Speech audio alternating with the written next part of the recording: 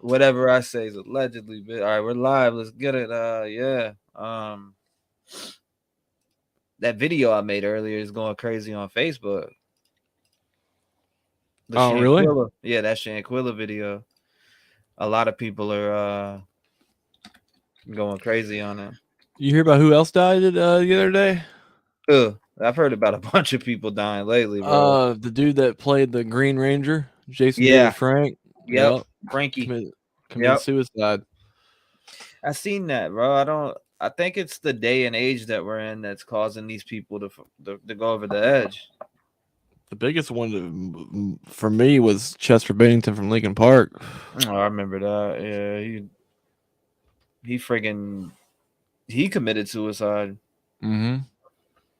Oh, let me fix that cam. There we go. Yeah, he committed suicide. That's sad too. It's crazy. It's crazy. But anyways, what's up? I see there's 6 in here. What's going on? What's going on? What's going on? Still says here. What's up, guys? I got that Idaho one pulled up on my second monitor. Yeah, now the Idaho, I did a Spirit Box live last night on that, and I kept getting Jacob. Now Jacob is there's Jacob, there's Jake and Jack. Jake and Jack are exes of 2 of the victims. Now I kept getting that on the Spirit Box last night. I'm not gonna say that's true that Jake did it, but I said who is the killer, and I got Jacob. Like it came through like 12 times or more, bro. I swear to it's That's crazy. Wild. Yeah, what up, Isaac? What up? What's good, Janelle? Isaac, what's good with y'all, man? Yeah, this a late night live. I just woke up personally. I don't know. That's just me. I got this tooth infection, so I don't know if it's the antibiotics knocking me down or what, but I watched my Cowboys win, 40-3 against the 8-1 team today. So, I'm having a great morning. 40-3? We beat the Vikings 40-3, bro. Oh my gosh. And they were 8-1. We stomped them boys out. We literally stomped them boys out earlier, man. Thank you, Jody. Hi, guys. Hope you all are well. Yeah, we're just hanging out. We're about to talk about these cases. Michael Monkey Vaughn, man, wrestling. I'm going to have to dive into that one too, Jody Reason. Michael Monkey Vaughn. I see you're from Australia, huh? Shout out to Australia, by the way. I got a lot of dope people from overseas, man. I love you guys. You guys are awesome. And you got good information. Y'all be getting good information on the U.S. cases over there. Yep. They kill it, man. If you guys got any cases over in Australia you want us to look into, send it. Bro, there's this other one that just came out about these 3 football players that got killed. Mm-hmm. I'm going to be looking into that one probably today sometime. I want to look at it, do my homework on it like I did with the Shanquilla case. That Shanquilla case is pretty crazy. But to get back on track here, like I said last night, I was sitting in the studio and something told me to do a Spirit Box session. I was just sitting. I swear I just got this feeling over me. It was like, do a Spirit Box session at that time. So I pulled it out and I did it. I went live. Bro, I got drained. I literally got drained, right? So when I got drained, I don't know, bro. I started crying because the sister came through and said, is there anything that you want to say to your sister? And she said, I love you to her. Yeah, she said it straight up. I love you right through the Spirit Box. And I was like, holy shit. Like that shit hit me. When that happened, I kind of went into a trance a little bit. And I was like asking the same question over. I was like, who's the killer? And it kept saying Jacob. Jacob. I got Jacob like 12 times last night, bro. I swear. Saints won today too. Damn, surprise. Carson Page said Rebel sent me here. That's what's up, Carson Page. Appreciate you. Appreciate Rebel. Where's Rebel at? He sleeping? Where the hell is Rebel at? Tell him to wake his ass up. Roll out of bed. He's probably got work in the morning. He's probably.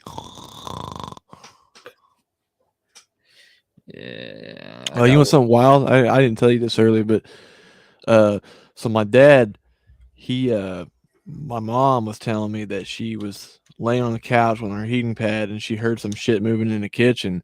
So she didn't know what it was, but my dad had hollered for her, so she went in there to see what he wanted, and he was like, "There, I just saw a black shadow mass in the bathroom."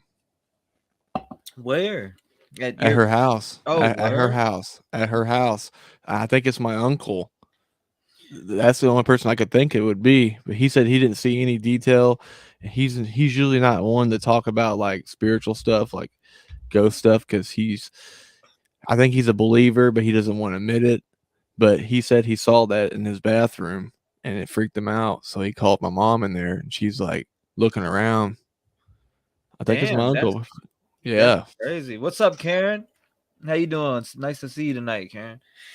Dude, when I woke up this morning, I jumped on that Shanquilla case, bro. They left her fucking in Mexico. They went to Mexico on a trip together, and she gets beat down by her friend, breaks his fucking neck and spinal cord, and she dies. They left her there like a piece of trash, bro. That's fucked up. I literally looked up the whole entire case. I sat here all morning, like from the time that I woke up, I sat here digging into the case and looking up the timeline, and I found everything on the case. They literally left her there, bro, with a random person to die in Mexico. And that's probably why she came through too, because she had a wrongful death and she didn't get like closure or peace or nothing. I didn't reach out to her yet. I will though. When we talk about her. But I want to watch the Idaho press today, because there was a press today, but I was sleeping. Like I said, the medicine that I've been taking is knocking me out. So my hours have been crazy. But I want to watch the original presser to the Idaho. I don't know if you guys caught that today. A lot of you probably caught it, but I didn't get to see the presser at all today. So did you see? I don't think you seen it either, Smoke, did you? You were probably sleeping. No, I didn't see it. All right, let me check it. Let me grab it real quick. Idaho. I already had it. Where did I don't know why I accidentally shut it down. That was stupid as hell. All right, here we go. I do have it right here. This is the second press conference. Now, let me pull it up over here.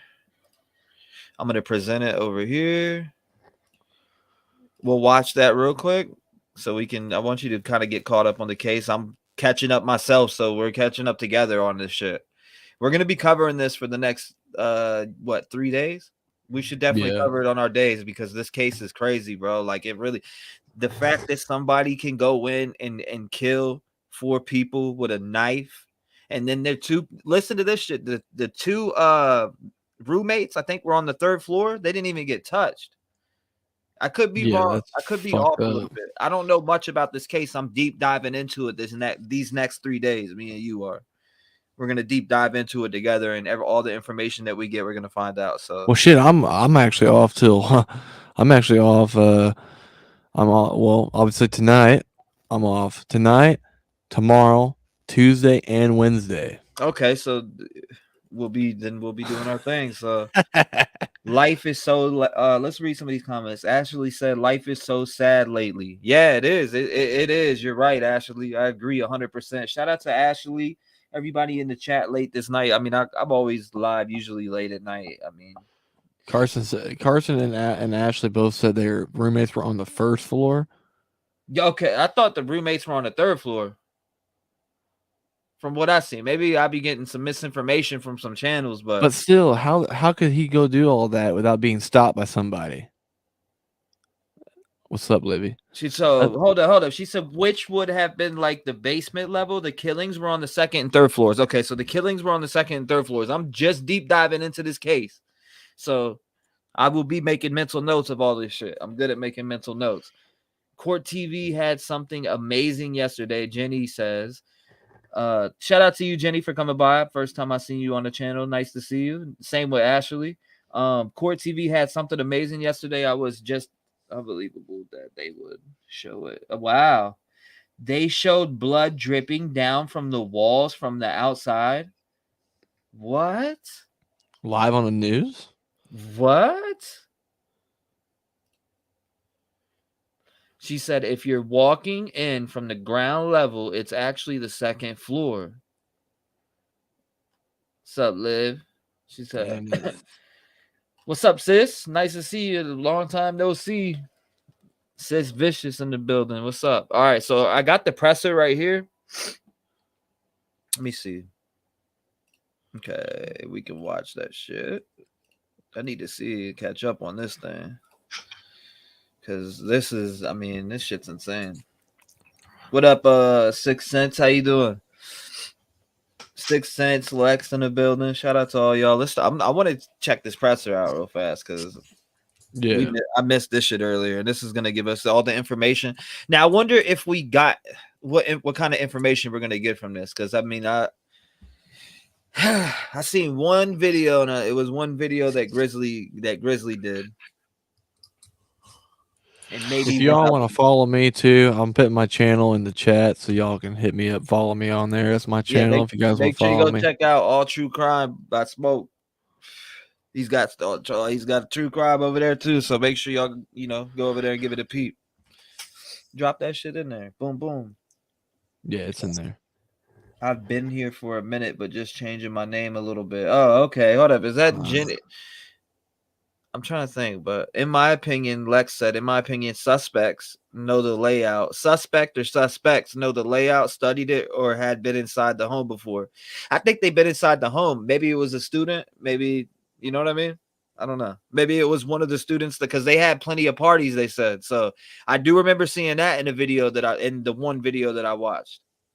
Like I said, I've seen no more than 2 videos on this case. But the one that I did see was packed full of information, like literally the whole timeline. Recent timeline. It was Grizzly's whole timeline, so you'll get more. Maybe we'll get more from this then, maybe. Yep, we are. We're about to get all the information right here, up to date. So here we go. Okay, we do. So, yeah, I think everybody else is probably taller than I am. Yeah, that's what I thought so too. But... Hey. All right, just want to make sure you got everything set. Oh, never mind. Yes. Did you? Okay, sorry. Yeah, Listen, I know you're gonna take it. Yeah, so why don't we chat afterwards? Yeah. Working no rest for the wicked, right? Other people as well, so it'll probably be free. And then set up whatever's needed. And audio-wise, definitely have Okay, so because I'm pretty sure that all the speakers, yeah. I'm pretty sure all the speakers.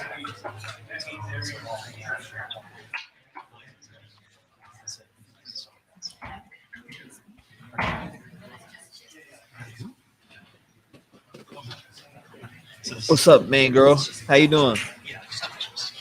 I emailed you some pictures of the house, all different views.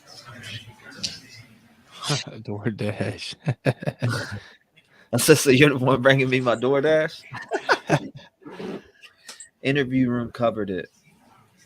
Check that too. I know they said hoodie guy was ruled out, but man, he still seems sus to me.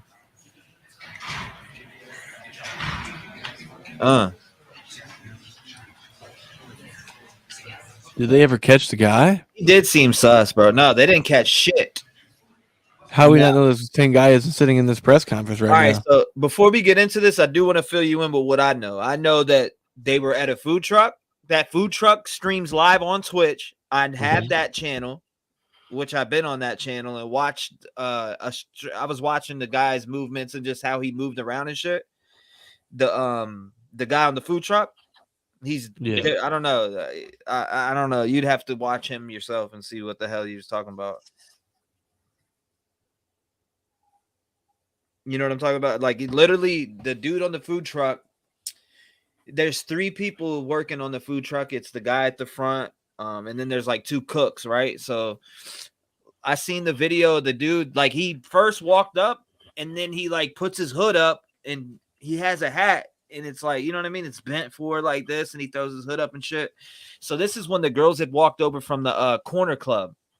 There's a spot called the Corner Club, Smoke. So they rolled up from the Corner Club after coming out of there just to get some food from that food truck. And then you see the girls walk off to the left, and he walks off and takes a right. Like right after the girls leave, like dude taps on him or whatever, and is like, yo, and then he looks over at them and walks over and turns right. They go left, and that's that. Is that video you had up with kind of like a night vision camera looking thing? It's it wasn't night vision. It was just a video off of the food truck. So it's probably like a surveillance camera. Yeah, it is. It is. It's like a surveillance camera on the side of there. Plus, it's for the Twitch too. So I mean, he's I don't know why he streams it on Twitch, but he does. So I don't know if that's a thing on Twitch, but I guess Well, I Lex just found Luthor out. just said Australian Shepherd dog was found skinned alive, Yeah, or was dude. found skinned about 3-5 miles. If that's connected, then that was a satanic sacrifice, and these people could be a sacrifice too. That's what I'm thinking, bro, because I did hear about what Lex just said. And not only that, also heard of like there's been other animals getting skinned in the area as of recently. Hold up, man. She said hoodie guy. I better take my motherfucking hood off. I ain't getting fucking. You never know. Yeah. I'm trying to get us to the part here. Let's see. Where does he start talking? Last spelling. Okay, here we My go. name is. We're gonna get into it right here. Let's get it. Good afternoon and welcome. My name is Chief James Fry with the Moscow Police Department. The last spelling of my name is Fry. I'd like to introduce Moscow Police Captain Roger Lanier, Colonel Kedrick Wells of the Idaho State Police, University of Idaho President Scott Green, Dean of Students for the University of Idaho, Blaine Eccles, and Latah County Prosecutor Bill Thompson. This incident has shaken our community, has continued to shake our community, and we continue to mourn for the victims. We will continue to vigorously pursue the investigation and pursue justice. What do you guys think about? All right, so I don't mean to pause it in the middle of us watching, but what do you guys think about the emotions from this officer? Does he look dedicated? He looks bored. Does he look dedicated, or is he trying to sound like, I don't know if he's trying to sound like he has emotion in him or what, but like I feel like if you're gonna work a job, you need to be passionate about what the fuck you do.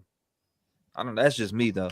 For the victims, we will continue to vigorously pursue the investigation and pursue justice in this case. It is a complex and terrible crime, and it will take some time to resolve. Oh, damn, sis. Today, we want to clarify what we know and where we're at in this investigation. Our primary goal is public safety and to get a completion of this case and bring someone to justice. We continue to dedicate all the resources to this investigation. We've had 646 tips received, and all will be processed, vetted, investigated, and cleared. We've done over 90 interviews in this case so far. 90 interviews. And the Moscow Police Department is utilizing the assistance from the Idaho State Police, the Federal Bureau of Investigation, and Latah County Sheriff's Office. The personnel that has been assigned to this from the Moscow Police Department is 4 detectives, 24 officers, and 5 support staff. Federal Bureau of Investigators. So We have 22 investigators in Moscow. 20 additional are assigned and located in the Treasure Valley, Salt Lake City, Utah, and West Virginia. We have 2 behavior analysis individuals from the Federal Bureau of Investigation. I'm with you on that, Jenny. For the Idaho State Police, we have 20 investigators, a public information officer, ISP forensic services, and a crime scene team. We have 15 uniformed troopers to assist our community to help provide the additional resources for our patrols. Detectives are looking to develop any content that would help us in this event.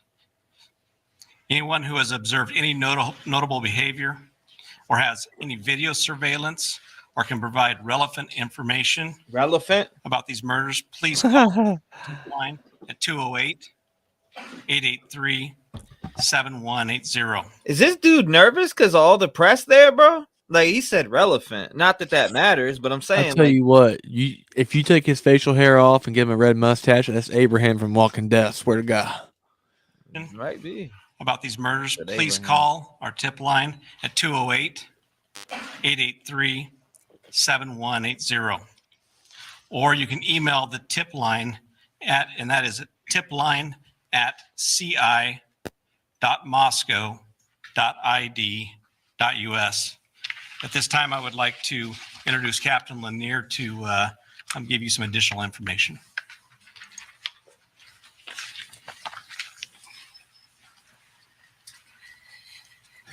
Good afternoon. My name is Roger Lanier. I'm a captain over the operations division for the Moscow Police Department. Oh, that My last name explains is it. spelled Lanier. That could mean something there. Tragic murder has shaken the community. It's been very hard for members of the community, true too, and it's Bubba. been equally difficult for our officers and for the investigators. We will continue to put all of our resources towards investigating and bringing this to a resolution. This sounds, all right. So I'm pausing it right here because this whole case, I just want to get this off my chest while I'm feeling this way. Like this whole case sounds like, bro, I know you're gonna agree with this. This sounds like this is a crime of passion, and they fucking been, their favorite people are like Ted Bundy and fucking, you know what I mean, like Dahmer and shit. They've been feeding off of that, and whoever the killer is like that. It's like a fucking Dahmer. It's like a Bundy. It's like a, you know what I mean? Like the Gacy, like he's like one of them. He fiends off of that shit. He's like in his own way, Richard Ramirez, like the Night Stalker. You know what I'm saying? Like literally, for real. This is the profile that I get from the type killings these are. How many interviews they said that they conducted? 90? 90 interviews they conducted. Now, they haven't had, I just found this interesting comment in the chat that said they haven't had a murder in 8 years. That's fucking insane if true. Well, they also said, I'm looking at it on my second monitor. It says police have also fielded 646 tips. Now, I'm not saying that there's some kind of like correlation here, but I said in one of my videos the other day, I said, why is it that law enforcement is so different out west when you get like communication with the police taking all these tips and these interviews when you didn't get not a single damn bit of that with the Kielyrodni case? Bro. Crazy shit, right? Right. This West, I don't know. These cases are crazy that come out the West. I know the shit out. If this shit happened in VA, PA, and all that other shit, like motherfuckers is on it, like for the most part in certain towns out there. But homicides are getting solved left and right out in Virginia and out on the East Coast. I know that for a fact. There is some crazy mystery ones that I got making videos on. But to wrap this up and keep going, like I said, this killing right here is somebody did this shit. They thought about this shit. They literally Premeditated it. Yeah, bro. They had this shit in their head. Like It's premeditated. they wanted to do it with a knife too. They wanted to do it with a knife. I feel like A gun will alert too many people. That's why they chose a knife, probably. And you know what would fuck this case up and make it mysterious is that if it was somebody who just literally, it was a crime, like opportunity, like they were random, that would fuck this case up if it was a random person that just decided, hey, I've been watching these people for days. I've been in town. Just, I don't know, bro. This could be a drifter serial killer that drifted from another state or city, just came by and was like, all right, I'm scoping these people out, seeing how they are. Best place to hit is a campus, young people. They ain't gonna be too alert. They might get off on young people, meaning they love killing young people. So they killed 3 girls. It's 3 girls that are the victims and 1 guy. So they killed 3 girls and 1 guy. No, I bet the dude came in and tried to stop him from killing the girls and got killed in the process of intervening. Now, from what I've been hearing is the who was it that had defensive wounds? It was what's her name? I have to pull up. There's somebody, one of them or 2 of them had defensive wounds. But I got to keep looking in. I need y'all to send in them good videos to my email. Just hit !! email in the chat and send in those good videos and I'll pull them up. Here's what we've determined so far. On the evening of November 12th, Kiely Gonsalves and Madison Morgan were at a local bar and were later at a food truck in downtown Moscow. They arrived home at approximately 1:45 I'll a.m. do this real quick. on the morning of November 13th. Ethan Chapin and Xana Kernodle were at the Sigma Chi house before also arriving home at approximately 1:45 a.m. Two surviving roommates were also out in the community, and they returned home at approximately 1 a.m. and did not wake up until later that morning. On the morning of November 13th, at 11:58 a.m., a 911 call was placed to the Whitcomb Dispatch Center reporting an unconscious person. The call originated from inside the residence and was made from the phone of one of the surviving roommates. Moscow Police Department officers responded and located 4 victims, 2 on the 2nd floor and 2 on the 3rd floor. The Latah County coroner has conducted autopsies, and detectives have been provided with the results of those autopsies. We know that the autopsies confirmed the identity of the 4 victims, determined the cause and manner of death as homicide by stabbing, and determined that it was likely all 4 victims who were asleep during the attack. Some of the victims had defensive wounds, and each victim was stabbed multiple times. There was no sign of sexual assault. Investigators have determined the 2 areas of interest within the city. See that comment right there about that's in the Gainesville murders? Remember that? Remember the You're muted. But remember the Gainesville murders, bro? Remember that shit? Yeah, I remember those. That's a very that's another one I forgot to match it to. I had a fucking gnat fly on my nose, dude. That's why I had the mute, because like the bastard got in there. But actually, I was pulling up the pictures of the victims, and man, dude, this is sad seeing 4 young kids like this get, or 2020 and 21. Yeah, they're still kids, man. I Yeah, mean, they they're might be in kids, their they're kids. 20s, but trying to start something, trying to go to school to better their future, and their lives are taken so damn short because some fuckhead. Yeah, somebody, dude. Like I said, this is definitely. I don't know. Like somebody didn't just come over and say, "Hey, I'm just gonna," Right. This is definitely a works of a serial killer for sure. serial killer. They I don't know. Like I said, when I did the spirit box last night, I kept getting Jacob, and then somebody sent me a picture that had one of the girl's ex-boyfriends was Jake with the picture of the girl. That's wild. Allegedly, I'm not saying Jake did it. I'm just saying when I asked who the killer was last night on the spirit box, I kept getting Jacob, like that, just like that, bro. Jacob. Like it was fucking like it's still hanging with me today that that Jacob kept coming through. That's But yeah, wild, man. I'm gonna let this. All right, so I'm gonna let this play out, and then we'll speak all on this. Pull up other videos, but you'll get our commentary after this. Yeah. Have provided maps which are on our Facebook page and on our website, and these are areas that they have canvassed for additional surveillance video and tips, and have contacted several residents in the areas. The areas are generally south of Taylor Avenue to Palouse River Drive and west of Highway 95. Detectives have also canvassed several other neighborhoods looking for evidence, looking for additional surveillance video, and contacting residents and speaking to them to see if they may have heard or seen something. I want to address several areas of speculation, conjecture, and misinformation that has circulated on social media platforms and otherwise. We do not believe the following individuals are involved in this crime: the 2 surviving roommates, a male seen at the grub truck food vendor downtown, specifically wearing a white hoodie, a private party who provided rides home to Kiely and Madison in the early morning hour of November 13th. Additionally, The identity of the 911 caller and the 911 call have not been released. So any information out there is speculation about that.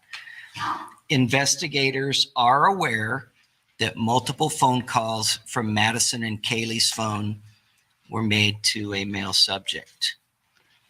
Any online reports stating that the victims had been tied and gagged are not accurate.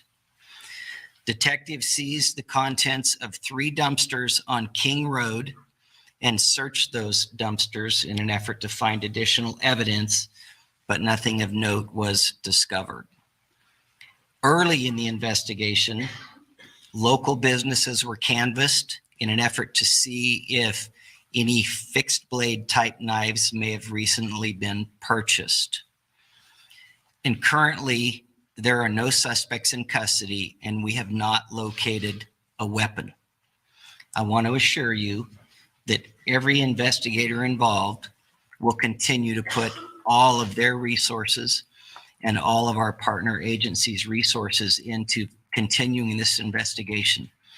We do appreciate the community support. We understand how stressful it is, and we will continue to work through this situation.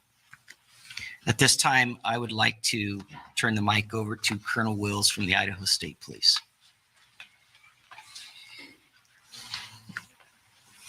Thank you, Captain. My name is Kedrick Wills, KEDRICKWILLS, and I serve as the Director of the Idaho State Police. And I appreciate your attendance this afternoon as we talk about this horrific, horrific crime. The murders of Ethan, Xana, Madison, and Kiely are a tragic loss to all of us. Nothing we can do will bring back these young lives. But we have an absolute commitment to working together to solve these senseless murders. And the way that we know how to do that is partnerships. And our partnership with the Moscow Police Department, with the Idaho State Police, the Federal Bureau of Investigation, and the University of Idaho to bring this issue to a conclusion and bring this to justice is absolute. We continue with Idaho State Police resources here on the ground in Moscow and throughout Idaho. Whatever the needs are, that's what we want to do. And the chief spoke about the Idaho State Police resources that are here, and he spoke about patrol resources. And we have those uniformed troopers here in Moscow and on the campus of the University of Idaho to help people to feel safe and to provide that security to the people that are here, both in the student body as well as in the community at large. And we will continue to do that as long as is necessary throughout this time. In addition to our forensics team that was here, in addition to our investigative team and all the other state police resources. We know that people want answers. Smash that like button when you we want answers too. As was already mentioned, this is really, really difficult for those investigators, those dedicated professionals who are investigating this crime. And a lot of people have expressed their desire to help. And the best thing that most of people can do to help is to stop with any kind of rumors and just express their desire to help information that comes out of the Moscow Police Department. Anything that we have that we can share from a law enforcement perspective, we will be sharing just as soon as we can, because that's how we think that we can get this to conclusion. Please rely on official sources of information, and please be patient. I understand that everybody wishes that this was solved already, but these things take time. It takes time to work through. You heard the stats of all the tips and everything, the interviews and everything that's been done. This takes time for our investigators to work through. So please be patient as we work through this investigation. We owe this to these young kids, to these young adults. We owe it to them. And we are absolutely dedicated to make sure that happens. Thank you. At this time, I'd like to introduce the University of Idaho President Scott Green. Scott Green, President, University of Idaho. Last name spelled Green, like the color. First, we continue to extend our heartfelt condolences to the families and friends of the victims. As stated earlier, we want justice and appreciate the increased resources from the Idaho State Police and FBI that have been brought to bear on this crime. So hold up. You said multiple people were talking on the 911 call. He will say it when a reporter asks a question. Okay. So multiple people were talking on the 911 call. I'm trying to think of what else here. Bro, this also came through last night now that I think about it. What's that? I think it said my brother killed me. Or it was my brother. Damn. Yo, I swear. Hold up. One before I play the rest of this. Wait till you hear this shit. I just thought about this. Right here it says my own brother. Listen.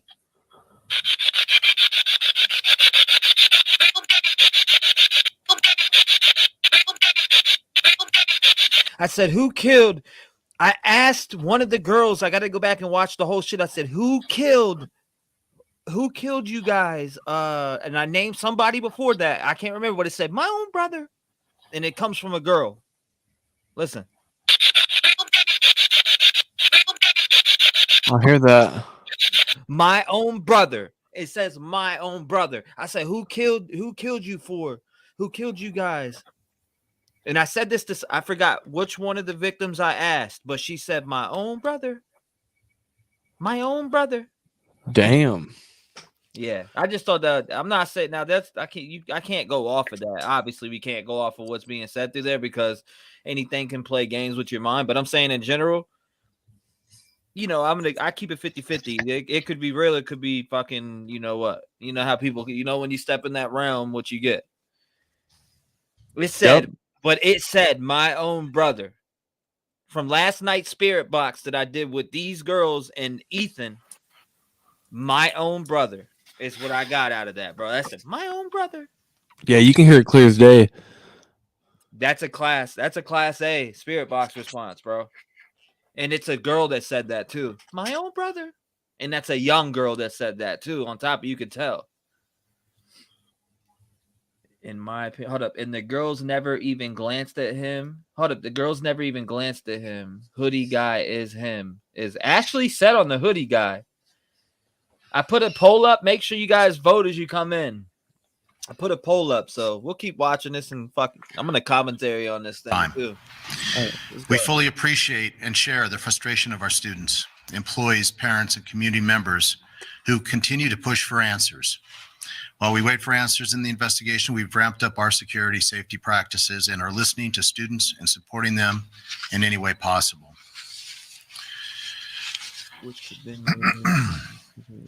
The University of Idaho's primary focus now is on supporting our students and working to meet their varied needs. Good point, Libby. The police continue to inform us that they believe this was a targeted attack. That phone in the background keeps messing me up. I keep thinking it's behind me. I'm like, our students will want to complete their semester remotely until the person who committed the crime is in custody. We are also hearing that some students want to be back on campus and in Moscow because they gain comfort from the structure of classes and being with their friends and professors. All reactions and feelings are valid, and we all process these tragedies differently. We're asking instructors to plan for both sets of students as we finish the semester. We will be communicating decisions early this week so that families can discuss and plan their individual response over the Thanksgiving break. We learned a lot during COVID, and we have many course delivery options our faculty can deploy to meet student needs. Student and employee safety remain our priority. We have increased security patrols on campus since we were notified of this off-campus incident. We've also benefited from increased Idaho State Police presence on our campus, which we are grateful for. They have been a very visible force, and they will continue this dedicated presence on our campus into the foreseeable future. Importantly, they have also assigned resources to the community since this crime occurred off campus. In addition to the campus-wide precautions being taken, we offer the following safety and security features in our residence halls. We will continue our Safe Walk, available 24 hours a day, 7 days a week. All residence halls are locked 24 hours a day and only accessible by students that live in the building. All guests must be accompanied by a resident of the building. Each residential community has a dedicated resident assistant staff and a live-in full-time resident director to help ensure a safe environment. Every evening, there are resident assistants that are on duty to perform safety and security rounds in their area, including during fall break. Housing and Resident Life always has at least 2 full-time staff members that are on call to provide support and emergency response 24 hours a day, including over the fall break. And our Learning Center Information Desk Living and Learning Center Information Desk is open 24 hours a day and will be open all of fall break for our students' needs. While we certainly hope there's a swift closure with the arrest of whoever is responsible for this crime, we must also be prepared for all the possibilities, including a lengthy investigation. We must balance safety concerns and the need to grieve, along with the long-term needs of our students and our employees. We're making security our top priority. We are also planning for the very real possibility that some students aren't comfortable returning to campus. We will do our best to meet the needs of all students. Our faculty is working hard over the break to consider alternative delivery methods. We will also continue making counseling services available for all our students and employees as we process our grief. The care and concern for our Vandal family is our primary role, and we take that very seriously. We are a Vandal family, and nothing means more to us than family. And I'd also like to just thank all those for the great outpouring of support we've received from the nation. It's been incredible time, and all those who stand in solidarity with us, just know it means a great deal to us. Thank you. Bad, bro. Sorry.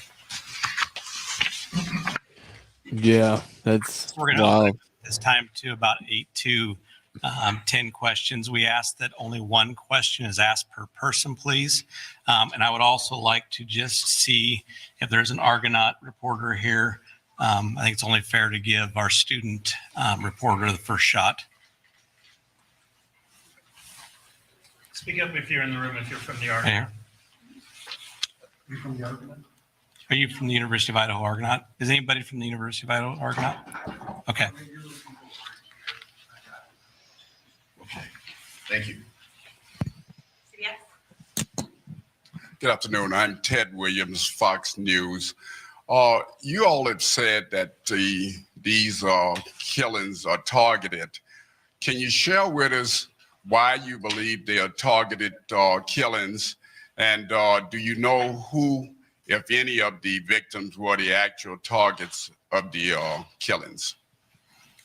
As we stated earlier in the previous press release or press conference, we believe they're targeted because we take the totality of all the circumstances that we're looking at. Do we know any one person that it was targeted? We're not able to say at this point in time due to our investigation, but we still believe that. But we, like I said, we take a totality of everything that we're looking at. Chief Glenn Mosley, Idaho Public Radio here in Moscow. On the resources, do you have the resources that you need? We do have the resources. It is an incredible outpouring of what we receive from the Idaho State Police and from the Federal Bureau of Investigations and Lake County. Anything we ask for is given. So at any time, if we need additional, all I have to do is call the colonel, and he will provide that. He's already guaranteed me that, and I know the FBI has said the same thing. Hi, Emma Epperly from the Spokesman Review. I know you've said you're not going to release who the 911 caller was, but was the killer the 911 caller? I will tell you no.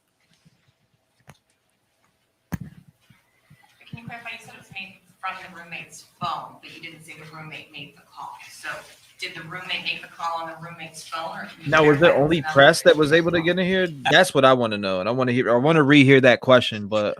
Well, they said something about there was also, they asked if there was any students, like student college reporters. So there's possible he could have slipped in there. That's, you know what I'm getting at. I was getting at, hey, I wonder if, because if you remember with the Delphi, you remember when he was like, the killer could be in this room right now. We know you're watching. Well, just know he's watching this too. Oh, yeah, absolutely. he or both, or you know what I mean? It could be one person. It could be two. It could be multiple. You know what I'm saying? Like, it really could be. So did the roommate make the call on the roommate's phone, or can you clarify if it was another individual who called? Actually, if we could just go to this one first. And Well, it's a follow-up. That's why I wanted to. so what I'll say to that is it was made from the roommate's call or phone, excuse me. And we're not going to divulge who made that call it's part of our investigation still. And when we get ready to release that, we will. Hi, Christina Corbin with Fox News. The male subject whom the women called, has he been ruled out as a suspect or person of interest? Jack? Everything that we have taken from those calls, we have followed up on, we've cleared, and we believe that there's no connection there.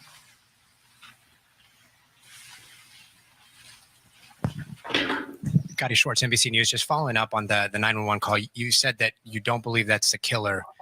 Can you conclusively rule out the person that called 911 from inside the home as a suspect in this case? That's what I want to know. Good question. Can you go ahead and just ask that one more time, please?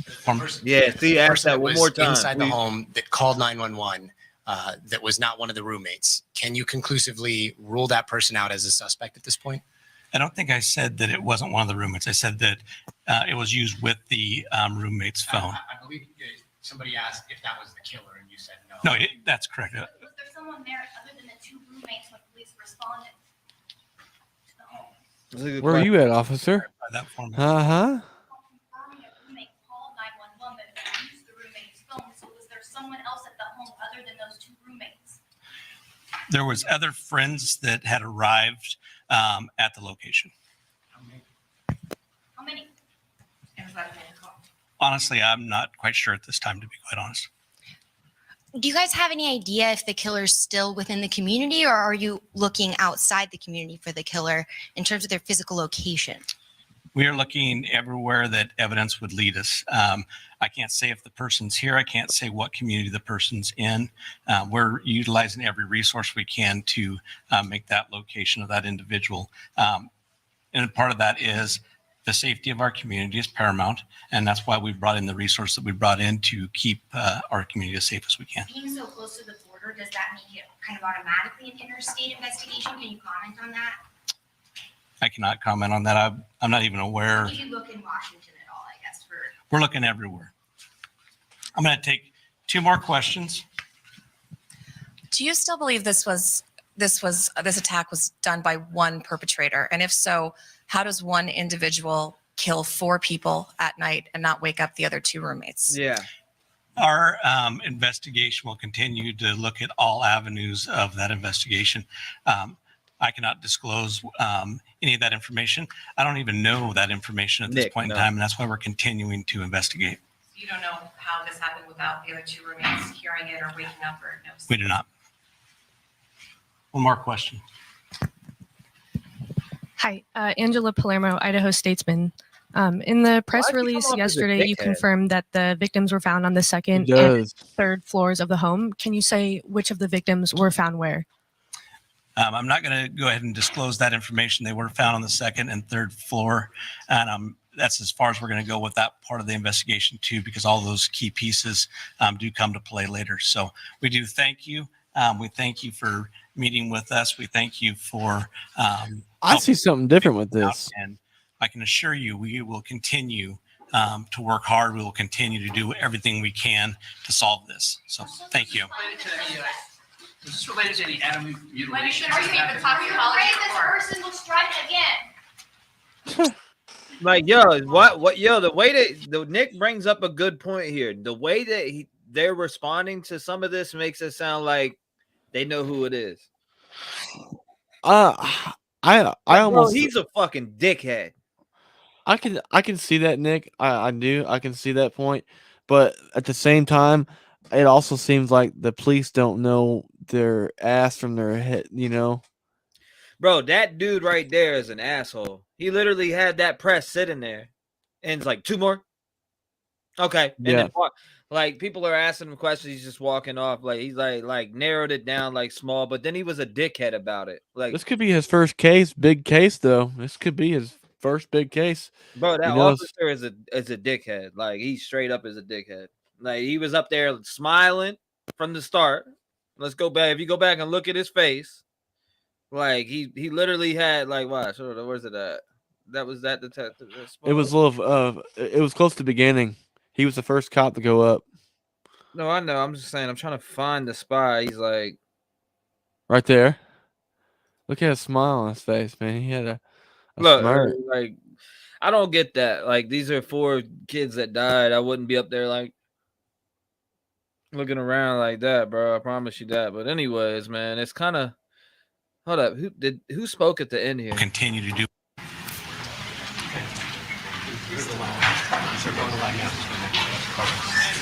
What's up, Angel? What's up, moving his life?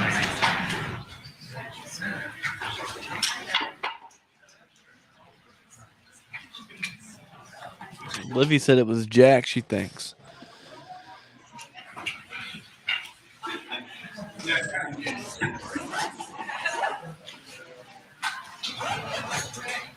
I don't know, bro.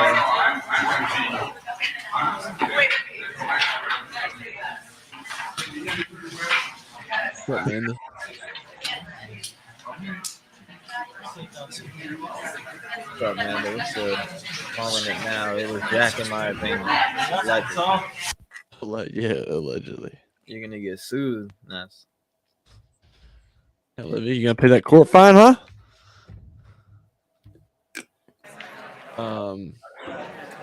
Now hold on 1 second. Is this Jack character? Is he the guy that's in the hoodie everyone's talking about? Or a alleged guy in the hoodie? anybody got any interesting videos on this case? Send it to my email right now. Anything that I need to see. I've only seen like 2 videos on this, which was one was a surveillance camera and then one was like a timeline. So if there's anything else interesting, I have seen some other stuff on Twitter, which actually I'll pull that up now. You want to see the crime scene? Because they have like, I don't know how or where this, but it's on this it's on the Idaho. Where's it at? Let me get to it real quick. Yeah, let's see it. Angel UK said the hoodie guy was cleared.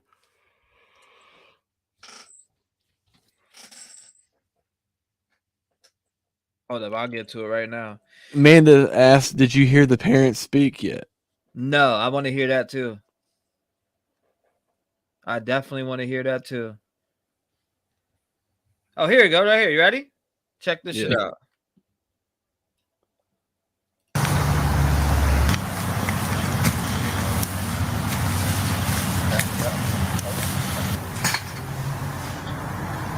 That cop was looking weird out that window for a second. I'm gonna start it from the top. Look at this shit. What up, Cody? What's up, Freckles? Footloose, what's up? Make sure y'all smash that like button as you come in. What's up? We'll be deep diving the shit out there. We'll be doing a mixture of things on this spirit box, all types of things. I'm not saying spirit box today right now, but within the next couple of days, sure. Still need to.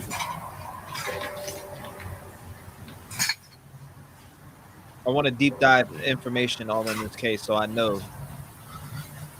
Now, somebody had told me they seen a handprint. I'm trying to remember what shot it was. They were like, they seen a handprint, but I mean, that could be from any time. I think this is the guy.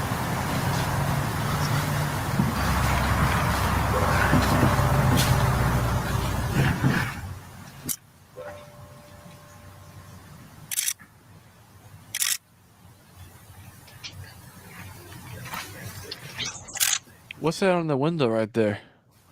Where? That's the one where they said they seen Can you go back like maybe a few frames? You see it on the reflection right on the arm sleeve of the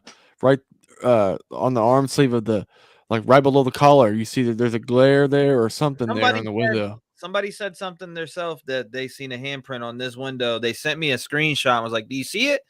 Right here, maybe. Yeah, I see right here. Look, right here. Look. Yep. And then also above too. Above that.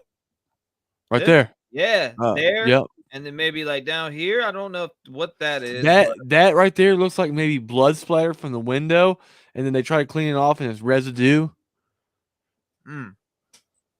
Hold up. No. Right here. Look at this. There it is. Yep, right there. That's I see like it. Full hand, guys, ain't it? Yeah, that's it, dude. Screenshotting that shit. That's a full. Yeah, me too. Hold up. Damn it, I can't. Hold up. What do you got to hit the screenshot on here? If yours is mine's print screen Windows button. Print screen. Print screen in the Windows button. Same time. Oh, not me. I don't know why, but bro, I need to hit that. I need to fucking right there. I'll send it to you right now. Hold up. Screenshot that shit right there. All right. You know what? I got this. Let me screen snip this bitch right here. Here we go. Look at that.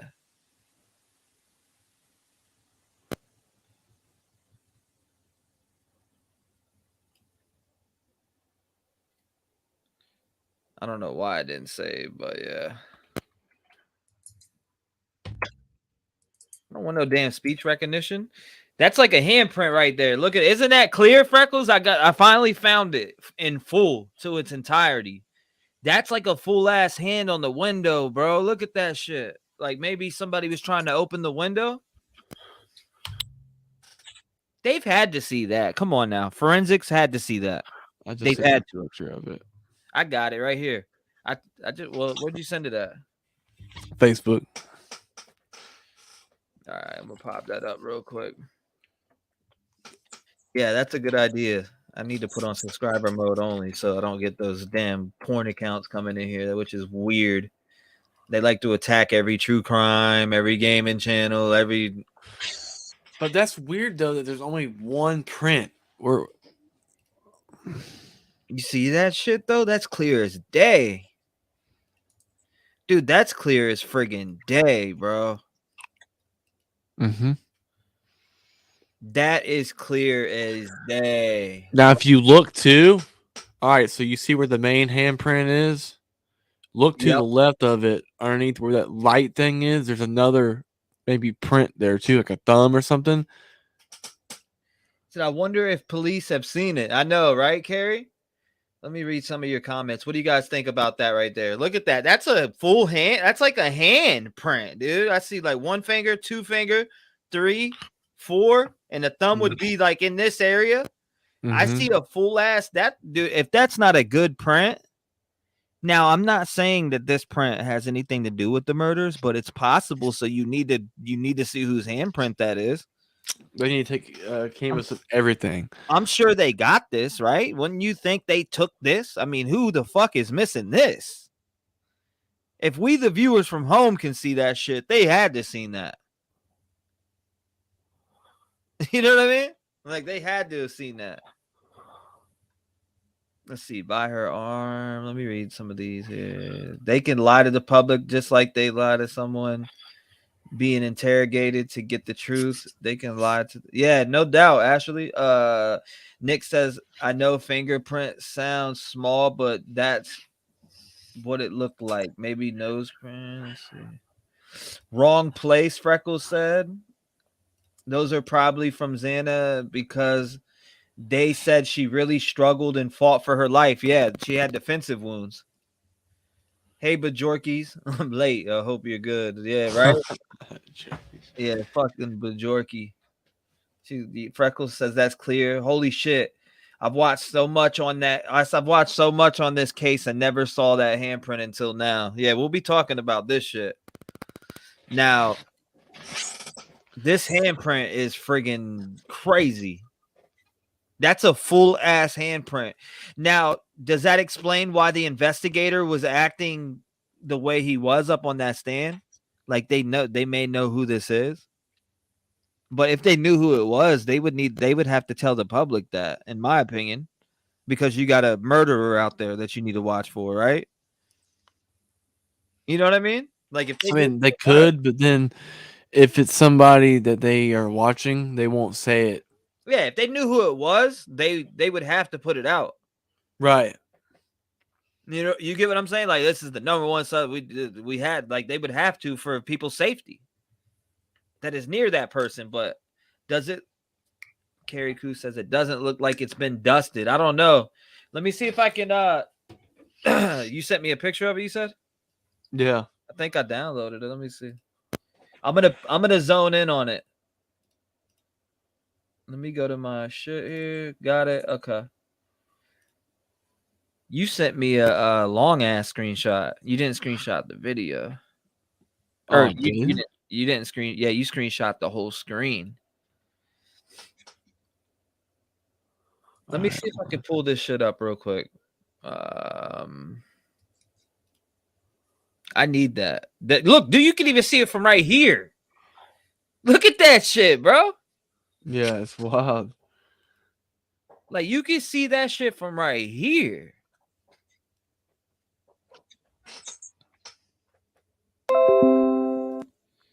That's crazy, dude. Watch this. I'm gonna blow that shit up.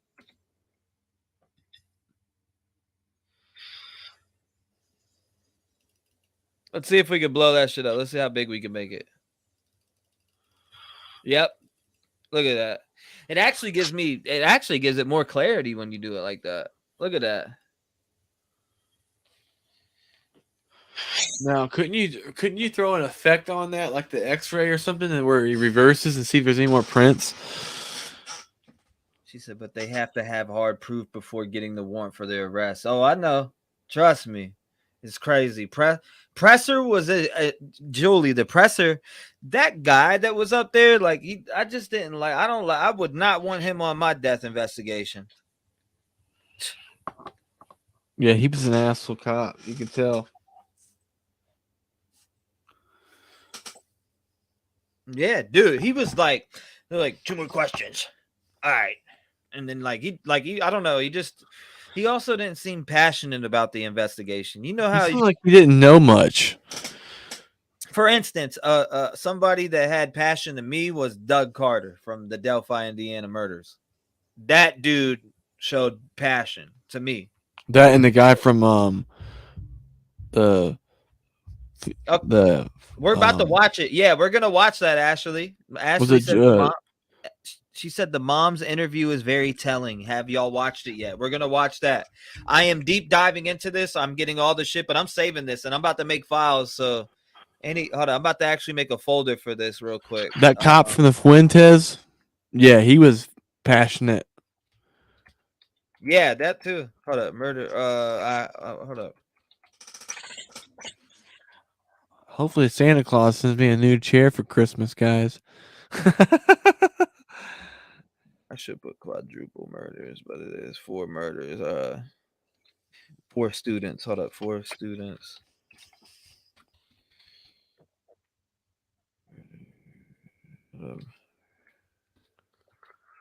Folder. All right, hold on. I'm gonna drop all this shit in there right now. Handprint. Jack and Jake. I'm putting that in there. This is them on the flyer. Karina said she sent you 2 more screenshots in the email, I think she said. Yeah, I'm about to pull them up right now. Hold up. See, this one said handprint. Somebody sent me this to my. Oh, see, it was showing the whole time in front of my face. Look at this shit. They seen it too. Somebody seen it before me, but I didn't see it last night when I was looking at it. And now I finally see it. It sticks out like a sore thumb to me. Maybe you were in pain from your teeth and you didn't pay attention. I was in pain. I still am right now, but it's, I mean. Did you try sucking on some clover or something? Or clove oil? Or this right here? Yeah. Does it work? That's 100% pure, bro. Does it work? That shit fucking makes your whole mouth numb. Oh, they look at this. Justice for Trinity. All right. Yeah, for some reason, when I screenshot that, it gave me a whole entire screenshot of my second monitor and every fucking thing. Oh, it did. Wow. Email 2 more screenshots. All right, I'm going to them right now. Hold up. I'm gonna go to him right now. Hold up, I'm going to it right now. Let's see. Amanda sent me something. I'm down. Oh, she sent me the video for the parents. We're gonna pull that up. Let me copy and paste that. We're about to watch that right now. And let me pull up your screenshots real quick because the ones that you sent me first were crazy. Okay, here we go. I got those two. Show in folder. We got these three right here. We'll drop these down here. Okay, so here's this. Let's check them out. Here's one. All right, so this she said was from thank you for these, by the way. I do appreciate it. I do appreciate you sending this in. This is the roommate's post, all right? Guys, do not go let me say this right now, guys. Do not go harassing this roommate. Since the name is up here right now, don't go harassing them. We don't know nothing yet, but it says Dylan whatever, Mortensen or whatever. Mortensen, yeah, Mortensen. Well, first off, we heard Xana and Ethan come home first and talk to him. They were both drunk, and that's when we went to bed. We live on the 3rd floor and always lock our doors to prevent people from stumbling in our rooms. We're used to noise because it's a party house. We were up late that night and didn't come downstairs until noon when... Hold up. We didn't come downstairs until noon. What? We were up late last night and didn't come downstairs until noon when the cops came to investigate. We came downstairs. We saw the bodies bound and gagged and blood everywhere. So much blood we didn't make the phone call. We don't know who did. Wait, so that's wild because that means that all right. So if they were up late, that means that they didn't go to bed till wee hours of the morning and didn't get up till noon. But the bodies would have been sitting.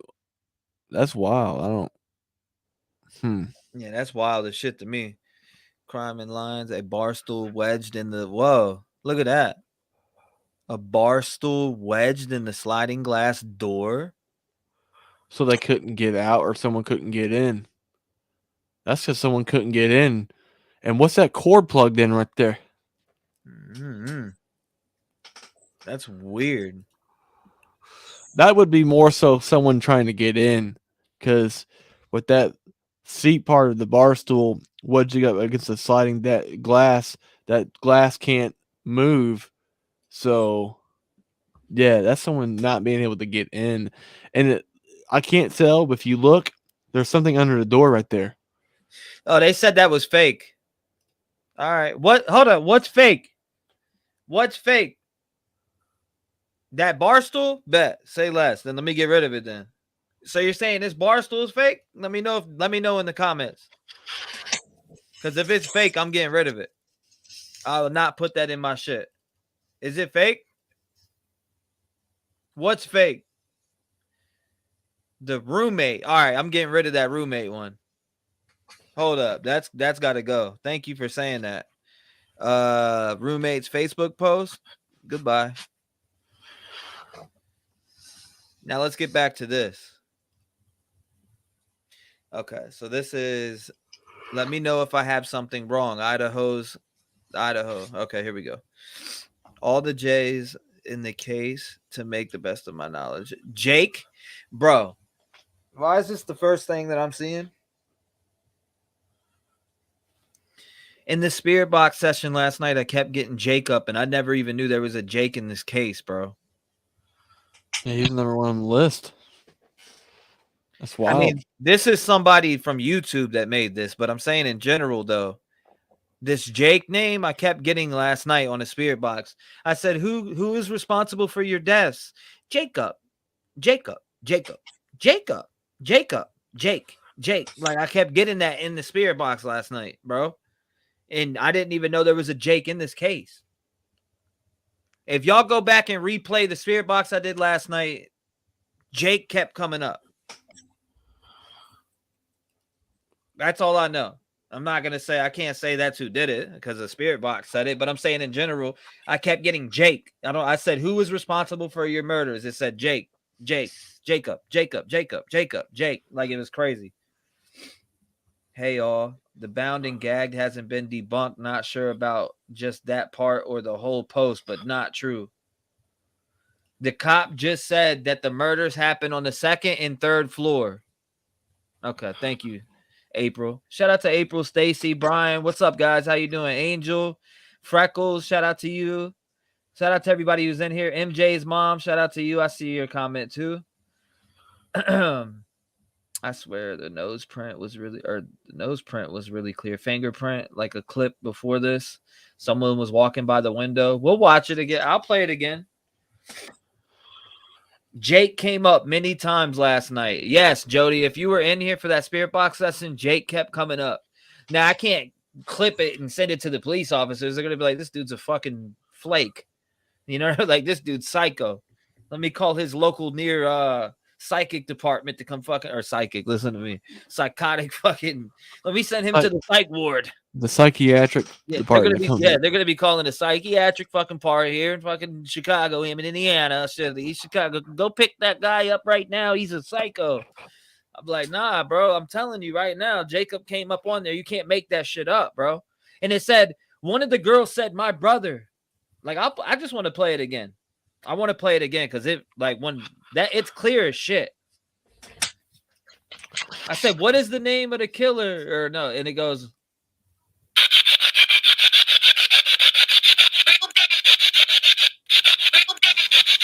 It says, "My own brother." I'm going to slow it down so you can hear it, guys. Listen. Yep. My own brother. I said, who killed you guys? My own brother. That fucks with me. Who's got brothers? BGH, what's Gucci? 2 Jacks and 1 Jake. So yeah, this is all right. Let me pull that up closer for you guys. Liddy said, but we need to find out if Jake and Jacob are the same person because there are 2 Jakes connected in the case, because I remember them mentioning that, but can't remember the last names, but there are 2 Jakes. Nick says, I sent you a DM of different print on the door. It's not as clear in the pics, but if you go to the clip just before you found that handprint, you'll see it super clear. So he said, but if you go to the clip just before you found that handprint, you'll see it super clear. All right, Nick, try to guide me there because I'm going to pull it up again. All right, so I want to save this. I'm going to name this all the J's in the case. I'll put this in here just for shits and giggles. Not even for shits and giggles, but I mean, let me put all the J's in the case.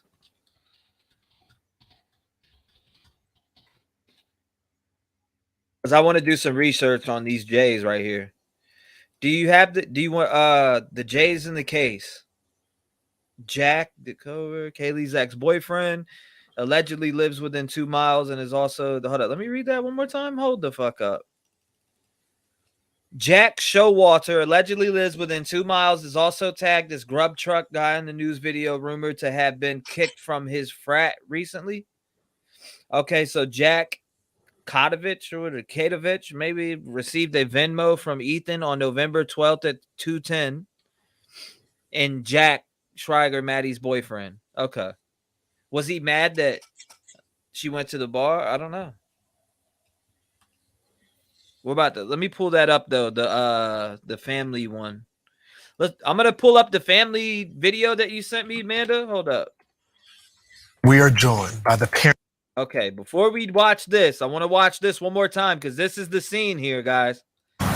This is the crime scene.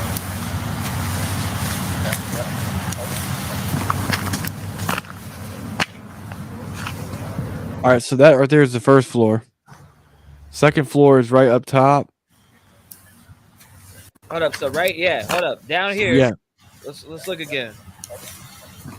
That's the first floor. This is the right first there. floor. Yeah, it's like down. That's the second floor above it. And That's the third floor right here. Yep. You can see it through the trees. You said I never met a frat boy that I liked.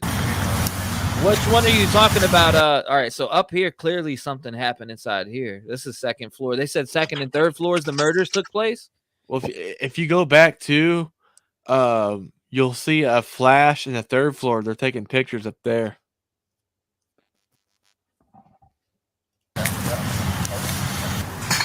You said that. Where'd you see that at? Go back. It's right when the cops walking on the right there, right yep, there. Yep. Hold up. Did you guys see that? Good catch, Smoke. That was a great catch because I did not see that. I'm looking around everywhere. Look at the flash up here. Ready, guys? There's going to be a flash right here. There is going to be a flash of a camera. Boom. Right there. Good catch. Boom. So they took a picture right there. I want to see that again. Hold up. Keep your eyes posted right up here. Right here. Boom. So there was a picture being snapped right there.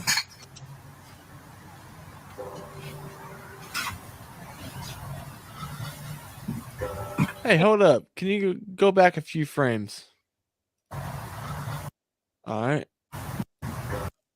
Go back more a little bit. All right, you can almost see something in that window. There's a blue light on. Where at? Oh, blue light? Where at? Up here on the balcony. There's some blue and shit in there, and there's a yellow light or something. Yeah. What's that? What's that right there on the porch? Ashley said the hoodie guy, the Jack shoe guy. Morning. Yo, what up, Eric? Shout out to you, man. Might have been Grizzly today, or even Zab yesterday was trying to figure out all the Jacks and Jake and who is who. I almost want to snag this video.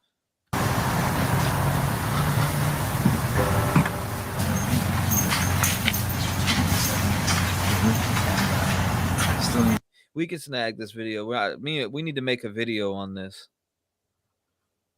morning or something. Yeah. When we go off live, we need to make. There's a video. We should make a video on this and try to put together everything that we could find that's not out there. Like especially that handprint. It needs to be talked about. Mm-hmm.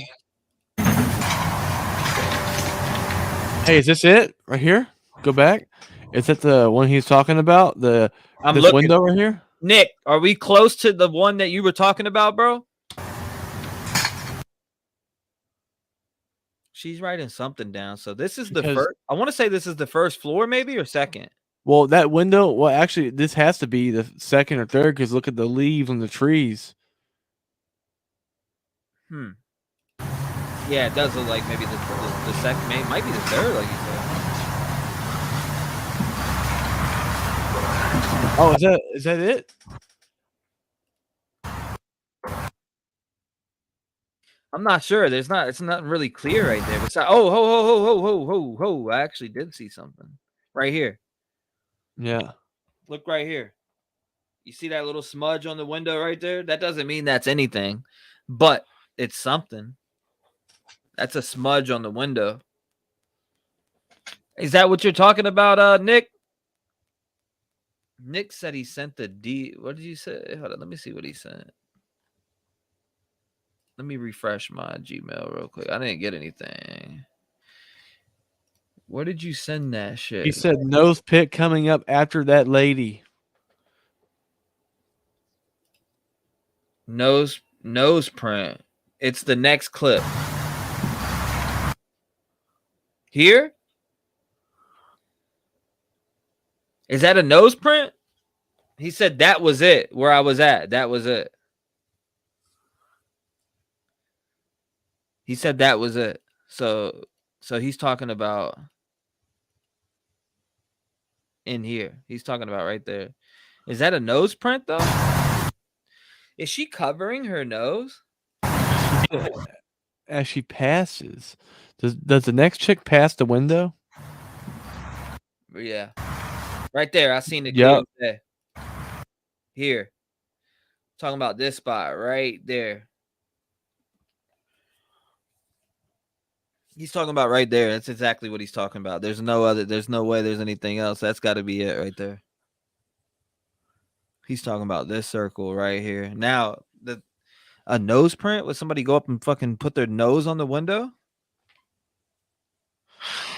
I would think there would be handprints if she's putting her face on the glass. There would be handprints on the glass somewhere too, or even a face print. You know, especially with the severity of the crimes.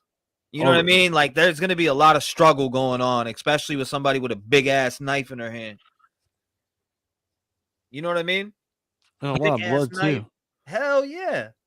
Dumb. So BGH says dumb.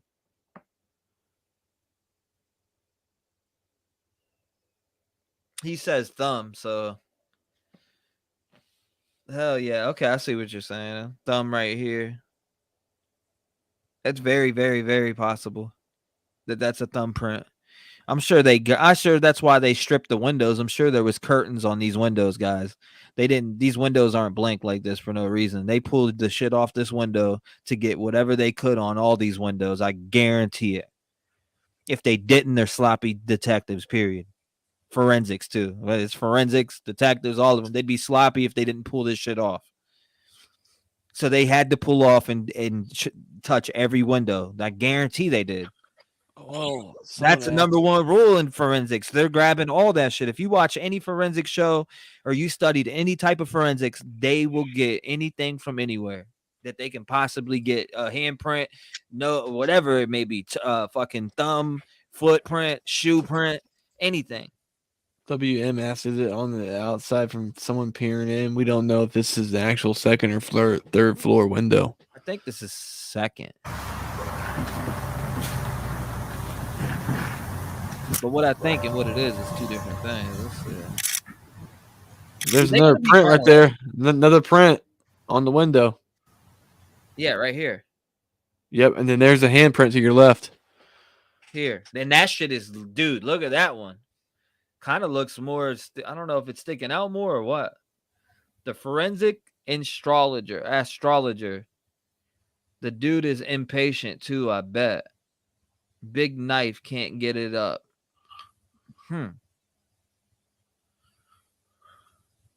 Palm print would be on those kind of doors when you slide them open. Yeah, that's true.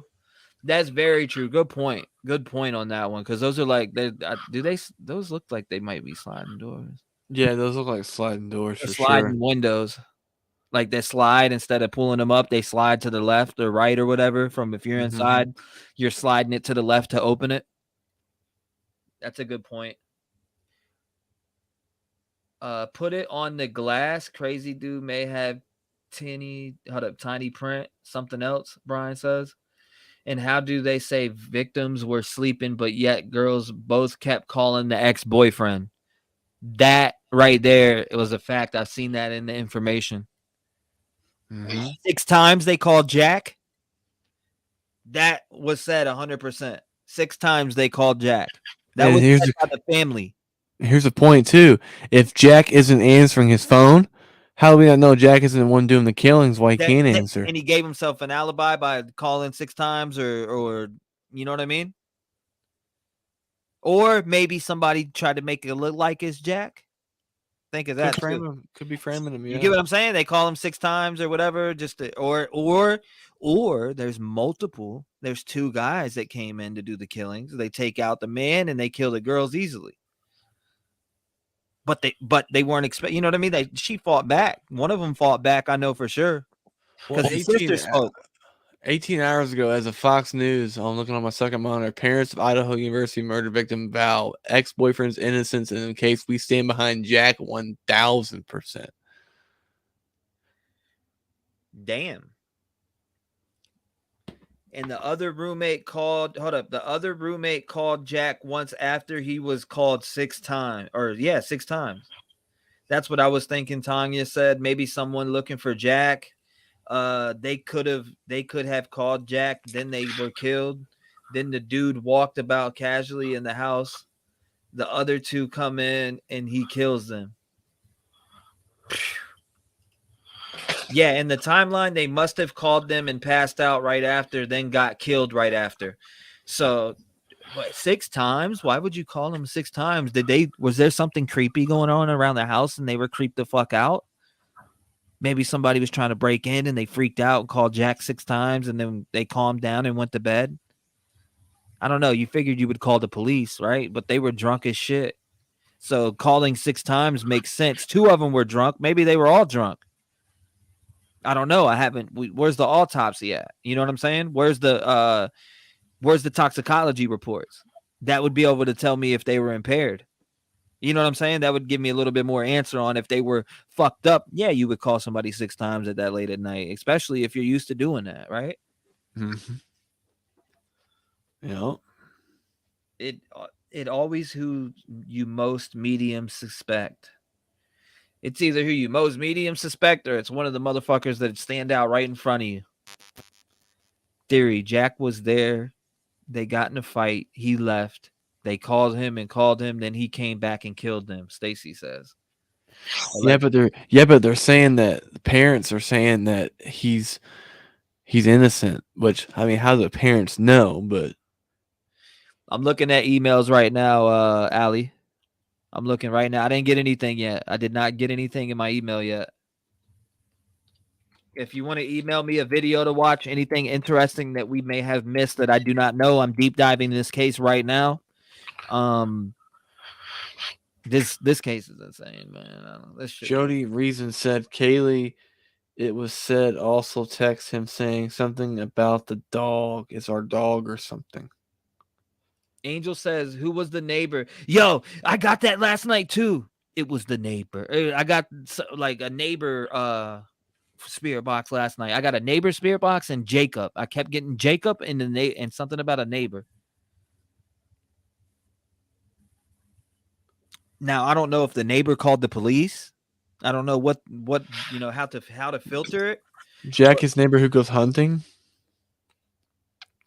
Hold on, let me see if I can pull this up. Listen to this. This says Jeff or something. It says, hello, Jeff.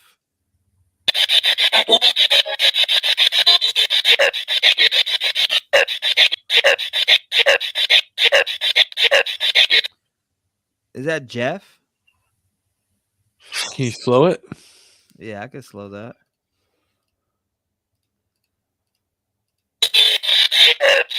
Death. Maybe yes. It's like I hear you. I hear that clear as day. Now the other one, it sounds like he's saying yes or Jeff. Bro, I got this last night. This one is the one that freaks Did he say me out guess? Guess. It could be. This one freaks me out the most. I said, "Who killed you guys? Who killed you guys?"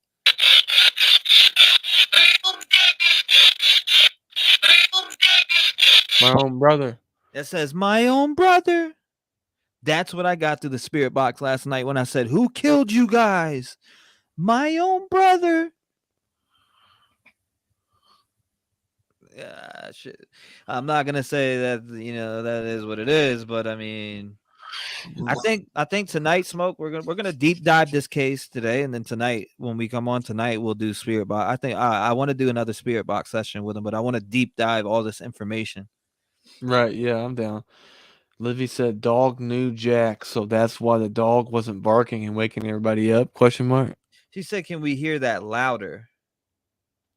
That's as loud as it'll play, I'm pretty sure. I'll send it to you if you want to hear it. Here, it's right here. It's right here. I'll drop it in there. Right here. Yeah, let me see that too. Real That's quick. the clip. Now I want to put that in Audacity and fuck with it too.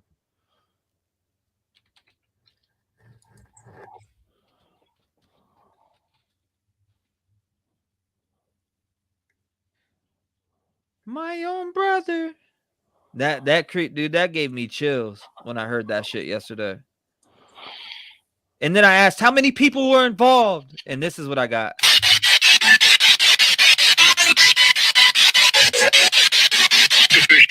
Two or three. Listen. No, that ain't what he's saying. Sounds like trick or treat. No, he's saying good question. You think so? Mm-hmm. Let me slow that good. down. me slow it down.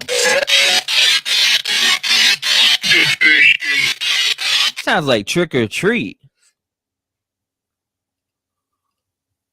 I'm not even gonna lie. Like maybe the killer was into some friggin'. I hear him saying. I hear the word question. Dude, she also said I asked, is there anything? I was like, your sister wants neighbor or Jacob or wake up. Let's hear. Why I'm getting overwhelmed with emotion.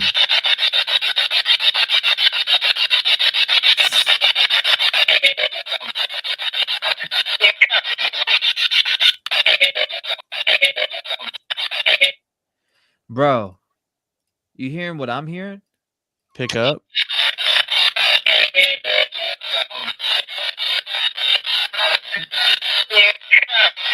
Jacob.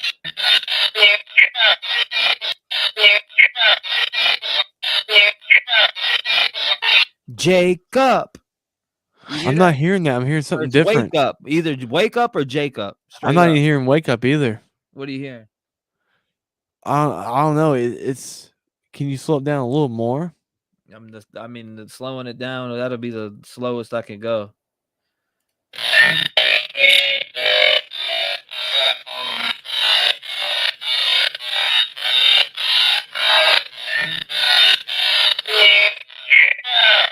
Jacob. I heard that clear as day.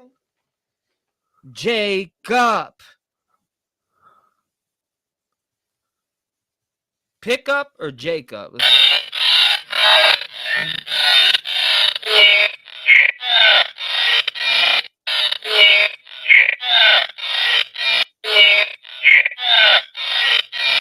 What's that say?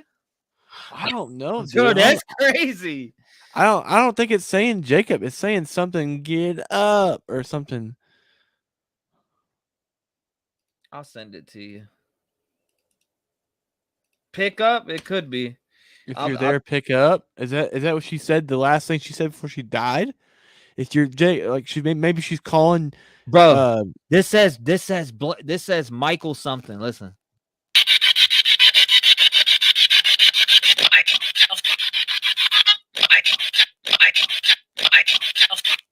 That says Michael.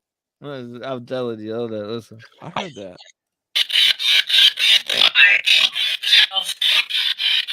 Michael killed me? What are you hearing? Michael killed me? Michael killed them.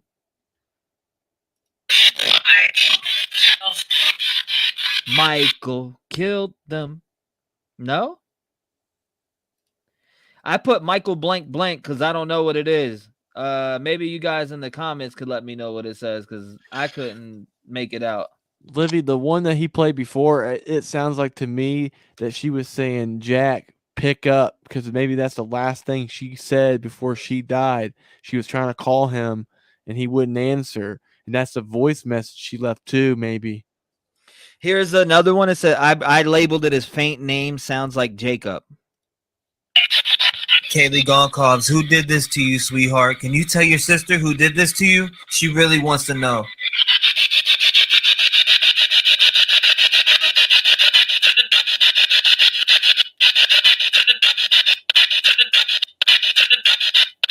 You hear that shit, bro? Mm-hmm. Let me slow it.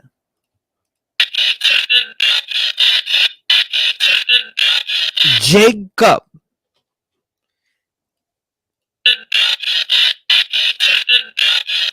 Bro, Jacob. You can hear that shit, bro. I'm telling you. I said, your sister really wants to know who did this to you. Jacob. Kiely Gonkovs, who did this to you, sweetheart? Can you tell your sister who did this to you? She really wants to know.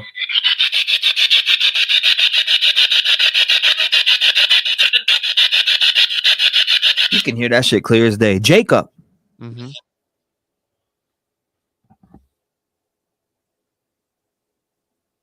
Yeah, I heard that one, Livy. I heard that one. I do think that one that he caught, though, is her saying, Jack, pick up, or Jake, pick up, because she was trying to call him. And if she did call him 6 times and he didn't answer, maybe that was her last thing she said before she was stabbed to death. is Jack or Jake or Jack. Pick up.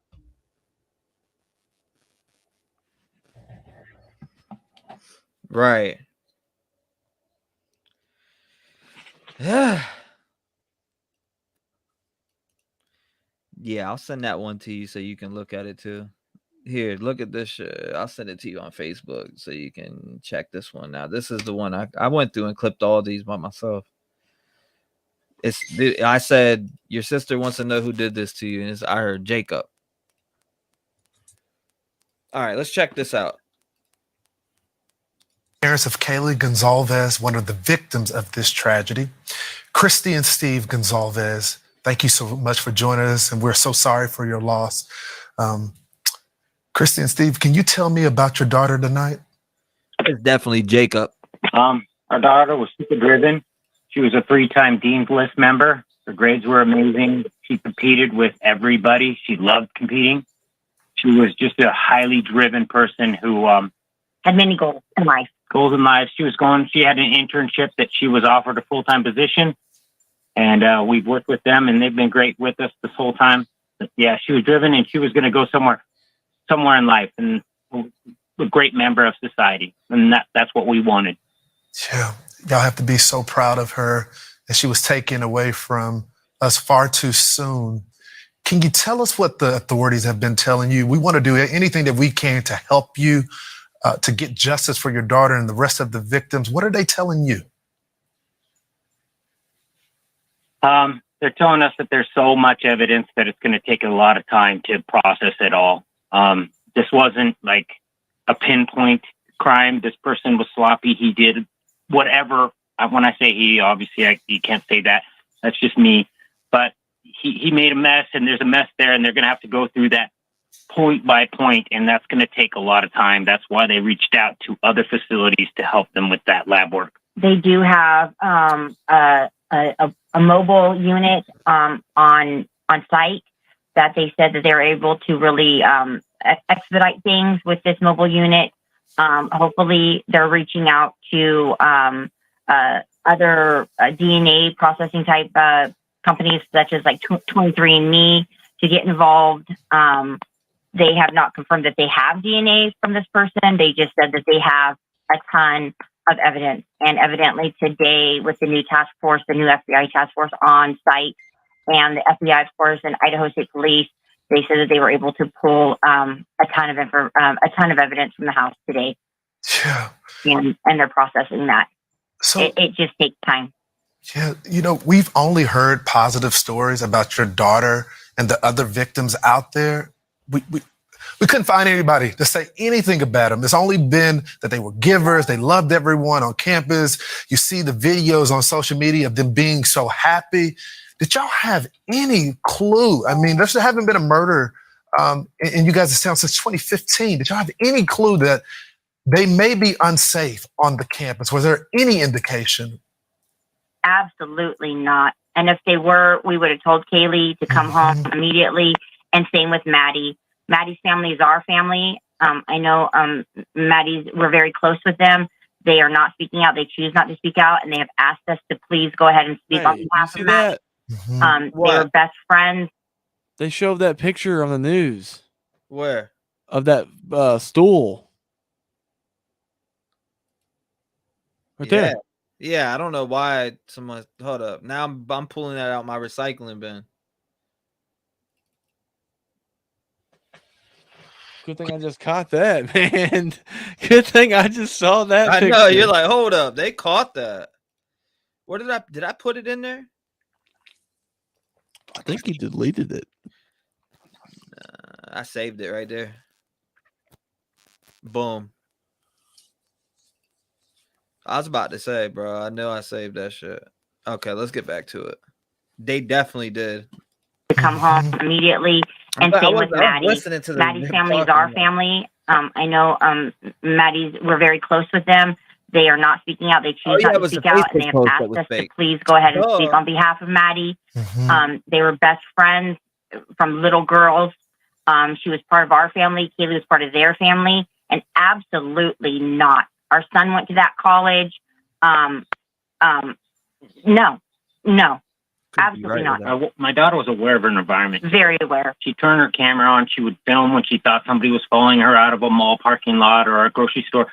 She was very aware that, she was a pretty girl and that, it could attract some problems. So she was alert. She was a streetwise child. She herself was a web sleuth, literally through and through.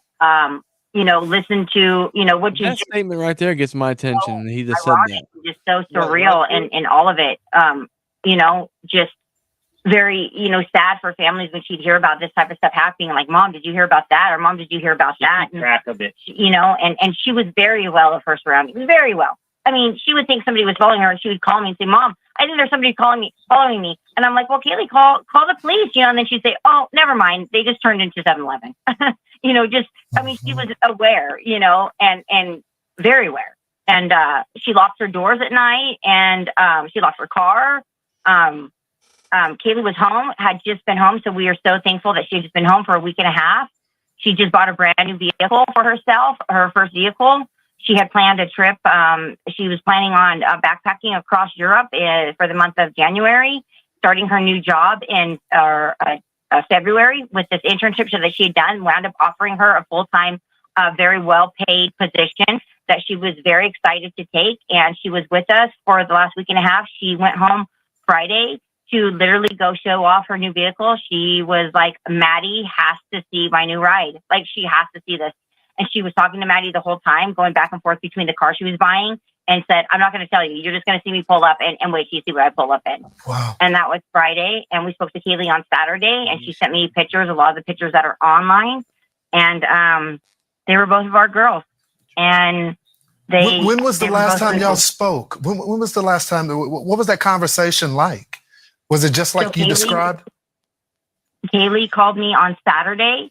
My birthday was earlier in the week, and I didn't get anything for my birthday. Boo-hoo. We were, she was like, it was not a big deal. But Kiely called me on Saturday and said, Mom, I'll be home on Tuesday, and I'm going to take you out to breakfast, lunch, and dinner, and it's all on me, and we'll celebrate your birthday. And I said, well, I don't know if I believe that, meaning she'd pay. But that sounds great, Kiely. And I'll see you on Tuesday, honey. And then she sent me a couple pictures of her and Maddie. And that was on Saturday afternoon around 3. It's a little weird. Have you had the opportunity to talk with any of the victims' family members? I mean, people do grieve different though, but grieving together. Only Maddie's. And it was just over at our house. We just had Maddie's mother and father here. They were here for a couple, and it was very emotional for us today. That was the first time that we had gotten together.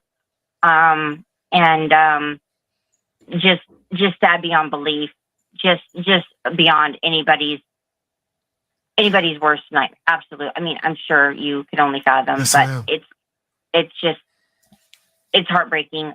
Maddie was an only child. But like I said, she was our child as well. And even Kiely, how many siblings she had, she would always say 6. She said 5 sisters and a brother, or 4 sisters and a brother. And that was always Maddie.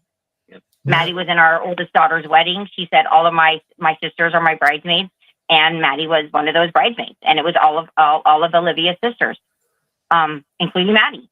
She every time we traveled out of the country or went on vacations, Maddie went with us.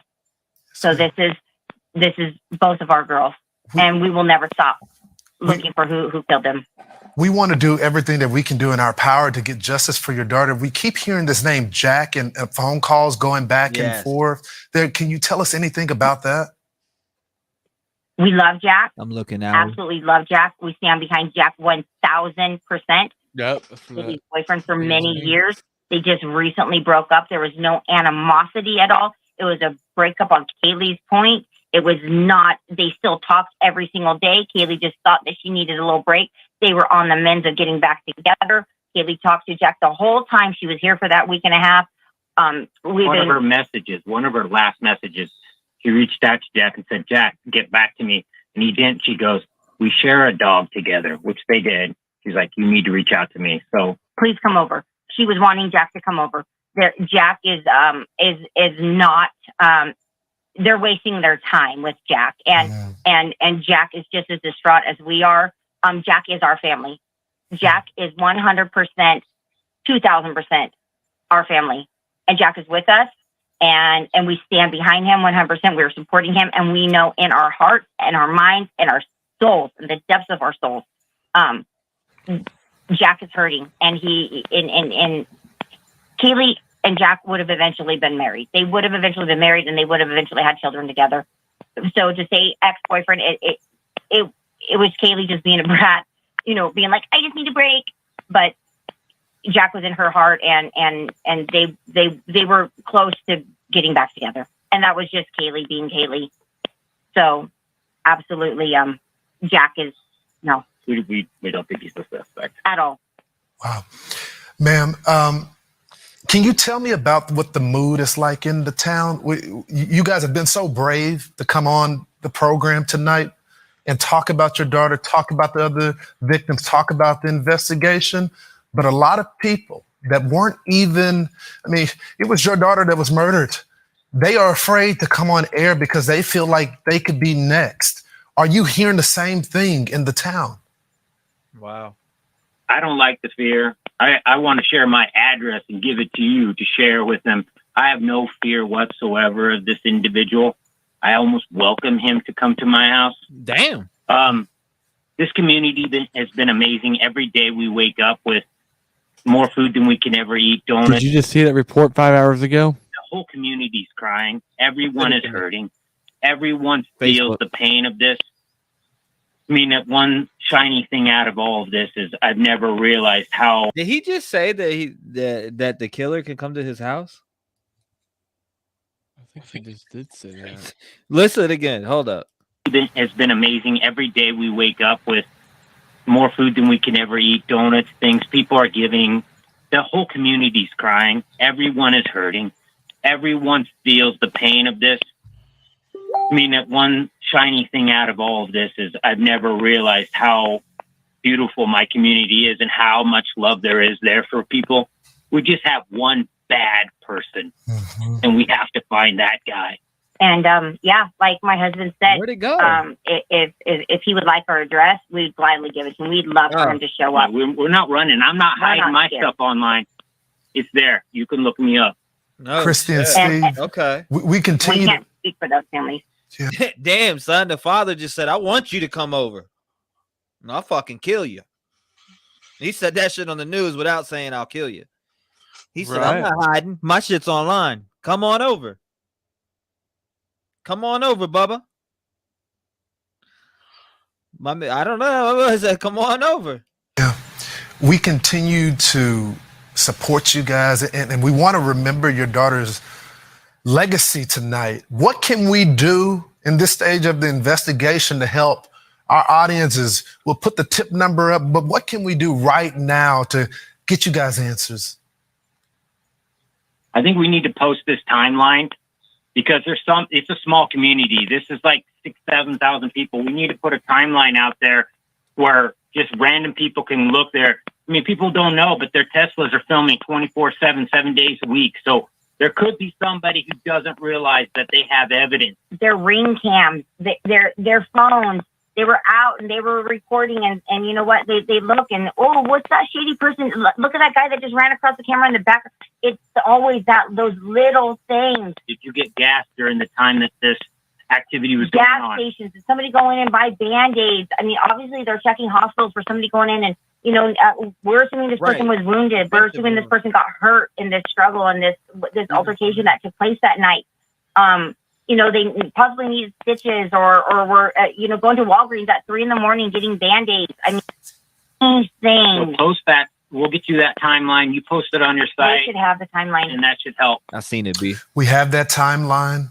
We will post it up. If anyone that is, and it's right there on the screen, if you see something, if you anything minor, call the tip line. If you were there in that area, any little piece of evidence can help the authorities. I want to give y'all one last moment to tell our audience anything else. My last thing is, if you have a daughter or even a son in that area, turn on a tracker app, share that information with your family. Don't walk around that town without everyone knowing who you are. That you have to protect yourself. We have somebody loose. I don't want to create a panic. I don't want to do anything like that. But we know what we know. There's somebody out there. He's a psycho, and your daughter needs to share her address with you. She might not like that, but that's what you do in times like this. That's right. Christy and Steve, before I let y'all go, because y'all have been talking with the investigators, what piece of information do y'all feel is most important that could break this case wide open? It's all digital information, phones pinging off of their residence, somebody's ring cams, and they're combing through that, and obviously physical evidence from the inside the house. If you have a router and you know you're within walking distance of this address, yes, this happened, turn that into the evidence. Don't make them go find it. You give it to them. Your neighbor, because if he had his phone in his pocket, those homes are so close. His phone was trying to connect to those internets as he's walking through. If he had his phone, we're just assuming it's a he. Just let people, let the authorities know. My Wi-Fi is available to you. If you want to search, don't make it hard. Don't make it difficult. Don't make search warrants have to be gotten and to search for this. Just say, hey, I'm Kiely and Maddie's neighbor. Check my Wi-Fi. Check my Spectrum account, my Verizon account, whatever. You could be the key. You really could be the key. Yeah. Christy. And I would think that the FBI is doing that, but it takes time, and if you volunteer it instantly. Yeah. Christy and Steve, you have been so kind, and you have poured your heart out to our audience, and we stand with you and the rest of the victims' families. Thank y'all, and we continue to pray for you guys. Thank you so much for joining me tonight. Thank you so much. Oh shit, no, bro. I get something different from what. So the father and the mother both said that she had been contacting Jack, and someone in the chat just made a good point. Jealousy could be a key at that, because what if he was talking about getting back with her and she was just like basically pushing it off or giving him the runaround, and it just fueled inside of him and he snapped. We don't know. I don't know. Let's see. Good. Hold up. If it was my children, town would be considered as suspects. I hope they find this and these ass wipes. These kids need justice. Exactly. Hold up. I seen an interesting comment up here. What was it? This one. She would not know if Jack had any type of jealousy and he just snapped. She cannot predict the crimes others commit, regardless of his personality or the way he appeared to treat her daughter. I gotta agree with that one. Let's see. Whoever did the stabbing is going to have cuts or damage to their hands. That's the first thing that I thought of.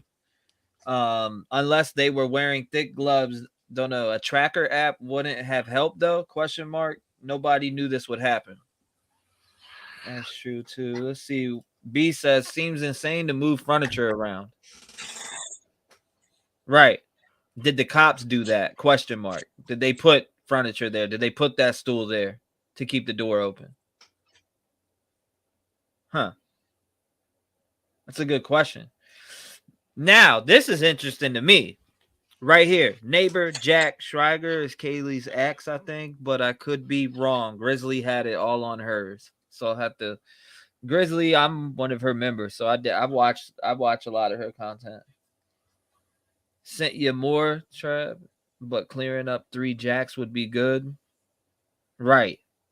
Personal, says Freckles. I wouldn't trust Jack at all, says the forensic astrologer. Let's see. The dog didn't bark, and like Sherlock Holmes, the silence means it likely knew the person. That's a good one too. Shit. I mean, that makes sense. All right, so I got some emails that were sent in with some videos connected to them from True Crime Today or Grizzly True Crime Today. So what I want to do is take what you just sent me over here. Ali sent me something over here. I want to take it out of my folder here. Let's go to downloads. Let's pull this up here. So this was sent to me right here. All right, so she had this right here. I don't know if you can see it, but right here. This is Jack number 1, Kiely's childhood friend, dated for several years, recently decided on a amicable split. What? Shares a labradoodle. Kiely's family stand behind Jack 100% and know he absolutely had nothing to do with this at all.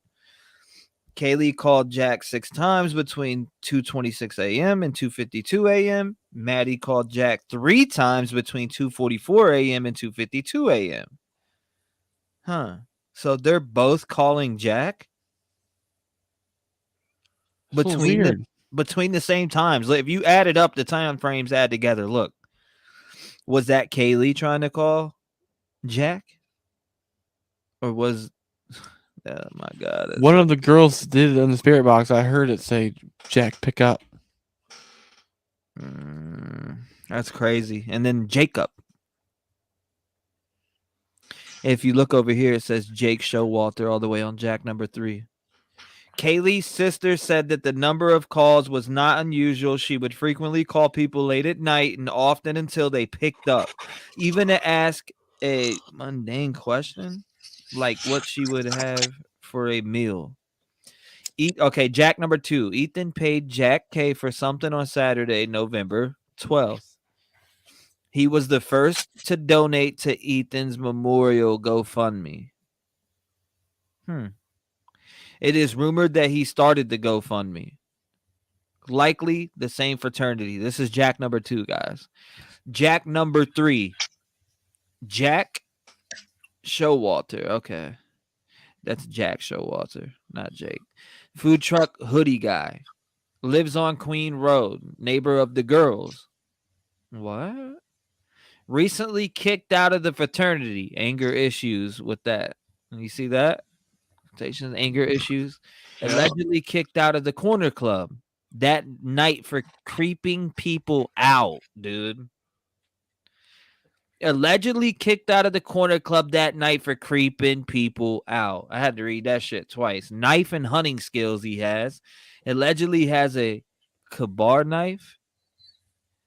Police say they had that. Hold up. Police say that have identified him and spoken to him.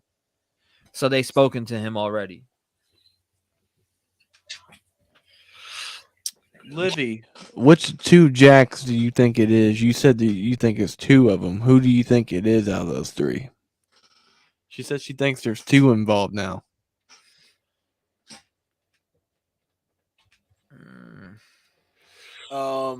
Allie Cattail says number 3 is most likely. Thank you, Hot Mess. I appreciate that. Number 3 is most. Yeah, number 3 looks crazy to me. Right? Number 3 looks crazy to me. WM says Jack number 3 isn't looking too good based on that. Yeah, based on that. Now, if you look at that, you immediately Jack. Yeah, him. You know what I mean? Because of the hunting skills and allegedly he was at the corner club that night, creeping people out. What? Maybe possibly playing with the knife. Now, is that rumor or is that true? That's what we need to know. We need to decipher the bullshit. Is that true or is that a rumor? You know what I'm saying? Is it true or is it a rumor that's bullshit? Is it true or alleged? Yeah, exactly. And everything you hear on this channel is allegedly, but is it true or is it bullshit? That's what we need to know. Because anything could be misinformation from YouTube that somebody puts into something on someone. Brian said LE cleared him. Yeah, they did. They cleared all the Jacks, supposedly. Allegedly. Kicked out the fraternity is interesting, the forensic astrologer says. For anger issues, too. Oh, they did not clear him, Allie says. The PDF from the press conference today. I watched the press conference, but I didn't read the PDF. I'm thinking number 2 is a possibility. What, with the whole GoFundMe created and then was the first to donate to Ethan's memorial? Is that sus or is that just, maybe he donated to all of them and it just happened to be, he happened to be the first one to donate to the one on there? Cops can clear you public and then give you a false sense. Huh. Interesting. Yeah, that is true though. Libby says, I definitely think number 2 and number 1 possibly. I only say number 3 isn't because they said hoodie guy was cleared, so number 3 is out. I'm pretty sure that's not him though. Oh yeah, never mind. I'm an idiot. Food truck hoodie guy. That's right. I don't know why. Yeah, but they could do that to, let's see. Not cleared. They could say that just for people who won't go crazy about it. Yeah, listen, not cleared, said not a suspect at this time. So I mean that could change. Let's see. He may not jack the hoodie. Hold up. He may not jack the hoodie guy. They spoke to him, did not clear. I sent you the PDF. Okay, I'll check it out. The one thing I've noticed in like 99% of serial killer cases where police have a hard time finding the person, they interview the killer and let him go before they find out who it was. Yeah. Yep. That happens a lot. Brian says you don't hunt with knife and kabar, not type of dress. What? Not type you dress deer with? Oh, Ellie said food dude and roommates don't have anything to do with it. Sounds clear to me, Brian says. Janelle says, like Libby said, a lot of times killers insert themselves. I'm about to be a serial killer for breakfast. He put cereal. Destiny Nihilist says nobody has been cleared. Ellie said that they are not a person of interest at this time. Things can change. Maybe trying to get them to slip up. Exactly. True. Yeah. That's kind of what I think about it. I mean, they could say they clear anything and be on your fucking ass. Have someone telling you all the time. Seriously, they could be like, yep, it's clear, and then fucking FBI or whoever, a homicide detective is on your ass, and they're waiting for you to throw something away. They get your DNA, and they go and see put that DNA. What they're waiting for. They might say you're clear, and then you leave the station. They have someone telling you to make sure and see if you don't catch a flight somewhere. See, what's interesting about this character that I have my hand on right here, the hand on my mouse, is that when the girls walked off, he walked right, they walked left. And he left. As soon as he seen them leave, he shot straight and then made a right. So what I did was pull up Google Earth and checked out the spot that they were at just to look at it. So they must have got into their Uber or whatever, and he shot off to the right. He walks straight up the street down this way and then takes a right. I wouldn't trust that hoodie guy as a jack. Sus because they always insert themselves like when people help search for people and they are the ones who killed these people. Sent you the official wording from PDF T-REV from Ellie. I got you. I'm going to check it out. The bar knife was standard issue to Marines in Vietnam, a nasty bit of kit. Okay, let's see. I want to hear all 3 jacks speak on this. Not T-REV. Oh, what up, Hunter's Moon? Welcome. I think it's a female killer, Hunter's Moon says. That'd be crazy. I mean, it could be. Can't that'd be insane, right? To me, that'd be insane. A freaking female snaps out and bodies the 3 girls and kills the guy. Jealousy, says Hunter's Moon. Jealousy. What makes you think that? Jealousy. Blind Fury, what's up? Shout out to everybody in the chat. Make sure y'all hit the like button. Let's get this out there. I'm deep diving, so I need to pull this up here. Let's write this here. 3 jacks. Put that in my folder here. Let's pull this back up. All right, so somebody else sent me a video. Let me grab that video. Yeah, I mean, I'm not saying a female couldn't do it, but I'm ruling that out because this was like a male type killing, carefully killing 4 people, and like, yeah. Second press conference. This is the one we just watched. We just watched this one. I swear we just watched this one before. But I do want to see. I want to see the second video you sent though. Hold up, never mind. Why does that have the same thing in it? Livy said, "Don't let the Jack number 2 fool y'all just because of the GoFundMe and donations. Think big." None of them fool me. I mean, I see that point. I just don't. I don't. To be honest, I don't think it's either of 3. You don't think it's either 3 of them, Jack? Nope.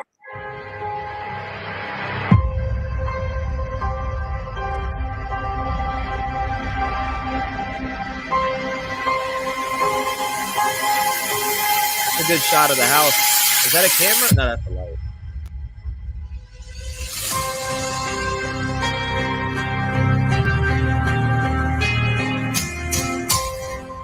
Grizz grind hard.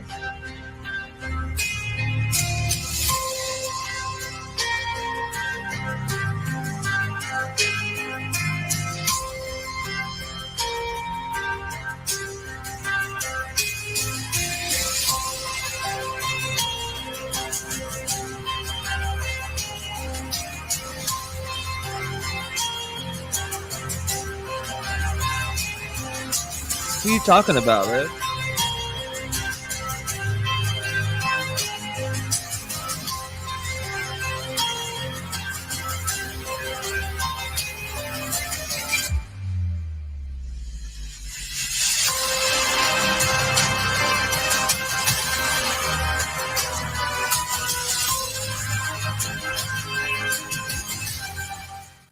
Hello, Grizzlies, and welcome back to another episode of Grizzly True Crime. My name is Grizzly K, and today we continue to look at the case of the Idaho quadruple homicide.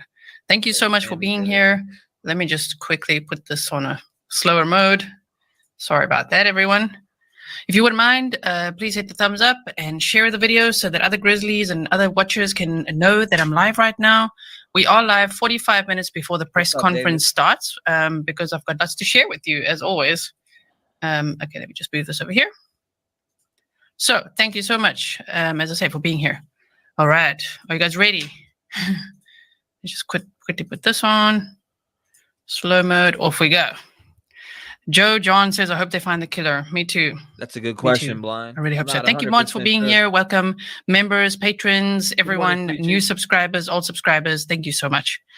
Okay, so I prepared a slide for you. We've got some map time to do, and I'm monitoring when the press conference starts. So let me first put this one up here. Oh, thank you so much. KT says, been waiting all day. Me too, even though I've been preparing a lot for you guys.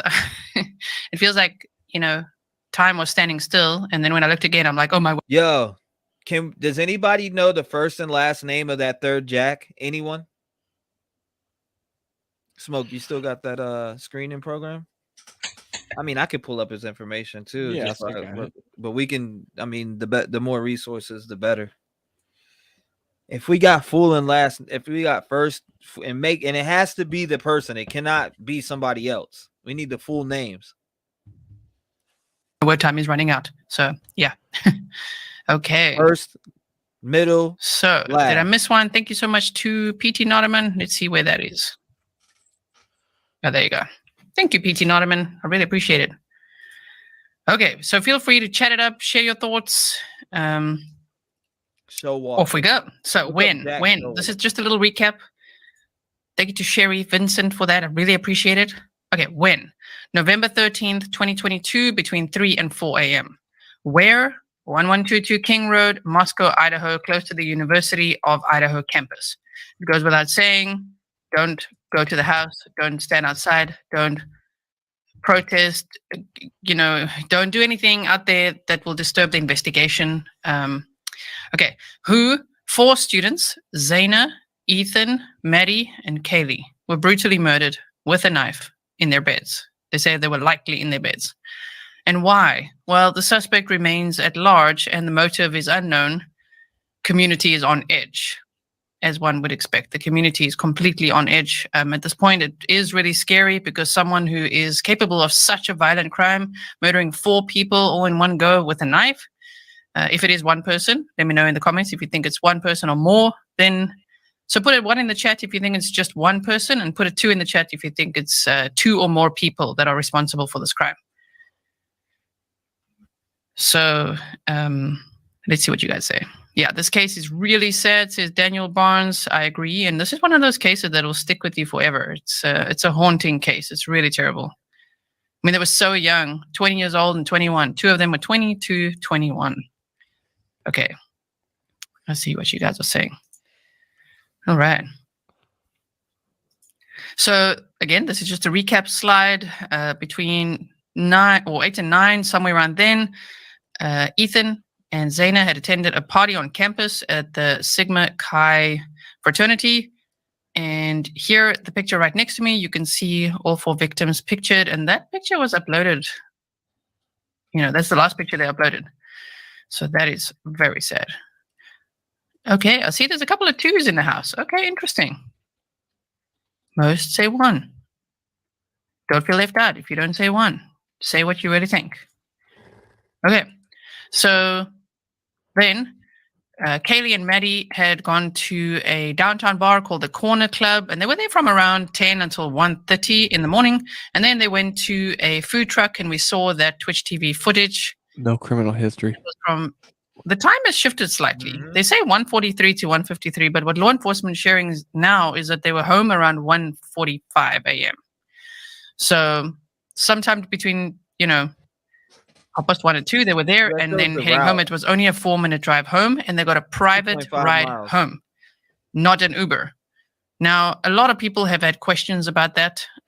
Like, how could that be? Let me answer that in a moment. Let me just attend to this. Thank you so much, Chandler Anthony. All right. Someone that age around Jack Showalter has no criminal history. was just booked into Latah County without explanation. Reddit page is some interesting details. Thank you so much for supporting the channel. And if you wouldn't mind, please email me stuff like that. You guys are sending me lots of interesting emails. So thank you so, so much. Okay. So all the roommates were in the house. There were 6 people in the house at the time. 5 roommates, and Ethan was staying over as a guest. 2 survived. We're going to go over the layout of the building again. What I was saying was the private ride. A lot of people are like, why is it a private ride? What is it? But you know, when you get Uber a lot, then sometimes you connect with the Uber driver because they're always picking you up. So you're like, could I just text you and then you pick me up? And I mean, you still would then pay for the ride and everything, but it's not officially through the Uber app, maybe. So it could be something like that, right? Could be. All right. Candy kisses. Rochelle asked if there's any video from the bar the other 2 girls were at prior to the food truck. I haven't seen any. And if there is any, yeah, if you guys could please send it to me. So there's a little map of everything. We've looked at that before. So if you haven't yet caught my case coverage on this case, then please check out the playlist that I've made for this case. And I'm sure there's lots for you to watch there and catch up on. But as I say, I am doing a recap, as I just did. And we'll look at what law enforcement said as we wait for the press conference. Welcome to all the new members. Thank you so much for being here. Remember that slow mode doesn't apply to you. So that's pretty cool. So now this thing with the 911 call, you know, there's a lot going on online of saying, why the hell would someone say when there's a scene that police describe as something they've never seen? Again, I say trigger warning. Remember, it was in the beginning of my intro, trigger warning. This content is for adults only. Yeah. Okay. So there was blood everywhere. They said even on the walls in some places. So whoever discovered somebody lying on the ground would have called 911. They say the call came from one of the roommates' phones, and it's from one of the surviving roommates' phones, because there was a lot of speculation about that too, what they were calling for. But Maddie called Jack 3 times between 2:44 a.m. and 2:52 a.m. And so there were 10 calls between that time, between the 2 of them, right? Kiely's sister said that the number of calls was not unusual. She would frequently call people late at night and often until they picked up, even to ask a mundane question like what she should have for a meal. So to me, that says a lot. It's not unusual for her to call. This was she'd known him her whole life. you know. And thank you. I'm so sorry if I missed any of your comments right now. As you know, I'm focused, you guys. Laser beam focus. Powering through the presentation. Yes, pressers at the top of the hour, everyone. Now we've got Jack number 2. This is a Jack that his surname is with a K. Ethan paid Jack for something on Saturday, November 12th in the evening. So that could have been for a ride home from the fraternity party. It could have been for pizza. It could have been for drinks. We don't know. He was the first to donate to Ethan's memorial GoFundMe. And apparently, it's rumored that he actually started the GoFundMe and he's from the same fraternity, allegedly. Likely from the same fraternity. I say likely just in case it's not the same, but it seems to be the same fraternity. So that would be Jack number 2. So we've got Jack D, the ex-boyfriend. We've got Jack K, this other friend from the fraternity. And then we've got Jack number 3, hoodie guy. Okay. That's Jack Showalter. I'm showing the name so that everybody can just sort this out in their minds because, oh my word, I can't get another 200 emails about this, right? Jack 1, 2, and 3. Jack 3 is Jack Showalter. He's food truck hoodie guy. He lives on Queen Road, and he is a neighbor apparently of the girls because I live King Road, Queen Road, very close to each other on the map. He was recently allegedly kicked out of the fraternity, apparently having anger issues. This is all rumored from Reddit, Facebook, and all that kind of stuff. I don't know this. I don't have receipts for this. This is not what law enforcement is saying. This is what locals are saying. He was allegedly kicked out of the... You guys heard that. This is what locals are saying. The corner club that night, as in that very night. You know, where... that very night, the Saturday, where we saw Kiely and Maddie on the food truck video. Allegedly, it's him in the hoodie, right? So this is hoodie guy, neighbor guy. Food truck, hoodie, neighbor dude. Jack, that's Jack S. So you see that's different from Jake S. So we got one Jake S, David, but I don't know. Jack D, a Jack K, and a Jack S. All right. Now, apparently, this guy has got knife or hunting skills, and he allegedly has a K-bar knife, and police say that they have identified him and spoken to him. Okay?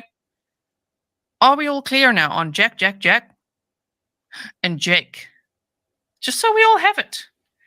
And as we looked at the Danny Rowling case, Richard Speck, Ted Bundy, this brutal attack could be someone they knew, but it could also very much be someone they absolutely don't know. And especially with college kids in and out of that house, somebody could have been watching that house for years, for months. We don't know for how long. They were renting this house from, I think it is June. We'll check it now. I've got it in the presentation. Rachel, thank you so much. You say thanks for all your hard work, Gisela. Proud to be a Grizzly. Thank you. Too many Jacks. So there's not even just 2. There's 3. And you got to sort out who's who. And don't blame any of them for anything. Okay. The residence is a 3-story, 6-bed, 3-bath, single-family home that is frequently rented out by students in the area. There are 2 bedrooms and 1 bathroom on each floor. Upon entry through the door on the first floor, visitors immediately face a bathroom and furnace room. This will all make a lot more sense when we look at... See, that's another thing that I heard too right here. What Juanita pointed out. She said there was reported back in September where a male with a knife threatened a group of students. Now that I heard too. Now, I'm stuck on the whole point that someone made earlier in the chat that they said that if the person, like, so one of the girls or one of the 4 victims had a dog, right? Mm-hmm. So and shared it with their boyfriend or whatever. So if that dog did not bark, then it knew somebody. Because if anybody's coming in the house, little dogs are gonna be barking up a storm. Yep. And you know how my pops dogs are. Oh yeah, speaker, microphone, yep, drummer, yeah, they are. Yeah. Oh yeah, dude. They bark up a storm. That's why I think it may, like someone said, it may be someone that's close to the family. Not saying that Jack did it. I wonder if Judy will do a spirit box session. I don't know. Maybe me and Smoke will do a spirit box session. Yeah. Yeah. Me and Trev do get a lot of good evidence when we're on the spirit boxes together. Our history on the spirit boxes speaks for itself. Yeah, especially Kielyrodni case that we did spirit box session on. And the what's it called? The ones that went missing. The Delphi. No, the ones that we did, Colt Haynes and Molly. Jalissa. Remember, she said by and the river. She said, Yep. Remember, she told us she was dead, and then she was I'm by a river. dead. Yeah. Yeah, she said, yep, exactly. She said, I'm dead, and it sounds just like her. Yep. I sent that to her mom, and she goes, that sounds like my baby. That's wild, dude. I swear, bro. She responded to me when I sent it to her. I said, I don't know if you're a believer of the other side or not. I said, I don't want to upset you. So trigger warning, you do not have to watch this. I said, but I reached out to Jalissa Fuentes and she responded, I'm dead by the river. And she said, that sounds like my baby. That's my baby. Damn. I shit you not, bro. The Molly and the Colt Haynes one, they came back and said something too. Wild. Oh yeah, you know what? I forgot about that. How could I forget about that? We got some good responses on that, dude. The shit that we get when we do the spirit box together is crazy. Now, so right now on this, there's freaking 13 votes. 59% of you so far think that there's one person involved. 44% of you think 2. 0 on everything else. If I do a spirit box, half of the viewers will disappear because a lot of them are either scared or they don't hit like that. But I mean, it is what it is. Last night, bro, I got Jacob. I got a bunch of different things that I would need to enhance in Audacity to. What? Where'd that come from? What the fuck? Yeah, I don't know how I clicked on that, but yeah, dude, I'm telling you, bro, like this last night, I don't know, something hit me, was like to do it, and somebody told me to reach out for who was it? One of the sisters are digging deep in there, and her name's Autumn, and I was like, is there anything you want to say to your sister? And she goes, clear as day. I love her. I love you. I was like, is there anything you want to say to your sister? And she goes, I love you. Gonkovs is her last name. Huh. Yep. One of the victims here, Gonkovs. Have you seen some posts? Be interesting to hear.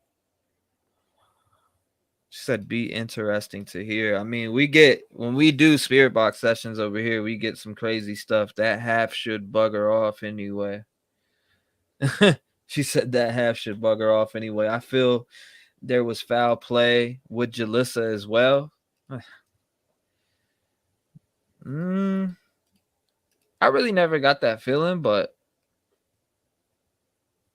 could be. Supposedly she fell asleep and flew off. I mean, it's very possible that you're passing out like this at night, especially after you smoke a blunt or something. You know, you're driving on those windy roads. That road, if you go look at that road is insane. It's not a road to be It's not a road to be driving crazy on. I tell you that much. Because one wrong slip of the wheel will send you off that embankment 200 feet down, 100 feet down. They had to literally rappel to her car. So, oh wow, Spirit Box said 3rd grade the other night. Remember? Yeah, it did say that. It did say that, Hunter. Morning, Linda. Good morning. How you doing, Linda? Nice to see you.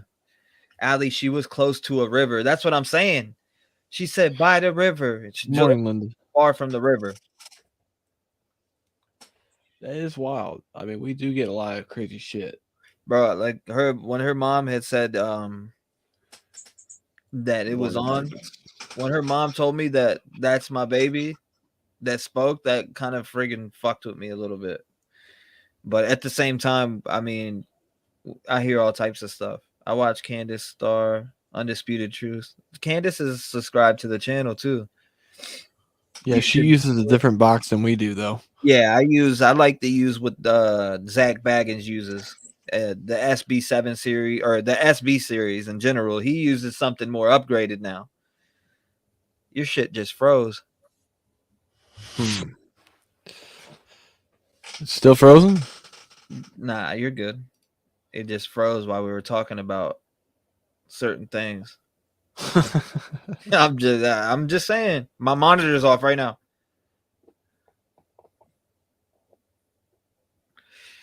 That's weird. You might have to pull the box out. Bro, my monitor. Why are we I get to talking about Spirit Box and my monitor flickers. Yours, you freeze. My second monitor flickered just now. Pale Rider, what's good? What's up, guys? Welcome. If you just came in. Livy, the answer to your question, the box that Candace uses, I for a while I was shit talking those kind of boxes, but the more I did research on them, I don't really know. I can't say for sure because at first I was like, man, that box is fake. But then I said all that shit, but then I watched Jack Osborne use that same kind of box on his show and got results. The thing is, though, I'm not a big fan of Jack Osborne's work, bro. I stand firmly by what Zach and them do because of the locations they get in are locations that a lot of other people don't get in. And Right. And they get in locations that are known serial killers been there and all types of shit, and they get some crazy stuff. Like, I mean, I'm not saying I like Jack Osborne's work, but I'm just saying I saw it on a show and it's on TV. I don't know if that brings any credibility to it or not, but I just don't know enough about the boxes. Why when I spoke about it, when I spoke about this box, my screen flickered, your shit froze. My second monitor flickered on and off. She said, I'm just glad you guys believe in these things. The Forensic Astrologer had some good work, guys. If you like stuff like that, go check out her channel. She had some good work. I went and checked out some of her videos, and the one on the Delphis is crazy because it kind of pinpoints Richard into the murder, allegedly. I'm not big into astrology, but that's where I learned some astrology on watching her channel. Time to use the box. When I spoke about this just now, Smoke's camera froze first, and then my shit flickered. Well, and I did. And it's super cold in here right now, too. It just got super, super cold in this bitch. I did alter my box and took the antenna out. Yes, Journey of Justice, I have. You altered yours? Yeah, I took that. I took the FM antenna out. You want to try yours? We can. Your camera just did some weird shit too. It like focused out. It like tried hard to focus. Hold up, is that smoke in the back of your room, or is that a fucking apparition? Oh, you mean by my guitar? Yeah, it looked like smoke for a minute, and then it like shifted. But I could be it could be imaging. All right, we could do it. I mean, I lost my connection after smoke froze, says David. I don't know. Let me drop a 1 in the chat if you want to see us do a live spirit box session on the Idaho 4 students that were murdered right now. Drop a 1 in the chat. If I see the chat light up with 1s, we'll do it. There's 1. If I see 1s light up the chat, I'll do it. It's right there, dude. They're coming in the heaviest. Oh my God, bro. A lot of people really do want to see a friggin' live spirit box session. We can try. You know what we could do too with this experiment is you can run your box for a little bit and then I'll run mine and we'll see what differences we get. Yeah. Because you know what? You being where you're at, this place has been here like since 1940s, maybe. This building or this house. Lighten it up. 1s everywhere. I see 1s everywhere. All right. Good grief. Good grief. 1 1 1 1 1 1 1 1 1 1 1 1 1 1 1 1. I see some spammed 1s, but I see a lot of 1s. The 1s don't lie. I'm here just listening. If you lose people, you don't need them. Right. That's fine. I mean, all right. So Smoke and I, we're gonna do a live spirit box session. I'm gonna let Smoke run that. I'll get my headphones. Let me grab my headphones real quick. Where the hell are my headphones, by the way? Where the fuck's my speaker is the question. That's the real question. All right. I need to find my speaker real quick here because Sweet cheeks, thank you. I appreciate that. Me altering my box and taking the antenna out. It's supposed to. Did I take it in my other room and charge it? I think I may have. Said I'm dead. Yeah, I got that. Yo, what up, Ghost Devil?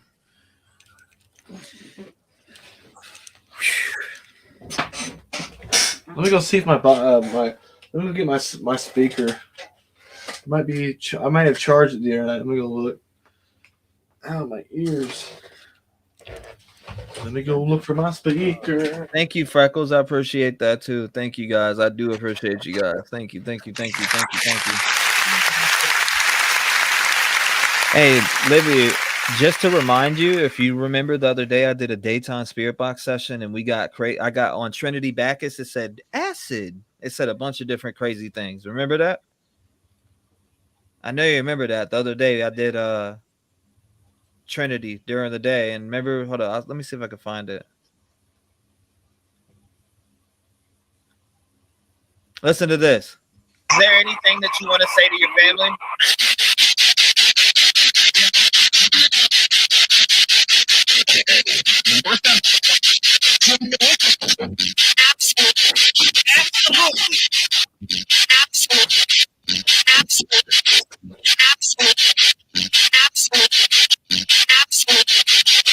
I said, is there anything that you want to say to your family? It goes, absolutely. Did you hear that shit? Smoke? Yeah, I heard that. Absolutely. Loud as day, bro. Clear as day.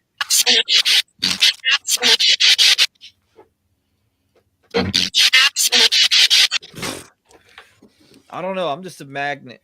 We're magnets.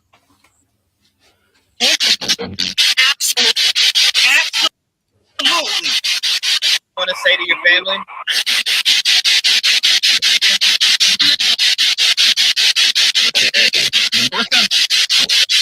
What? It said Dortha. Dortha.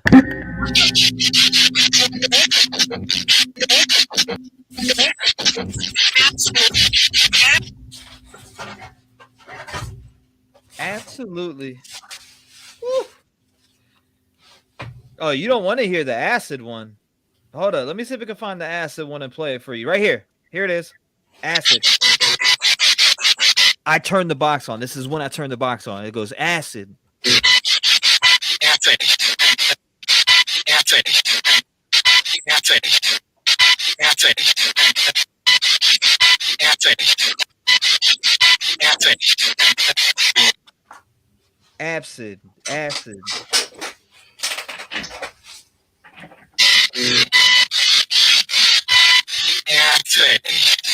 That's acid. You said you don't on the absolutely one. You're not here. You don't hear. I appreciate that other dono too. I did see it. So you're saying it says something different? You're saying it says absinthe? Nah, hold up. Let me show you something.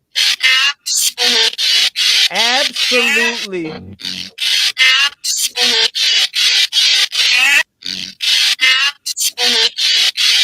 Absolutely. You didn't hear this one, did you, Smoke? No, I didn't. Listen.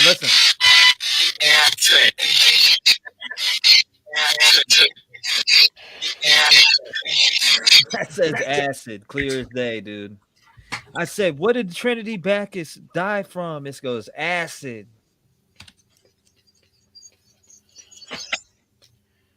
Okay, well, there's a problem here.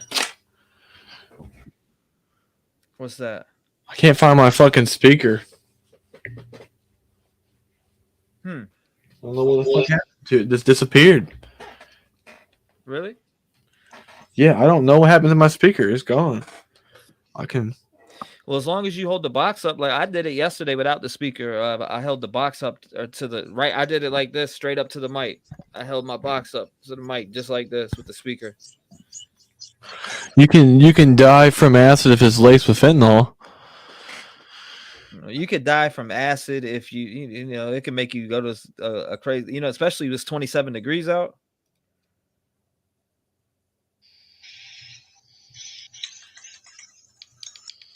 I appreciate you guys showing love, though. I do appreciate you. You are magnets, the forensic astrologer says. Can you guys hear this? Candace Star. Put it up closer. Yeah. All right. Now, guys, remember, I took in my FM antenna out, so the only thing that should be coming through here is nothing but spirit voices. What do you sweep rating at, 150 or 200? 100. Oh, so you're going max speed. All right, go ahead.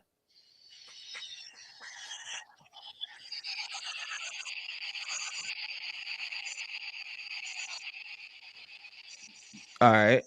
So let's do it this way. I'm going to pull something up on the screen too. This is how we're going to do it. Would any of the victims from the Idaho murders, campus murders, like to communicate with us? I got something for you right here. You put it up closer. Can't hear. Turn it over because your speaker's on the back, ain't it? Yes. Yes.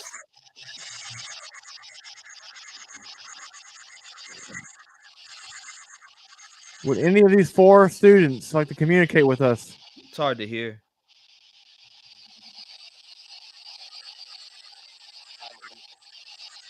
I heard something. Put it under, though. Put it under, like under the mic. Try on top. I don't know why it seems so low. It's super low.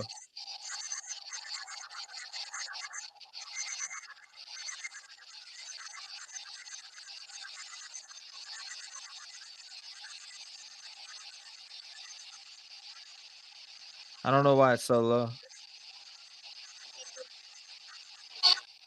I heard voices just now, but right back. I have one more solution. It's about to get fucked. Let me see.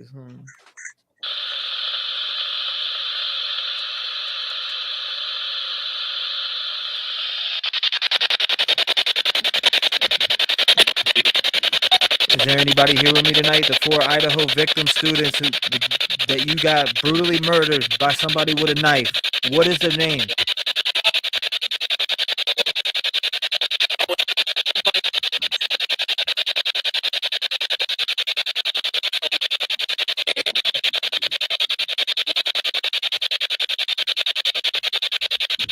Is that clear? Yeah, it's clear mine. What is the name of the guy or girl who killed the 4 victims in Idaho?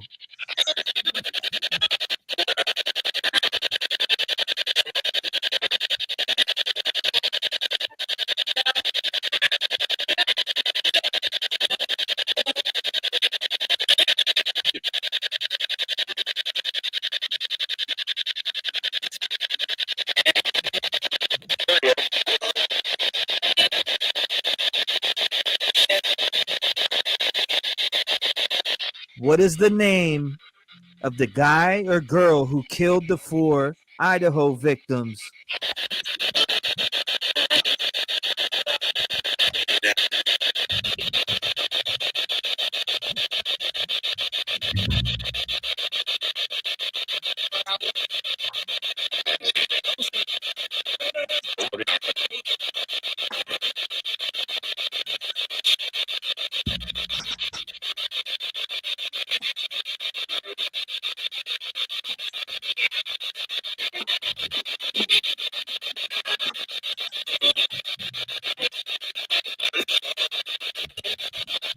Kiely Gonkovs, you came through last night. Is there anything that you want to say? Who is your killer? What is its hit? What is their name?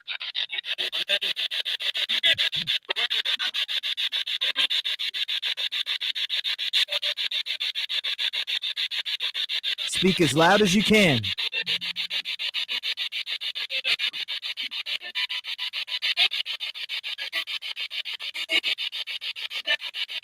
Kiely Goncalves.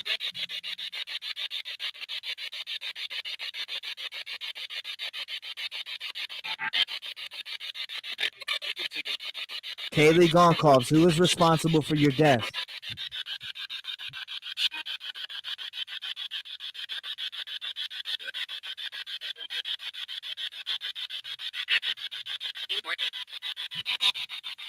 What?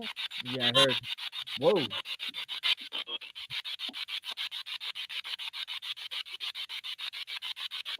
All right. You guys ready for me to try mine? Yeah, do it. Do it. Somebody just came through and said something, though. Go ahead, do it. Holy fuck.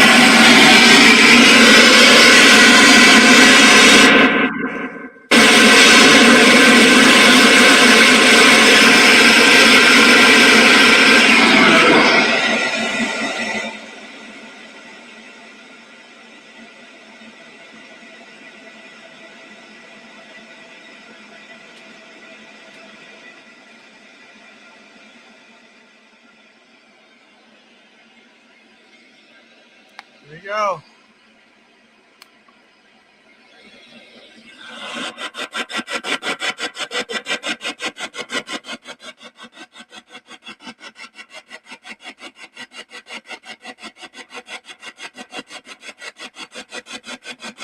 Kiely Goncalves, can you come through?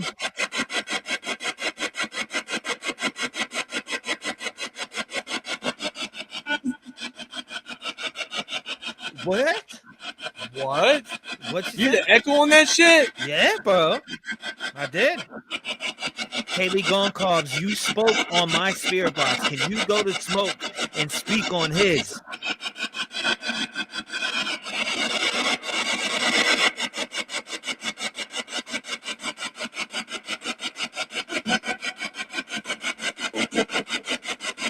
You know what? Are any of the four spirits from the Idaho College with us right now?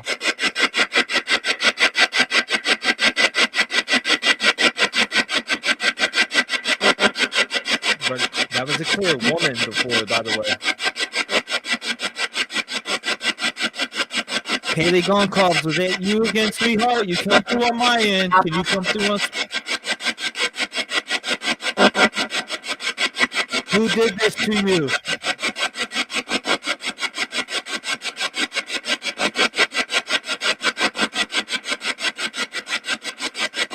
Only love and light are allowed in Smoke and I circles.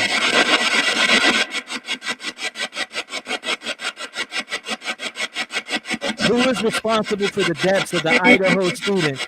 What is their name?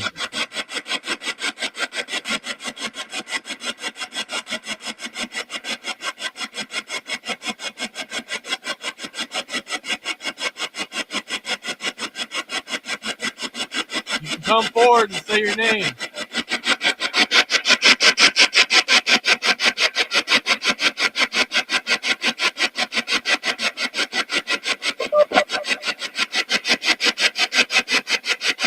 What was that, bro? Dude, that was a scream, dude.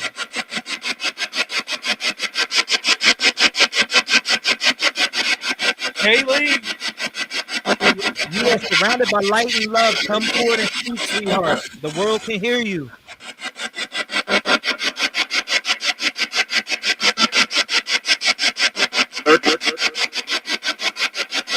That was a male. What did he say? I don't know, there's really echo. Yeah, dude, it had a crazy echo to it. What box is that?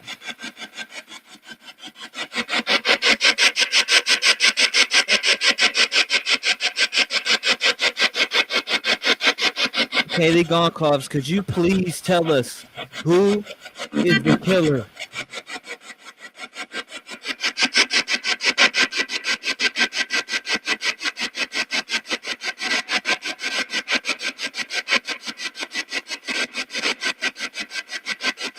Who is Jacob?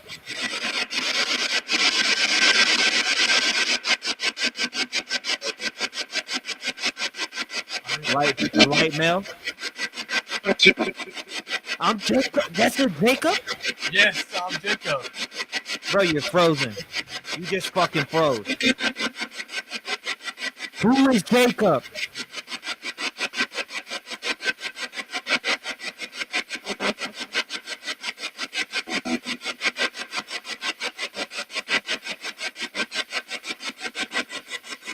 Did Jack kill you?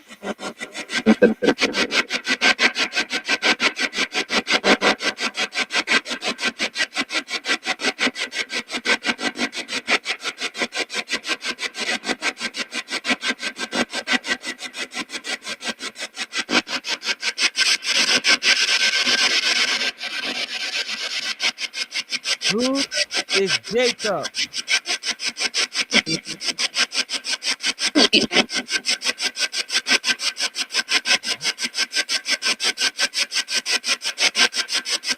Who is Jacob?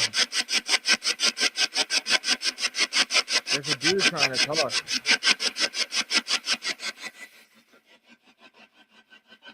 What's up? There's a dude trying to talk. I heard him.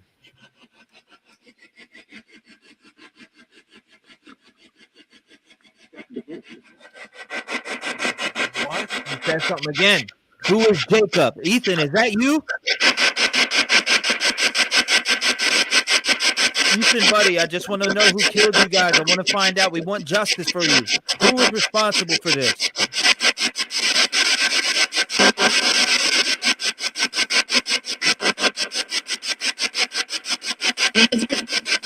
Ethan.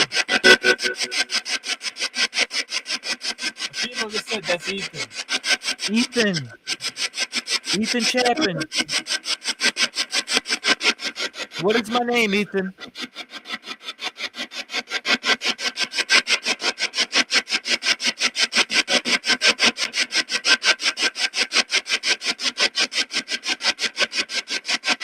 Ethan, are you here with us, buddy?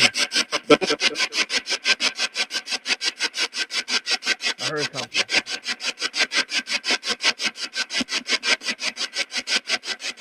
Ethan, is Jacob your friend?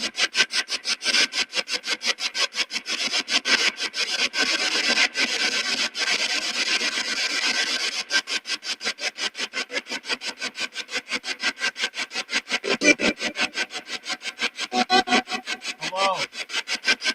Hey, we can hear you, sweetheart. What is your name?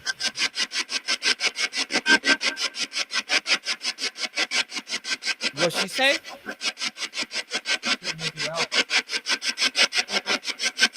What is your name, sweetheart? Come through loud and clear. Dude, there's like spirits talking really quietly. You can hear some of them. They're talking real thin. Ethan, do you know who killed you guys?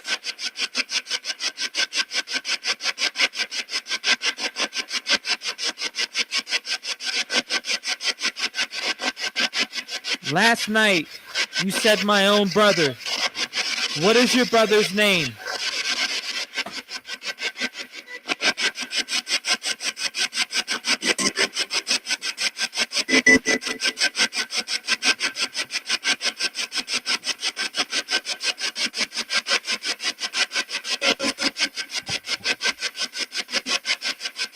Sounds like there's multiple people coming through. I heard a guy and I heard girls. Madison, is that you? Madison Morgan, is that you?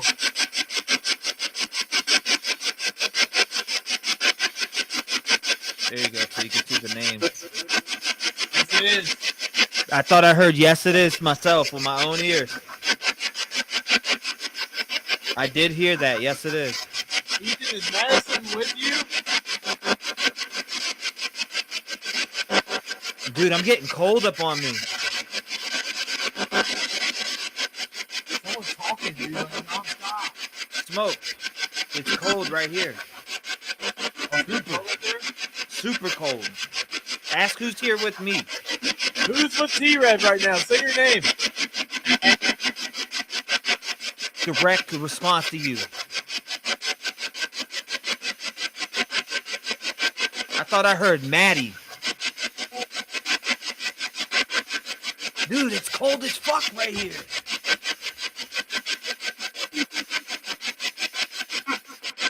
right.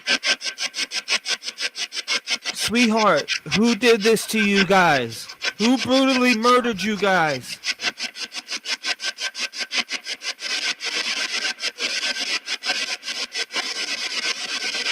I will do everything in my power to make sure the world hears this.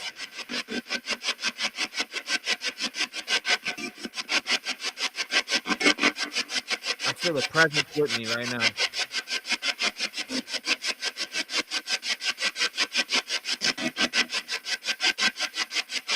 Xana, are you here with us?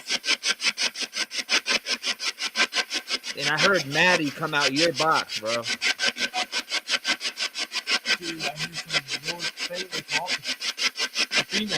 I heard Maddie come to your box when you asked who's here with me. Which four of you are with us right now? Xana, Kiely, Madison, and Ethan.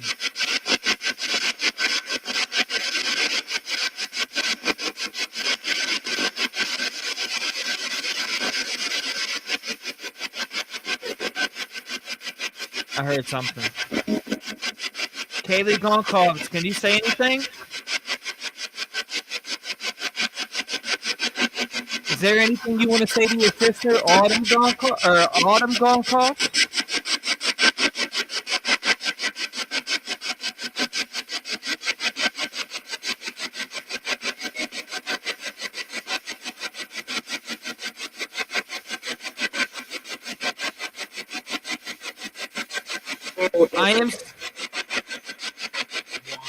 I am surrounded by spirits right now, okay? Now, I'm only allowed light into my circle. There's no negative energy allowed in my circle. There's no dark stuff allowed in my circle. You guys are more than welcome to use my energy to speak. Light only.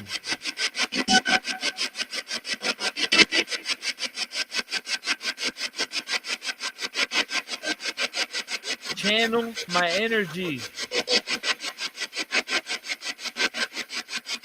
Xana, did you fight for your life?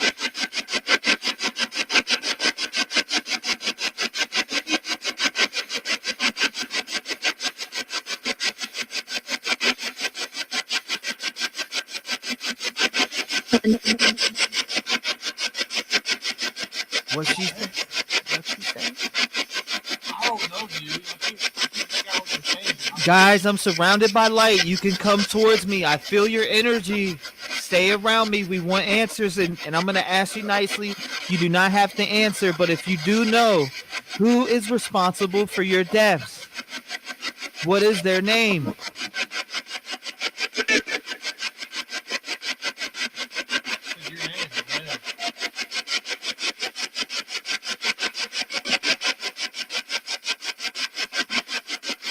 Xana, what was that you said, sweetheart?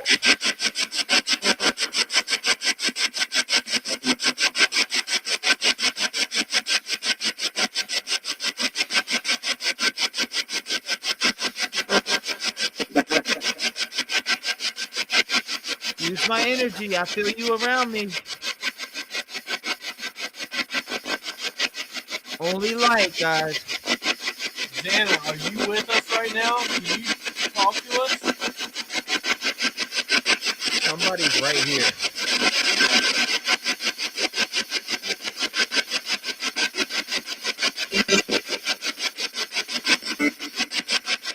Hey, what are you for? Turn off T-REV monitor?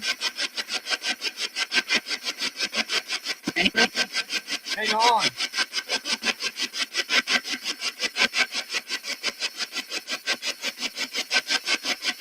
Turn it off.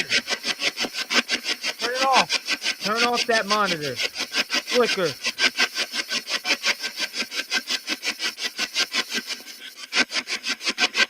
If you're here with me, flicker that monitor for this world to see. You did it before, do it again.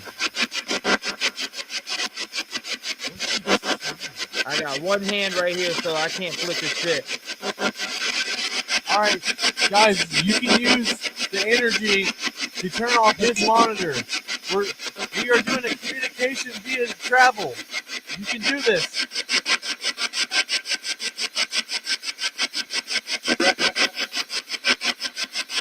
Kiely, if that's you, turn off my monitor.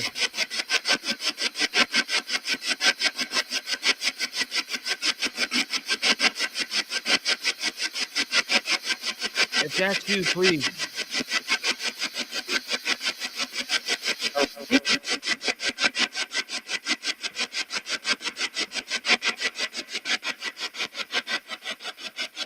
I'm holding it right on there too.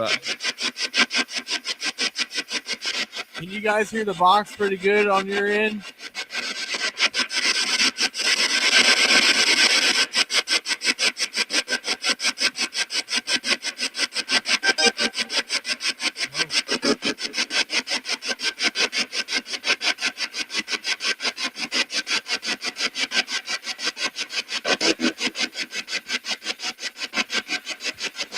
Watch it do it when I put this over here.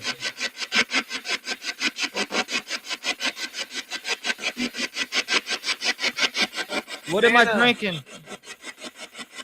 What's Trev drinking? What'd he say? Some water, I think he said. Some water.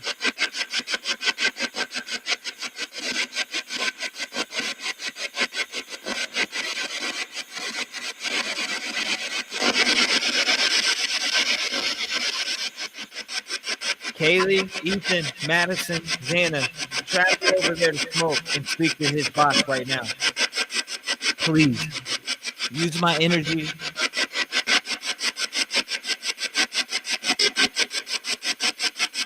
Go over there and speak to his boss, and you can come back and speak to mine.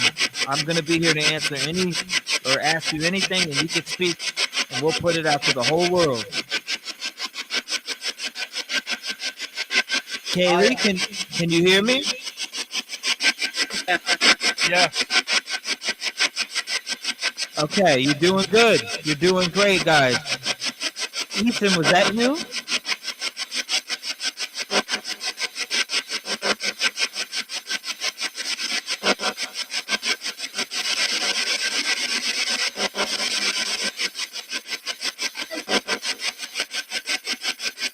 Madison, was that you?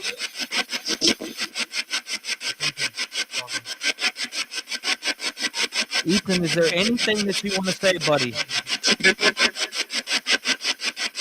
What do you say?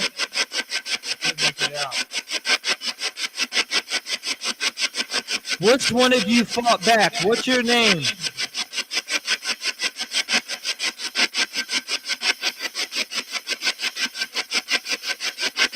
Use my energy.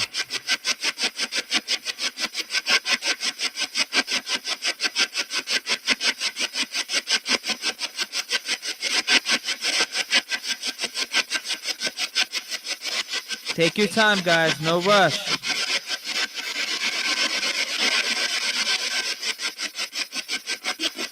The other frequency will have interference. I thought I just heard Ethan come out your box in a female voice. There's another female voice I haven't heard yet. Madison, is that you? Madison Moken, is that you?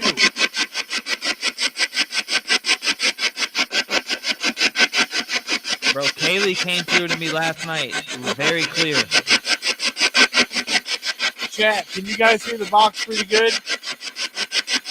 I can with my headphones on.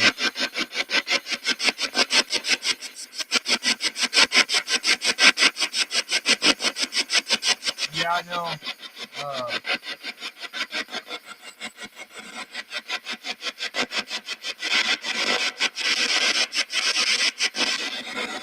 Then I got an echo.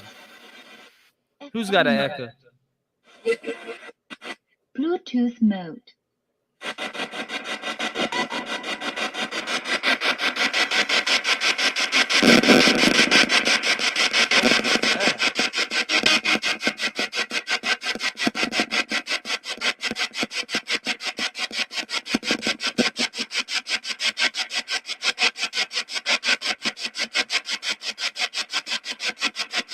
I don't hear no echo.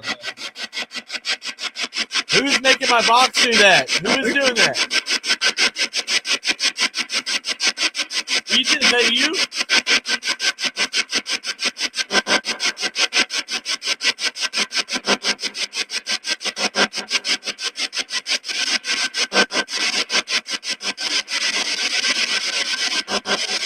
can't make out what you're saying, honey. You gotta speak louder.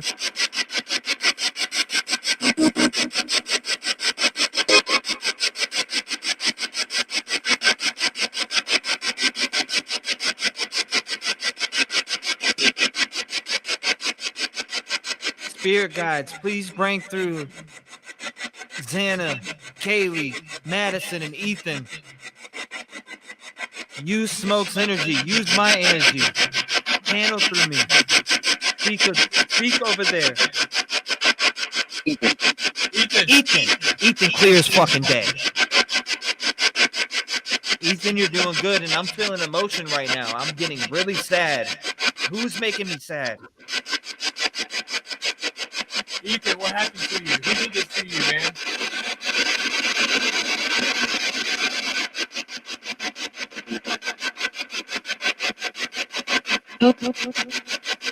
Hello?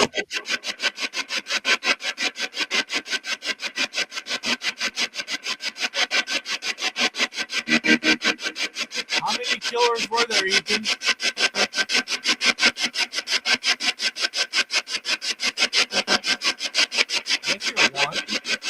Ethan, who did this?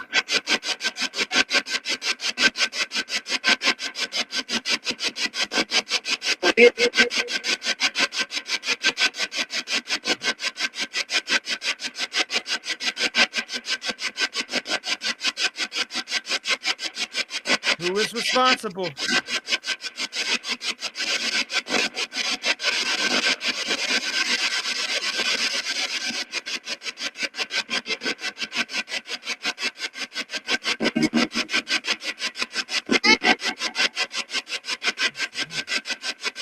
I thought I heard, hi, bud. Kiely, is that you? No.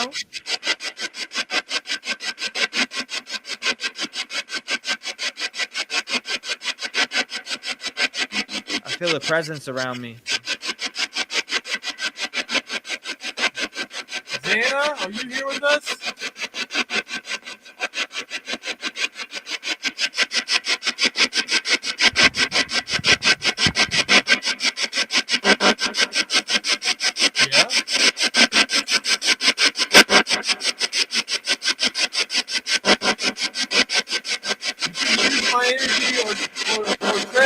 To talk to us. I have lighting and monitors, and you can use it all. Who was that? The fuck?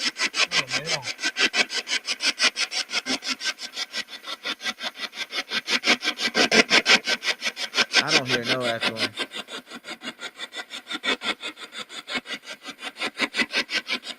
Yeah, it sounds like it's gonna play music. There's no way possible for it to play music. It was taken out, the antenna. Yeah, notice how there's been no radio interference whatsoever.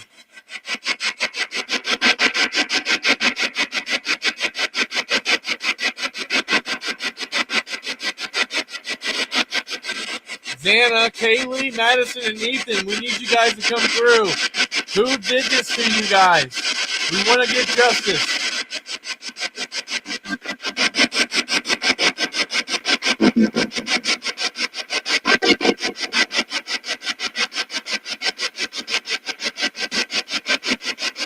Keep saying echoing, but I don't hear that when I go and listen. Our neighbor? Did your neighbor do this to you?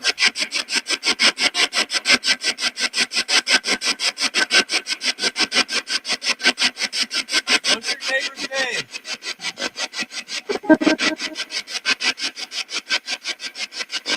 Was that Jacob?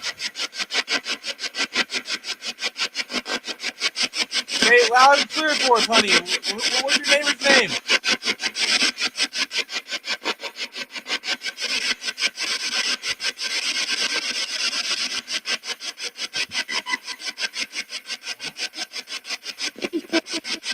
Jacob. That was Jacob? She said Jacob and something else. She was saying a whole sentence. Jacob, something. I got Jacob all last night, dude. Jacob did this to you guys? He killed you for?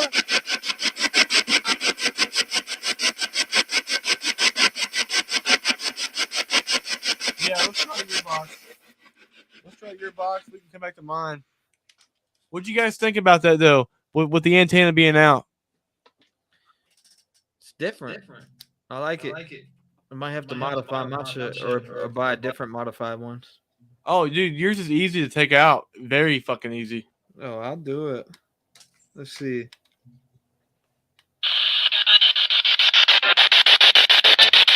All right, you guys can travel back now and speak. Kiely Gonkovs, are you here with me again tonight?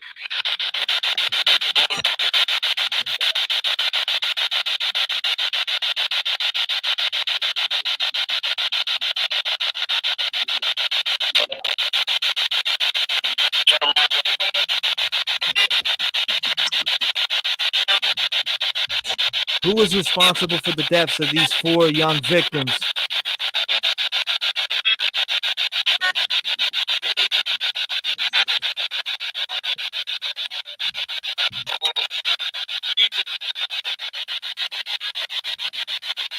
What did that say? Jacob. Yep. Heard that. Heard that. A female said Jacob.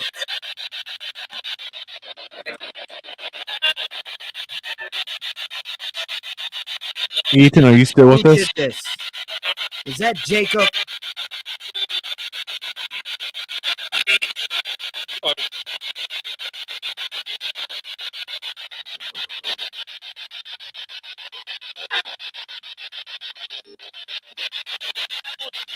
Ask something, Smoke.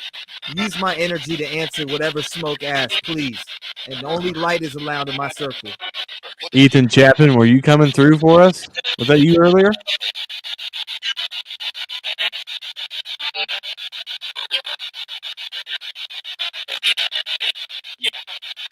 Yeah. Yeah. I heard that.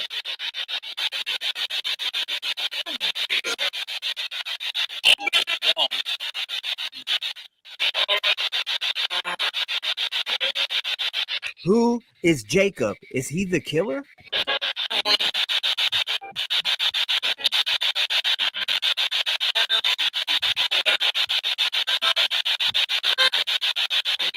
my God, dude, I got a lot of cold around me.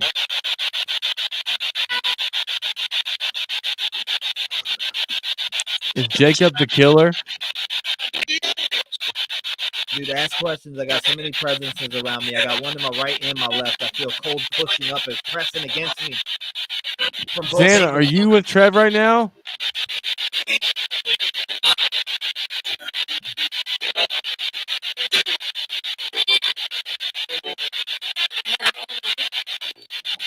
Who's with Trev? Say your name.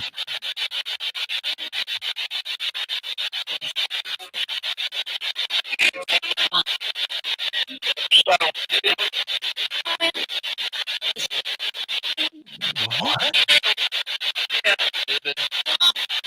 Ethan. All right. Ethan, can you move? Can you turn off Trev's monitor? Trev, you heard that shit? Mm-hmm. Turn off my monitor, guys. Come on, Ethan, turn it off.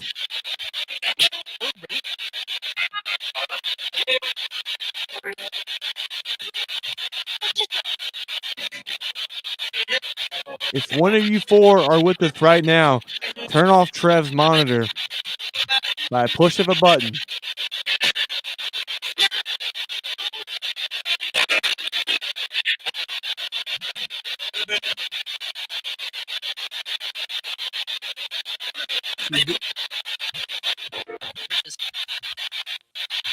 Use our energy and turn off the monitor to prove that you're with us right now.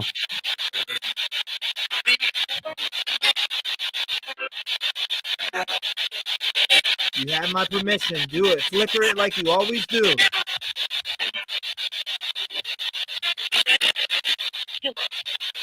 Do it.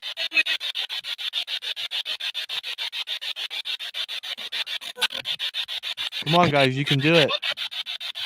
Use the energy resources to get your answers out. If that costs flickering my monitor, do it. Okay.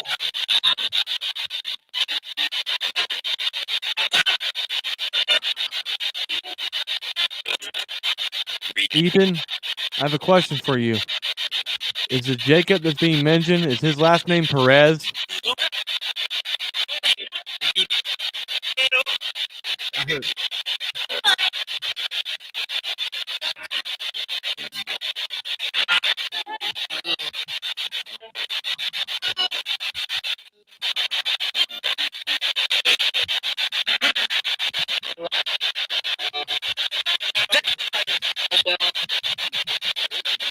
Was somebody pregnant?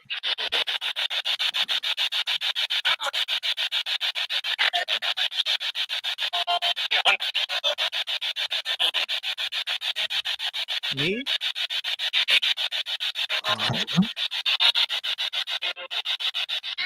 Kiely Goncalves, are you here with me?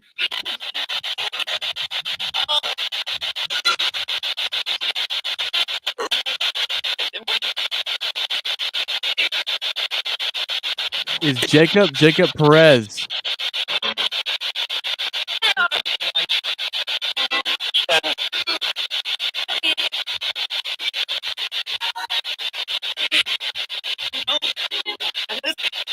That is him.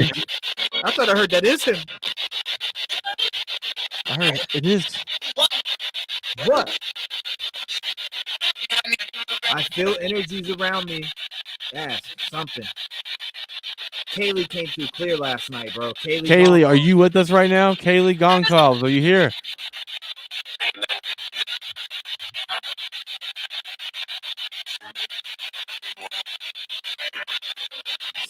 Say your name. Please. Please say your name. Madison, is it you?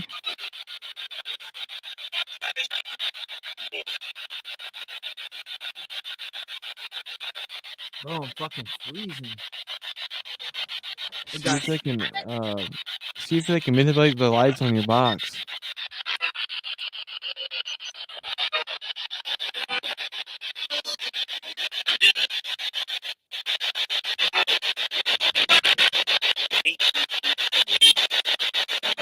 Xana, are you, Kiely, Madison, and Ethan with us right now?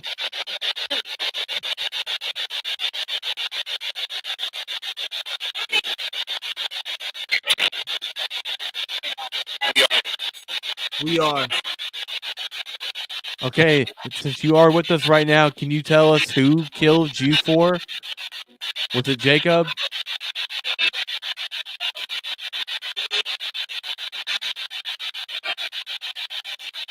Bro, they're freezing me out the room right now, bro. It's so fucking cold in here. I could probably see my breath.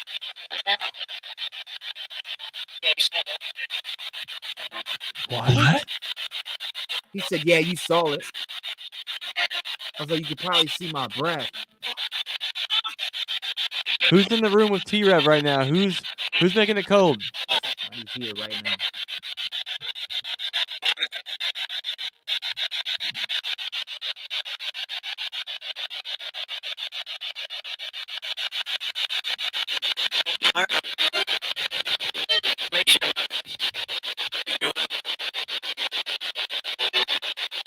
Who's with Trev right now? I'm changing the temperature in the room. Say your name.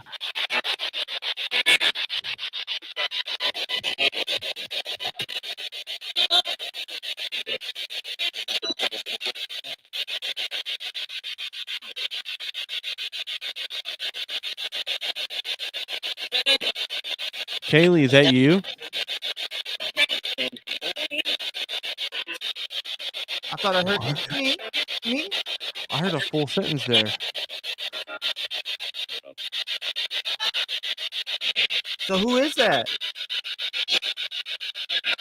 Use my energy to get your answers out through the box, please. Only light. I'm gonna channel my energy right now.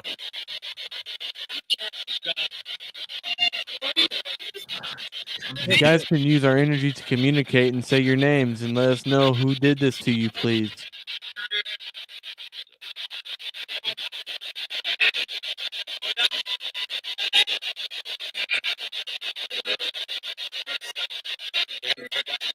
Dude,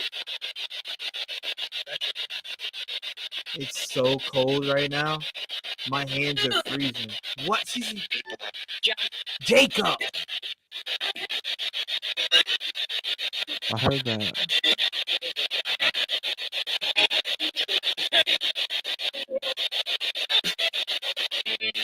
All right, I'm gonna picture myself in your guys' apartment.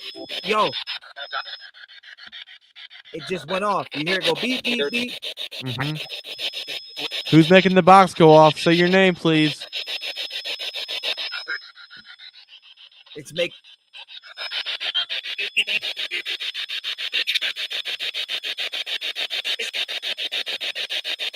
dropping the temperature in this room like a motherfucker, dude. It's getting colder and colder and colder and colder. Who's dropping the temperature right now? Who's doing that? Me. Who is me? Say your name, please.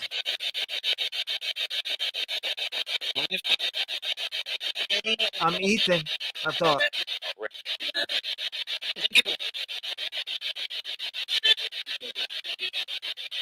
Kiely, is that you?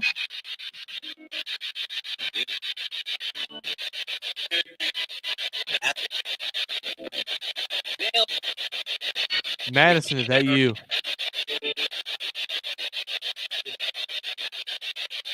I'm picturing myself in the apartment right now. Xana, is that you?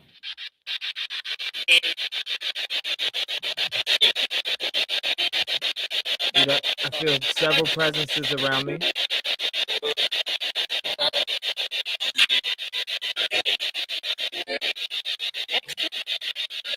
What was used to kill you guys?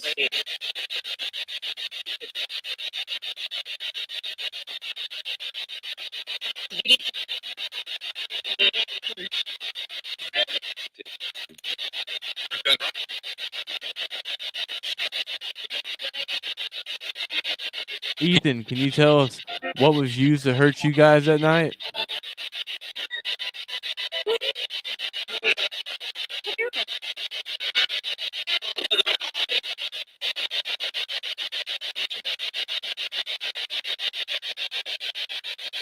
Dude, I feel so many. Oh my God. It's okay, if guys. One of you four are around T-REV right now, make the alarm go off on his device again.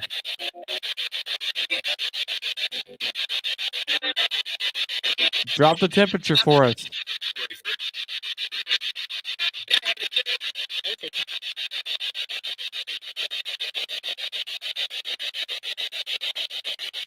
Ethan, can you drop the temperature for us?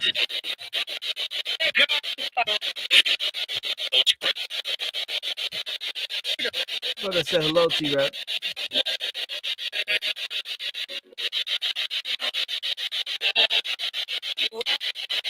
Ethan, can you make the little beeping sound go off on Trev's device in his hand?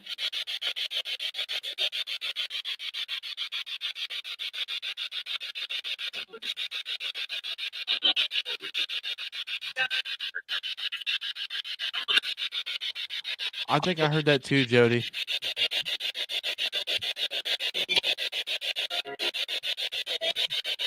I'm picturing myself in the apartment right now, or in the house. Use my energy to tell the story.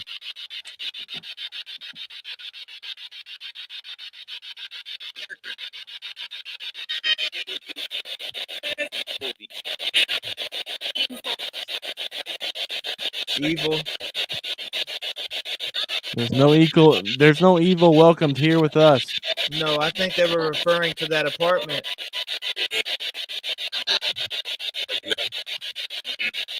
Did you guys know the killer?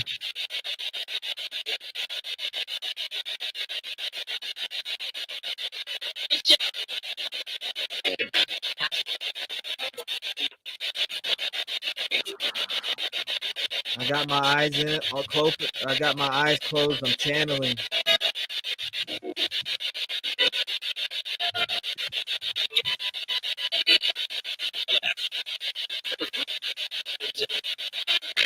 Is there round stairs that go up to the second floor?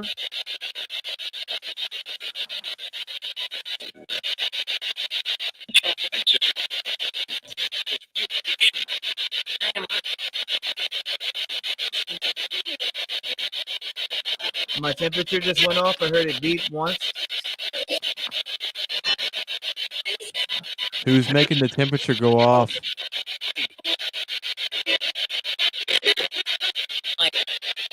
I did. Can you say your name for us?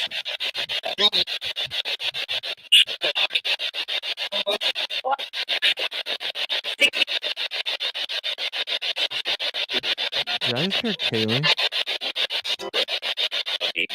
Kiely, was that you?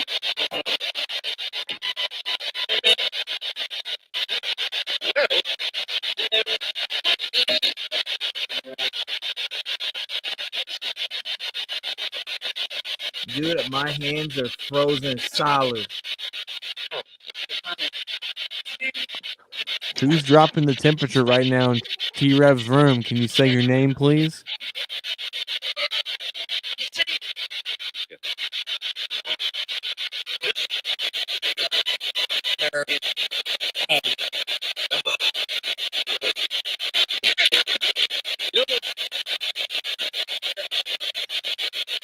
It said Ronnie? What the fuck?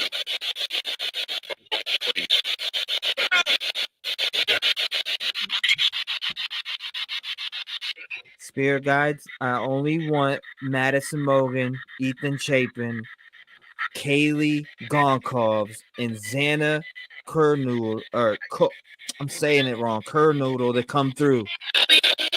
Spirit guides, bring them to the light here and let them speak, because I feel the presence around me, and I don't know. Kiely, are you here with me?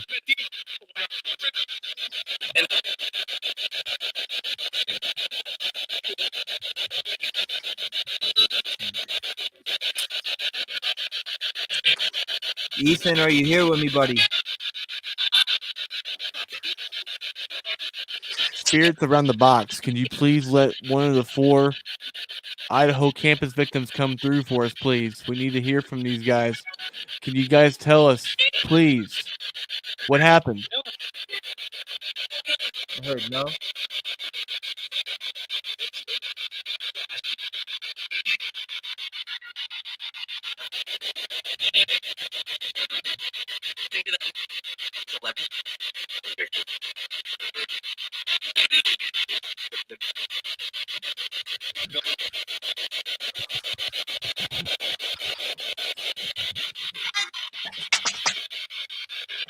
Is this a better frequency for you guys?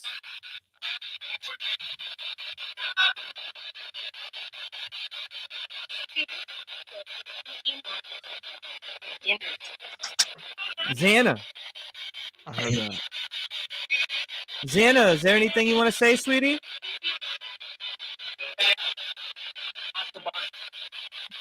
At the bar? Did it say guy at the bar? I think I just heard that. No cap. Did you say guy at the bar?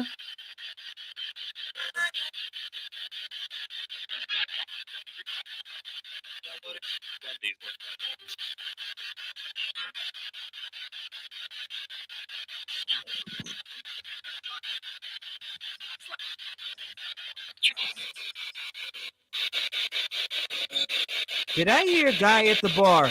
Yes or no?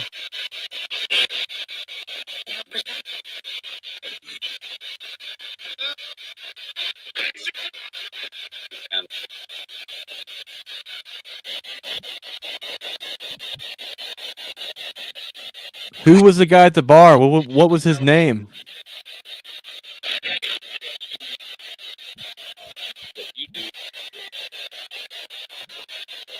Ethan?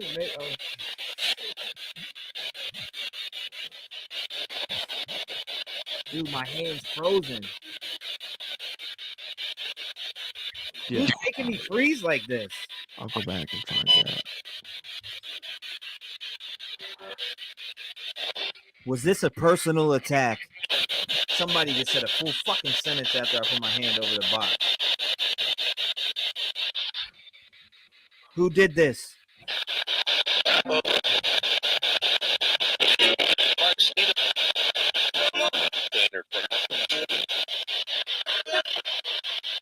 Tanner Tanner Brown. I don't know. I thought I heard a full name.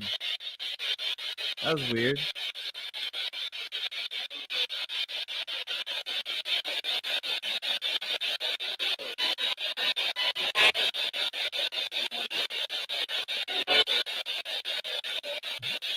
Kiely Gonkovs, can you hear me?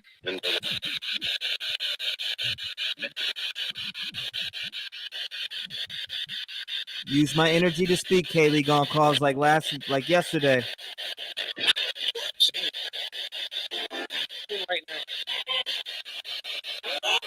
I heard I am right now.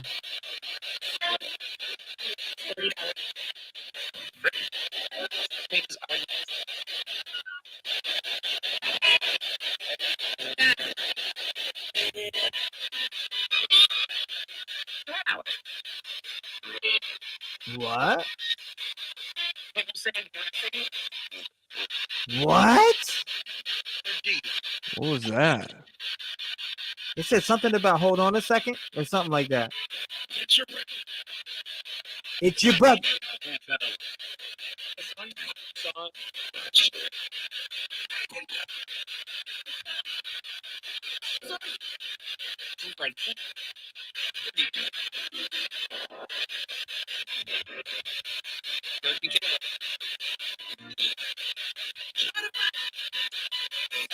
Try to find it.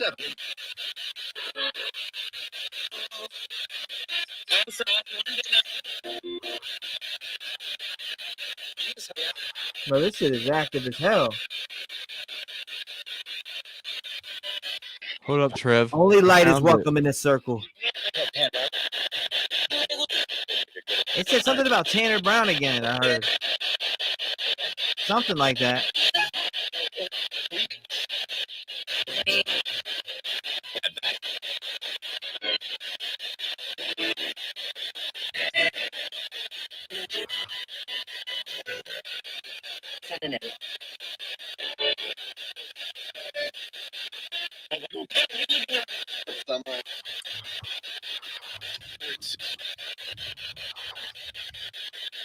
What is the name of the club that Kiely and Madison was at?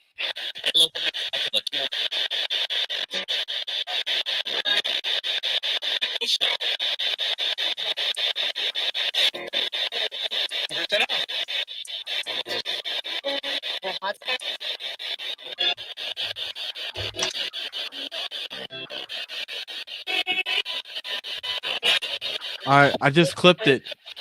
That was Xana coming through, and she did say it was a guy at the bar.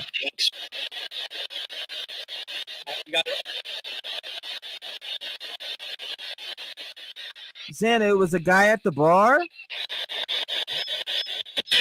Dude! As soon as I ask that, it goes off. I just posted it in the chat. It's in the chat. Right. It was a guy at the bar?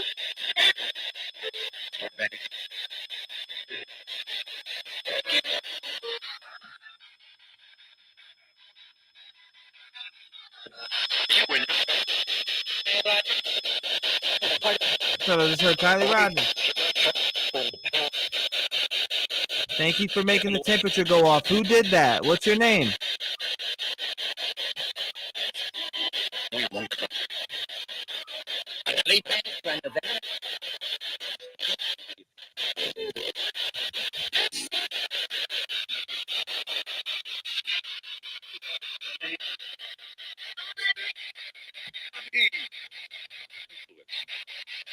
Lewis.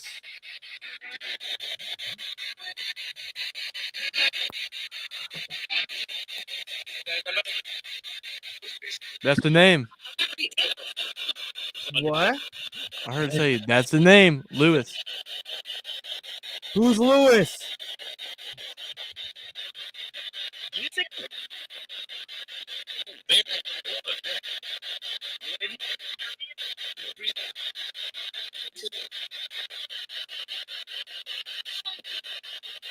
Who's creeping? Who is the creeper? What's his name?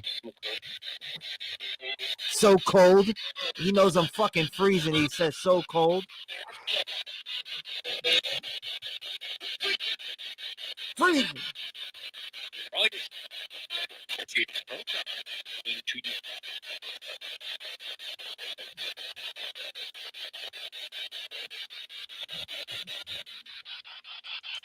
Let me hear that guy at the bar. Post it again. All right. I need to hear that shit. Bro, I'm over here freezing to death right now. All right, there it is. I got the temp gauge on. Let's see what happens. Any spirit that wants to make yourself known, come over here and make this light go off, okay?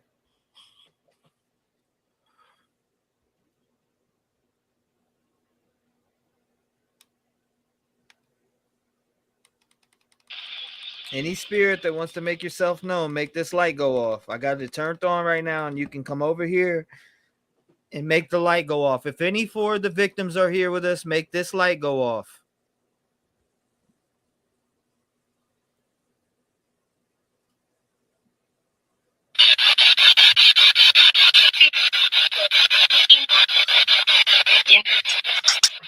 Xana. Xana, is there anything you want to say, sweetie? Yep. At the bar?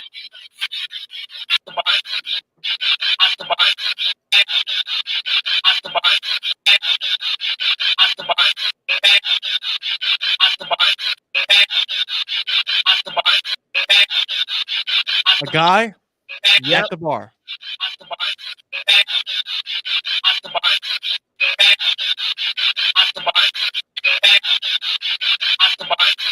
Oh my God, boy. That's crazy, man. Guy at the bar. Holy shit. Guy at the bar. Guy at the bar. I hear that super clear without even putting my headphones on. Okay. So guy at the bar that was creeping people out, whose name was that? Jack. The guy that was good with the knife. Allegedly. Let's turn this back on. Okay.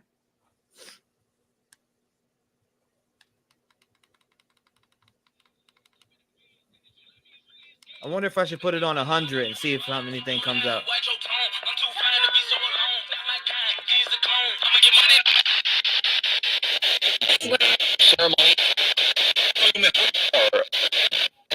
Guy at the bar. What is the guy's name at the bar?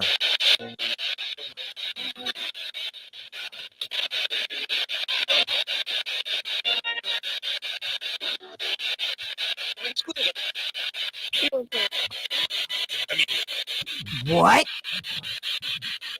What was that? I'm going back. I heard it again. I heard the bar. I heard somebody say something about a bar again. What about the bar?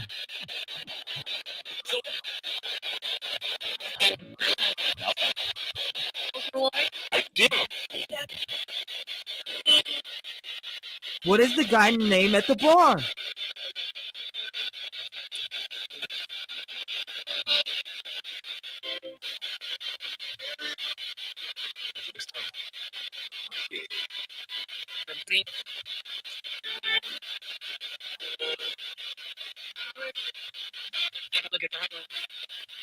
What? Did I just hear you're gonna die now?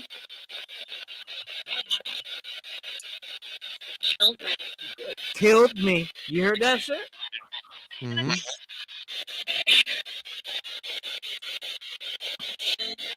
Spirits, I want the Idaho victims to speak. Clear the way for them, please, spirit guides. I heard, hey, girl. Who is the guy at the bar? What's his name?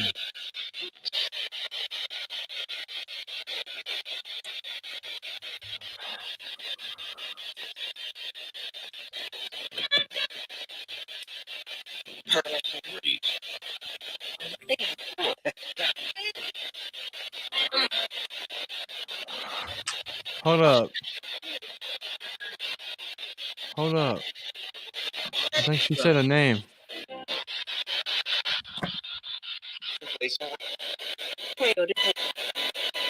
I said no, I didn't.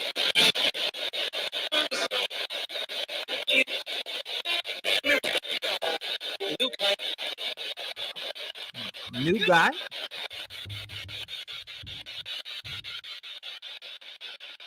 What is the guy's name that was at the corner bar? Corner club. Trev, I don't know what is this is saying, but it's so clear as day. You might be. I just posted in there. I don't know what it is. It's so clear. I think she said William. All right, hold up.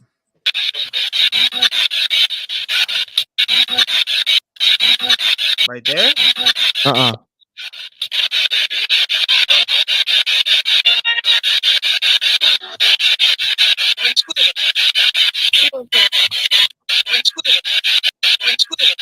Not that one. The next Hold one. up. What is that? On Twitter? That sounds like on Twitter. Tilden.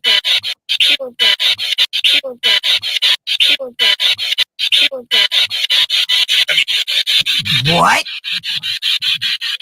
What was that? I'm going back.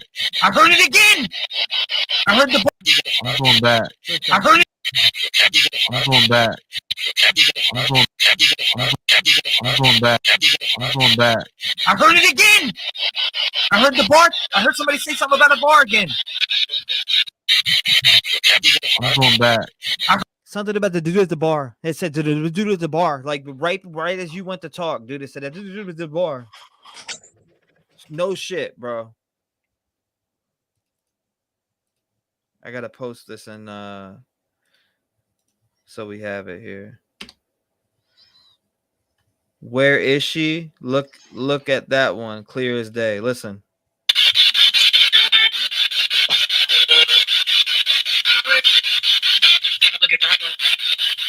What?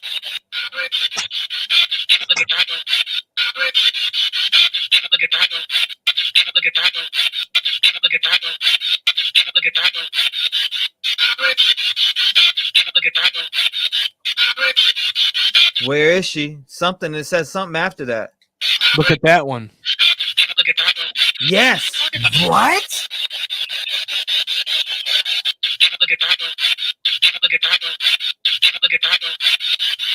What? That's crazy, dude. All right, we need more answers. Yep. We need more answers. Should I pull mine back out? Yeah, we can do that. Go ahead. We need more answers. I don't know why I'm getting some crazy clear shit right now, but I mean, I feel all the coldness around me. I've been getting clear shit for days. Dude, it's not that cold around me no more. It's not that cold no more. I could take my shirt off and be fine right now. That's how cold. It was cold in this bitch, dude. My hands were freezing like ice cubes. Bluetooth mode.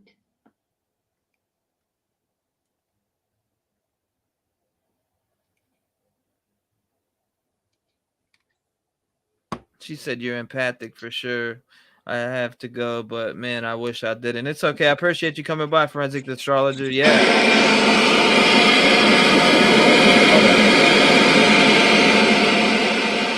I got you. I'm gonna put this on.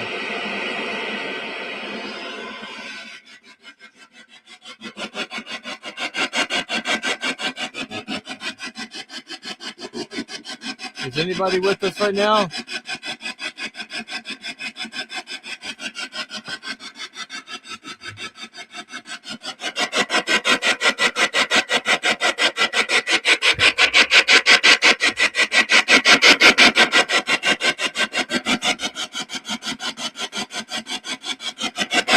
Why am I getting cold again?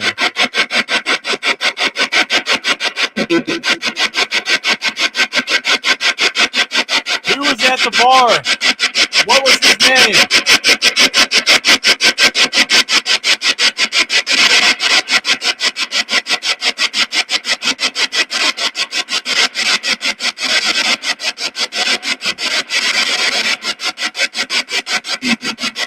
Ethan. We both said it at the same time. Ethan, I heard it, dude.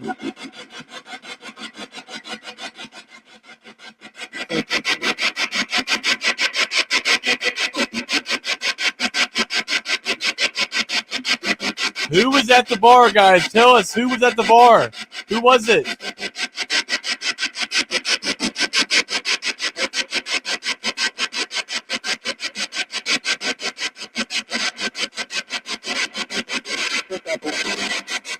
The couple? What was that? The couple. Yeah, but the couple wasn't there. It was Kiely and Madison.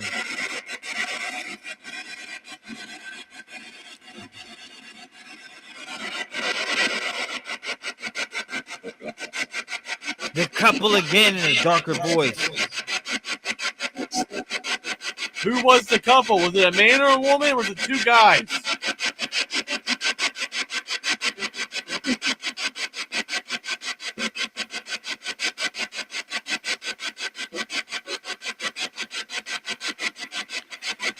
Who did this murder?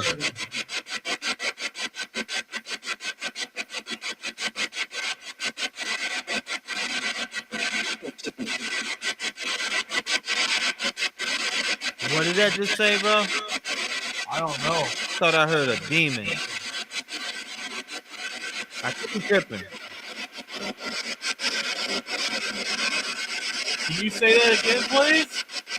Who murdered these 4 innocent victims in Idaho?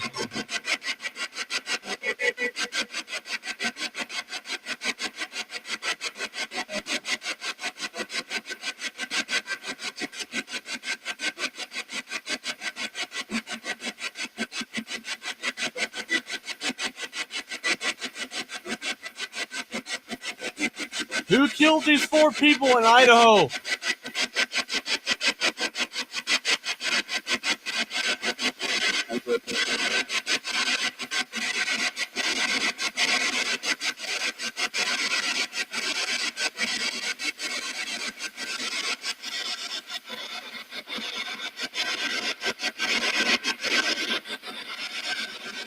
I'm getting cold again around me, bro. Like, I really do. Who was the couple at the bar?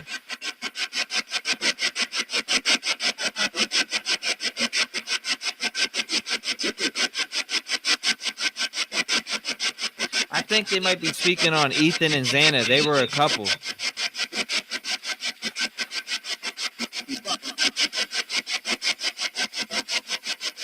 What? Xana, did you fight for your life?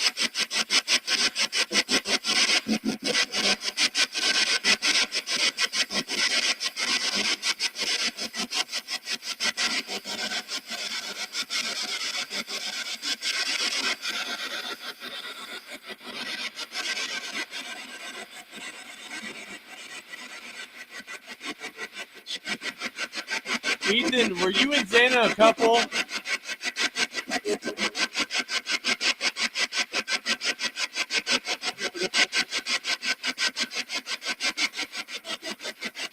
I think that's just a box, Libby. Yeah, this box has a very powerful speaker in it. Xana, Kiely, Madison, and Ethan, are you 4 with us right now? Thought I heard what?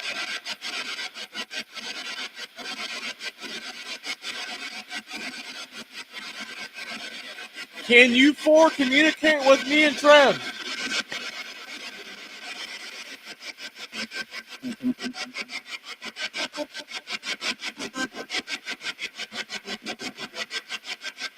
Was the killer wearing tinted glasses?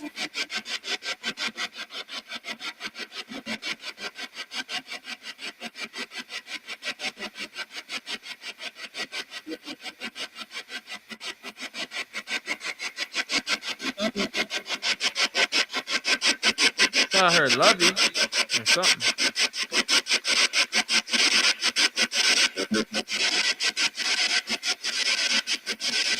Who put the handprint on the window?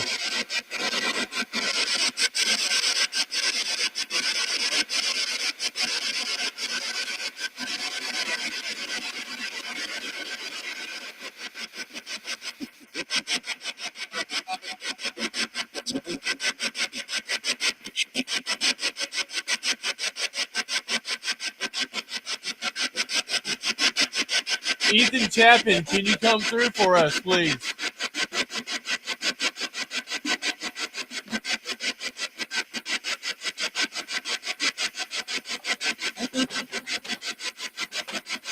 Madison Mogan, can you come through for us, please?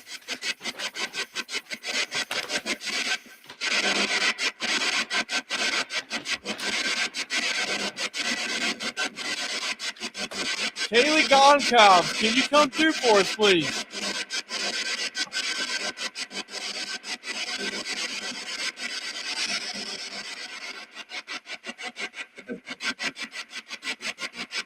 Xana Carnottle, can you come through for us, please?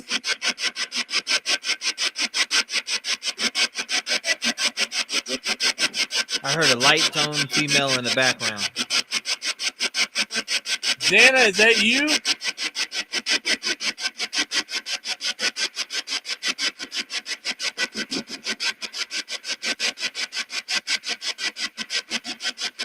Kiely, is that you?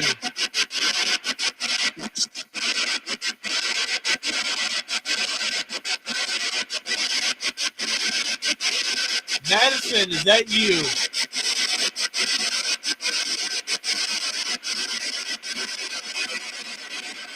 Ethan, are you still here with us?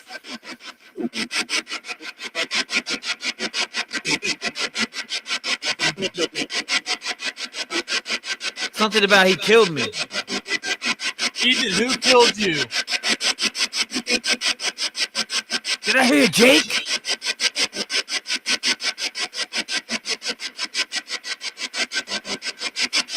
Ethan, were you guys drugged?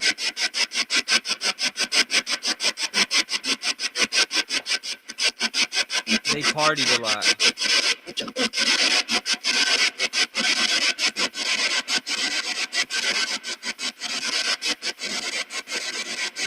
Who called Jack 6 times?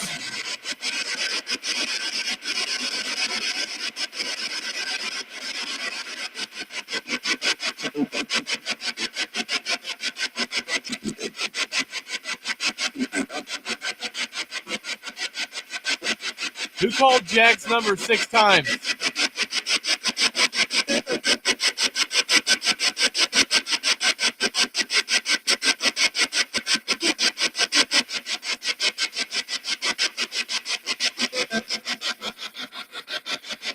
Who is with us right now?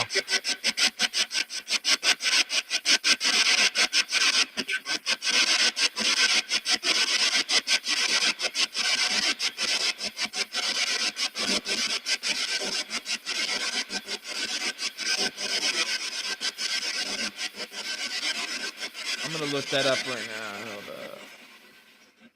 Who had the defensive wounds?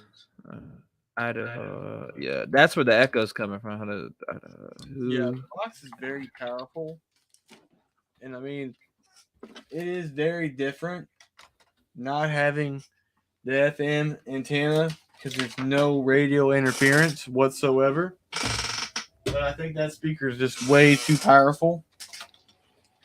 Santa Cardinal. I'm trying to figure out which victim was it that had the defensive wounds, guys.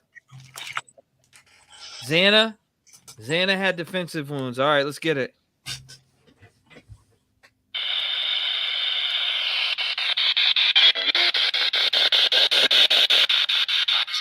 Xana?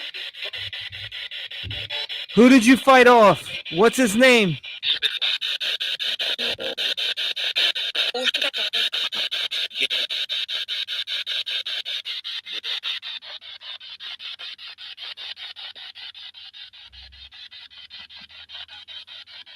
Xana, who did you fight off, sweetie?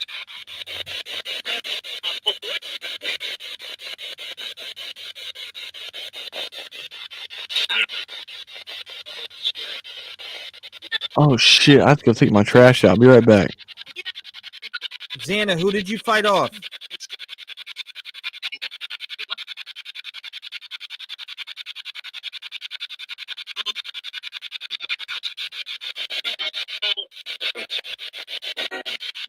Xana? Carnodle, who did you fight off, sweetheart? What's his name? Thought I heard Jacob.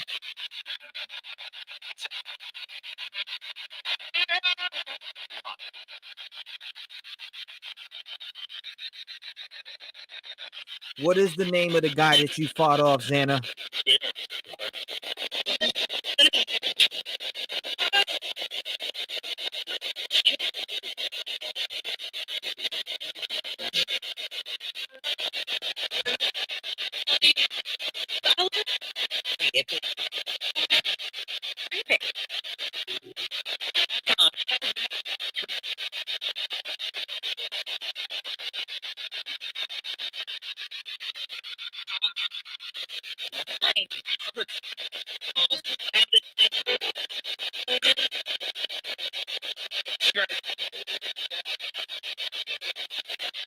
Xana Carnoodle, who did you fight off, sweetheart?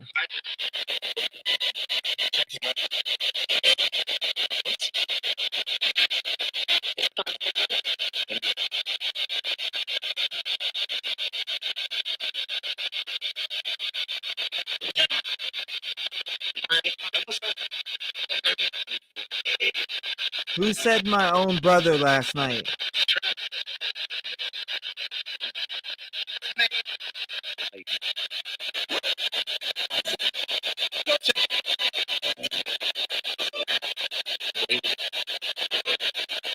Thought I heard Kiely.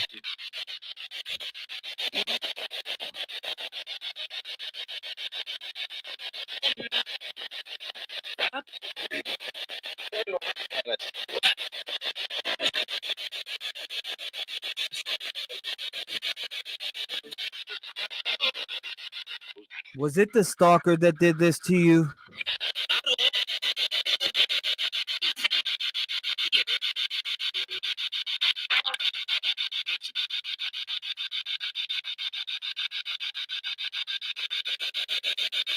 Was it the stalker?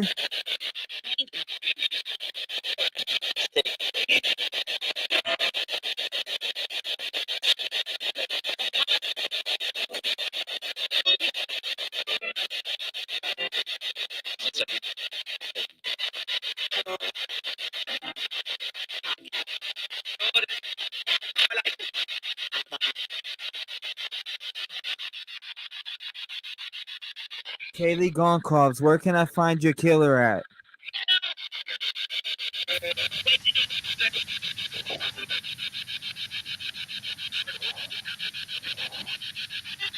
Cold just rushed up on me.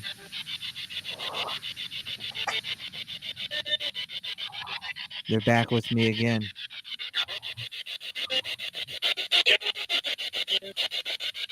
Who called Jack 6 times?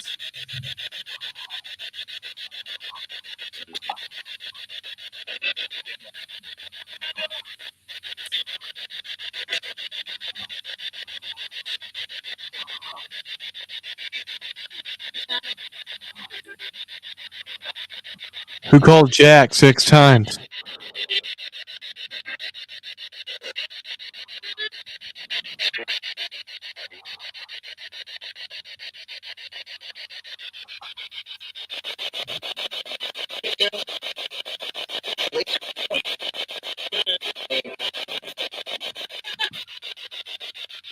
Yes, I do. Dude, I feel I'm colder than I was before right now. Oh my god, bro. Who's around T-REV right now making him cold?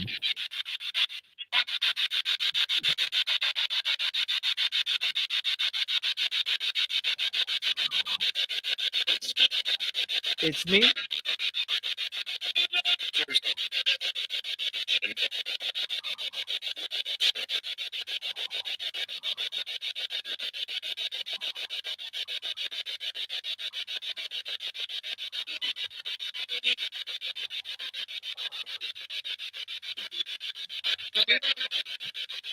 Ethan, are you with T-REV right now? Is that you?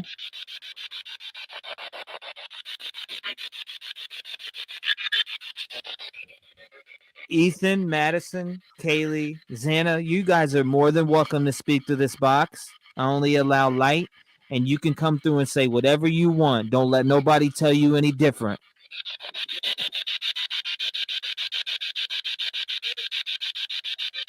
Use my energy. I keep hearing a faint voice on your box.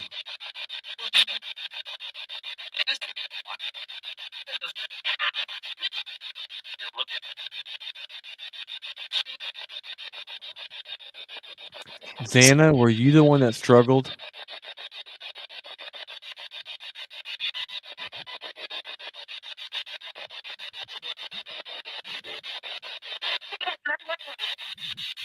What? Xana, did you struggle with him?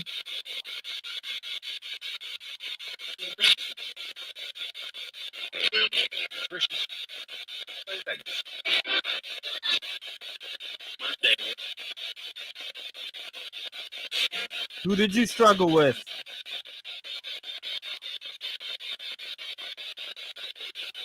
I feel like something just touched my fucking arm.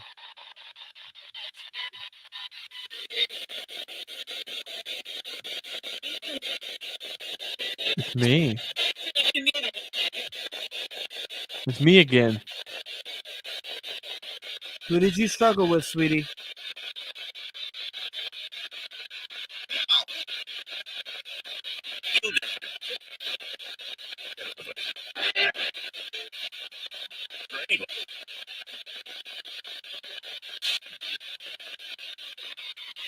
Was the killer at that food truck when you guys ordered the $10 meal?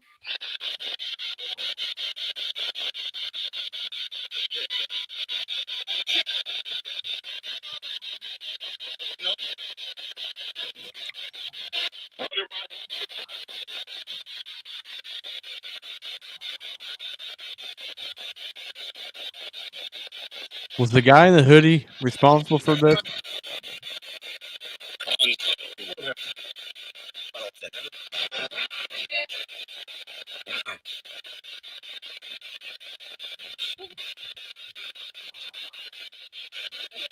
Xana, I think you came through earlier. Can you come through again for us, please?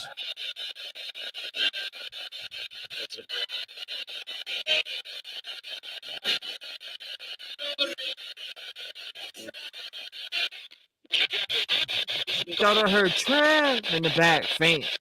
I heard something like that. Xana Kernodle, can you please come through for us?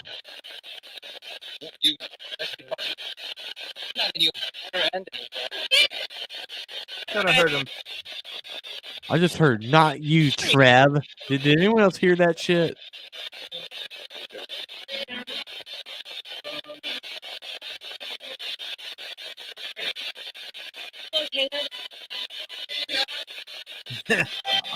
You sound like saying, I'm okay, Dad. Who hurt you? Who did this? Are they a local? I thought I heard they're local.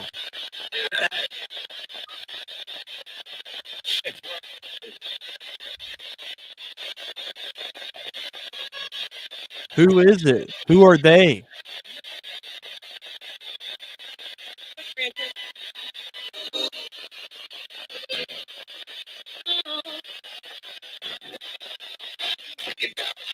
I don't know why I heard, but it's Francis. I don't know why I heard that, but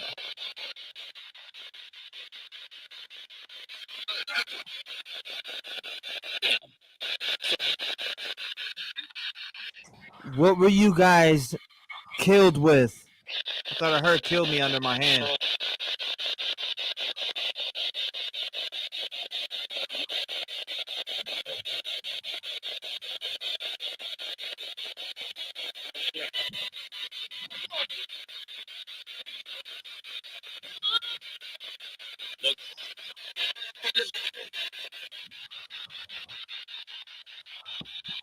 What weapon were you guys killed with?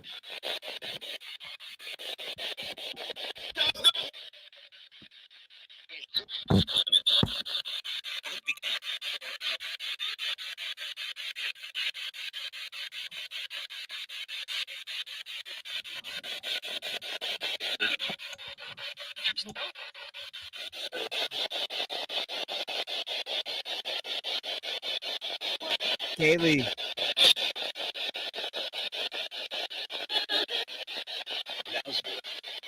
I thought I heard a faint. I love you.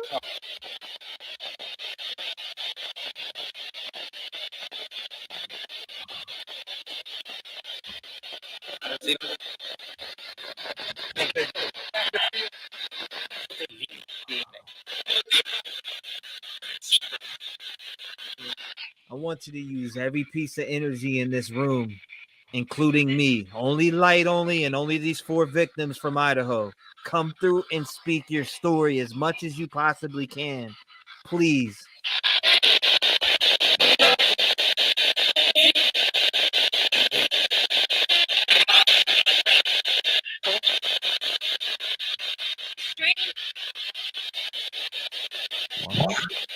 Drink?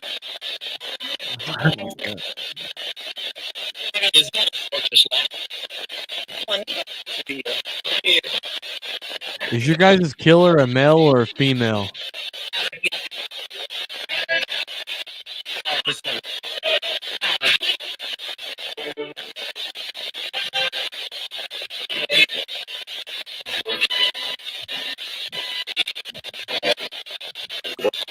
Why does it do that?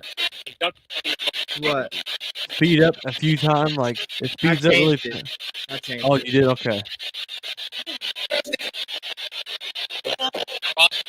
So they can come through faster on a frequency. Xana, Kaylee, Madison, and Ethan, can you tell us, was your killer a male or a female? Ask questions. I feel them with me. Can you foretell us who killed you? Was it a guy from the club?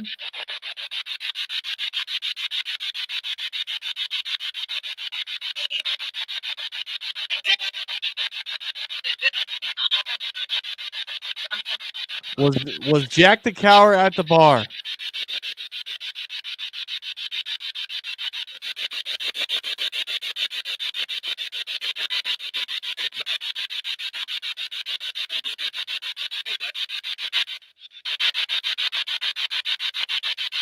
Who made the 911 call? Zana. Zana.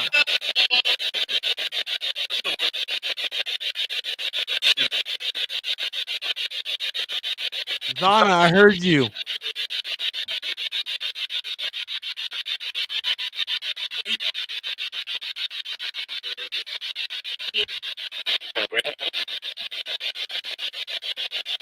Zana, can you tell us who made the 911 call, please?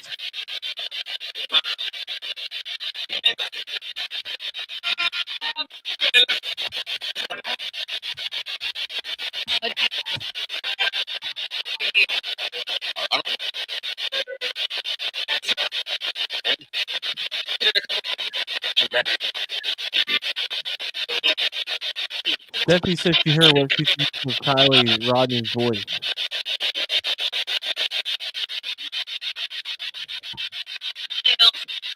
Killed.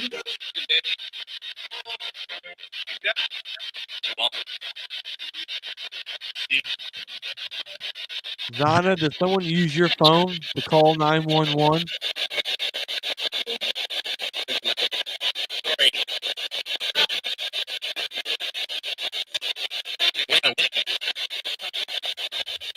What kind of weapon was used to kill these 4 victims?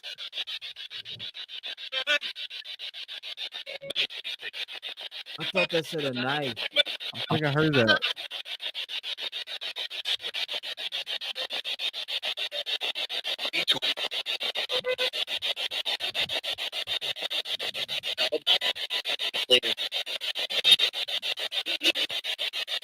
What was used to kill these 4 people?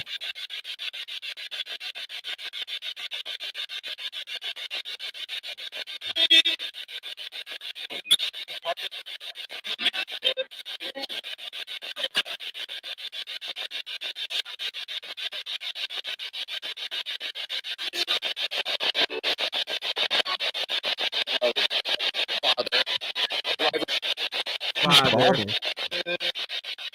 Kiely Goncalves. Were you arguing with Jack?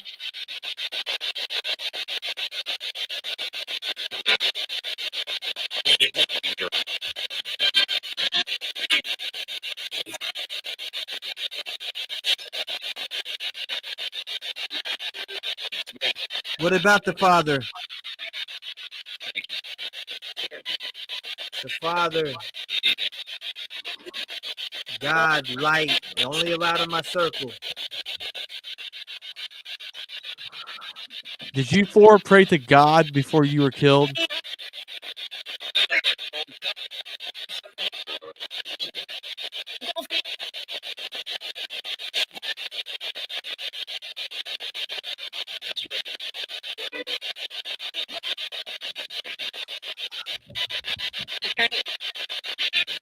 Pray.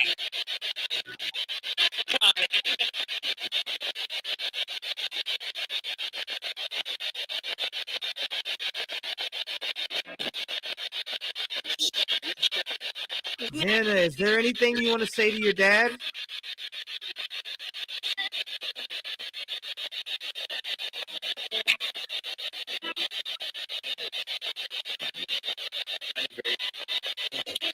Xana Carnodle, is there anything you want to say to your father?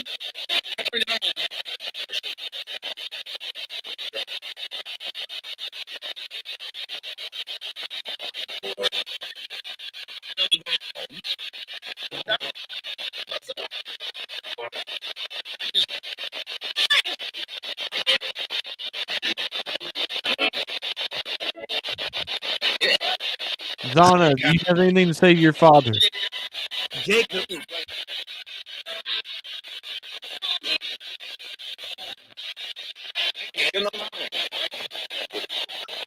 Kick it now. Say the killer's name.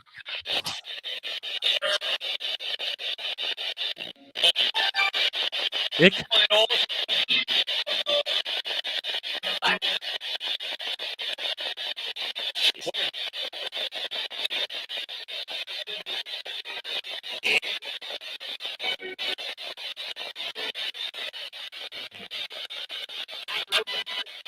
What about Mel? What about the weird guy?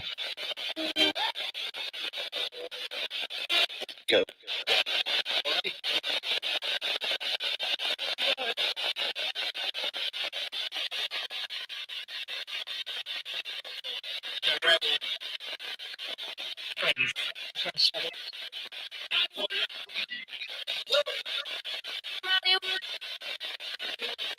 Oh, I heard "love you" in a female voice.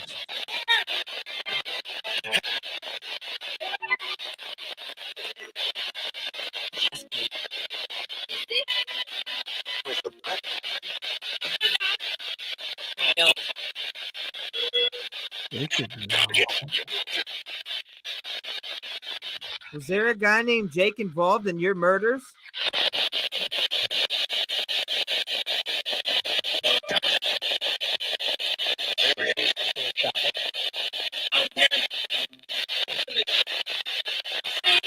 I ain't hear no fucking Ichamel. That's what they're saying in the chat. They heard Ichamel, dude. I ain't hear.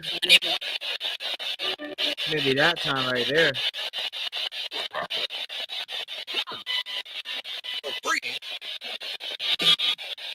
What? Said you're breathing it. Something like that. Ethan, are you here with us right now?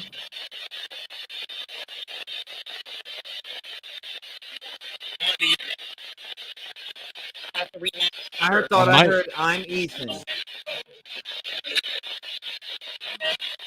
Well, Ethan, if you're here with us, please tell us what happened to you guys. Who did this, male or female?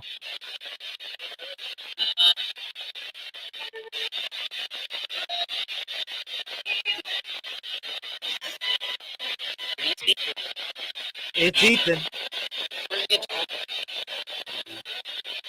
Ethan, who did this to you, male or female, bud? Tell us. We need to know.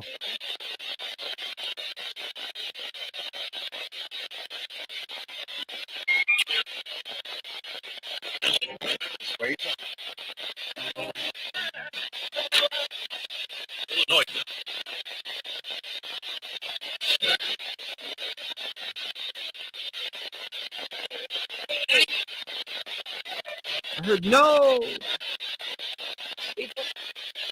Ethan. I keep hearing Ethan. Ethan, if you are here with us right now, communicating, did a man or a woman kill you for?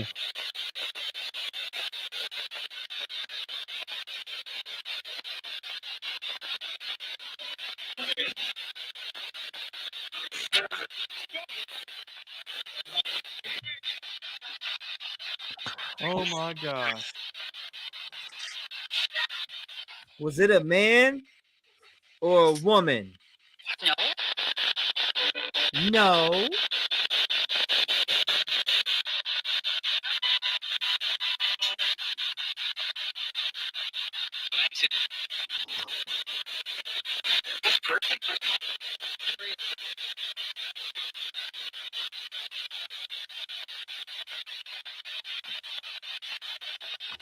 Okay. Was it a male? Yes or no?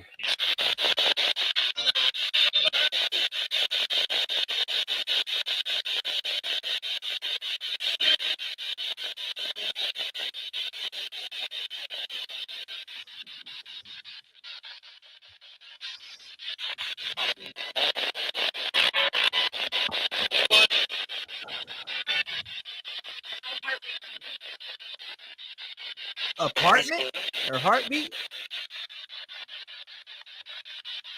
Hold up.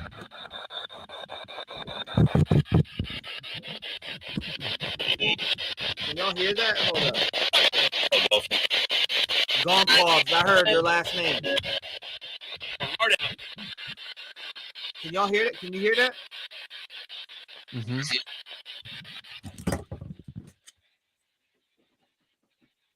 I dropped this shit. Get it.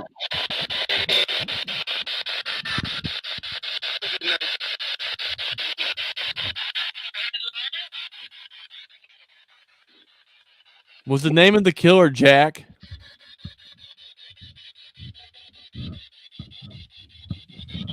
Oh my god. Let me hold.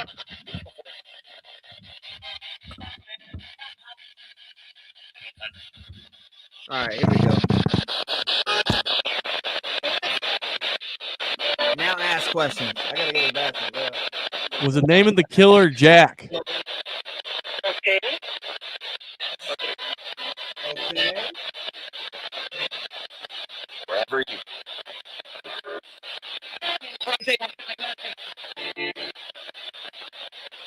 Can you four please come through for us still?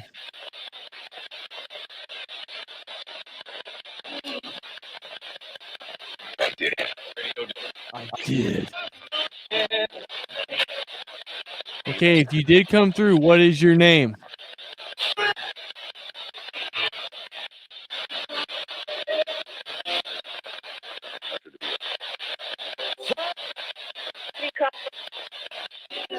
Who's coming? Who is it?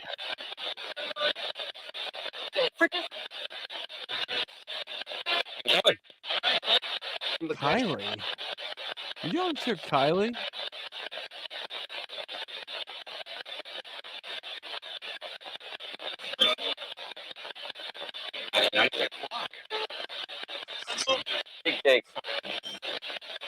Make sure you're. Zana, are you here with us?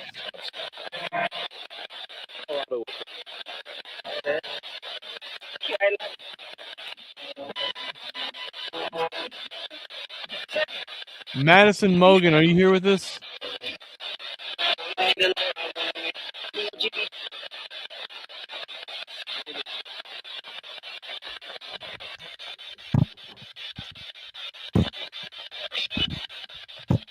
Zana, are you the one that fought off the killer?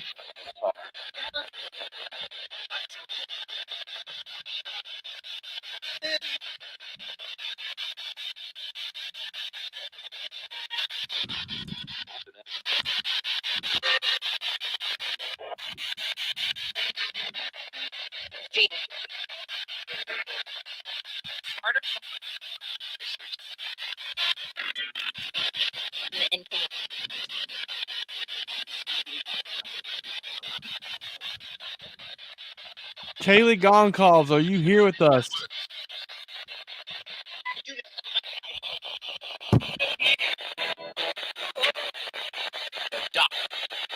Doc. And say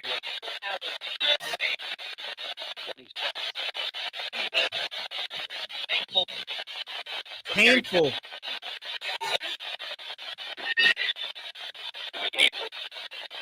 I'm evil. Well, we don't like evil. Evil is not allowed in my circle. Only light.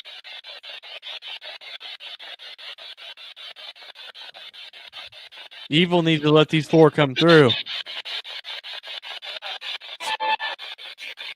You are to clear the way now.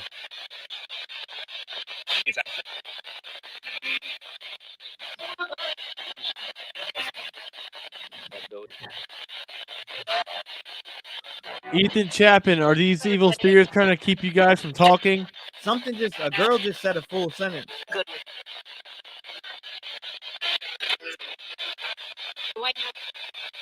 Michael. Allie, you have to clip it, copy the link, and paste it in the chat.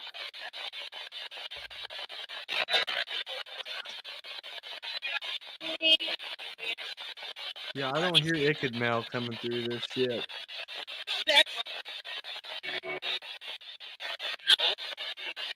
Nope. Ethan Chapin. Come through, buddy. Use my energy.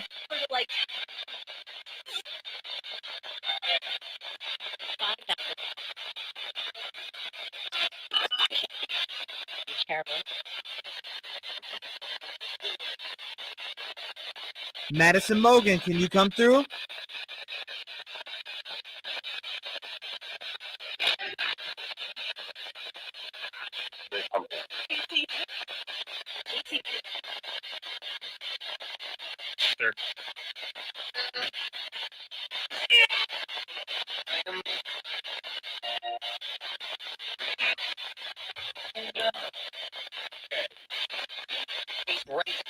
Dead.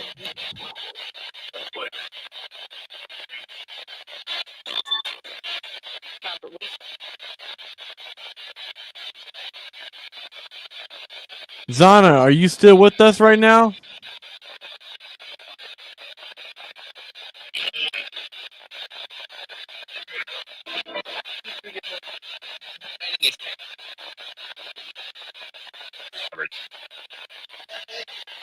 Did you hear that beep? My shit don't beep like that when that ain't on.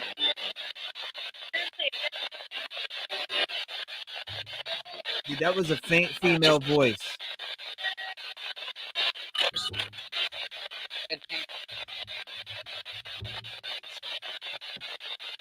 Xana, I want you to come through, sweetheart. You had defensive wounds. Who did you fight off? What is his name?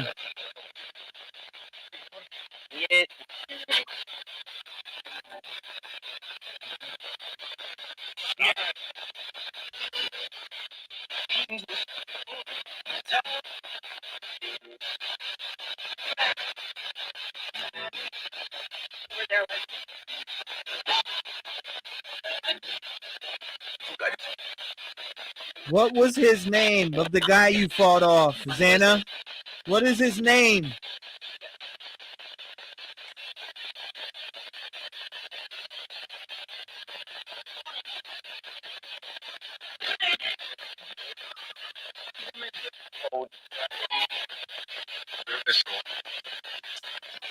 Crystal, I heard. He never looked this good before. Found naked? Or Nathan?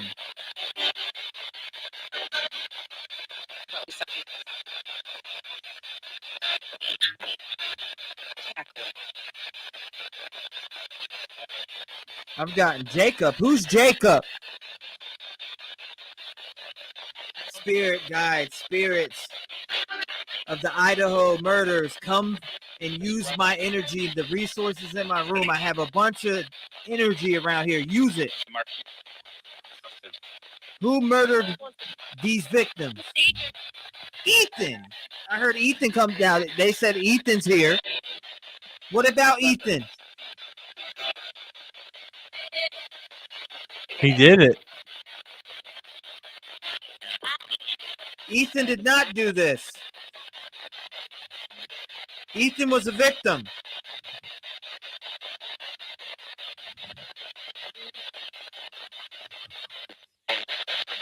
Ethan did not hurt anybody. Ethan was hurt. Who did this?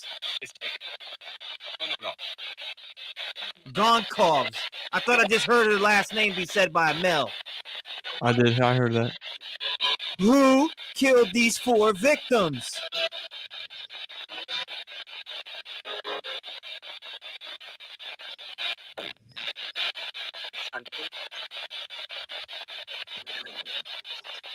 Ethan, did you kill these 3 girls and then kill yourself?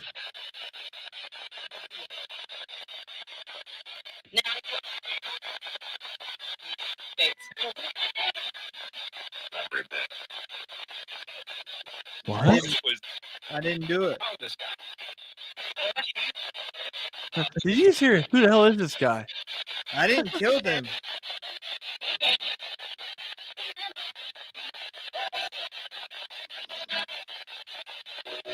He's lying.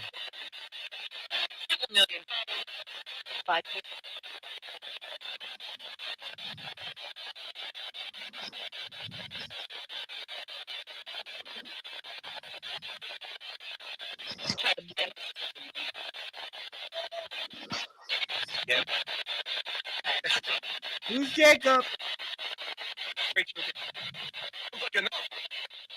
Good looking out. Whoever that was a male. He said, "Hey, good looking out." Somebody just said, "Fuck you." Dude, I'm fucking freezing again.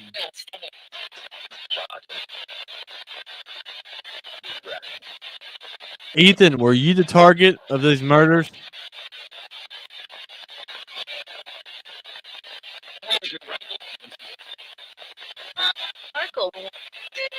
Michael? Loud and clear. Michael what?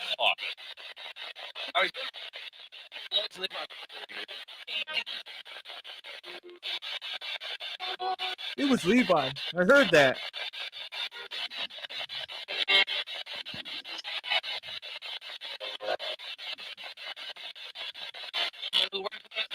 What is Michael's last name?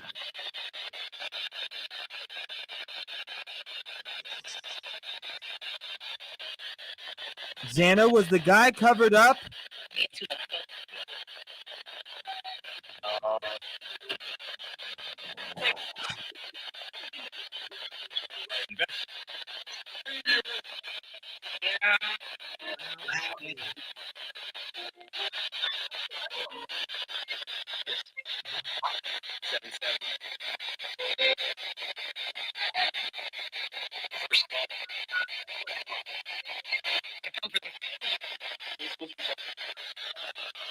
Ethan, were you the target of this murder?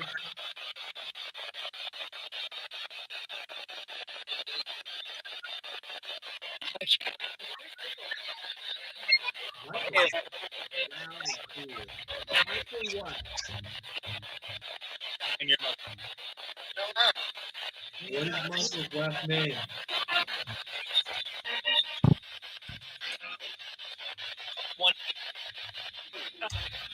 Just posted that clip of Michael.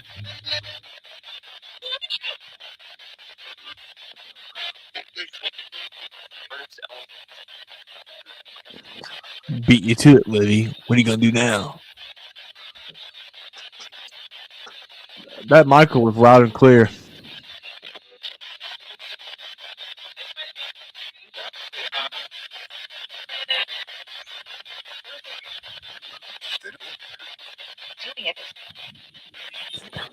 Zana, were you the one that fought off the killer?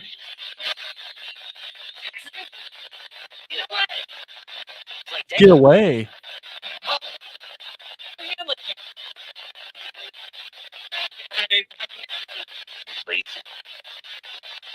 Freezing. Yeah, dude, I'm fucking freezing. Literally. What the fuck is going on? Bro, I'm freezing.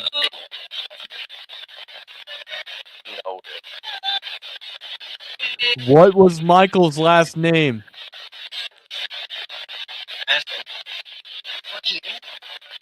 What?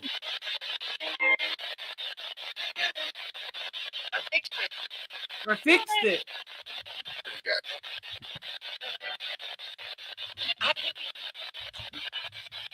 Who is the killer?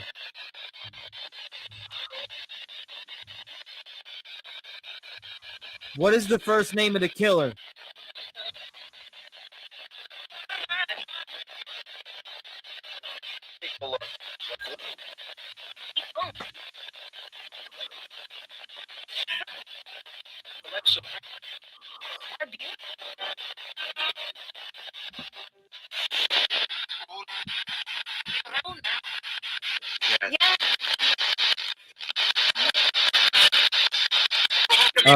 Trev, Huh? there is a significance to the Michael. What? There is a significance to the Michael. What is it? There was a guy that was on the new Fox News, the Dr. Thank Michael you. You're Baden. welcome. Thank you. You're welcome. Dr. Michael Baden, a forensic pathologist, was talking about the killings the other night on Fox. Michael. Are you talking about Dr. Michael Baden?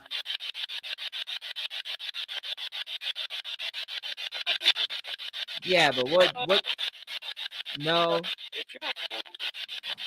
That's the only Michael I could even think of that is relevant. But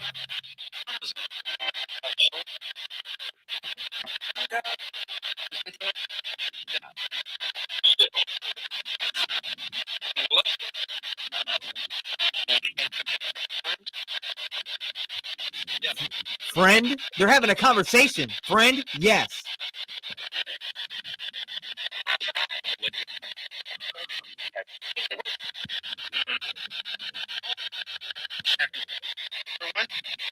oh shit, Michael Vaughn's from Idaho, bro. I already know about that.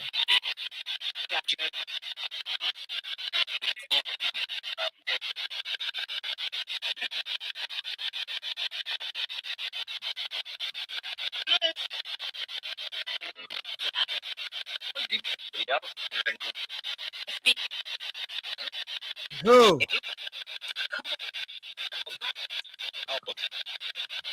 Alpha?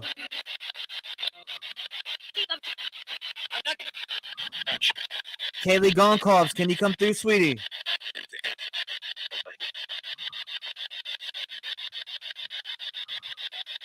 My feet and hands are frozen, bro.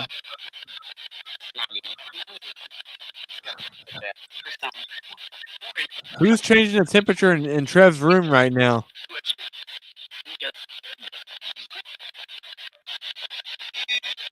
It's getting warmer now. But my feet and hands are frozen. It's getting warmer in this bitch, bro. That's weird.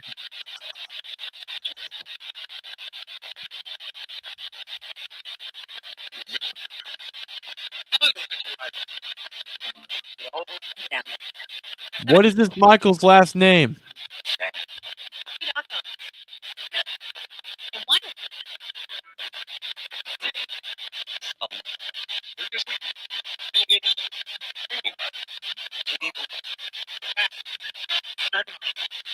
I'm gonna start digging.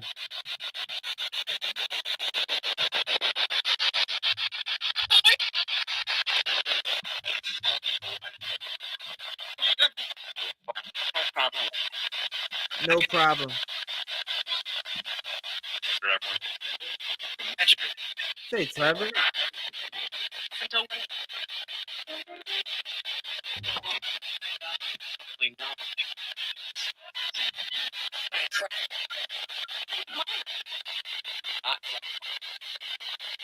Why do I keep hearing gone cough? Kiely gone coughs. Do you want to say anything to your sister Autumn again?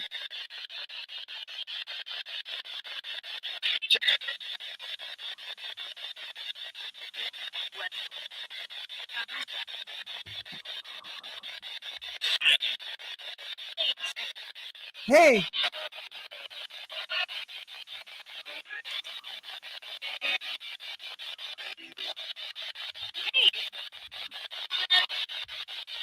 Dave?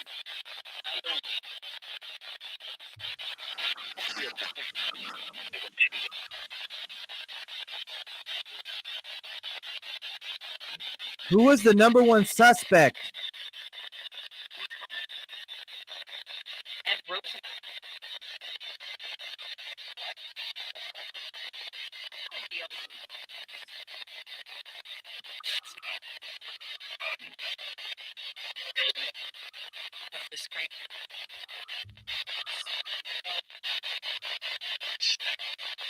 Getting cold.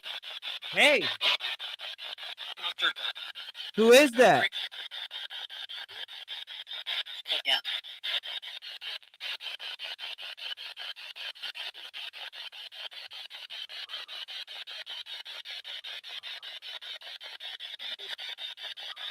Who is that?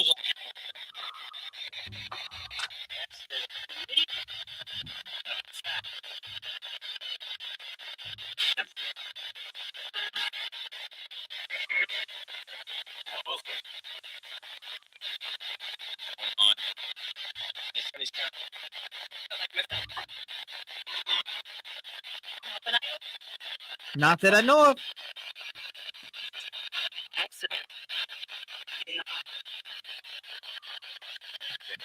Was there a struggle at the house in Idaho? Was there a struggle? Who had the big knife?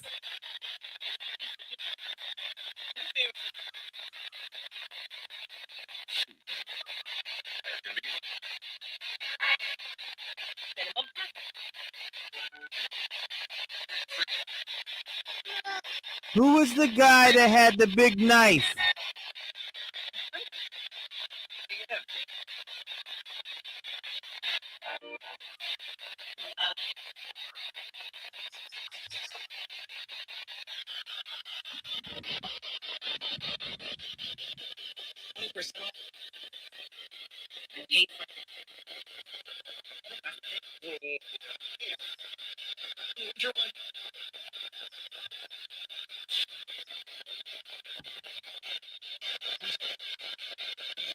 What up, dude?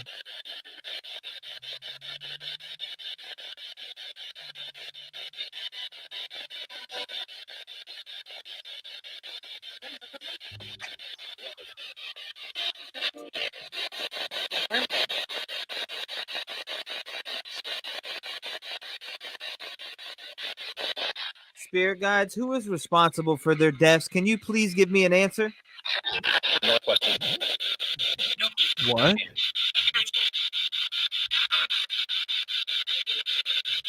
Stop it. Stop it. Just stop it.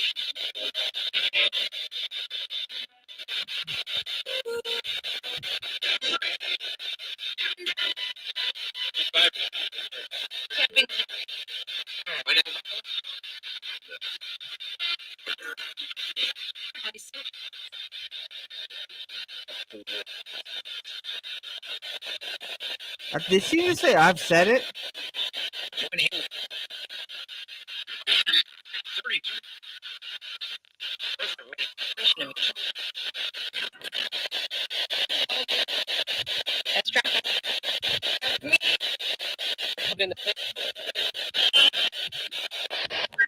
Please say the name of your killer.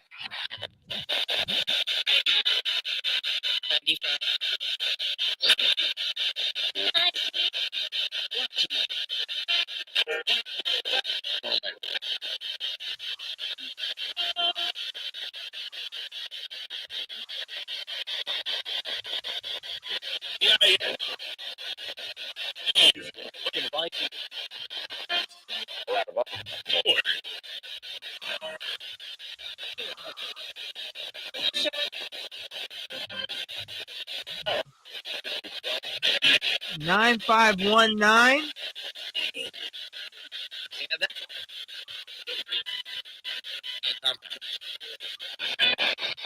Who put the stool in the back door?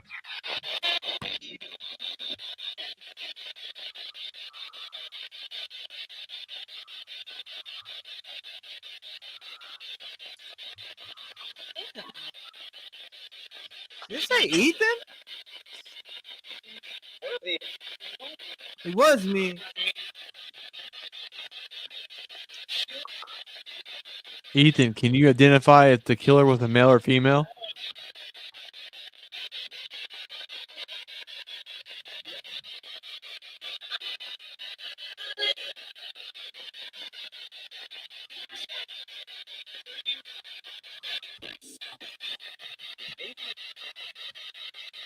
Ethan. Again. I keep hearing Ethan. Ethan, It's did me, you? man. He said, "It's me, man." Hi, Rev. He said, "It's me, man." Hi, Rev. Ethan, now that we got you here with us, was a killer a male or a female?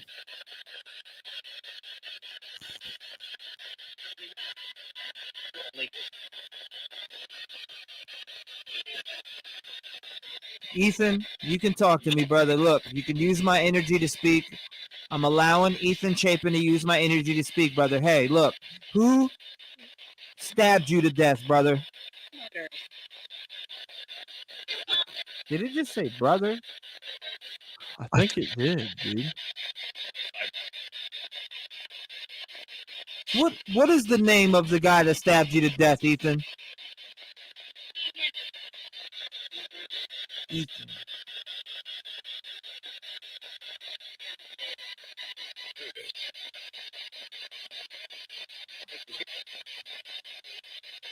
Ethan, it's okay. You could use my energy to speak.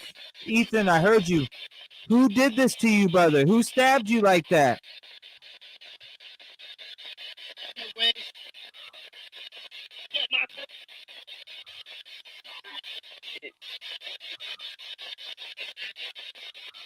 You just say some kid?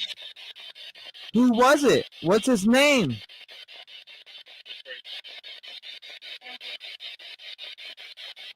Hold on. Ethan Chapin, I'm having a connection with you, man. Who did this to you? And I will let the world know.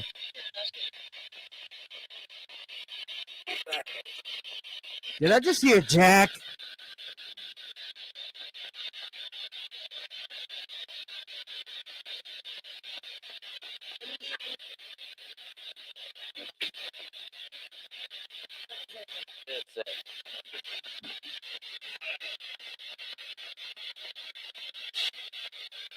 Ethan Chapin, could you please say this again? Ethan Chapin, who stabbed you? Who put that knife in you? I will tell the world.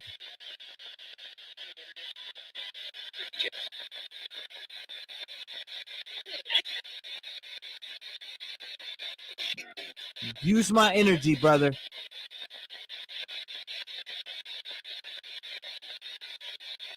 You didn't deserve this.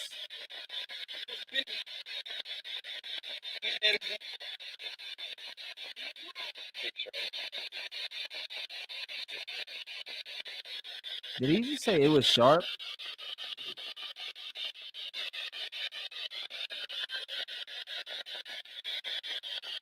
Ethan, use every ounce of energy in this room. Kiely, use every ounce of energy in this room. Madison, use every ounce of energy in this room. Xander, use every ounce of energy in this room. Who stabbed you guys?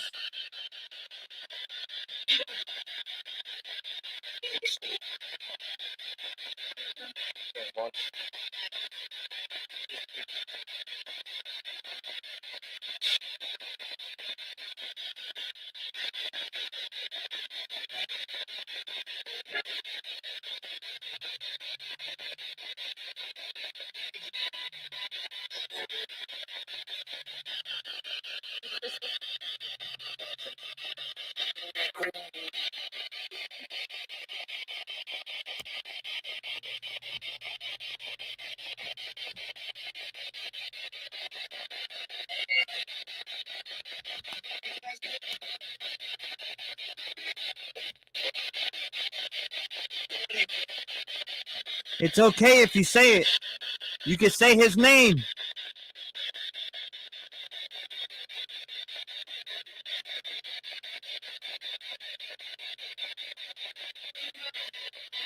The guy that did this to you, he's a coward.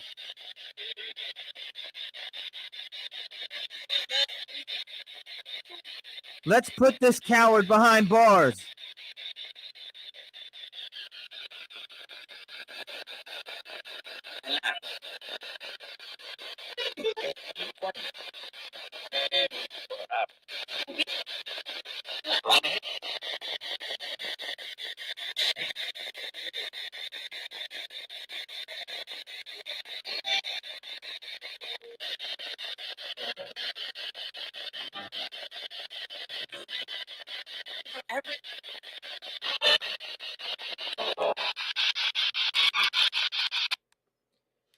All right.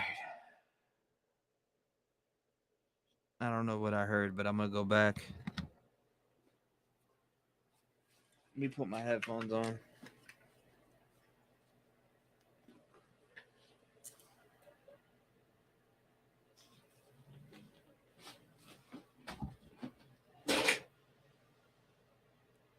The fuck?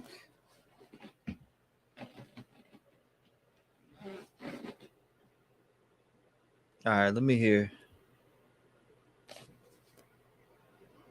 Yep. All right, let me go back in here. Information that comes out of the Moscow.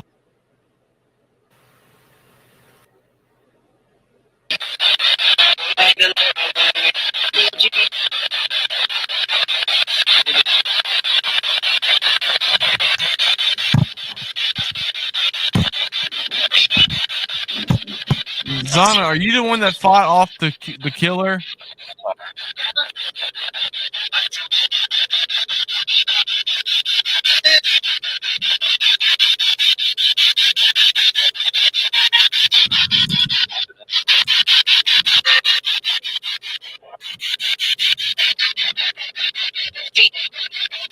Hi, Gloria.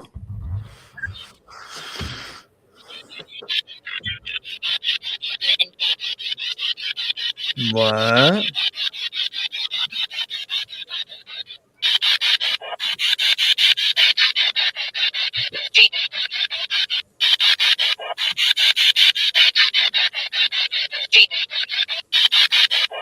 Listen to that.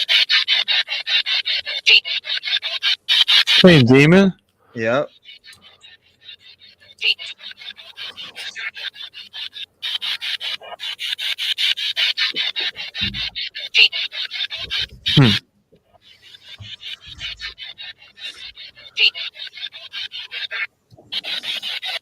I heard no.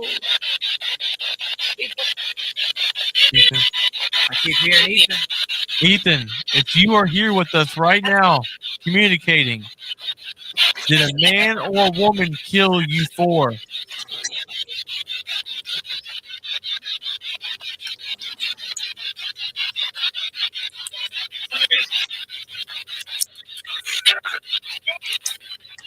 All right, I'll lay off of that.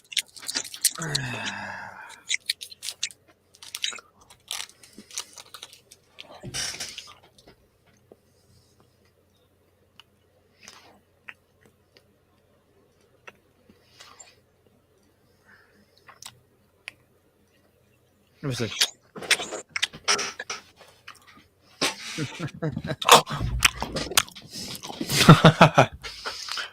That was wild.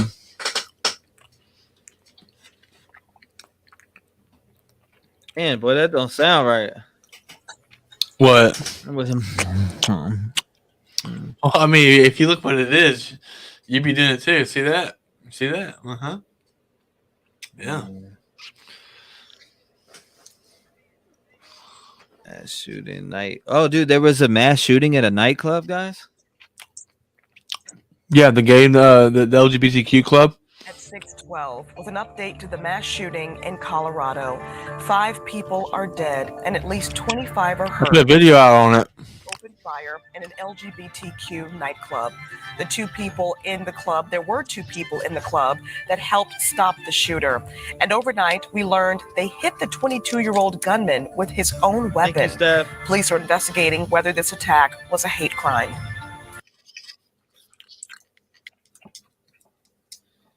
Nightly Films They is said stop with sponsored by that smacking, Pfizer. boy. All right. Hands are up. No smacking. That's just a. I swallowed it. It's gone. News tonight, the deadly overnight shooting at a gay nightclub in Colorado. A She said gay. She didn't say LGBTQ. She just came out straight and said gay nightclub. Damn. 5 injured. Bystanders taking down the shooter and stopping his rampage. Tonight, a community in shock and mourning. What survivors are saying about those. And that boy said. Sound like he Yeah, I don't get to eat candy much, but when I do, I prefer Dos Equis. They said they prefer the mute. I bet. Nah, that shit is loud though. I ain't realized how loud it was till I put headphones on. That's just It probably sounds fucked up. it needs to be muted. That ass. Hold on, let me pull this up real quick. Moscow president. This. Let me see. University of Idaho students murder and death. Look at the first few days of the. Maybe it's over, okay? It's fake news. It's over.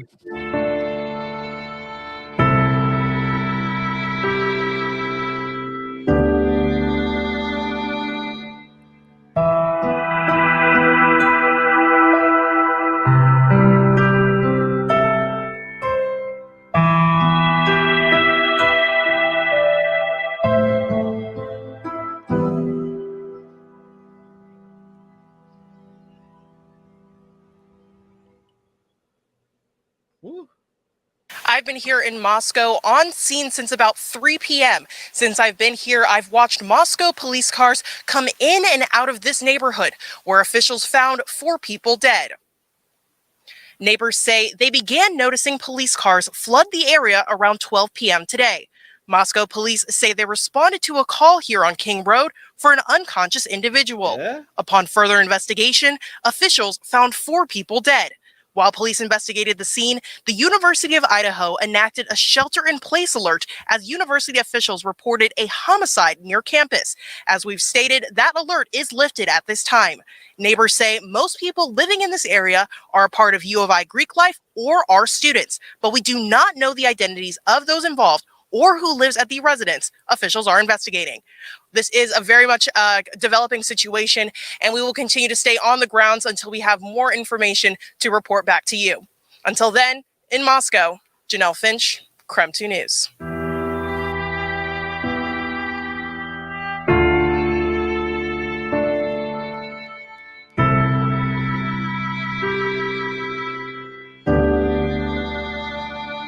So police still have this house here near University of Idaho taped off. This right here is where officers found 4 bodies yesterday.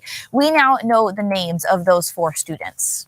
They were 20-year-old Ethan Chapin from Conway, Washington, 21-year-old Madison Mogan from Coeur d'Alene, 21-year-old Kiely Goncalves from Rathdrum, Idaho, and 20-year-old Dana Kernodle from Avondale, Arizona, and they were all University of Idaho students. Here's a breakdown of the timeline from what we know so far. Around 1 p.m., we heard reports of a homicide investigation near the college campus. An hour later, the school put out an alert on social media. It said Moscow PD is investigating a homicide on King Road. They asked the community to stay away from the area and shelter in place as a precaution. Around 3 in the afternoon, Krem2 arrived in Moscow. Neighbors said most people living in this area are a part of U of I Greek life or are students. At around 5 in the evening, the Moscow Police Department confirmed they had found 4 people dead, but it wasn't until late last night that they confirmed those victims were students. The university also said Moscow police do not think there's any active threat at the moment as they continue their investigation.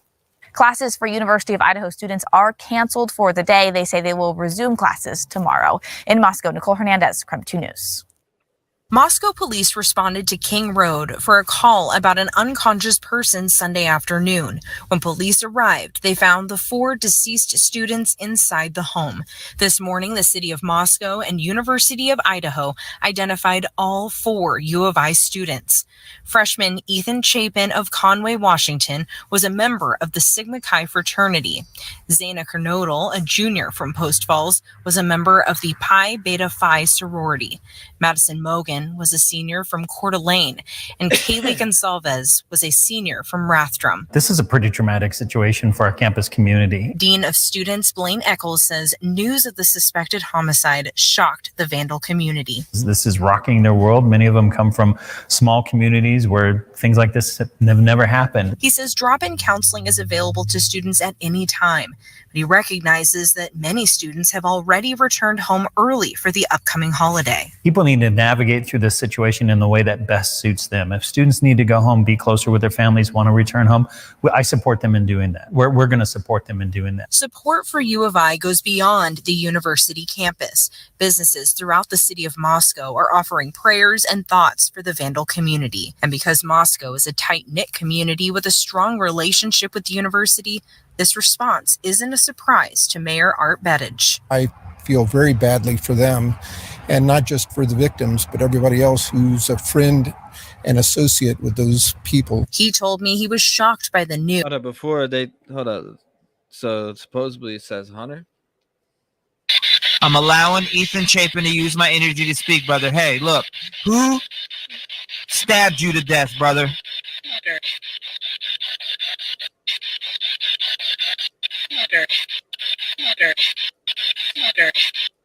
If it's Hunter, then it's that dude in the hoodie.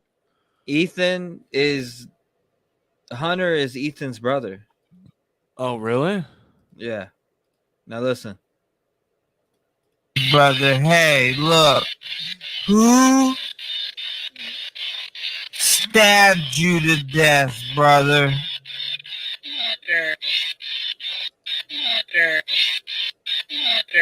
Yeah, it says Hunter.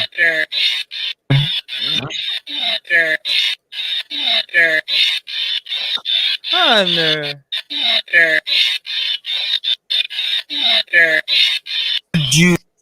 Let me slow it down. That's like this. To death, brother.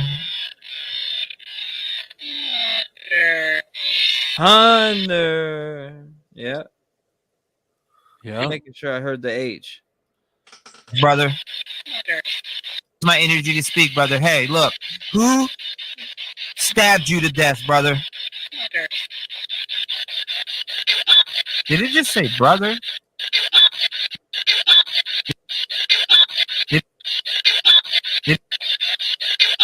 Did it just say brother? Did it just... Bro, it said Hunter. You're welcome. Listen. Did it? You're welcome. Hunter. Look, it goes, Hunter. You're welcome. I'm allowing Ethan Listen to Chapin to use my energy to speak, brother. Hey, look, who stabbed you to death, brother? Did it just say brother? Hunter, you're welcome. Did it just... No, that says you're welcome.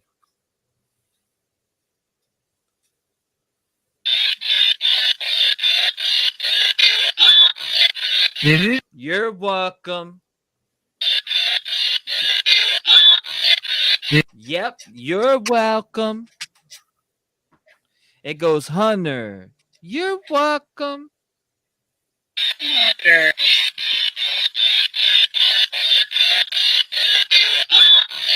Did it? Yep, you're welcome.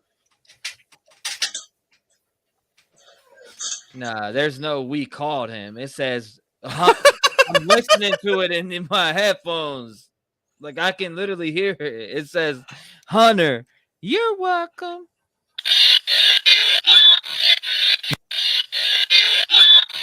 You're welcome. You're welcome. Like welcome. You're welcome. Did it?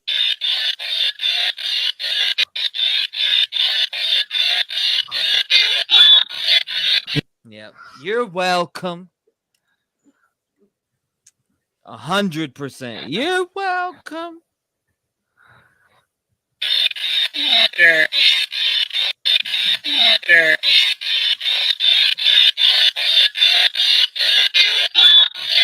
Did it just? Yeah, you're welcome. You're welcome. Damn, Cosmic Kate said, "You bastards," is what I hear. Like, damn. They need to put these headphones on that I got on, and they'll hear a lot different. I'm stuck between that being Hunter and murder, because it's like, ifed. Hunter. Yeah, Hunter. You're welcome. Yeah, absolutely. You're welcome. You're welcome. You're welcome. Damn. Yeah, Livy. Not. We called him. Yeah, there's no you're called him in there. She knows though. You're welcome. Some of these were like some of these were really like clear, like the Kielyrodni ones. Yeah, dude. The stranger restrained or strangled. There's we did this. It's Jacob really fast. Was hurt. Who did this? Whoa. It's Jacob.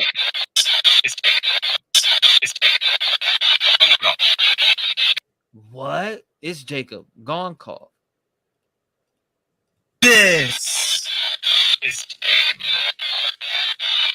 It's Jake. Listen to that shit. Did this.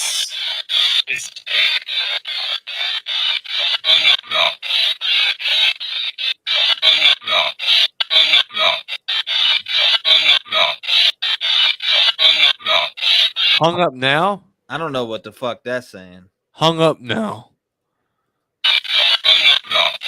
Yeah, that sounds more like anything that I can hear.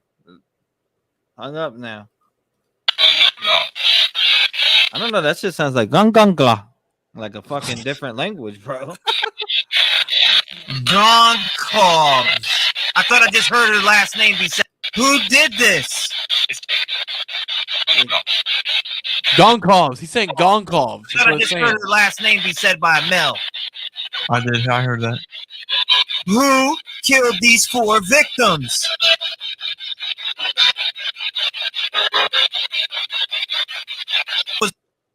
Yeah, that shit's a little wild. Xana, did you fight off Jacob real faint after T speaks?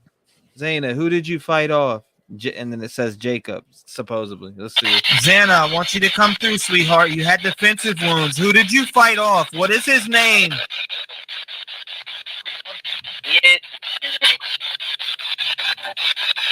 What is his name?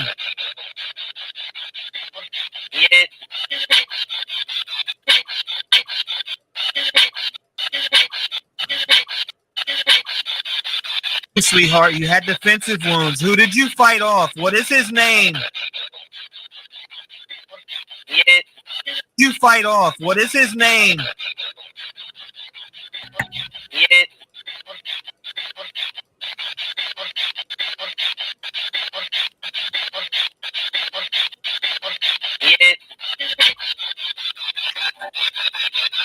Xana, I want you to come through, sweetheart. You had defensive. Yeah, I don't hear no Jacob in that. Deep Mel, I did it.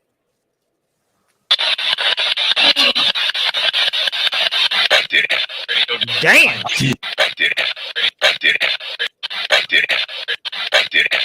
That's a demon, dude.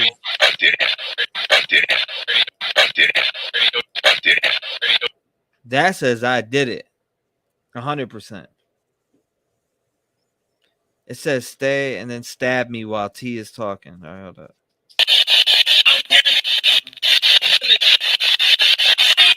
I ain't hear no fucking Icky Mel. That's what they're saying in this.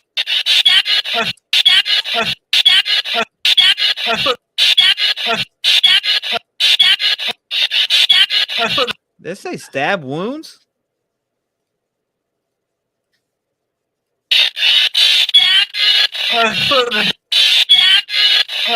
Stabbed her. Yeah, it sounds like taboo.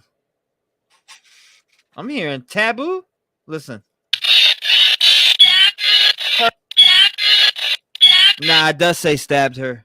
It does. Yep, stabbed her. It says stabbed her.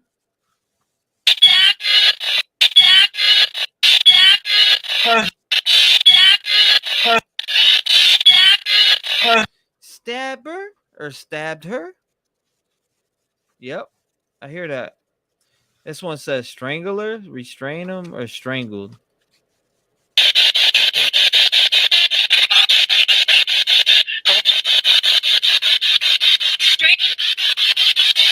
What?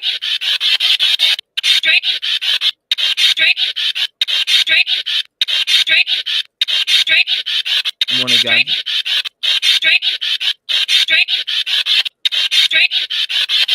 It says strain.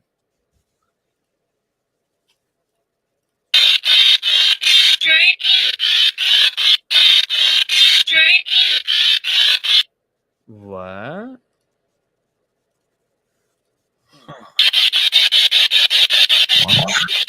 Drink?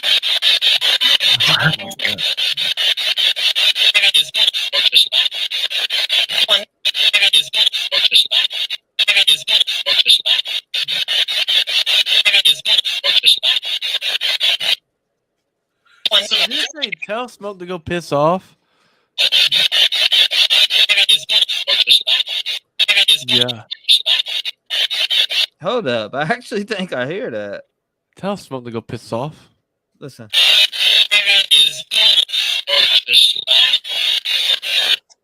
I think it did say tell Smoke to go piss off. Listen again.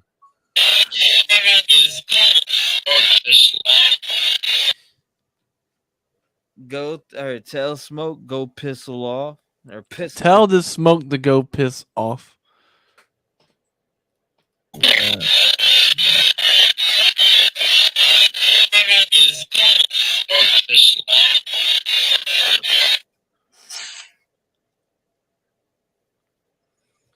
All right, so Xana get out, killed him, strangled. You struggle with, sweetie.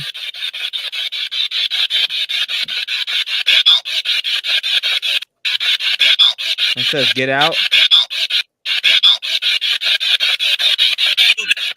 Killed him.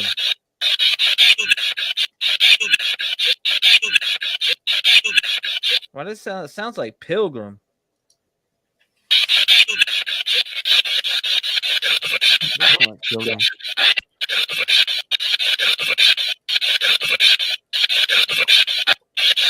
Did I hear telephone or Delphi? Listen.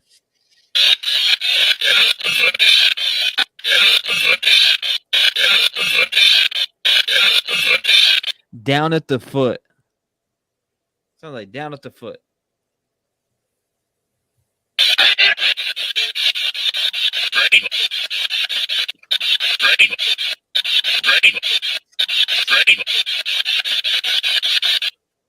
I don't know, bro. That's weird. Catch me.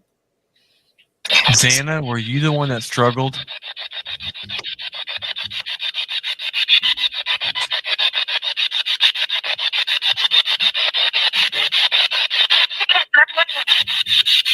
What?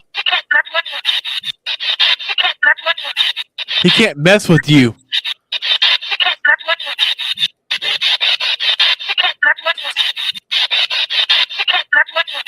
He can't mess with you. What? That's exactly what she's saying.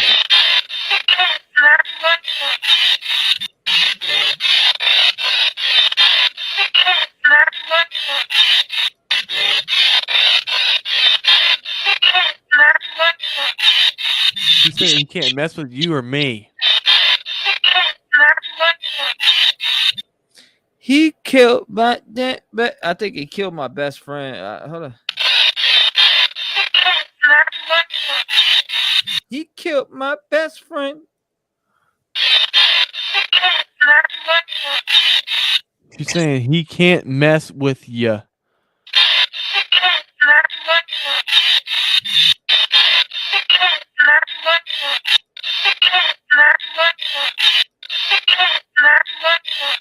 He can't mess with me.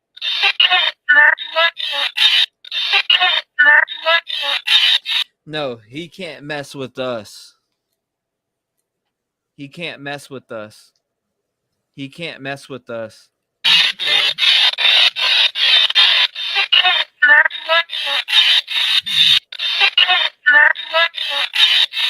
He can't mess with us. It's very faint in the background. Libby says she's saying he came after me.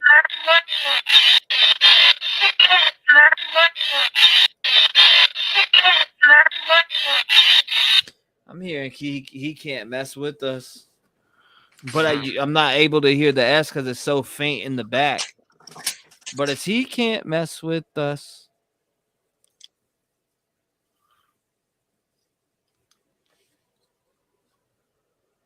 That's what I hear.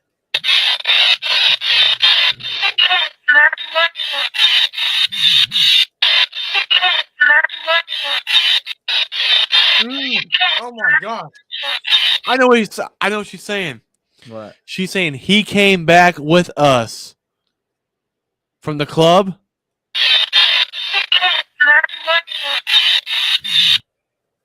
Oh man, hold up.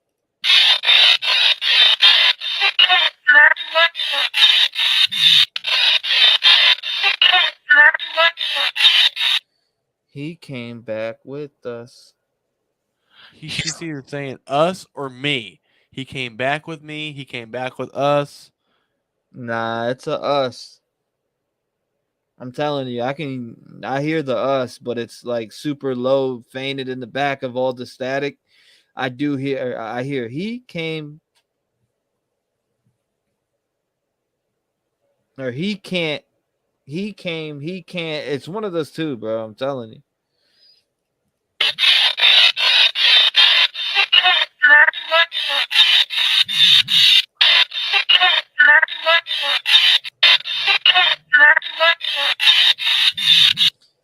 Yeah, it might be he can't, I don't know. He came back with I don't know. That one's questionable as shit.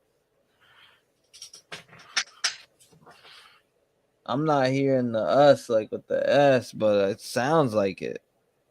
It sounds like it's how can I say it? Like real grainy. I hear the us.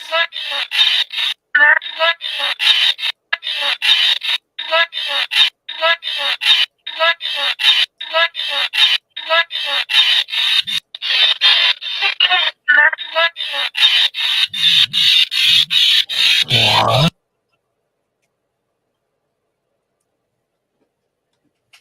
Yeah, that's weird. That's a weird one.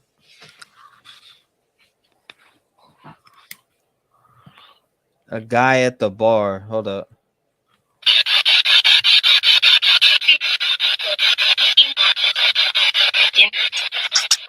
Xana. Xana, is there anything you want to say, sweetie?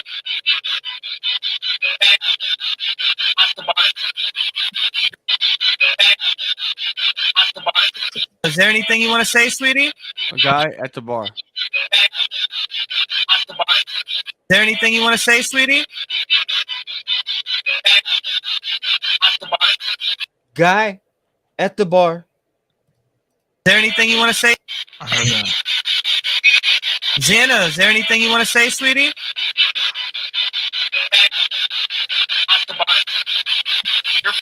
Guy at the bar. What are the guy at the bar? That's 4 words right there. Guy at the bar. Guy at the bar. 100%. That's 100%. I said, Xana, is there anything that you want to say? But guess what though? Xana wasn't at the bar. It was Kiely and Madison.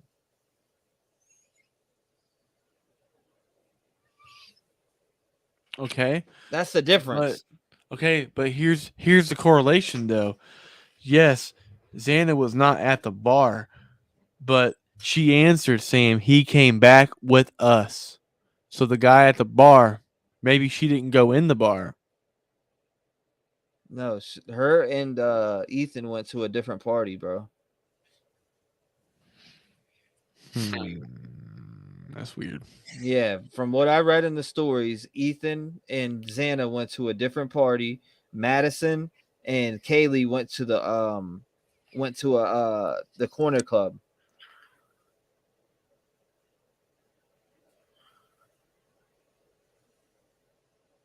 So I mean that's the reports. So Ethan and Xana went to a party, and Kiely and Madison went to the corner club. I say this right here. Xana. Xana, is there anything you want to say, sweetie?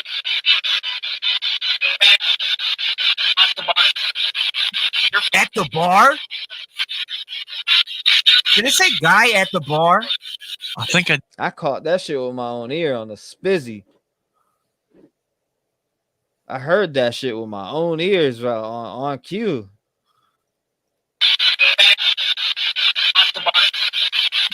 At the bar?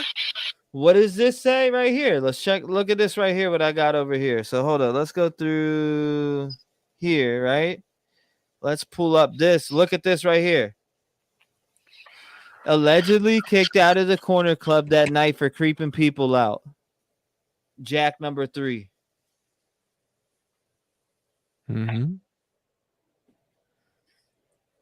Let's go back here. Click this. Xana. Xana, is there anything you want to say, sweetie?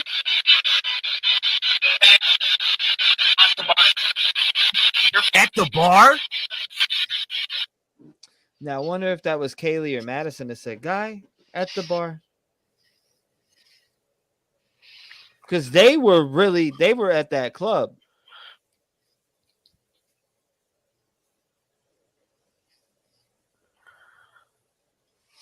I don't know.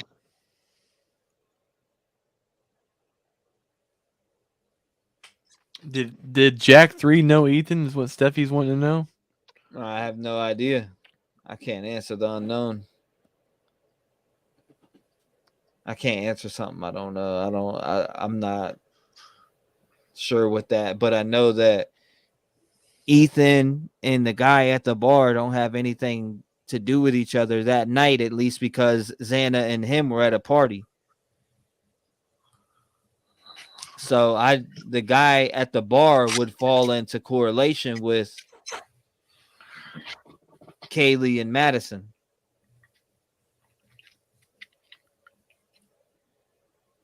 Now, maybe Kiely and Madison were using everything in their power to say guy at the bar.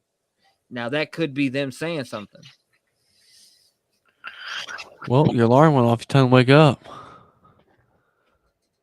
If Ethan was the main target, it would make sense why Xana was the one who fought for her life, because it was personal. Maybe they wanted to really hurt Xana to get at Ethan. Something said something about Twitter earlier too, dude. Yeah, I heard it. That freaks me out a little bit.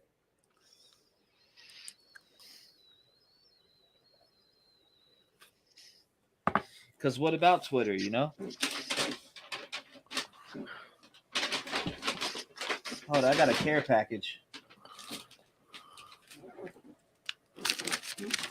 Thank you for the care package. What? Care package. Was that cranberry? Nope. My favorite. Oh, Snapple Apple? Hell yeah. Oh, yeah, one of my other favorites, too. Oh, Green Machine? Yes, sir. That said guy at the bar that I think said neighbor. Okay, Ali, I'm checking that right now. I got all your emails, too, by the way. Here's Ali says it says neighbor. Oh, dude, I ain't here. Whoa. I ain't here. I need more? As in energy? I don't know. Let's pull it down to 5. Oh no. Come on. Oh, dude, I ain't here. All right, here we go.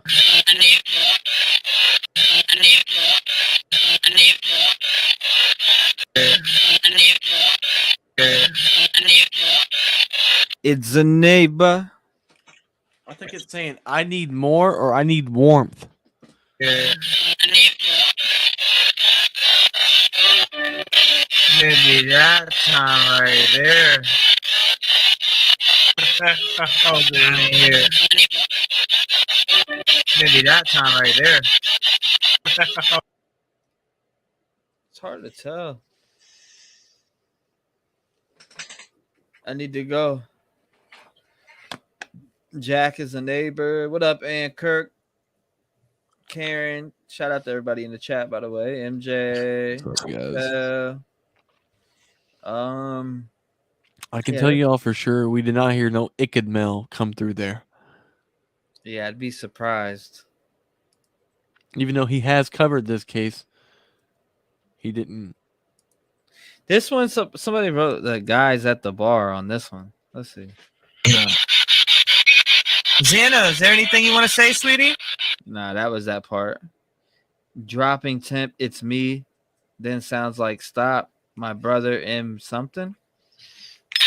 Who's dropping the temperature right now? Who's doing that? Me. Who is me? Say your name, please.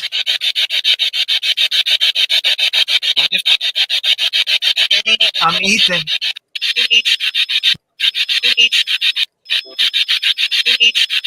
Me. Bro, as soon as my alarm, my temperature gauge started going down and showing signs of it getting colder, you said who's dropping the temp down? It says me. Who's doing that? Me. Who is me? Me. Me. It says me. Don't stop. Listen. Me. Yeah, I hear that. Trouble. Good morning, Max. Huh? Max said good morning. Bro, that shit said don't stop trouble. Who is me? Me. Who is me? Say your name, please.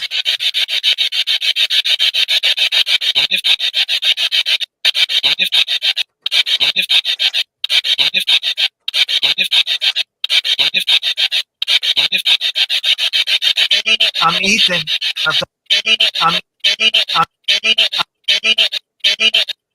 I'm Ethan.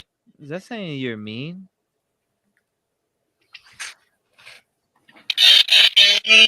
I'm Ethan. I'm Ethan. I couldn't tell. We are. Let's see. I miss you, monster. What is the name of the killer? What is the name of the killer?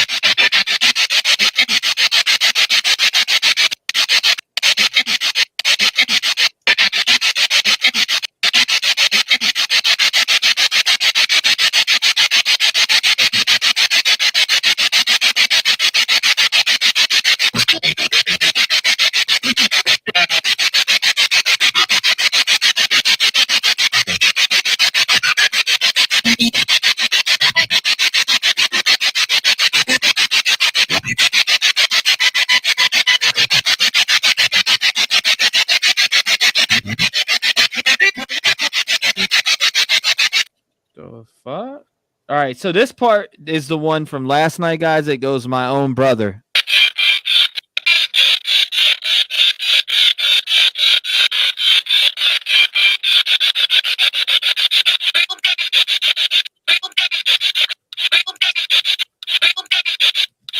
Bye, Cosmic Kate.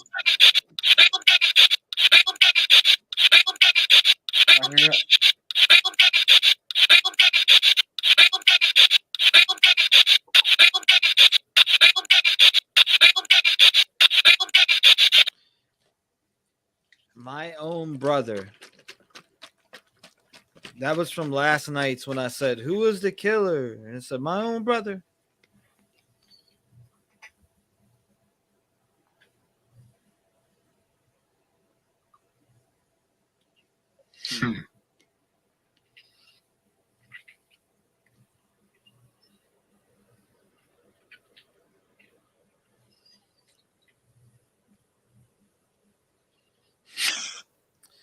Shit, bro. What's good with you, Captain Kurt? Announcing that winner today, man. Take that crown, you heard?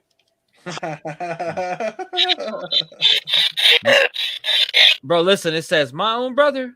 I said, who killed you guys? One of them said, my own brother.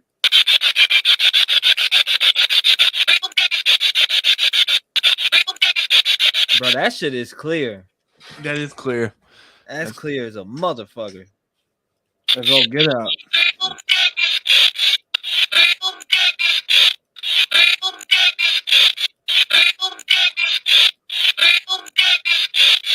My own brother. Hey, Kurt, you should hop up on the panel sometime with me and Trev and talk some of these cases. Jacob, what's up? Jacob, what's up? We dive deep on this shit. Ethan Chapin, can you come through, buddy? Ethan Chapin, can you come through? Who did this to you? Jacob? To you. Dude, he goes, Jacob, what's up, dude? Listen to this shit. Jacob, what's up, dude? I hear that. Bro, I gotta hear Ethan's voice. What's up, dude? That's crazy. What's up, dude? Oh, it'll blow your mind if it actually matches. Fuck yeah, it will, because he said, what's up, dude? It's just wild, though. Let's check this out. News about what he's calling a senseless act of violence. This is stuff that shouldn't happen, especially in a small, quiet town like Moscow is, where we're heavily involved with the university. And these are things that affect not just town, but the university, the students, lends everybody to a sense of insecurity about what's going on here and why. Right, Smitten? And it's a very tragic and sad situation all around. In speaking with Kiely Gonzalez's mother and sister, they tell me Kiely was a strong and passionate go-getter. She even already had a job lined up in the tech industry after graduation. Kiely was one of 5 Gonzalez's children. She graduated from Lake City High School, the same school as Maddie Mogan, another victim. Kiely's family says the two were especially close, and Maddie was a part of their family as well. Kiely's oldest sister, Olivia, shared a statement on behalf of the Gonzalez family. It reads in part, Kiely was, is, and always will be our defender and protector. She is tough and fair, the ultimate middle child. She did absolutely everything she set her mind to. She didn't hold back on love, fights, or life. Kiely was the ultimate go-getter and constantly wanted an adventure. Yeah, it worked. Now, We still have yeah, a lot that's of what's questions up, about what happened. Also looking for answers is Kiely's family. Yeah, whenever you get a chance, though, if you get a spare time, hop on with us. We'll talk some crime with us. Facts from police. We are continuing Pick to your ask brain. multiple questions and will continue to bring you updates as we get them. In the studio, Janelle Finch, Crime 2 News. Ethan Chapin, his brother and sister all grew up here doubt, together. that's what's They went to up. school here together, and together they enrolled at the University of Idaho. 3 inseparable siblings, now torn apart. You just couldn't ask for better kids. Dave Hayton considered Ethan Chapin family, all the Chapin kids actually. He and his wife watched them grow up in their Conway neighborhood. They'd come over for fudgesicles from the basement freezer. When the couple heard what happened, they were crushed. She's crying. And she says, Ethan's been murdered. Yeah. I just couldn't, you just can't get your head around it. All 3 siblings attended the Conway School before moving on to Mount Vernon High, where Ethan played on the basketball team and graduated last year. All 3 later decided to attend the University of Idaho. Ethan and his brother were members of the same fraternity. I know I didn't sleep a lot last night. I just thinking of them. We had some good times together. The Haytons treated the kids like grandchildren. The couple shared these photos from Ethan's mom's Instagram page, this one taken just a few weeks ago at Parents' Weekend. Dave recalls Ethan as smart, athletic, and always respectful. He says all 3 were great kids, and having one of them gone is inconceivable. I remember last night I woke up several times and I think, gee, I wish somebody would just tell me this is a bad dream. But unfortunately, it's not a bad dream. It's a reality. Still no word as to a potential motive in these killings, no word as to a potential suspect. However, authorities in Idaho do say that there is no threat to the public. In Conway, Washington, Eric Wilkinson. Let me hear that again. However, authorities in Idaho do say that there is no threat to the public. What? Run that one more time. No word as to a potential suspect. However, authorities in Idaho do say that there is no threat to the public. That ain't what the cop said earlier on the panel. One more time. To a potential motive in these killings, no word as to a potential suspect. However, authorities in Idaho do say that there is no threat to the public. You are fake news. Why would you say that? 4 people got brutally stabbed to death, and you're going to say there's no threat to the public? Can anybody make that make sense in chat? Anyone? There's 4 kids brutally murdered and stabbed with a big-ass knife, and there's no threat to the public. There's something, they know something more. Why the fuck would he say there's no threat to the public when 4 people just got brutally fucking stabbed to death? No threat to the public. One more time. Motive in these killings, no word as to a potential suspect. However, authorities in Idaho do say that there is no threat to the public. You gotta check that RV over there. Man, that's fucking cap. What do you mean no threat to the public? If he fucking stabbed and killed he, she, be, he, I don't know who the fuck it is, but what, there's no threat to the public. They just got a fucking big ass blade put inside of them and stabbed to death, and there's no threat to the public. I mean, it don't matter if you the only people that are going to believe that are fucking no one. No one. Ain't nobody in their right mind going to believe that there's no threat to the public. What the fuck you mean? I'll be walking around with a loaded gun ready to blast. Reality. Still no word as to a potential motive in these killings, no word as to a potential suspect. However, authorities in Idaho do say that there is no threat to the public. In Conway, Washington, Eric Wilkinson for KREM 2 News. We've watched this memorial grow all day long. Students dropping off flowers and stuffed animals, remembering the 4 young lives that were lost. And there's still a lot of unanswered questions tonight, like how this happened and why. Like, it's all just shocking and scary. Like, I never would have thought this would have happened here. Tonight, yellow crime tape still surrounds the house where 4 young college students were found dead over the weekend, a crime shocking the University of Idaho community. Classes were canceled today, and some students have decided to go on Thanksgiving break early. A lot of people left last night, and then we were like, I know we were like one of the only ones who actually stayed here last night. My mom has called me every single hour for since 7 a.m. this morning. So yeah, they want me to come home. Later. I don't feel safe. Moscow police have not said much about what exactly happened, but they have released the names of the victims.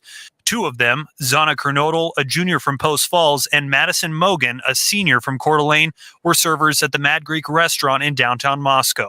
The restaurant posted on Facebook saying the 2 brought so much joy to the restaurant and all they encountered. Mad Greek is now closed, giving staff time to grieve along with the rest of the community. And the university is planning a vigil for the victims. That's taking place at 5 p.m. on Wednesday on the lawn outside the administration building. In Moscow, Kyle Simchuk, KREM 2 News. I gotta piss.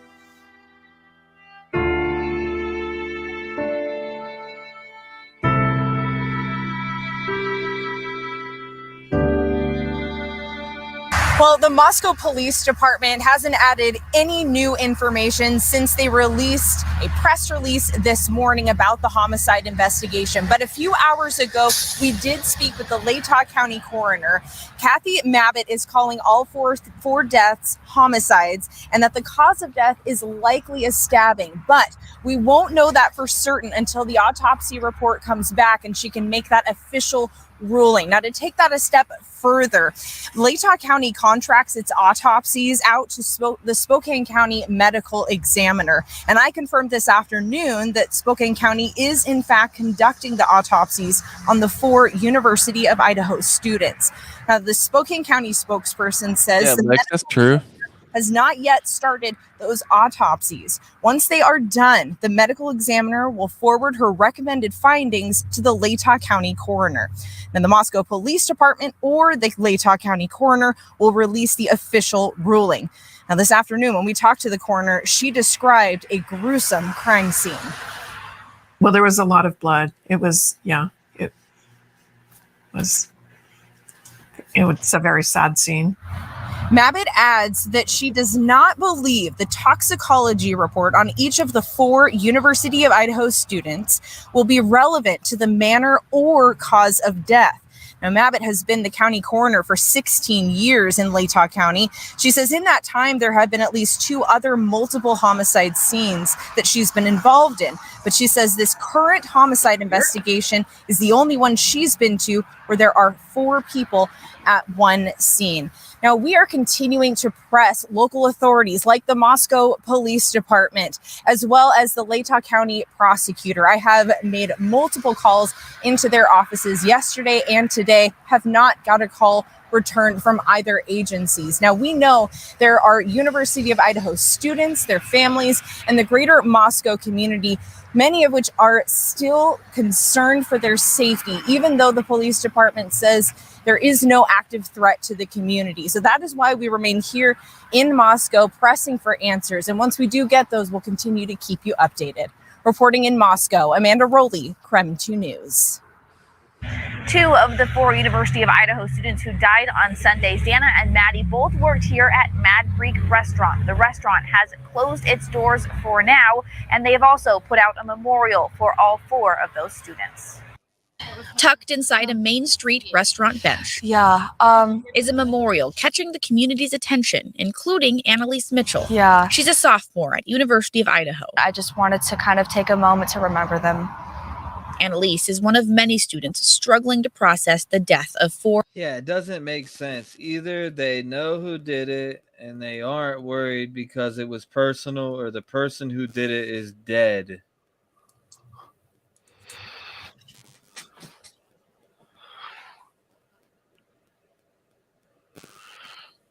Well,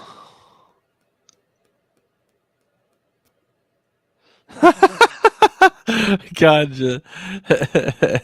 The person who did it is dead. Ganja said, Livy, you going to wake up while sleeping and yell, they know who did it. What is dead? Like that's the thing. That statement saying there's no threat to the So what? Are they trying to insinuate? Oh, I can tell you right now, one of the possibilities, one of the scenarios that they might be implying Is that they had a why. stab out and one of them, they all. Well, it's a murder-suicide. Yeah. That's the only way I could see them possibly saying that there's no threat to the public. But how would they even know that themselves? Yeah, it's weird. Super weird. Or fellow classmates. It's been surreal, devastating, horrific, honestly. Annalise knew the 4 students from the university's Greek life. When I did talk to them, they were just nothing but kind and nothing but bright and positive, and they definitely made an impact on everyone that they've met. Now, as classes resume today, many students are leaving campus. People can't even focus on their schoolwork. Like my sisters and I, we've tried to do our homework and it's not possible. Annalise says for her friends that are still here, she's just being supportive. Nothing will be the same. At least we're all here for each other and just remembering. But that community doesn't take away the pain. Just angry, honestly, because again, it's 4 people. It's 4 people that have touched so many lives and have touched my friends, and to see them in such grief and suffering, it just makes me angry.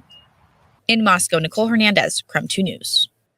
It's not something you ever expect to hear. Through the tears and shock, Jim and Stacy Chapin described the moment they found out their son Ethan was gone.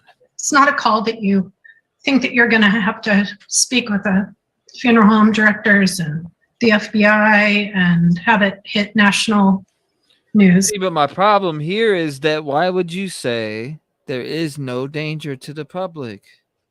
I just don't get it. Everybody be looking at them like, what? Fuck you. Yes, there is. Earlier this week, Moscow police identified Chapin as one of the 4 victims killed in the home just off campus. Stacy and Jim said their son was staying with his girlfriend at the house who was also killed, Xana Kernodle.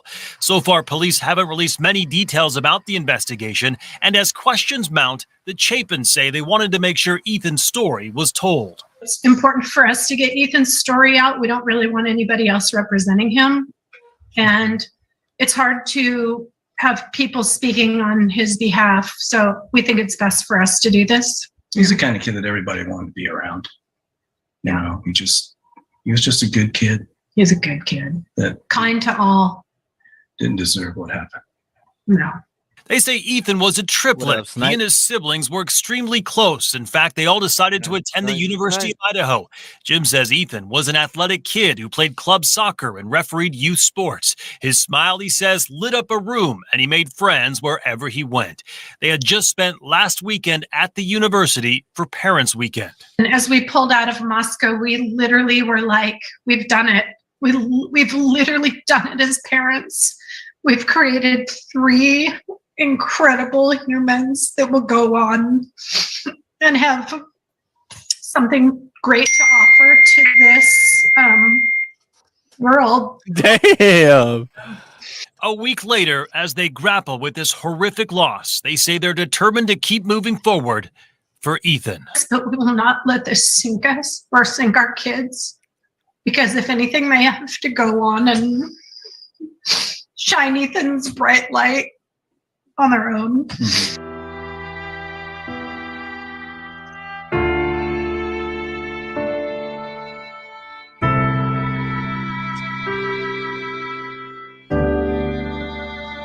Moscow Police Chief James Fry, University of Idaho President Scott Green, and the Director of Idaho State Police, Colonel Kendrick Wills, all spoke at today's press conference. Before Wednesday's press conference, Moscow Police had only told the public the 4 students were found dead inside the home late Sunday morning. Wednesday, they revealed that all 4 victims were stabbed to death.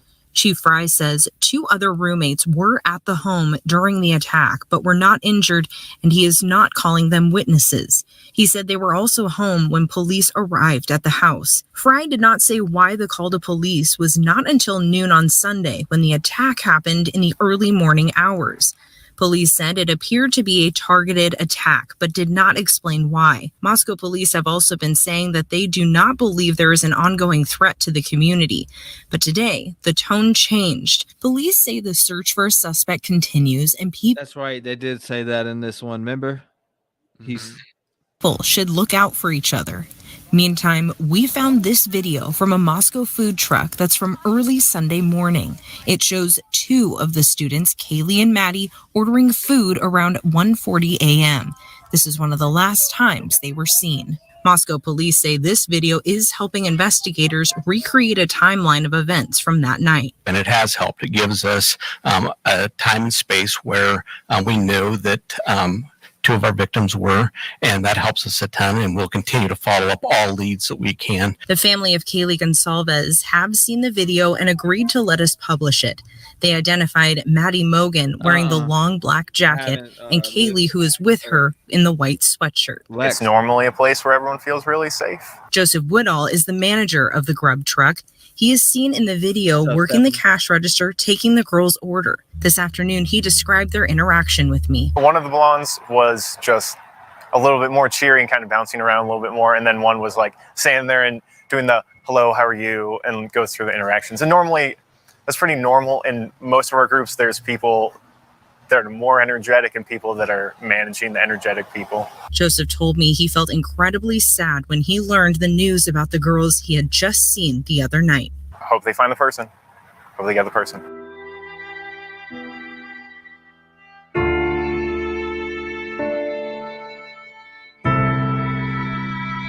A free basketball game. What the fuck? Definitely a somber mood at tonight's game. Quite a few empty seats in the student section as well. A lot of them have gone home early for Thanksgiving break, but we talked to students that decided to stick around. They were at tonight's game and they told us they were happy the university didn't cancel this, gave them a chance to see some of their friends, classmates, and somewhat sense of normalcy. A lot of them telling us they won't feel entirely safe on campus until this murderer is caught. Basketball fans, at this time, we ask that you please stand and join us in a moment of silence for the 4 University of Idaho students that were tragically taken from us on Sunday. The names of the 4 students found murdered inside a home near campus were read aloud before tonight's game. The Moscow community still in shock. Definitely like a ghost town here. Weird seeing everyone just pack up and leave. Like many other students, Jessica Jacobs and Asha Cummings haven't been going to class and say they don't feel as safe alone or on campus as they did a week ago. The only reason we're still here is because we had a little trip planned going opposite of our homes, but we've been staying together every night, trying to stay as safe as we can, but we definitely aren't going to go home early. A question of safety is on everyone's mind right now. During a press conference this afternoon, University of Idaho officials said they've increased campus patrols and students can request a security escort across campus day or night. The university is also excusing all absences. That if they want to leave and go home now, they absolutely can. We're going to support them in doing so. Classes were canceled the day after the 4 bodies were found, but resumed on Tuesday. School officials say some students want to keep their minds occupied. They gain comfort in being around their other students. They gain comfort from interacting and staying busy with their faculty. I'm happy they're still doing it, and we're here to support our teams, so we're happy to be here. Lucky that we still get to come to this and feel safe here. And the university has postponed a candlelight vigil until after Thanksgiving break in order to give as many students that want to attend the opportunity to. That's scheduled for sometime on November 30th. In Moscow, Kyle Simchuk, KREM 2 News.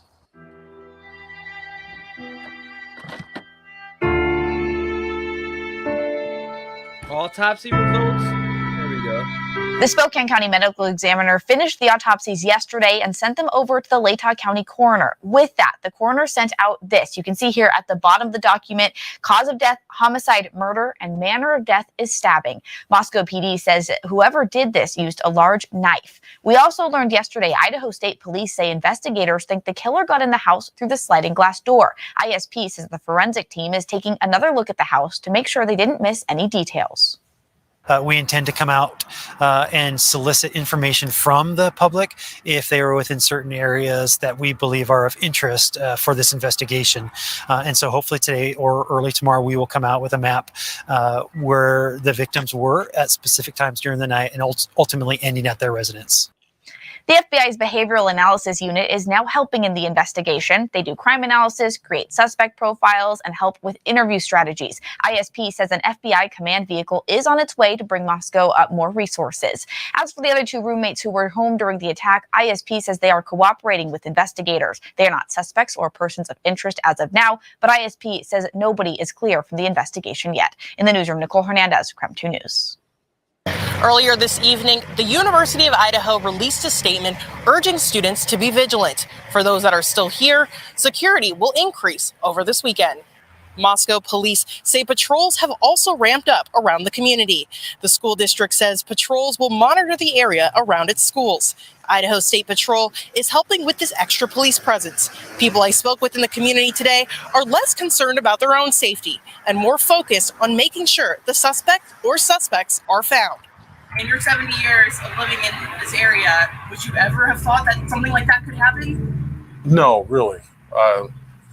No. I definitely was shocked and a little scared, but at the same They time, cut that man off quickly, didn't they? who did this was somebody that they knew, and so I wasn't personally afraid. This morning, I noticed quite a few more law enforcement just out and about. I'm really grateful for them. People say they're thankful Moscow PD are calling on the necessary agencies to help protect the community and figure out what exactly happened on Sunday.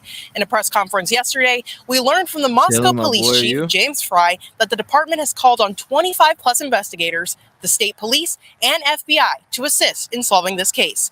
The Moscow Police Department maintains that this was a targeted attack. For that reason, the people I spoke to say they don't personally feel a threat in the community.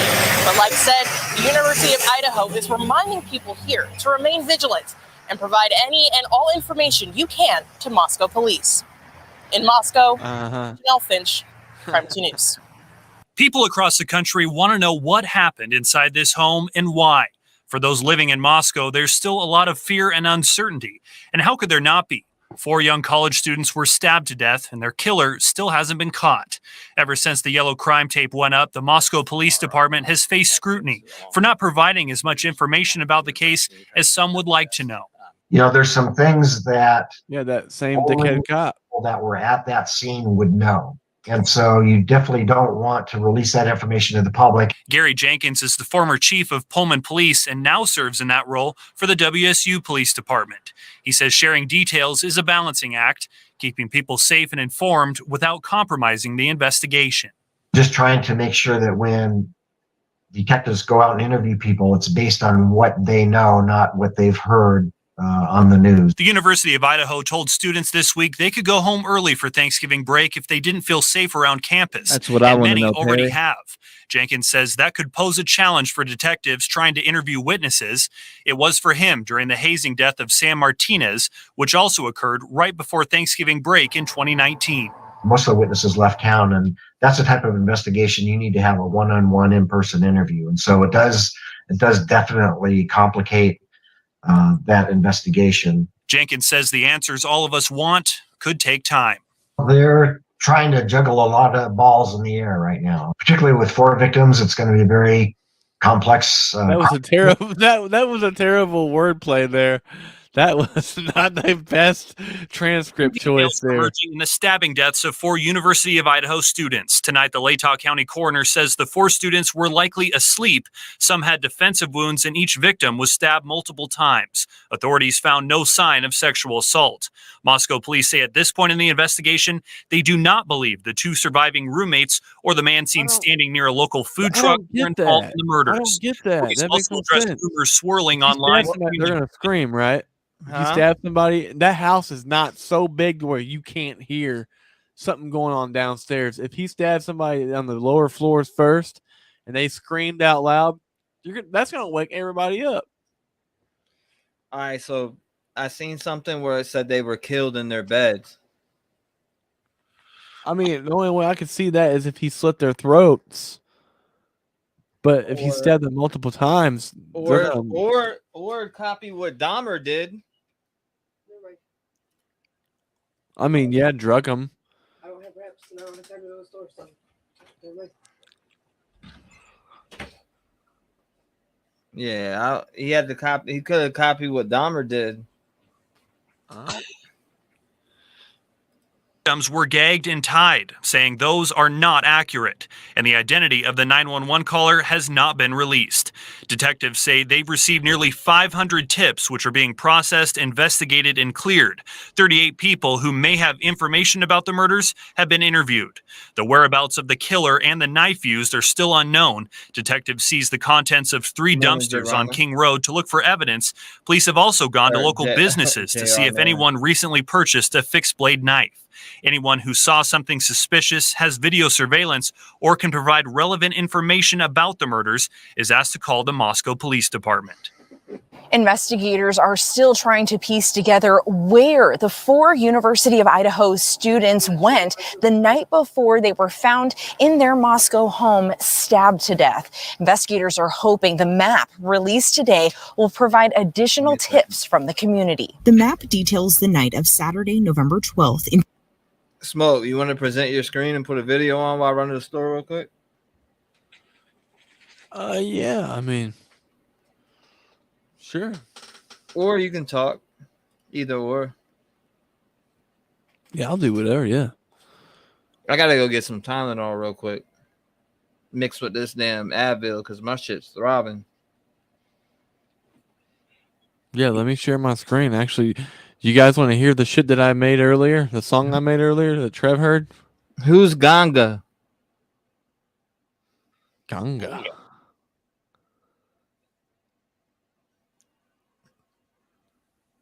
Here, Come back. The stream will be decimated. I mean, it'd be a mosh pit for sure in here. If it's the song I'm playing I showed you earlier. Yeah, I'm sure it'll be half and half. It's always that way with hip hop too.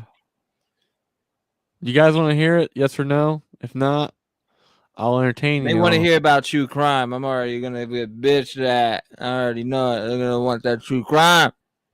Y'all want the true crime? Yeah, hold up. You know what? I'll do this right now. Hold up. You know why? Because I don't got no mother. Watch this. Right here, murdered in their beds. That's also a part.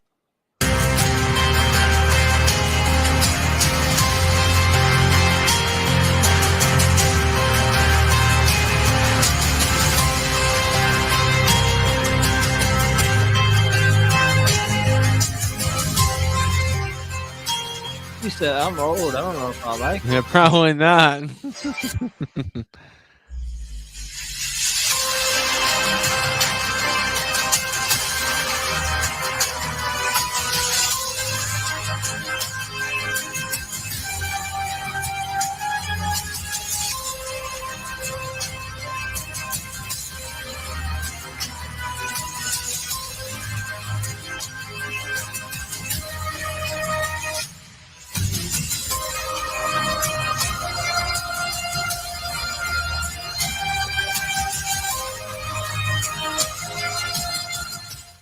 Hi, Grizzlies, and welcome back to another episode of Grizzly True Crime. My name is Kiely, and today we continue to look at the case of the quadruple homicide that happened in Idaho on November 13th, 2022. Thank you so much for being here. Please, if you wouldn't mind, hit the thumbs up and share this, whether it's Twitter, Facebook, Reddit, or anywhere you can share it, so that it lets other Grizzlies know or new people know that I'm live right now and they can catch lots of updates over here. my word, this case has had updates coming out by the hour, just about. I hope you guys also keeping up with all the news clips. We would sit here all day if we had to go through all the news clips and everything. But as usual, it's presentation time, and I have summarized everything for you so that we can go over some stuff. I'll take my meds and be right back. For being here, trigger warning. This is, of course, a gruesome murder case involving 4 victims. 2 were 20 years old, 2 were 21 years old. And this content is for adults only. It is a true crime channel after all. But as you know, over here we keep it grisly, which means true crime with empathy. I will always cover it as gently as possible. All right. Yes, lots of updates. Okay. So I can see lots of people are rolling in. So I'm just going to want to do a little admin here and just put on subscribers only mode before we get started. Otherwise, things get a little bit hairy sometimes. So you only have to subscribe for 1 minute and then you can continue chatting with us if you weren't subscribed yet. All right. So are we ready for presentation time? Yes, Stefan, bullet points. It's time for bullet points. All right. And I'm so sorry for the 15-minute delay. I was refining my bullet points.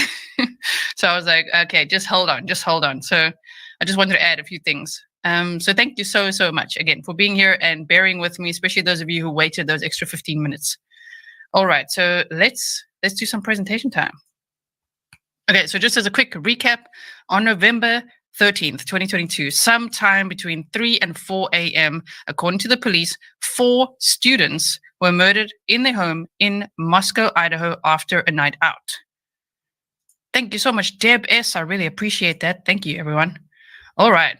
And so their names are Ethan, 20 years old, and Zaina, 20. They'd attended a party on campus. Yes, we're going to look at the map and everything. Then there was Maddie, 21, and Kiely, 21. They went to the corner bar and then got food at that food truck video. And yes, we're going to go over clearing the food truck guy and all that stuff. So they got food at the food truck video at 1:43 to 1:53 a.m. is around the time they were there. And then they got an Uber ride home. 2 other female roommates were in the house at the time of the murders, and police now they've updated us to say they do not suspect them of the crime. I don't know about you, but I never suspected them of the crime, but I understand, that you got to keep your mind wide open in all cases and in cases like this. Who entered this house and murdered 4 people with a knife? So let's continue on. That's true. Jamie Lunes, I did see the latest article from the New York Post that says they got a private ride home. And then the New York Post said that the police couldn't specify who's the private ride. That also made me raise an eyebrow or two. Okay, so these are the victims: Ethan Chapin, 20, Zaina Kernodle, 20, and they were in a relationship. They had gone to a party on campus at the Sigma Chi, never know how to say it quite. Sigma Chi, I think is how you say it. Like a sorority house or frat house. They went there on campus to a party and then returned home. So we're going to go over that whole timeline. And then Kiely and Maddie are the 2 girls we saw in the food truck video. Both of them 21 years old, went to the corner bar and then went to the food truck and got home sometime before 2 a.m. Okay, so I just wanted to show you pictures again of all the victims so that you know who we're talking about, because I know it can get a little bit confusing at times. Who do you guys think did it? No Change Number says Jamie, sister of Maddie, is confirming Uber. Thank you so much. I really appreciate it. Yeah. K-I, all one syllable, Kai. Thank you. Thank you, Thriving and Beyond. Rochelle Pronzo says, also read that one of the girls made many calls. Yes, we're going to go over that to someone named Jack, which we assume to be the ex-boyfriend, but there's 2 Jacks in the story, which is quite interesting as well. Dixie Chicken 1969. Thank you so much. That's such a cool name. Thank you so much for that super stick. I really appreciate it. Okay, so you've got a visual of the victims. Ethan and Zaina in a relationship. Kiely and Maddie. Kiely Goncalves, 21, and Maddie Mogan, 21 as well. There was a neighbor's dog skin too. 21. If you haven't checked out my previous coverage of this case, I have made quite a few videos on it now already, so check out the playlist. We did a deep dive 2 days ago. All right, so now we got to look. This is, okay, I hate that I have to say this, but you know how it goes on the internet. Please do not harass these people. Do not dox them. Do not go after them. Do not message them. The reason I'm showing you the pictures of Maddie's boyfriend and Kaylee's ex-boyfriend is because there's a lot of speculation out there already. And so I just want to clear that up, that Jake S, I say S, I don't want to write the whole surname out. I know the whole surname, but I'm just saying Jake S is Maddie's boyfriend. And he was looking forward to upcoming trips with her, and he's absolutely heartbroken by this. Hold up, guys. Yes, both guys wear I caps. can't do it. I can't show it because it just now popped up. I don't have control over the video. But So many new people- clues have just been released Everyone's like, oh my word. 43 minutes ago. One of the roommates also had sneakers like that. These kids, they love those sneakers. I love those sneakers, you know? So anyway, I just know when people, you know, in true crime, it's like, oh, they've got a cap on and they have white sneakers and it's definitely the guy. You know, it's just, we have to be careful with that. As we know in the public, all we know is about 5 to 10% of what law enforcement knows. So we don't want to destroy any lives, go after any people, anything like that. So please don't bother them. Okay. Yes, there's two. So there's a Jake, there's a Jack, and there's another Jack. That's what I was trying to clear up today. And I managed to find some stuff. So Jake S was Maddie's boyfriend. She's obviously one of the victims who was brutally murdered in the home. Jack D is Kaylee's ex-boyfriend. Apparently, Kiely and Maddie had been calling Jack. Now, the most plausible one would be this Jack, the ex-boyfriend, and I don't know for what. But there's another Jack, though. It could be the other Jack, too. There's another Jack who's allegedly a close, like a neighbor. He lives in the area. And some people said that they call him Jake S was in the food truck video, but apparently it's actually Jack, the other Jack. The guy that told us, the heavier set guy. I hate that we have to say that, but we're trying to distinguish all the people, right? They were talking to each other. Apparently, that guy said, oh no, this guy just said that he was just looking to see that the girls got home safely. So that could be, because people are saying the guy in the food truck video is not the ex-boyfriend. Okay, we're going to get more into it. I'm just giving you a layer now. The guy in the food truck video is not the ex-boyfriend. The police have spoken to the guy. That's what they say. So let's just carry on and then I'll show you. But just take note that there's a Jack. There's two Jacks and a Jake in the story. All right? We're good? Janet says, the third Jack is the chef of food truck. No, I think, is it? Is it? Nothing new. It's not. It's yeah. What? Another news outlet is reporting the same shit. They're saying it's new clues and it's not. Yeah. So I just wanted to say that because I can see that there's a lot of confusion about Jake and Jack and this Jack and that Jack and who's Jack and like, whoa. Okay, so the suspect is not the food truck guy, meaning the guy that we all drew the pen circles around and like are looking at him, you know, it is suspicious how he just like intercepted them, was hanging around, and then when they left, kind of pointed at like, what the hell? And then also quickly left the scene. I mean, it was interesting, but they say that they're not looking at, it's not the food truck guy. And it's also not the ex-boyfriend. So what kind of killer is this? That's what we have to ask ourselves. All right. Right Mouse says, we don't know Jack. We don't know Jack. Lol. Oh man, yeah. We don't know Jack. Okay. Please know, I hate that I have to say it. There's lots of new people here though. When I giggle, it's not because What up, Steven? exciting or anything. I either giggle out of anxiety or out of something funny someone says in the comments, which I then put on screen. All right. You see, fan of chip. I feel the need to start doing jumping jacks. And sometimes, as you know, in true crime, these cases are very, very disturbing, very, very heavy. And it helps sometimes here and there to have like a light moment, right? Not to make light of the crime at all, though. Yes, food truck guy just wanted to see them safe home. Exactly, Jakey. Yeah, the hoodie dude is apparently, see, they're careful with the wording. Cleared. I'm careful with the word cleared too because they say they haven't cleared anyone, but they do not suspect it's the roommates that survived this, and they do not suspect that it's the food truck guy. Let's word it like that. Okay, so we carry on. Got to put food truck guy to the side now. All right, so we've got Jack, and one more time, Jack D, Katie's ex. We've got Jake S, Maddie's boyfriend, and then there's a second Jack who lives close to the girls. So Alexandra Duggan, reporting from Idaho, one of the lead reporters there, said, okay, so ISP also confirmed that they've identified the man in the white hoodie in the grub truck video. They have interviewed him. He is not a suspect at this time. Idaho Tribune said, update, Moscow Police Department has told Idaho Tribune reporters that the individual seen in the above street camera footing is not ex-boyfriend of the deceased. Moscow PD has interviewed ex-boyfriend and he's been cleared. So ex-boyfriend's been cleared. The hoodie guy in the footage is not the ex-boyfriend, but it could be the other Jack. That's what I've been looking at today.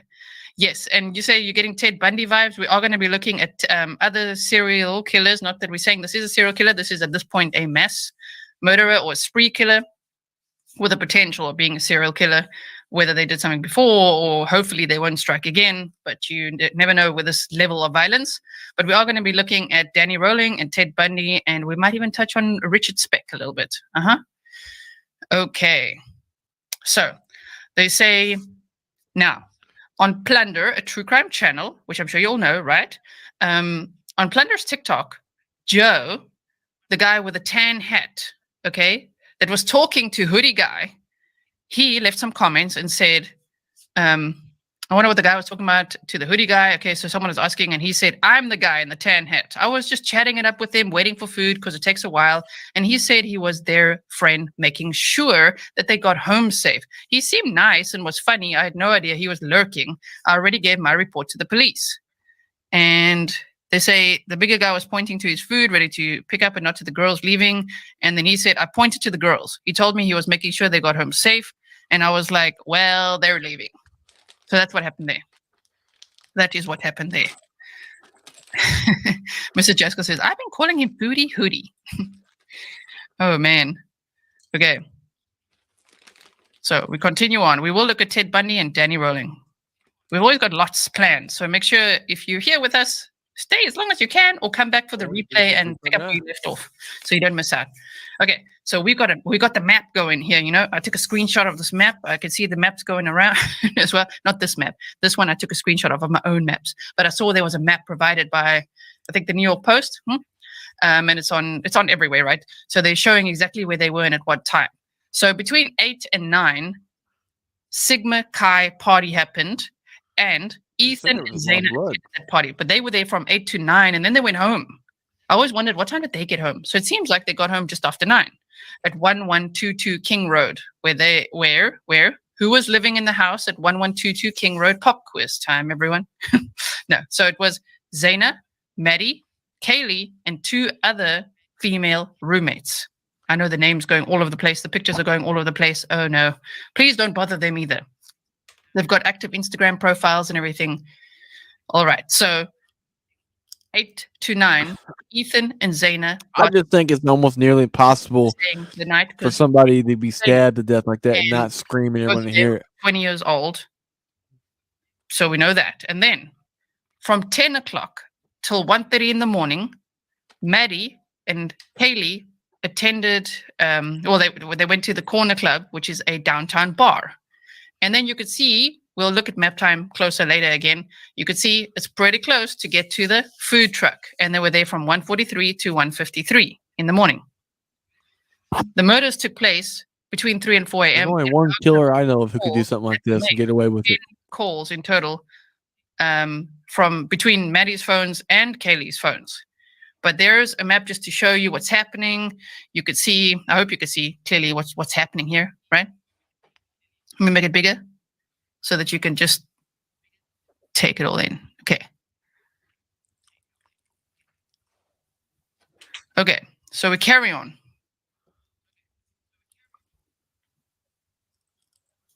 All right, so let me do it like this. The victims were found on the 2nd and 3rd floor of the home. That is what's being reported. What I find strange is that the New York Post is reporting that the other 2 girls that they were upstairs. And I'm like, I always thought they were in the basement. I only know one serial killer who could do something like this and get away. It made sense.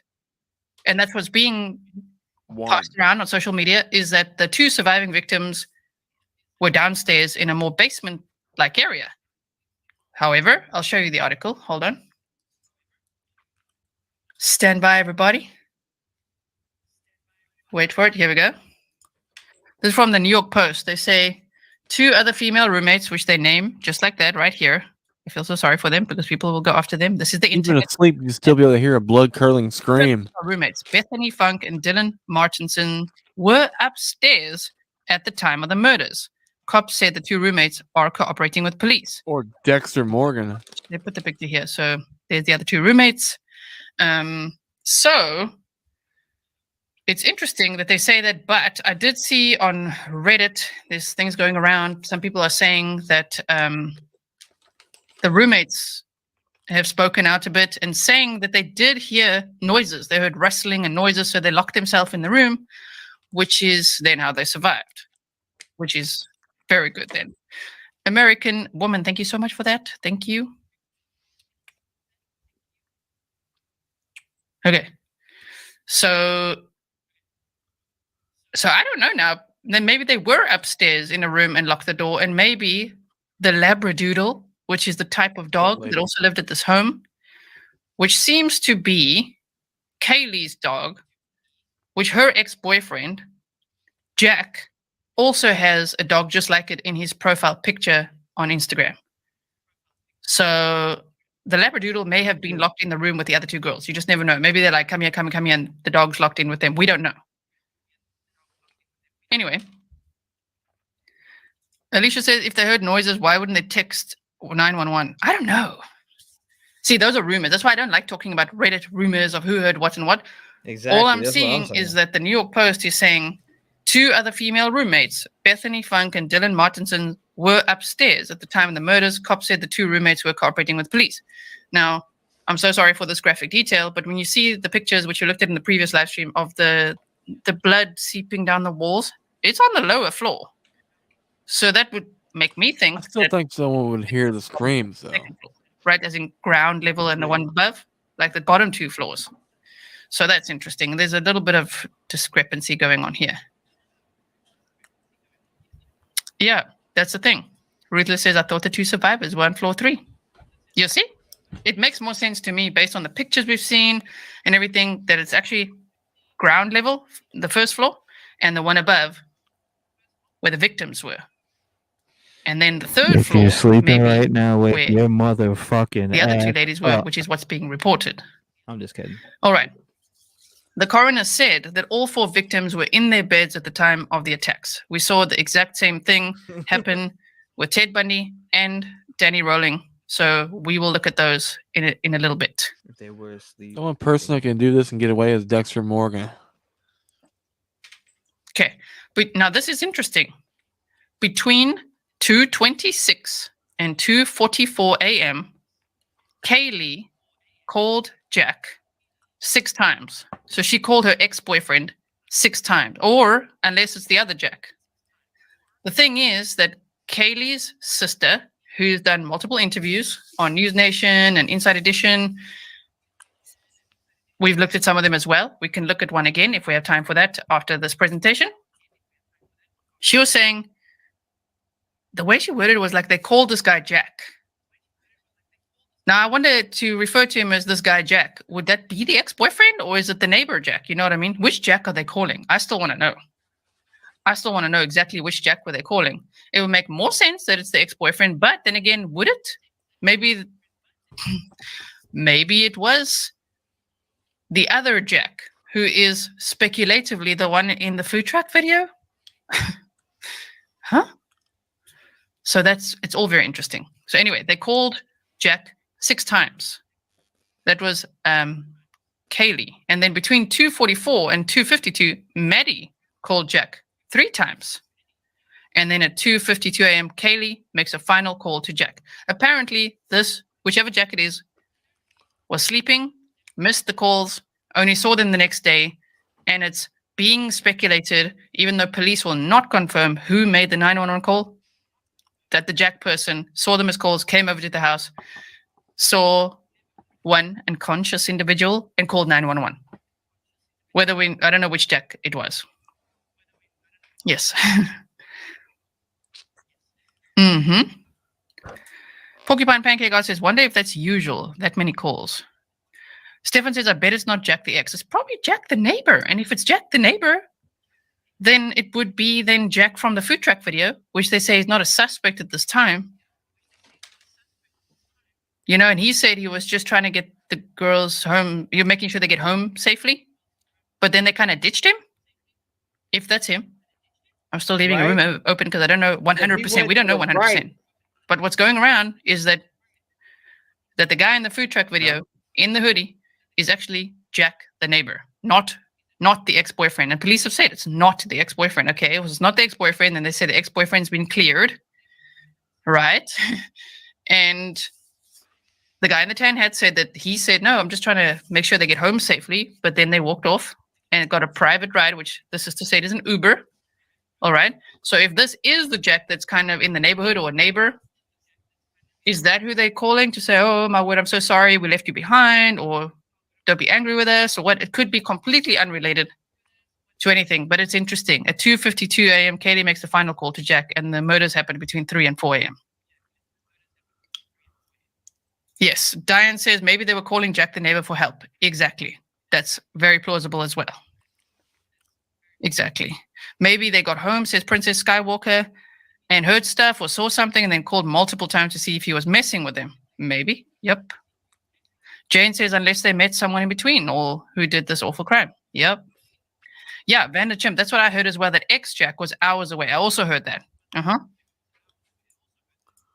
Old Grizz says, given how bloody the scene was, the 911 call referring to someone unconscious is sus. I agree. That is sus.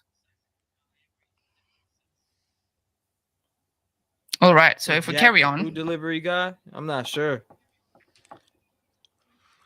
I think they said something about one of them was named Jack too, which is weird. Calls made between the two phones. What do you mean? 7 from Kiely and 3 from Maddie. Now this is just a point of interest. What do you mean? You just went and That here's another Jack, which I think is the second Jack, not the ex-boyfriend, not Maddie's boyfriend Jake, not Kaylee's ex-boyfriend Jack. This is another Jack, and I think this is the Jack that's a neighbor, the one that may have been in the food truck video. It says here, I've seen this on, I don't know what kind of payment this was, and that's what everyone's trying to figure out online. It says Ethan Chapin paid Jack Katovich. And he said, thanks. I don't know. That was at 10:40 p.m. That's interesting too. If you're saying thanks, what is he paying for? Is he a private ride? You know, did he also transport Ethan and Zaina home? I don't know. And then did he go to the, I don't know. But anyway, he made a payment, and then they say online that he also was the first person to donate to Ethan's memorial fund. So just a point of interest. Okay. Diana says he may not have gone all the way in after seeing the blood. Maybe all you could see was someone on the floor, but wasn't sure if they were dead or not. True? No, Jody. I thought they said he's a food guy. Yeah, so many questions. Could be Okay. wrong. So, yeah, I just found that quite interesting too. Now, what do we know so far? The food guy is Joseph. All 4 victims were stabbed to death between 3 and 4 a.m. on November 13th, 2022. That guy in the tan hat was Jack. I can't say all definitively because they've only reported on some having defensive wounds. Zaina's dad, that was so sad to hear, said that his daughter had defensive wounds and like bruises and stuff. You know, I don't want to get too graphic, but defensive wounds, and that she fought for her life. There was a 911 call made about an unconscious individual just before noon. So that would be like 7 or 8 hours later. And the police found 4 victims brutally murdered who were left to bleed out, is what they say. All of them were stabbed multiple times, and the coroner said the one stab would be the fatal one to all of them, right? Which we can imagine what that is. What we don't know, did the killer know the victims at all? Right, Jody? You know, this could be something like Danny Rowling or Ted Bundy or Richard Speck, where it's completely a stranger with a mission on their mind. Or is it someone who knew them? I'm going to show you a clip from a criminal profiler as well. where she says that it's more likely that it's someone who knew them. Okay.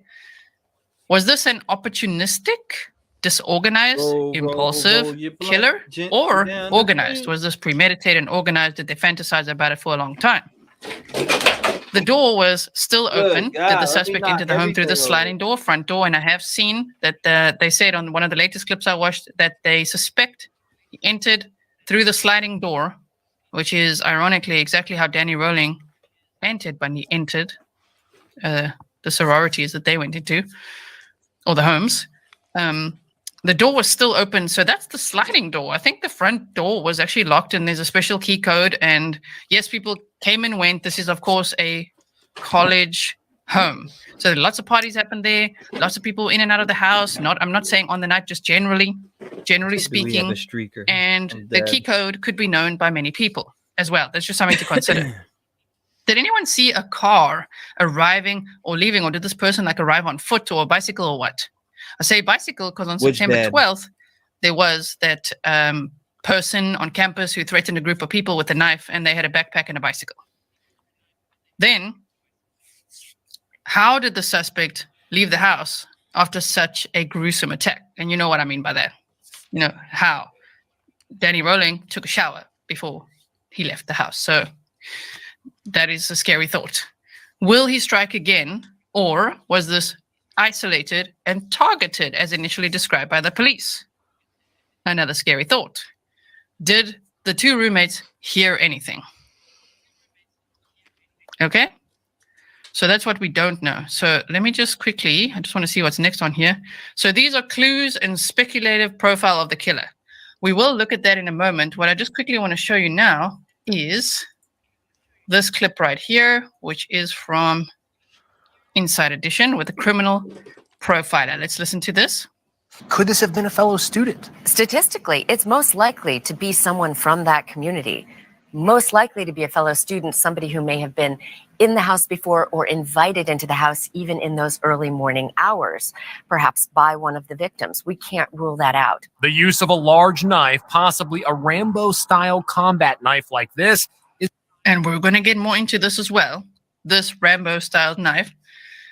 So I gotta call my doctor real quick. Give me one sec. It could be someone at the college. It could be a college dropout. It could be someone they partied with before, someone they saw at the bar. It could be someone that was also working at the Mad Greek restaurant.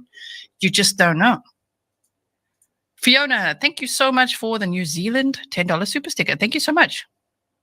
Yes, Old Jerry says you can break into a sliding door fairly easily unless you can put a board at the bottom. Exactly. If you do have sliding doors, I'm from South Africa. We go crazy on security. We're talking electric fences, barbed wire. We got trellis doors, so, security gates, and all sorts of things. That's cab bar. Yeah, an interesting, very secure way to live. So I find sometimes now, even in Europe, as I say, here in the Netherlands, they don't even have curtains. I'm like, why do you not have curtains? I can literally see into your home all the time. Make sure if you have sliding doors that you secure them. Put some additional measures of security if you can. Right?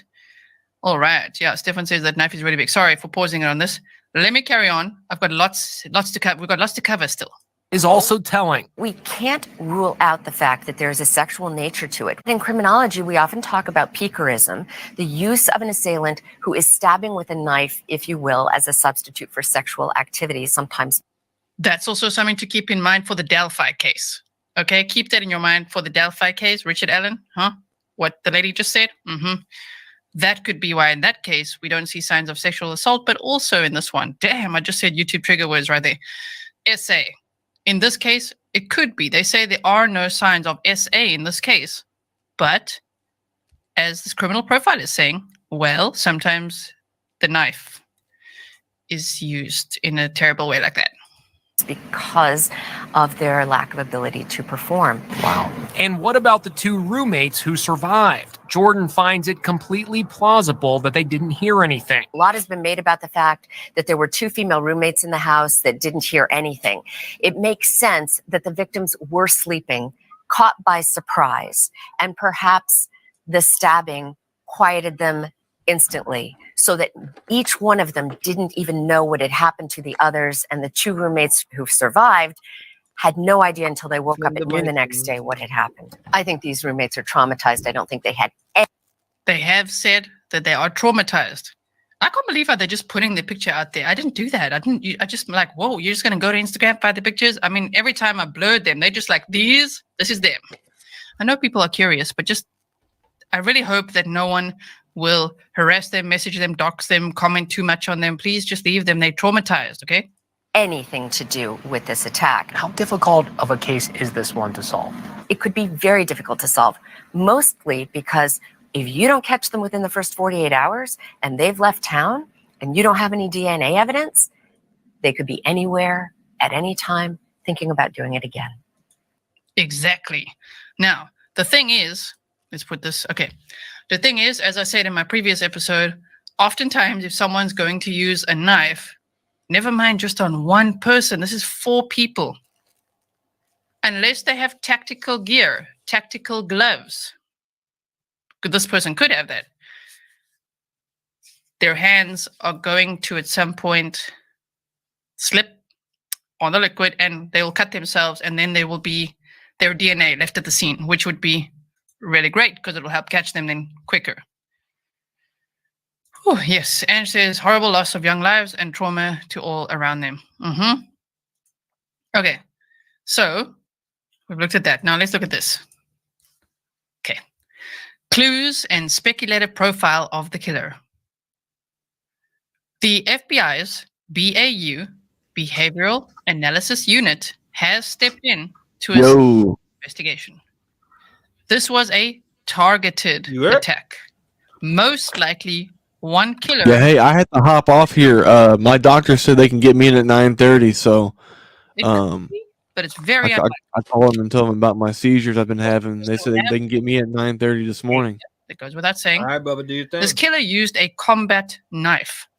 Yeah, I'm gonna hop off and get ready because they can get me in, man. That's awesome. I ain't gotta wait until after the holidays, so that's good. Etc. So a vest, gloves, boots, things like that, things of that nature. They All are right, brother. around for knives, which is how we Yeah, I'll heart you guys. Yeah, guys, I'm good.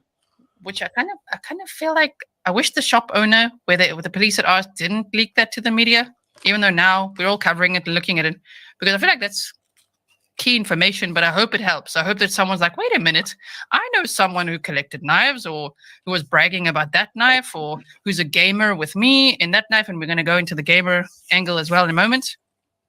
They say they may be a knife collector. They could be someone with military training, likely discharged or failed in the military.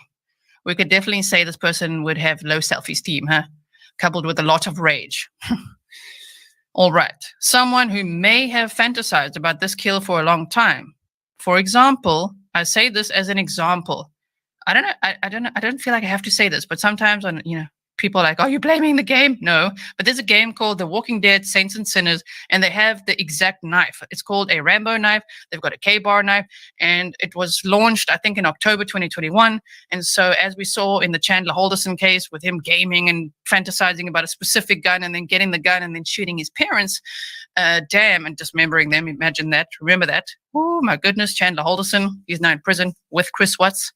But the point is that game, this person, if they were fantasizing about it, could really go over it and over it, I'll show you now. So let's pause there for a second. Okay. It's also part of Call of Duty.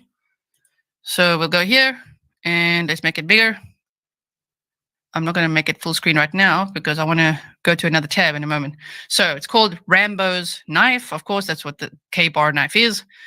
Call of Duty Warzone and Black Ops Cold War Weapon Blueprint Call of Duty. The Rambo's Knife is a weapon blueprint available in Call of Duty Black Ops Cold War and Call of Duty Warzone.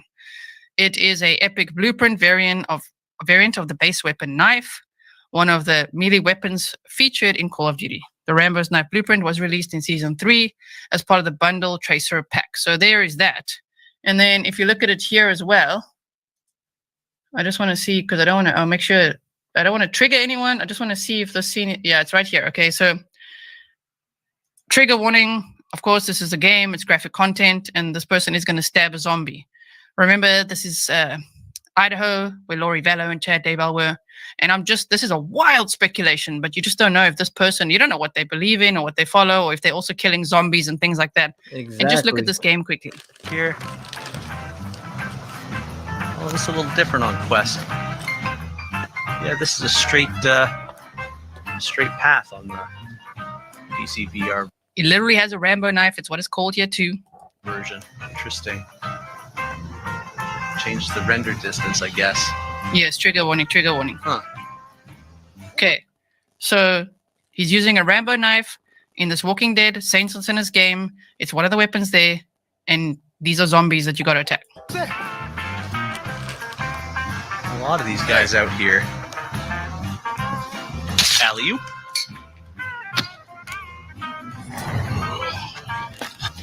Oh, that one bounced. Okay, so you just don't know. I'm just speculating. What if this person played a lot of these games? You just don't know where their mind's at, you know?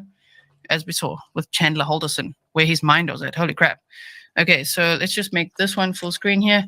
They say here, thank you, not for sure. It's 2 a.m. in Tokyo, and I got out of bed to watch this. Love from you, Far East Grizzlies. Damn, Mr. Grizzly would love that. That's my husband. And he's going to be visiting Tokyo soon. Thank you so much for that. I'll tell him. There's a grizzly in Tokyo. Grizzlies all over the world. Okay. Okay. Rosanna talks about Reddit thread. Now, the thing is, Jack with the last name S. So it's not Jake S and it's not Jack D, but apparently it's Jack S. But I see that people are confusing Jake S with Jack S, so they just got to be careful with that. Remember, Reddit, is Facebook, is social media. We got to just take it with a grain of salt, right? So here they say Rambo knife, and this is for, which game is this for now? Wait for it. The one was Call of Duty. Oh, yeah. I think this is still the one, the Walking Dead one. They say, a very good melee to keep at your grasp, except when you are throwing it, of course. One hit from a thrown knife will instantly kill most zombies, and you can cut a smoker's tongue, right? Survival knives are knives intended for survival purposes in a wilderness environment, all this kind of stuff. You could just see. It just describes it all, and it's like really cool to have it in this game and everything, and you just don't know what type of person we're dealing with here. I'm just speculating for a second. Could this person maybe be a gamer? If the FBI is looking into social media profiles, I hope they also look into gaming profiles and Twitch and all of that, right? So that would be the point of just showing you some of these things here. All right. Oh, sorry. Yeah. Okay. So we've looked at that. And then let's go back to my presentation. So there could be someone with military training, likely discharged or failed in the military, someone who fantasized about this kill for a long time. Mental illness is also a factor, of course, naturally. I mean, hello, this person killed 4 people. Yeah, I think mental illness is a factor to consider, but what type could be interesting, right? Could be someone mission-oriented, cleaning up or wiping out certain targets to fit their narrative. Whoever they think deserves to die, you know what I mean? You see that often too. Or fixated romantic pursuit of at least one of the victims via social media or stalking. Oh, I kind of want to see this other video. Hold up. That was a video yesterday. I'm pretty sure I seen that one. I was showing that to Smokey, but he dipped. Hold up. Okay. That's not the one we were watching, right? Welcome back to another episode of Grizzly True Crime. This is what My I name wanted is to Grizzly see. K, and if you missed the live stream, what I want to do in this video is just summarize the presentation that I made for you guys in case you don't have time to look at a 1 hour, 40-minute live stream. So let's get into it. I'm about On to, though. November 13th, 2022, sometime between 3 and 4 a.m., according to the police, 4 students were murdered in their home in Moscow, Idaho, after a night out. Ethan, 20, and Zaina, 20, had attended a party on campus. They were dating. Maddie, 21, and Kiely, 21, went to the corner bar and then got food at 1:43 to 1:53 a.m. at a food truck and then Ubered home. 2 other female roommates were in the house at the time of the murders. Police do not suspect them of the crime. Who entered this house and murdered 4 people with a knife? That is the question. These are the victims pictured here: Ethan, Zaina, Kiely, and Maddie, sending their families condolences for myself and all the Grizzlies. This must be absolutely horrendous, especially with how high profile this case has become, all the media attention and everything. It's a lot to deal with. Now, just to clear up, I know there's been a lot of confusion about Jack, and there's another Jack, and there's a Jake. So Jake S. is Maddie's boyfriend. He's absolutely devastated by the loss of his girlfriend, Maddie. Then Jack D. is Kaylee's ex-boyfriend.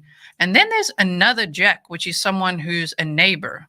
So, and that Jack is apparently the guy in the food truck video in the hoodie. That's what's being said out there. That's speculative because I can't confirm it myself, but that's what people are saying, is that there's Jack, and then another Jack. And the other Jack is the neighbor, and the one here who had spoken to someone there around the food truck area and said that he's just making sure the girls get home safely.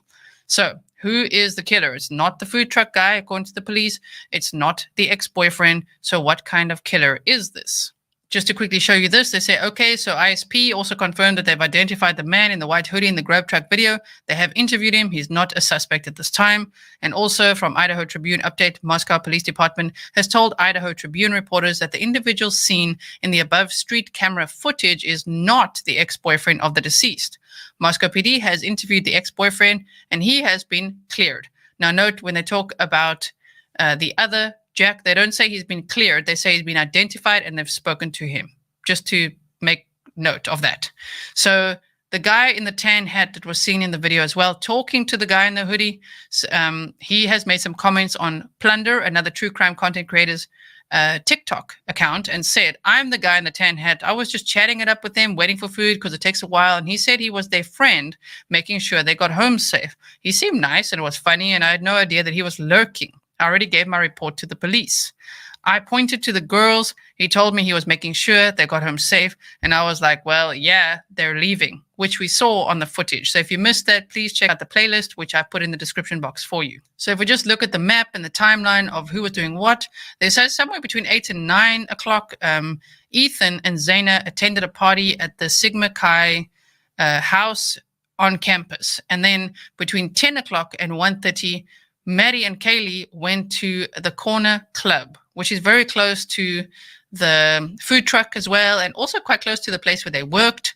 And then between 1:43 and 1:53 in the morning, we saw the footage of them at the food truck. The victims were found on the second and third floor of the home. Ethan was allegedly spotted first and reported as an unconscious individual. And this was according to the unidentified 911 caller. The police are not saying who made the 911 call. The coroner said that all 4 victims were in their beds at the time of the attacks. The New York Post has also said that the 2 surviving victims were actually on the 3rd floor, which is interesting. I don't know if they were apparently in the same room. Maybe they were passed out, didn't hear anything.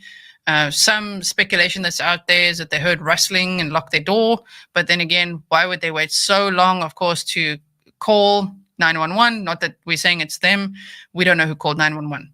So, but apparently they were on the 3rd floor. Between 2:26 a.m. and 2:44 a.m., Kiely called Jack 6 times. We don't know which Jack. If it's the ex-boyfriend or the neighbor Jack, it would make more sense if it's the neighbor Jack, in my opinion. And plausibly, he would be the one that then saw the missed calls the next day and was like, what the hell? I've got so many missed calls from them, and went to the house. And maybe he's the guy who made the 911 call, but they're not saying who made the call. Between 2:44 a.m. and 2:52, Maddie called Jack 3 times. And at 2:52 a.m., Kiely makes the final call to Jack. So that's 10 calls in total between 2:26 and 2:52 a.m. We don't know if they were calling for help or just calling to chat to him or what they were calling for. But the murders took place sometime between 3 and 4 a.m. Just as a point of interest, someone called Jack Katovich, which could be the neighbor Jack, paid Ethan that night, the night of November 12th. So the murders happened November 13th between 3 and 4 in the morning. So November 12th, 2022 at 10:40 p.m. it says Ethan Chapman paid Jack and said, thanks. I don't know what he paid Jack for, or if this would be the private ride. I don't know. But that is yet to be clarified. Right. And then also with Ethan's memorial fund, he was also the first person to donate to it.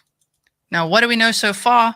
All 4 victims were stabbed to death between 3 and 4 in the morning on November 13th, 2022. Some had defensive wounds, fought for their life. I say some because they didn't say all of them did. They've only mentioned a few of them, so I don't want to say all if we don't know it's all. There was a 911 call made about an unconscious individual just before noon, and the police found 4 victims brutally murdered who were left to bleed out. What we don't know is, did the killer know the victims at all? Was this an opportunistic, disorganized, or organized killer?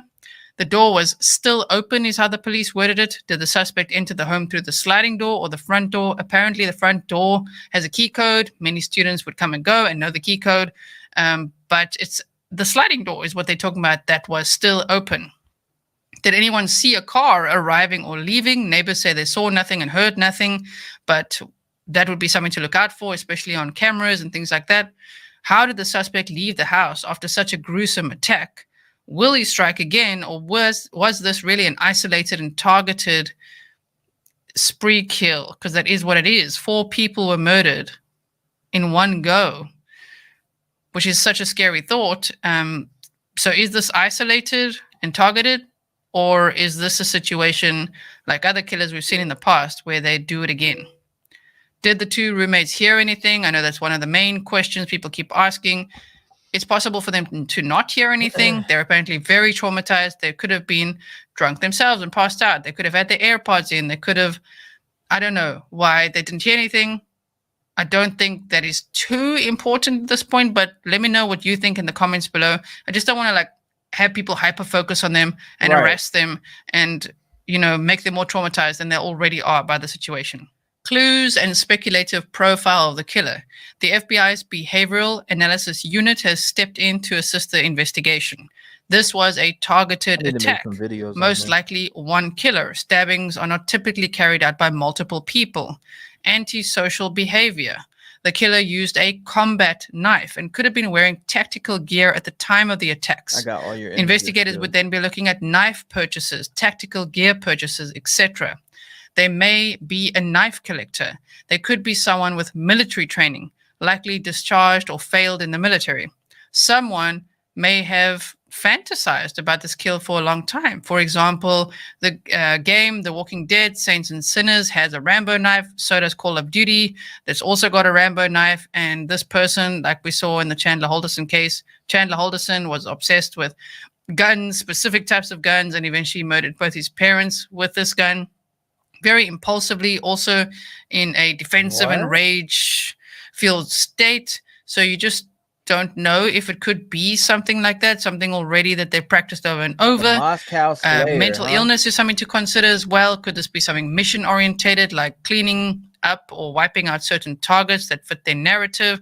I'm saying, for example, zombies, according to the game The Walking Dead, Saints and Sinners, the person would be killing zombies with a Rambo knife. So you don't know what type of mental state this person was in. Or would this be someone who had a fixated romantic pursuit of at least one of the victims? So like social media, stalking, a voyeur even. Voyeurism would not be uncommon for a killer like this. This appears to, based on what we know so far, be an impulsive volcanic rage-fueled attack. For example, the Gainesville Ripper and Ted Bundy. This could plausibly be the same suspect who... All right. So I just seen what you sent me, Ali. So the post says...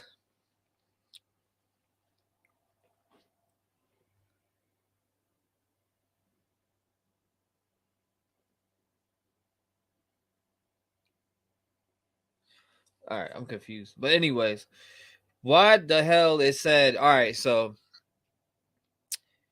who the fuck makes comments like that? Let me see. People are weird. Fucking weirdos, bro. Let's go with all these fucking weirdos all over the place, right? Why is there so many fucking weirdos? All right, I got all of them right here. I'm going to drag this to my desktop. Fucking weirdo central. That's what I know.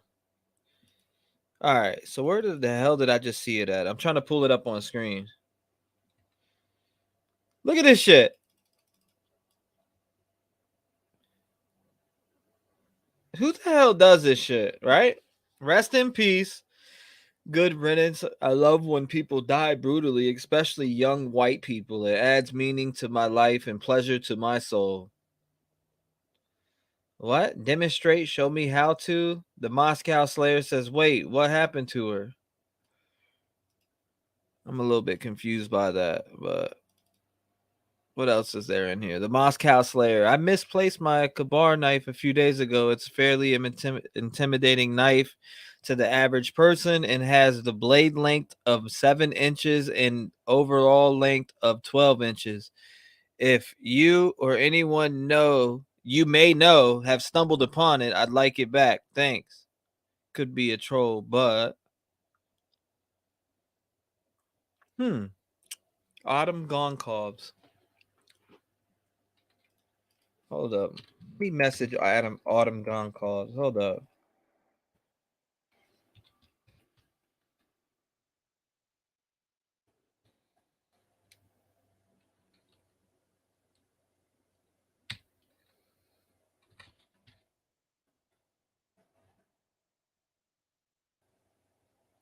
One second.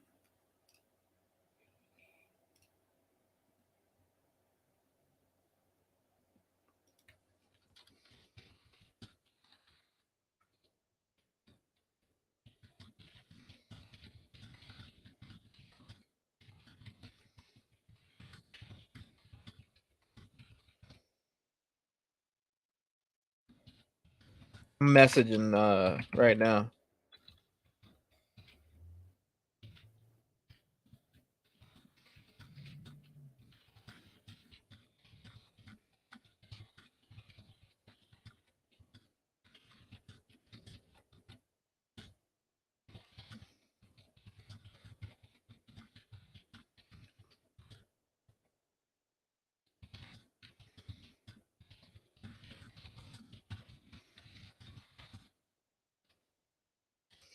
Let me get my link to my social media real quick. YouTube Studio. Oops, not YouTube Studio, my channel. Hold on, I'll grab it for her real quick and send it to her. Boom. Let me hit.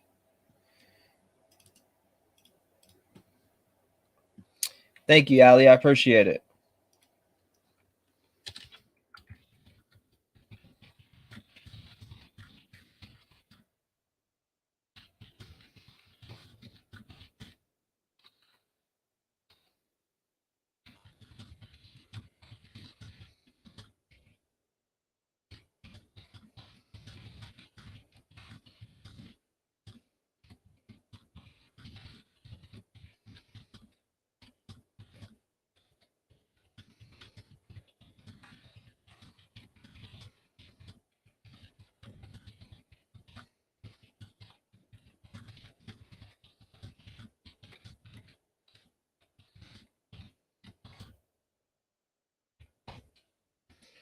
All right, there we go.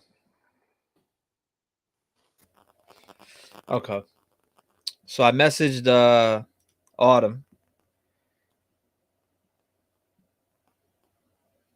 I had to give her a quick message real quick.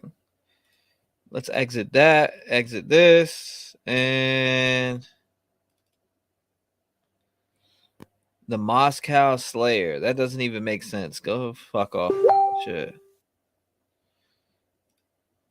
That's crazy. Who the hell would do that? Like, who the hell's gonna make it? The Moscow Slayer. You need a fucking boot stomped on your face. The Moscow Slayer. Fucking troll.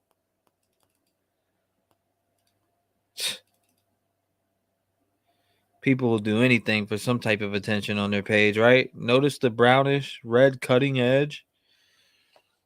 Notice you being a fuckface.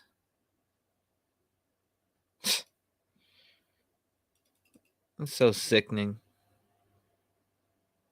Wow. Really? Like, yeah, it is creepy. It's very creepy. Creepy as it gets.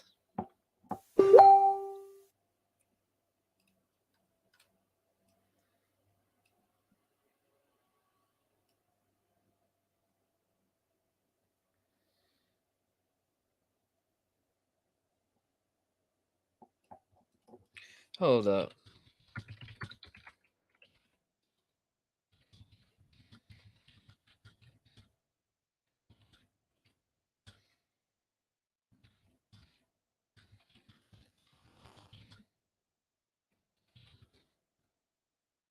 Hold up, here we go.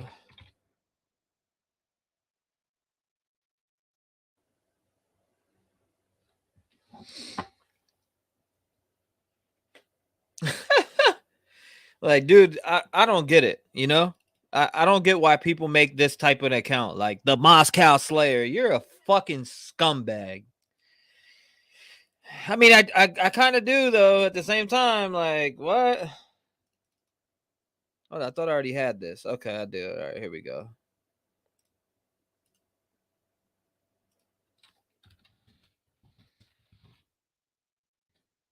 Here's the info. Let me add that up here to here. I'm going to put the Moscow retard.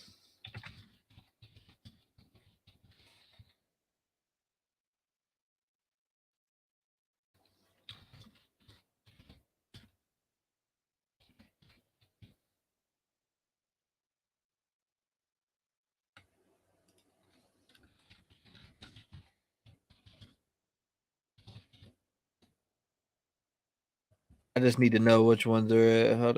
Oh, damn. I didn't mean to do all that. Well, I guess it's gone. Piss off. I need that one, though. Let's see. Knife post. Hold up.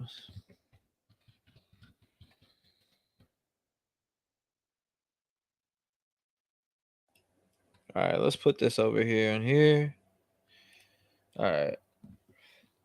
That don't make no sense to me. Why somebody would do that, you know? It really doesn't. It makes zero sense. I'm saving some of my notes here I've been taking. I had my mic muted because I was eating real fast. I had to eat with my medication because I have a abscess, so that's why I was muted for a minute. Dude, you look good in drag? What? The fuck am I seeing on this phone?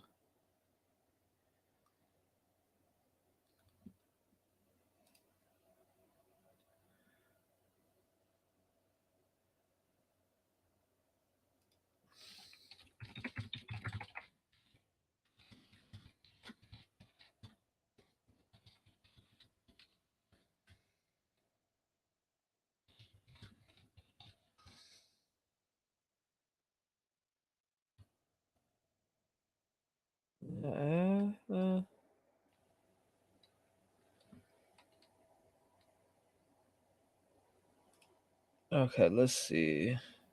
Been a crazy session today. Yeah, it ain't. As soon as I get this infection, I mean, half of this time that I've been on here, I've been feeling throbbing. So I'm surprised I've been on for 6 hours and 51 minutes. I've had this has been a boring live to me. Like, it's when I mean boring, it's like I'm in pain and I'm over here just like, you know, I'm in pain and shit. So it's been boring in that sense that I've been dealing with the pain and not being able to focus on certain things. Now I've been taking notes, but it's just been like painful and boring in my head because I can't focus the right way when I'm in pain. But right now, that's why I went to the store. So I went to the store, I got Tylenol, and I got some Tylenol to mix with my Advil, which it completely now I don't feel anything. So I feel good now, which is why I'm able to, you know, do my thing. But I want to talk about the Trinity Bacchus case now, too, also. Now, with the Trinity Bacchus case, I think there's some weird things that came up, right? And I want to play this part for you real fast. On my screen, you're going to see this is all my notes from the Trinity Bacchus case, but not in here, though. There's way more notes in here. Look at all this. This is all the pages of everything that I've taken on that. I could put together a hell of a timeline. I've gotten death threats from this dumb shit. Freaking idiot. This right here. Look at this. You'll never forget the shit. Let's see, especially when you have two dead redhead girlfriend. Ooh. Okay, right? So on this live, Trinity Bacchus's boyfriend at the time was in here. Now, somebody in my live asked Trinity Bacchus' boyfriend. I will talk about Trinity Bacchus, Captain Kirk. So In my live, someone asked Trinity Bacchus' boyfriend, Francis, is it true that you were with Paisley? He said, yeah. He admitted in there. He was like, yeah, I was there. I seen her get hit by the car. So check this out. Let me know if you can see this chat too, by the way. Is that true, Francis? That you dated the girl? Is that true that you dated the girl or the Paisley girl that everybody talks about, or is that a rumor? And you could type in chat rumor. You don't have to explain yourself. I'm just asking.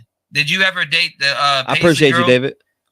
He said it right here. It is true. Emailing podcasts, staying up all night in random live chats. If I was, he said it is true. It is true. So he says it is true that he dated the. So he's saying it's true that he dated her. Now watch this shit. He said it's true that he dated her. Right here. Look. Read this comment right here. What does it say? She got hit by a car in front of me. So what? Why is homie? I don't know. Why is homie around people that are dying? You know what I'm saying? Is it just a coincidence, guys? Now drop down in chat what you think. Is this a coincidence that homie was with two redheaded girls that died? Because I did some thinking the last couple of days, and I'm starting to think that they tried to put the blame on the dead girl's sister for selling Trinity the drugs, and I'm not buying that shit. I'm not buying it. I'm not buying it one bit. I'm not buying what you're selling. I call cap on that shit. I think that they tried to silence me from day one on this Trinity Bacchus case. They tried to silence my ass since day one, and I'm not being silenced. I'm sorry, I'm not. It's crazy. Like, I'm not gonna be silenced, right? How did you verify his identity, T-REV? I verified it through his YouTube. That's how I did it, Ali. I didn't just say, hey, that's Francis in the chat. No, I verified it through YouTube. So I was able to verify that it was him. You know what I'm saying? So that's how I did it. I could tell. And on top of that, he messaged me on Instagram, which also verified it. I'm still waiting on this other guy to hit me up here. There's another dude that reached out to me about this case, says he has some damning information. So I'm waiting to see. I'm also trying to get Autumn up here. I know she's grieving right now and all that, but I reached out and told her, hey, my platform is open. If you want to come up and you want to speak on these horrific murders that your family has to grieve with and go through, and you guys are going through this investigation in Idaho, you could use my platform all you want to come up and speak. I want to, like, I'm on board with it. Like Idaho, I'm going to be digging in this Idaho case for a minute. I'm going to be making videos and I'm going to be live about it. And because I'm just stuck on it. Like, especially from the spirit box that I got this, where's it at? Hold on, let me find it real quick. I'm going to find it right now. Where's this shit? I got when I got the spirit box, this it wasn't the one this morning, but it was the one yesterday, and it said my brother, my own brother. I said, who killed you guys? Or no, who did I ask? I have to go back and play it, but I have it here. It's like my own brother. So it kind of, I said, yeah, you're the one who said it. Thank you. Not to jump on back to Trinity real fast, but yeah, Natasha's the one who asked. You know what I'm saying? Natasha was the one who asked him. She said, why do you have two dead redhead girlfriends? And homie was like, yeah, it's true. She got hit by a car in front of me. So I had people that were there, and this was the real Francis. This wasn't no fake Francis in there faking. Not only that, I'll show you the guy that tried to silence me. You want to see his record? I'll show you guys his record right now. You want to see what the fuck his record is and what he has on it? Why would he be trying to silence me with this on his record? This is just red flags to me. Now I'm going to show you right now. All right? I'm going to show you right now, right here. Watch this shit. Wait till I pull this up, and you're going to see what I'm talking about. Okay? This is what I'm talking about. Look at this shit.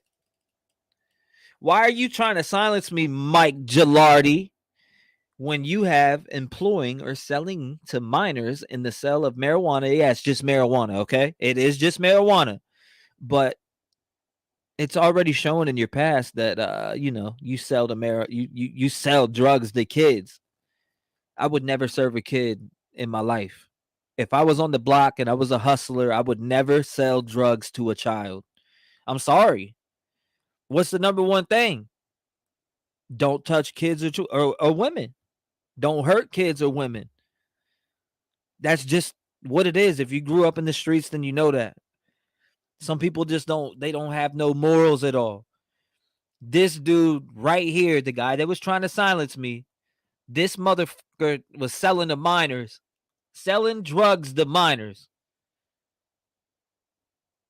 Then you got the answer, Jacob. Yep, I did get the answer. I did get Jacob. You're right. It said Jacob when it came to the girls and Ethan. But yeah, I almost really want to do another one. Only a misdemeanor. This was in 1993. If you look at here, hold on. Let me see if I can get the other one for you. Let me see if I can pop up this other one for you. You ready? Death threats. Here, I got multiple death threats. I need to go take the other screenshots of the other one. Bitch made ass, whack rapping ass, wouldn't hurt a fly ass, pathetic piece of shit, blocks people he threatens. I've never threatened nobody on there. Make it known you ever step foot in Canada and you won't be leaving. I got another one that said if I step foot in California, I won't be leaving. So it was like, okay, yeah, all right, whatever.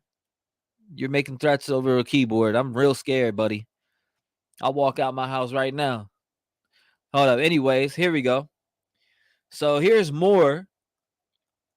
Let's get down to here. See, that was right here. Another one. This was another charges filed employing or selling to the to minors again. He had two of these. What else? I don't know if it connects. See, because this one was December 31st, 1990. I don't know if it says conversion, so maybe it was converted over or whatever. But why is a dude who was selling drugs to a minor trying to silence me and telling me stop talking about trend? I got proof of that right here, and I'll show you. I'll show you right now. Let's go to here. All right, so Mike Gilardi right here. Where's it at? Mike Gilardi. It is. All right, you see this? Mike Gilardi, could you stop talking about trend? You know what I'm saying? I made sure I had receipts. Mike Gilardi, he has a picture of his child or whatever. I went to his page. He's an old ass dude, right? Apparently, if in 1990 you caught a charge selling to minors, then you definitely are older. You're definitely an old head, in my opinion. But right here, Mike Gilardi. So I did a background check on him out of Grass Valley. I made sure it was the right one, and I found those selling drugs to minors. Yes, it was marijuana, but you're still selling drugs to minors. We don't do that shit. Regardless of the fact, if you'll sell whatever, you'll sell whatever to a minor, right? So I don't know. That's just my opinion. Now I think there's so many things on here. Her mom made a post on Facebook. So her mom made a post on Facebook, right, guys? Her mom made a post on Facebook stating that her dad was a child M, which is a CM. He was a CM and an SO, and you know what I mean? He was known for SA. That's what the hell was said, right? And then she puts in the line of saying all that, she puts that that the sister of Paisley, which is dead, which was his ex-girlfriend that died in front of him, was the one who sold Trinity the drugs. Why are we not hearing about none of this right now? Why are we not hearing about this shit from police? There's some fishy shit going on in Nevada County and down there in Placer County. There's a lot of fishy shit going on. There really is.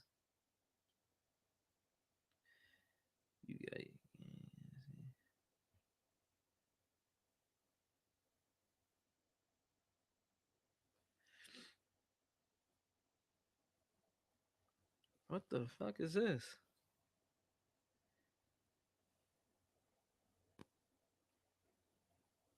My bad, guys. But yeah, I mean, it's crazy. Maybe it's under investigation. I don't know, but I'd hate to be 15, 22 girl. Hold up, 22.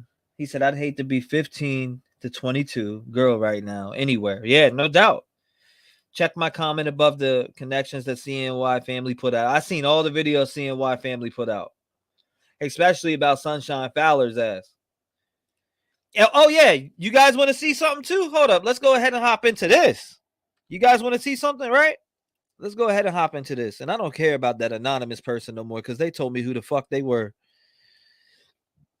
I'm going to pull up my notes real quick. I'll show you guys right now. I'm going to show you who this Mike guy is connected to, right? So let's go. Here's Mike Gilardi. I don't know if he made it not public anymore or what, but we're about to find out right now.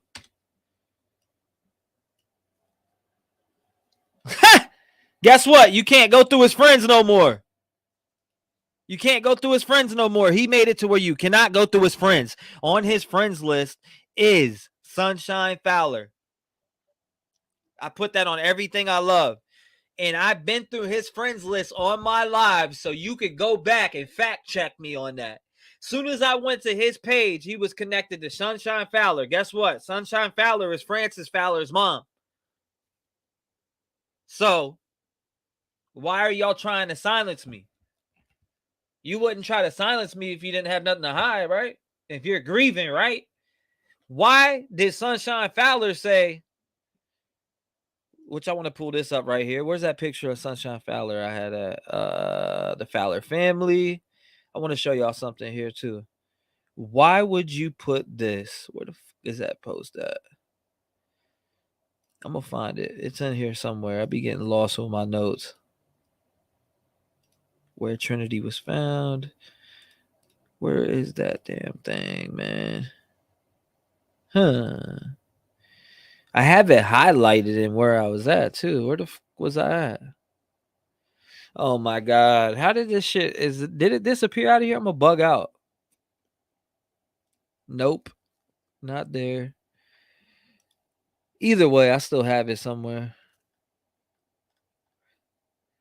Either way, you guys, if you were in here, you know. She put up on the search group that I entered when there was 60 people in there. That's when I went in. She put, we are grieving and searching, or searching and grieving. Why are you grieving? First of all, you don't even know she's dead yet. So why are you grieving?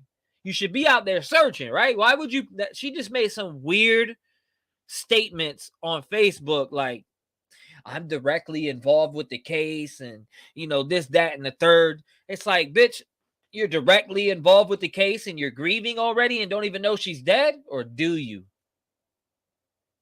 Or do you?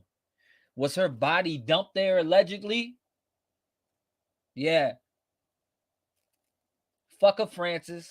Fuck his mom. Fuck them all. Or did you do it? Allegedly?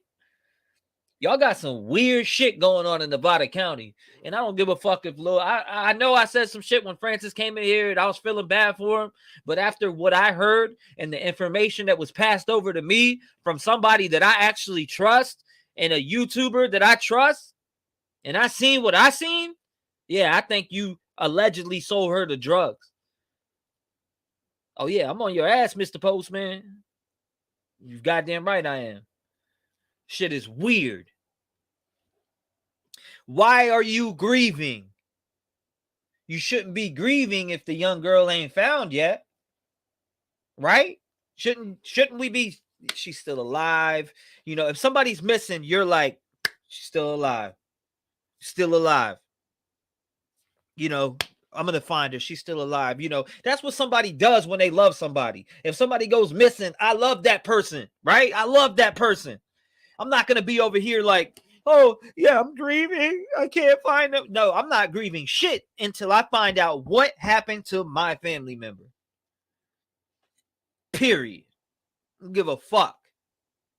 That's just how I look at it. Yeah, it was weird right off the bat. What was the cause of death?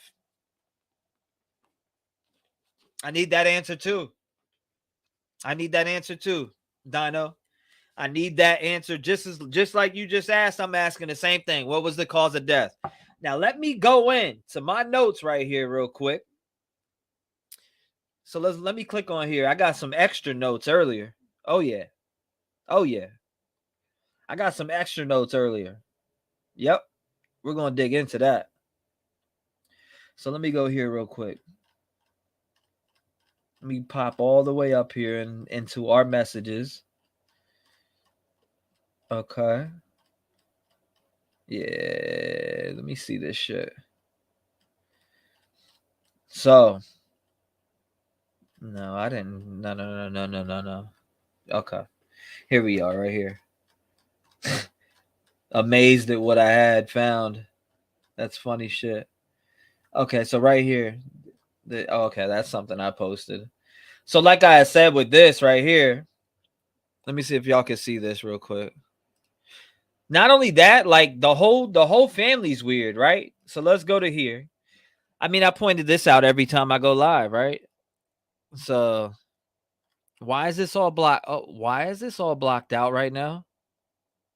Do I really need to answer these dumb questions? I'll just guess. I don't care. None of the above, and I don't intend to buy. All right, thank you. Have a great day. All right. So this is what I'm saying, right? So the Bajorki, the aunt's house that she was at, look at this right here. Allegedly. You know what I'm saying? This is the aunt. This was shit I was able to find easily. Before anybody else had this news, I had this shit. I searched this shit. I stayed up all night and grinded for every little piece of information that I have on this case. And I grinded the fuck out of it. And these people, the Fowler family, hit me up trying to silence the fuck out of me. And they've been in my lives, lingering the fuck around, trying to shut me up. And guess what? It didn't work. They may have thought I shut up. I just took a couple days off because I had an abscess and couldn't really talk and been in pain. Shit, I was even live yesterday when I had pain, or the day before that. I got off early, yeah, but I mean, right now I ain't got no pain, so I'm going to talk my shit. And I'm going to keep talking my shit till one of these cocksuckers are in jail behind bars where they belong. Because whoever gave a 16-year-old acid and fucking was supplying her with whatever she needed to be in instead of giving her a book to read or, you know what I mean, getting her on some school shit, they're over here feeding her drugs. I don't give a fuck. You know, I really don't give a fuck. Mom wants to go ahead and throw all these names out there. She ain't said shit about the aunt. I'd be on the aunts. I didn't fault the aunt or the AKA the best friend. If my kid goes to my aunt's house or to my sisters or to, you know, my brothers and they disappeared, then, you know what I mean? If I'm a chick, we're catching the fade. If you're my brother and you don't have no answers and she done died under your care, we're going to have a problem. If there ain't no, you know what I'm saying? There better be a good explanation on why my kid disappeared out of your house. I don't give a fuck. If my kid disappears out of your house and they end up dead, I'm stomping the fucking earth until that bitch, I'm stomping the pavement till it cracks in half. And I don't give a fuck what nobody says. Fuck the mom. Fuck her stupid ass accusations towards the dad. Fuck all that dumb ass. Fuck them all. Because none of them seem like they want answers. How the fuck did she get outside, get her clothes off? Yeah, she was tripping on acid and this and that and blah, blah, blah. But how the fuck did she get up out the house? And why are all these stories coming out that Logan chased her? Why couldn't Logan catch her? He looks like a fit dude. I know I'd catch her. These motherfuckers they're liars. They're liars. They're enablers that are partying with their children. I see right through that bullshit. Oh yeah, let me go over to my aunt's. I can hit the bong. I can get high. I can do this. You know, see, that shit's all cool until somebody dies. And now all of a sudden it's boo-hoo. And it is sad that this young 16-year-old lost her life. And that's why I'm on here looking like there needs to be more answers than these little silly ads. Like she's over here. Oh, he's just a 17-year-old kid. I don't give a fuck if he was 16, 15, 14. If he's selling her drugs and she died and she died because of those drugs, then he needs to pay for what the fuck he did. He needs to learn a lesson. Just as well as anybody in this world would have to learn a lesson if they sold somebody drugs and they died. It just pisses me off, man. It does. It really does.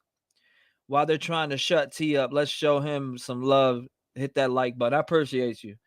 I appreciate you. I'm just saying, these Bajorky ass motherfuckers, none of them, it just seems like mom came straight out and was mad at people on YouTube and mad at people that were talking. And Cece, like, literally deleted all her videos and took them private and all this shit. Fuck that. I'd be stomping on their motherfucking head every day. I'm going to continue to talk my shit on each one of these cases that I talk about. I'm going to continue to talk about Kielyrodni, which she did not drive a vehicle into that lake.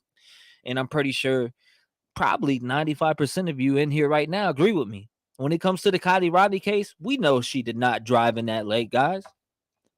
We know Kielyrodni did not go say, hey, I got to go home. It's 12. All right, let me get in this vehicle real quick. And let me just drive right into the water. And I'm just going to sit in the car, not get out. I'm just going to die. I'm just going to float to the bottom. No, it did not happen that way. No fucking way. And no chance. No chance. No shot. There's no way in hell that happened. Same as Kylie's mom. I'm saying none of that shit happened. With Kielyrodni, that didn't happen. She did not get in that vehicle and drive into that water. Okay? And this shit with Trinity running off and being found dead, there's a bunch of weird shit going on. Why would somebody else reach out and tell me to shut up about a case if there wasn't some shit going on? Right? Why? Why? I'm just real fucking curious about it.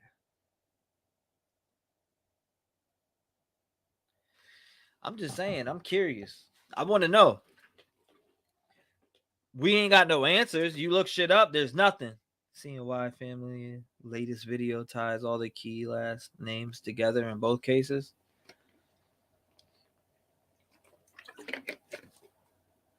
That may be one I haven't seen.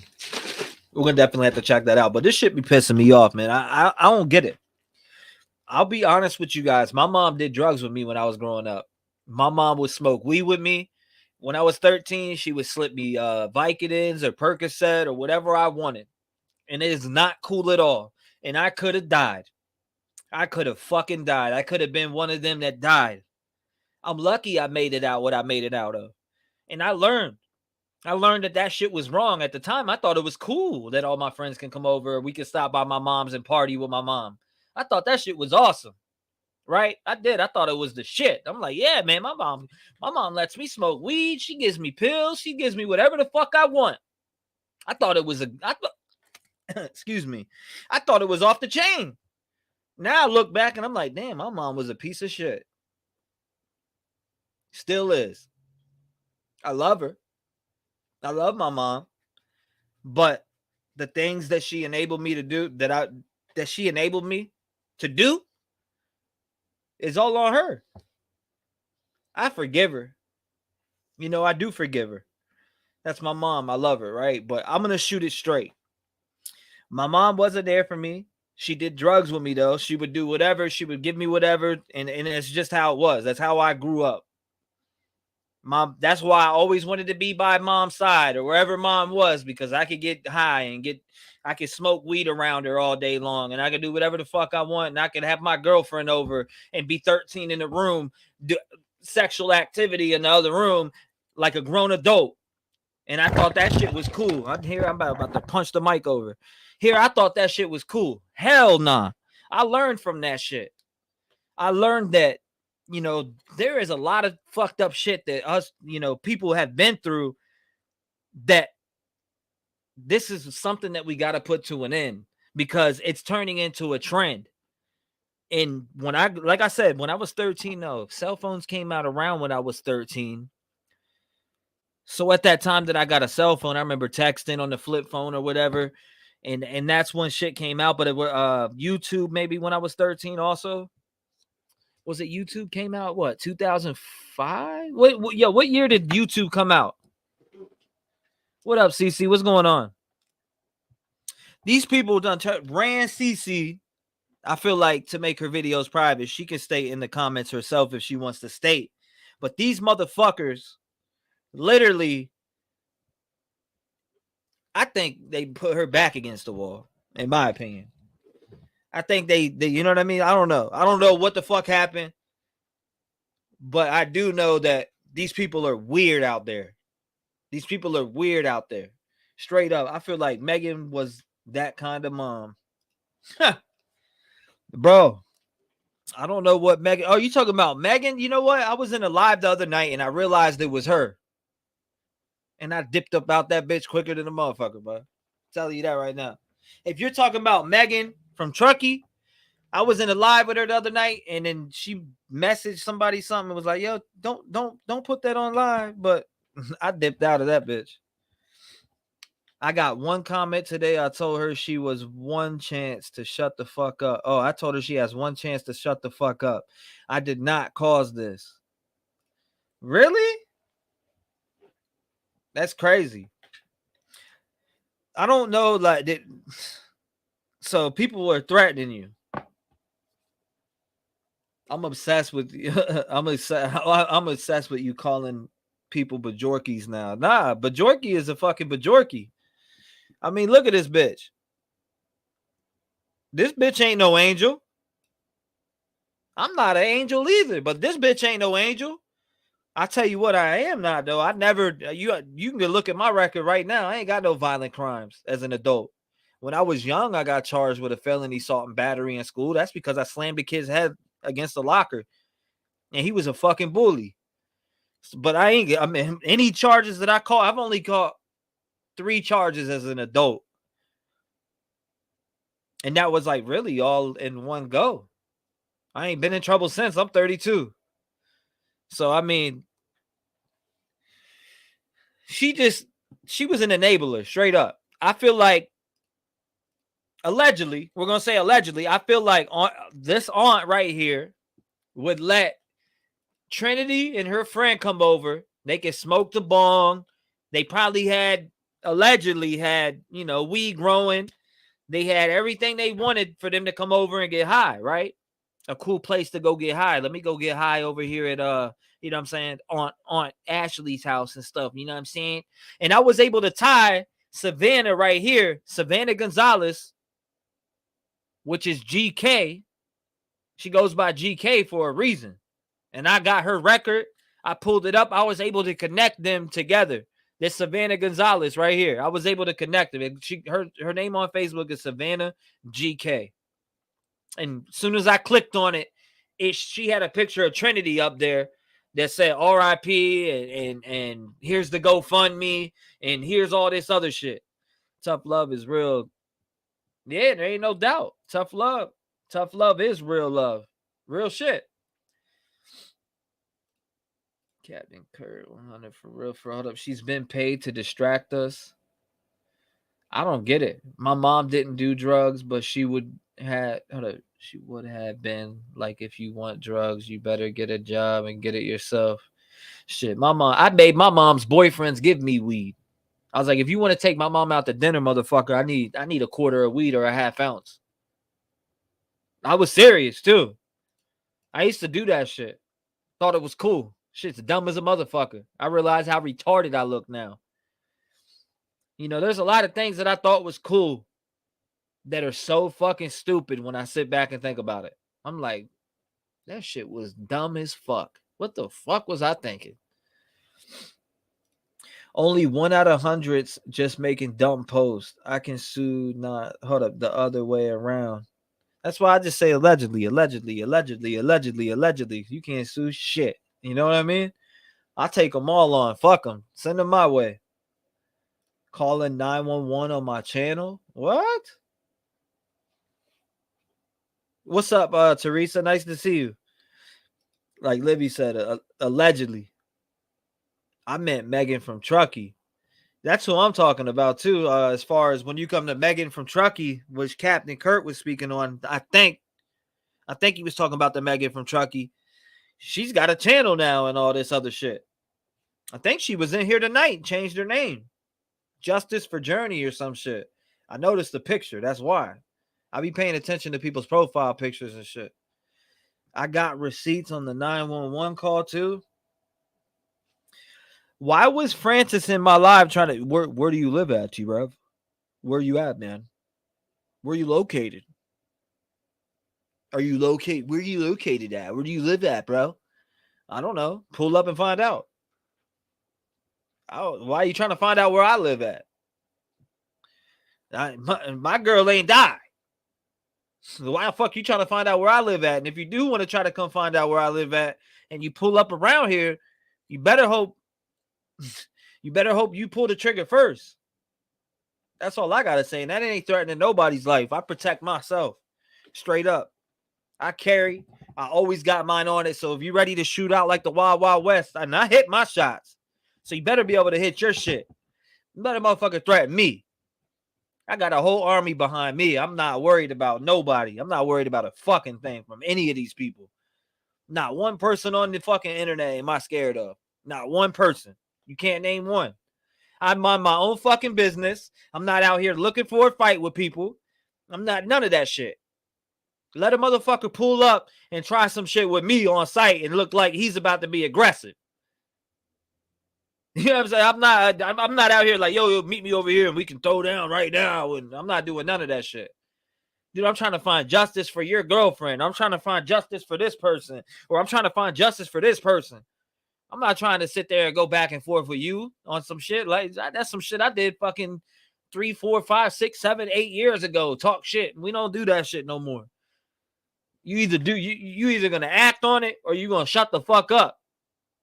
Period. Ain't no need to talk about what you're gonna do. But I do warn people, if you come looking for a problem with me, and I've had people threaten my life, and I got receipts for that. And I've shown some of those receipts on here. If you are gonna come look for me and you find out where I'm at and you pull up on me, you better be ready. You better be fucking ready. Because if you come at me and my family in a threatening way, that's that. Simple as that. Megan remind me of my buddy's mom. I reckon you're late 20s, Trev. 28, I reckon. How old are you? 32. I'm 32, brother. Appreciate it, though. Yeah, nah. You know, you gave me a couple years off. I feel you. Thanks for the 4 years, you know. I'm 32, bro. What up, Shelly? How you doing? For real, though, LOL, how old is she? Because this Megan was like 47. Good grief. Good morning, though, Shelly. How you doing this morning? Shout out to everybody that's in here. Make sure you hit the like button, man. I'm just chilling. Getting over this fucking abscess. I'm taking these nasty pills right here. Freaking clindamycin. I don't know. But yeah, I had to go. Damn, that's crazy. That's what I've been taking, man. Clindamycin. I think that's what it is. Yeah, clindamycin. So I've been fighting these damn Bajorkies. I dare Bajorky pull up at my address. Yeah, no doubt. No doubt. Too old to be Bajorking. Those were the days. I'm dead. Oh no, I've been on here for what, 7 hours and 27 minutes. I'm just chilling right now at this point. I'm gonna make a few videos of my thoughts on this Idaho case, because this Idaho case is crazy. How you doing, Dark Horse? Appreciate you pulling up. Nice to see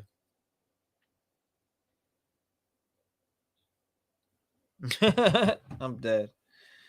Too old to be Bajorking. Those were the days. I'm dead.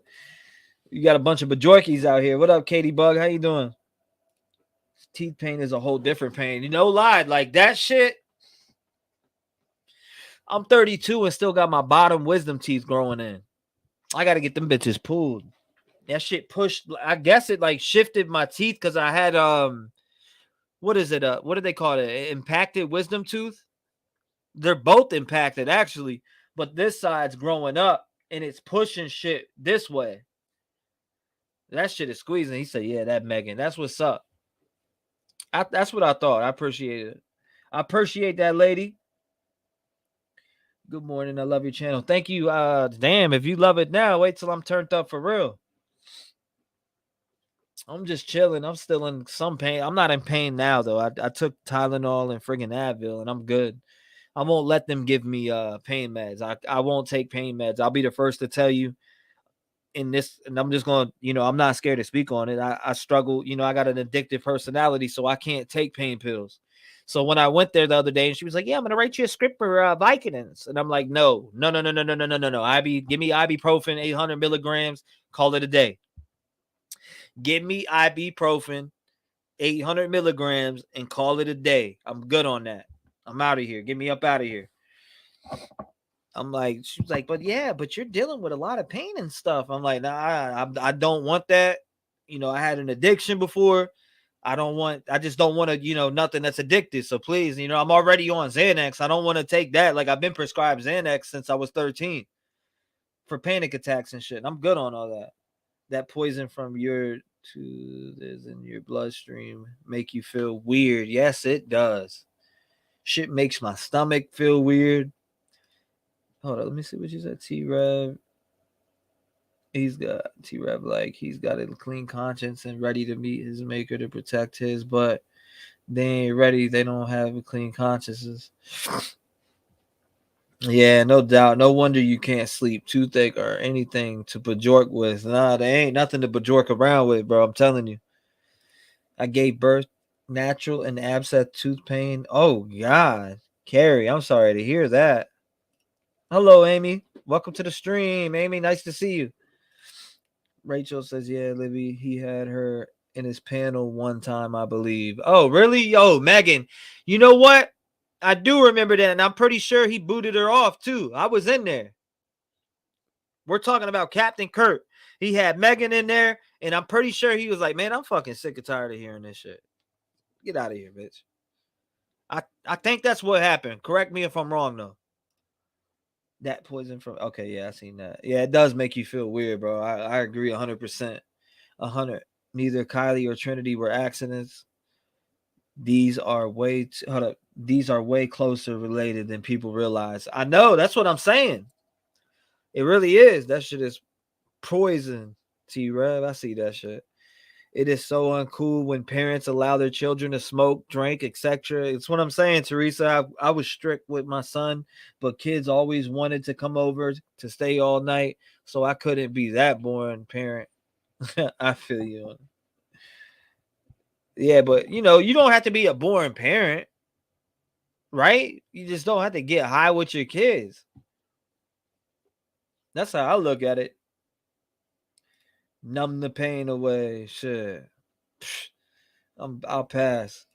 Man, I feel that. They look at me crazy when I say no, not anything but Tylenol and ibuprofen anymore. I know. That's what that's what I tell them. I tell them that immediately. Dedicated to the mission. You gotta get to the end of the mission, man. There's gotta be some justice for Trinity. There's gotta be some justice for Kiely at some point. We know Kiely didn't drive in that lake, and I don't even know if the acid story is fully true with the Trinity case now. There's been so many different stories. What, 6, 7 different stories?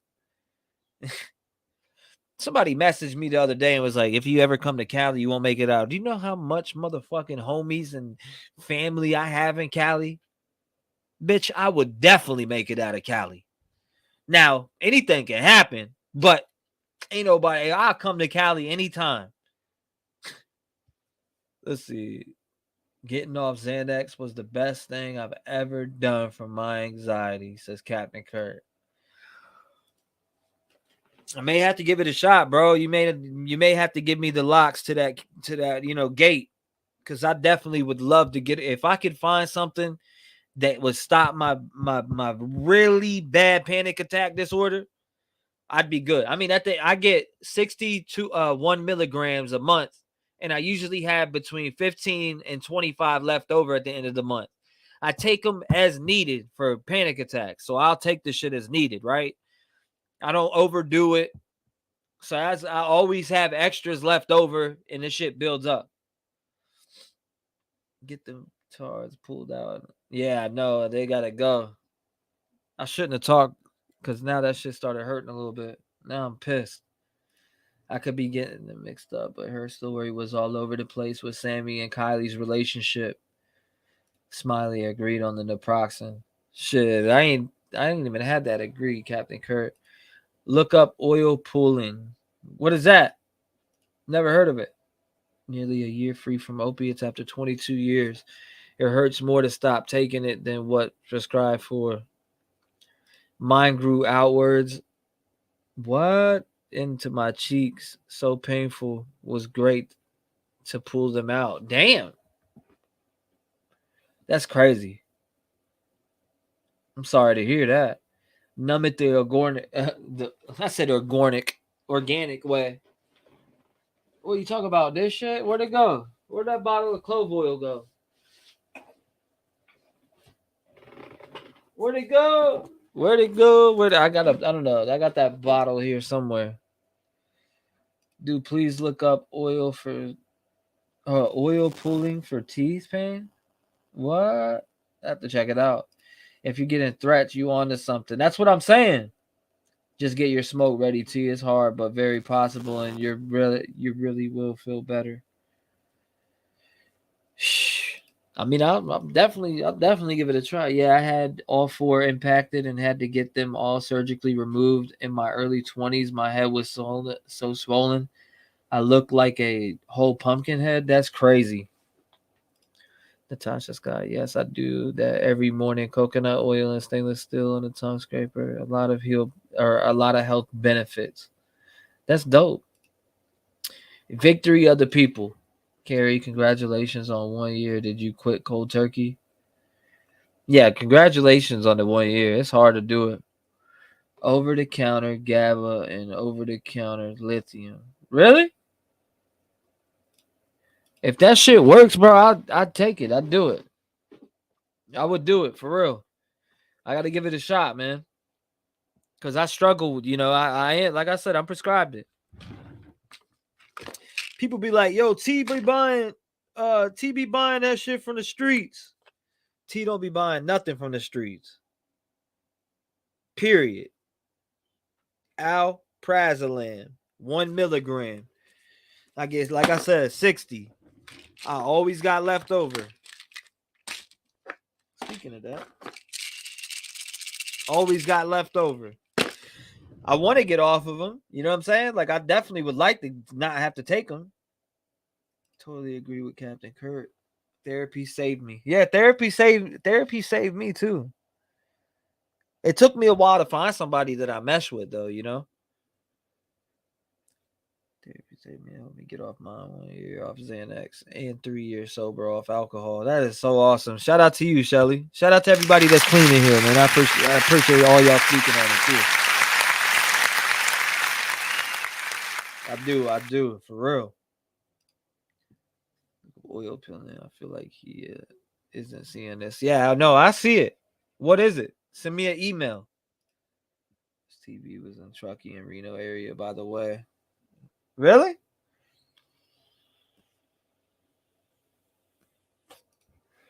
I need to know what that is, bro. I need to know what that is ASAP. Orgel saved my life when my toothache took over. I need some of that right now because my shit's hurting. Where is my shit? Where is it? Hold up.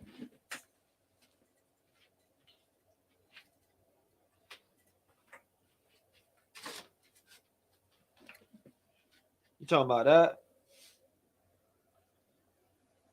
The old Orgel? That's different, though. That ain't the same one that I had the other day. And then this. Pure 100% clove oil.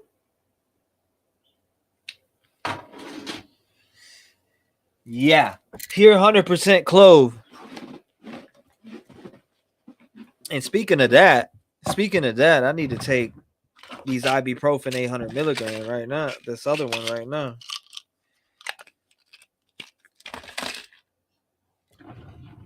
Actually, I need to take half because I took.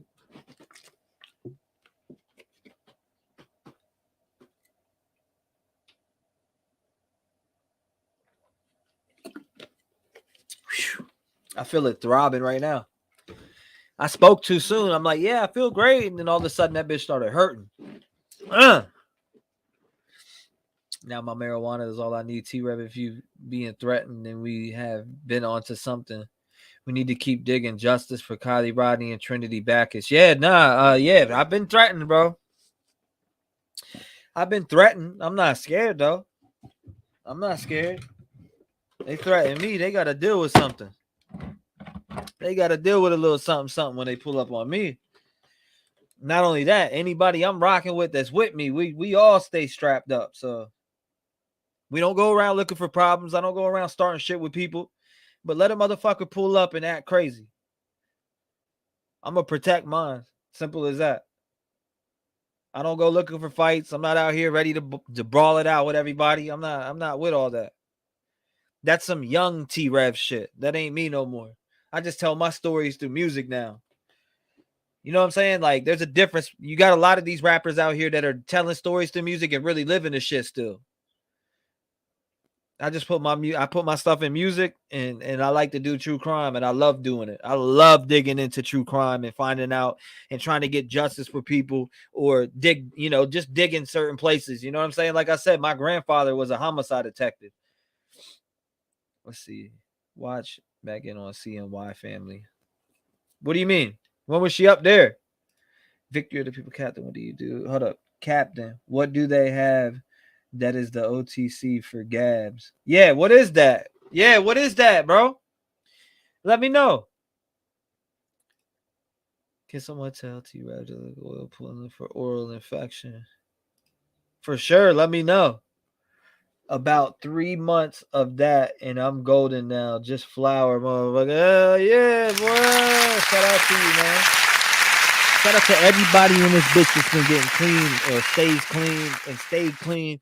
And shout out to, because it takes a lot of, if you've been addicted to something, then you know the struggles of what it takes to get over it. And it's a battle every day, right? It's a battle every day. Flour ain't no addiction, in my opinion. I've heard people say that, but that shit's the dumbest shit I've ever heard about. Thank you so much. No doubt, Shelly. You deserve it. Oil pulling will literally remove the dangerous bacteria that is causing the infection naturally. I need to know about that. Email me that. Please email me that. East Coast, Beast Coast. Yep, I'm from the East Coast. Captain in need. Info. What is the OTC lithium? Yeah, definitely, right? Victory of the people. Seriously. We need that. Hold on. Let me see if he said that. GABA lithium for a few months. Slowed. Stop taking the Xanax. GABA will help the crazy withdrawal your body will go through. Just an FYI, you can die if you rapidly stop it. Yeah. That's facts. That's facts. By the way, I saw the new broadcast on YouTube where Truckee is begging tourists to not come in the next 2 years. They saying it's because of too much litter. Really?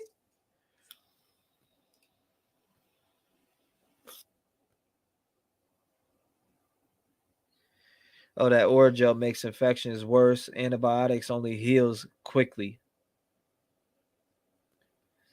I was recently put on Klonopin, says MJ's mom. I need to be able to get to the only flower point again. I want to get off all meds. Like you said, I feel like they're wrecking my body. Man, it happens. Oil pulling is the best. I forgot all about mentioning that. And coconut oil will help with the pain too. Damn, I didn't know that. From at the beginning, tried cold turkey many times and couldn't do it. I was taking 50 60 DHC a day, and my tolerance was so high. Been there. I have not tried it myself. Being a smoker, I feel like it doesn't do much, but I've heard CBD helps with anxiety if you use it like medication and keep on it. Every time I try CBD, that shit knocks me into bed. You know, that shit knocks my ass into bed. I don't know why, but it does. I weaned off of it. You need to get off of it pretty quick. I'm telling you right now, I've been on benzo since I was 13. I'm 32. I'm going on 20 years. It's dangerous. You know what I'm saying? That's just dangerous. GABA, you can buy it on Amazon. Shit, bro. I think I'm going to do that today. Hold up.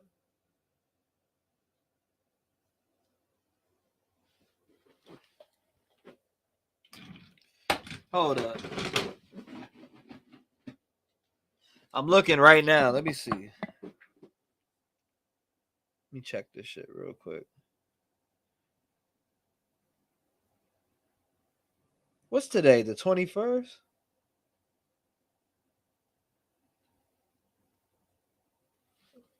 Let me check. I'm going to order some of that. That's crazy. I definitely got to order some. Hold on. I weaned off of it. You need to get it pretty quick.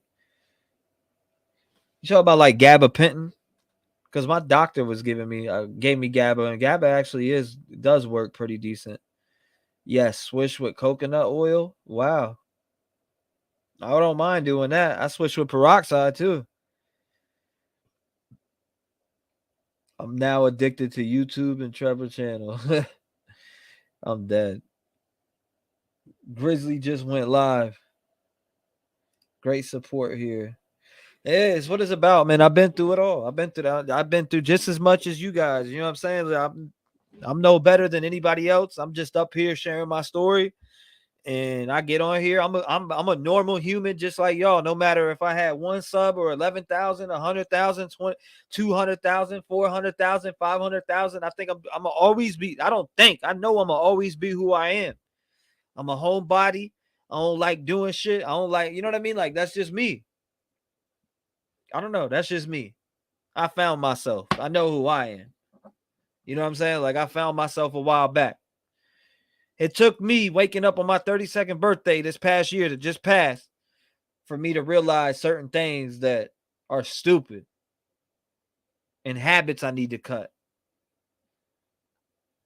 It is what it is. It's now going into December, and I've been on it. I've been stuck to my shit. I've been clean from all that shit. Shit, I haven't took a Vicodin or a Percocet in over 5 years. Now I've been on other shit that's prescribed by doctors for certain reasons, but that's different. 3 years clean, says Christina. Shout out to that, and shout out to that, Christina.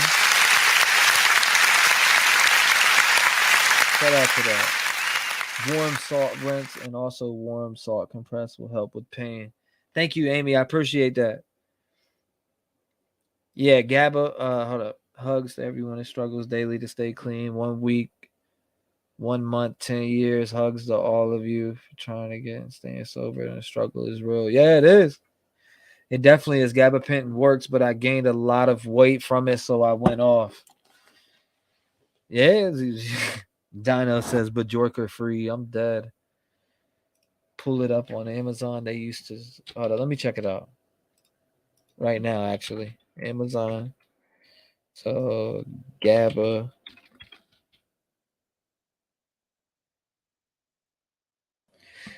He ain't lying.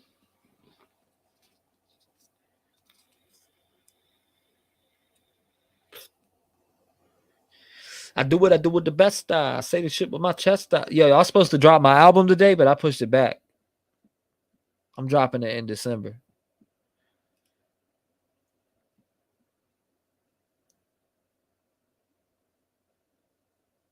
This one? Which one are you talking about? Tell me which one it is. Bro, I was on benzos hard from 15 to 32, 33. Damn, bro. That's crazy. T-REV, Grizzly saying multiple people spoke to 911 in Idaho. Please call. I know I already heard about that. So I heard about that, bro. I heard about that shit. She goes live at 11. No doubt. 490 days. I'm proud of y'all too. Thank you, Priestess. I appreciate that. And you too.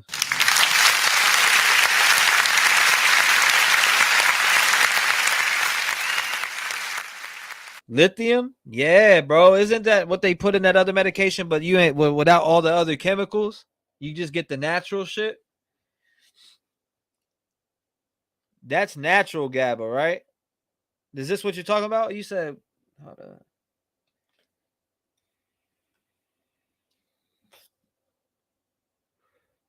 There's 1,000. This GABA right here. It's 1,000.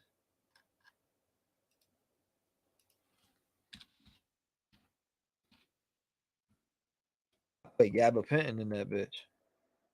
Okay, I see what you're talking about. This right here. She said gabapentin won't be on Amazon. I know it's the regular shit. I don't even know why I put gabapentin. Let me take that off there, just for shit. All right, there it is, right there. Boom, boom. 750 milligram. $19 right there. See, $19 and you get 200 of them joints. How many did you take a day?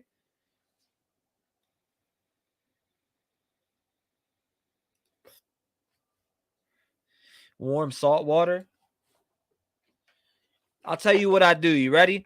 I take this. This is not what I use. Right? So I've had this empty bottle and I pour peroxide, half peroxide in here, and then I pour scope in there. And I mix the shit up like this. And then I just I'll leave it sitting there for like 2-3 minutes and it'll kill the paint off. Now we're pure. He said keep going down this brand pure. Okay. Let's see. Right there. Oh shit. No doubt. So this is pure. This brand's pure right here. So let me search pure though.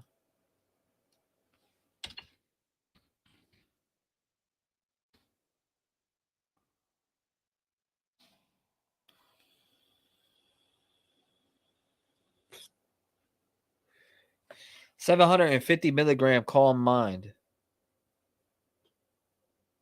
Hell yeah. This is the pure naturals, right? Yes, that's natural. 750 to 1,000. I'm really gonna give it a shot, man. If it helps with my panic attacks, I'll be good. I had panic attacks. Like I'll feel like I'm dying and shit. I'll literally feel like I'm dying. Like heart will be racing. I'll be thinking I'm dying and shit. And I've been to the damn emergency room so many damn times. 3 a day. Bet.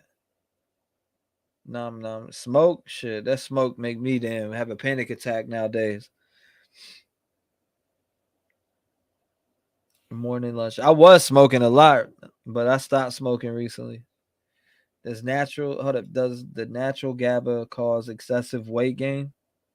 Teresa wants to know. But yeah, man. Shit.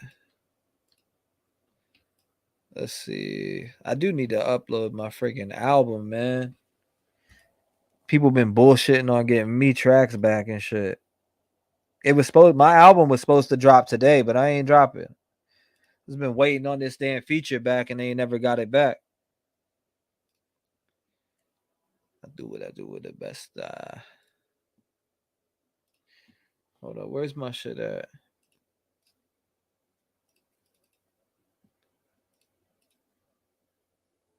I had this joint with Mile High. The Truckee Way was on there. Goals. This shit goes hard. I'm sure a lot of y'all heard that already. Goals? Y'all heard Goals yet? Second bottle, 32. Hold up, T-REV. There's a new song on YouTube called There's Water Background. I don't know what he's saying. I'm dead. $32 each. Second bottle. Damn. You don't hold up. You didn't smoke, I meant. Oh, bad. Now brand's formulation is bomb because they other nutrients that make an ingredient. Carrie, I literally told the doctor I want to be off meds. I lose my shit. This shit helped me big time. I'm gonna take your word for it and order that shit. I'm trusting you on that, bro. If you said you took the shit from 15 to 30, that's damn near the same amount of time as I've been on my shit, bro. So I trust that. I trust giving that a try because I've heard other things that work for me in the past. And it takes somebody that's been through something for you to, you know what I mean? Like, especially to overcome it, bro. Like it's hard to over. It's hard. It's hard, man. It's hard. It really is. It's fucking hard. That shit is hard. You can't. It's super hard. Hold up, that got Knox Hill on it. Blacking out. What is that? 1, 2, 3, 4, 5, 6, 7, 8. Thought I had like 10.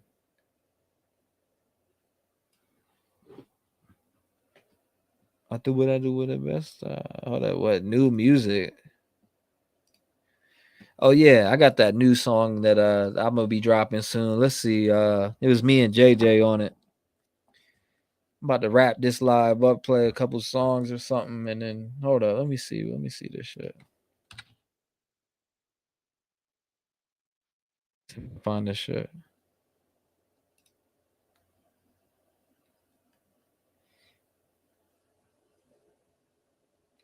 Let me know which ones you like personally. I thought he sent me the shit. Hold up, guys. I'm looking for an email right now.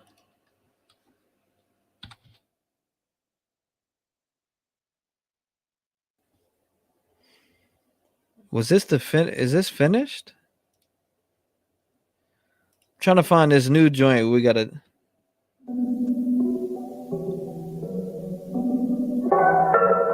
Nah, that ain't it. There's no way that's it. That's old as hell. Hold on, I'm just trying to find this.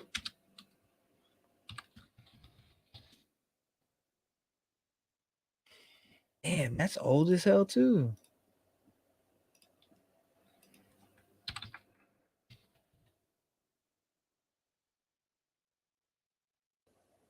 That's old as hell too.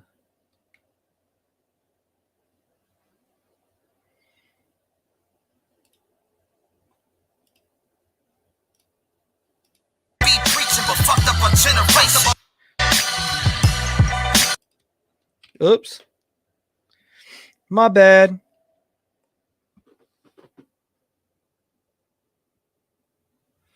My bad.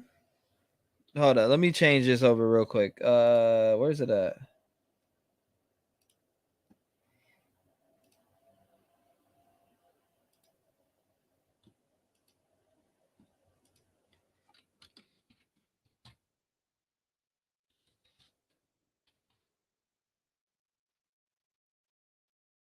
Homie just said he sent me something not too long ago. I can't find it though. Hold up. I'm trying to find this shit real quick.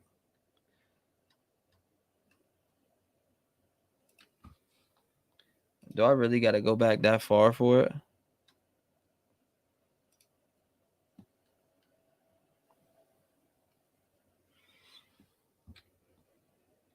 Maybe I do. Hold up. Appreciate you, NJ. I appreciate that. Thank you for becoming a member.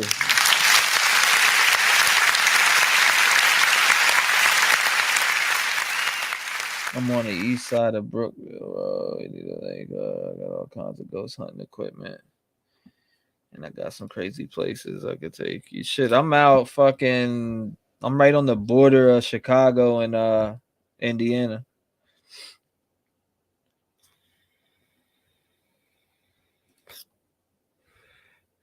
I appreciate you though for becoming a sponsor. Thank you. Hold up. I'm trying to find this fucking song, but I can't even find it. I mean, I got my version that I mixed. Dub 3030. Mix that shit. I'll let you guys hear something. If you want to hear something from the album, let me know.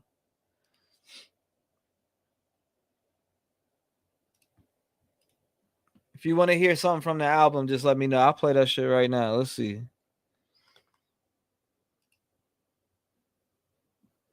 Trying to think of which one I can't find. I got this, and then I got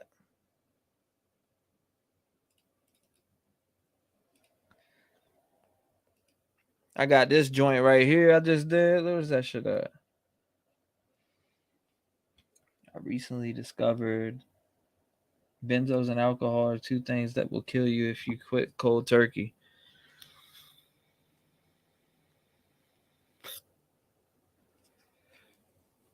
Always wanting to hear fire. Me and JJ did this. We're gonna drop a music video to this though. I'll let you guys hear it real quick.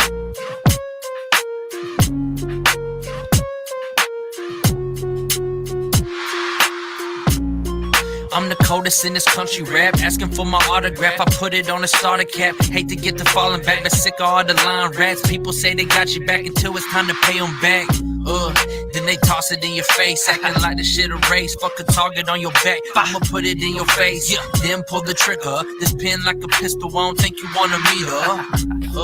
I'm too cold with the rock. Why they put me on the bench? Because I speak my mind and I don't suck dick. That's a trip. I can't blow up unless I rap politics. That's a bitch.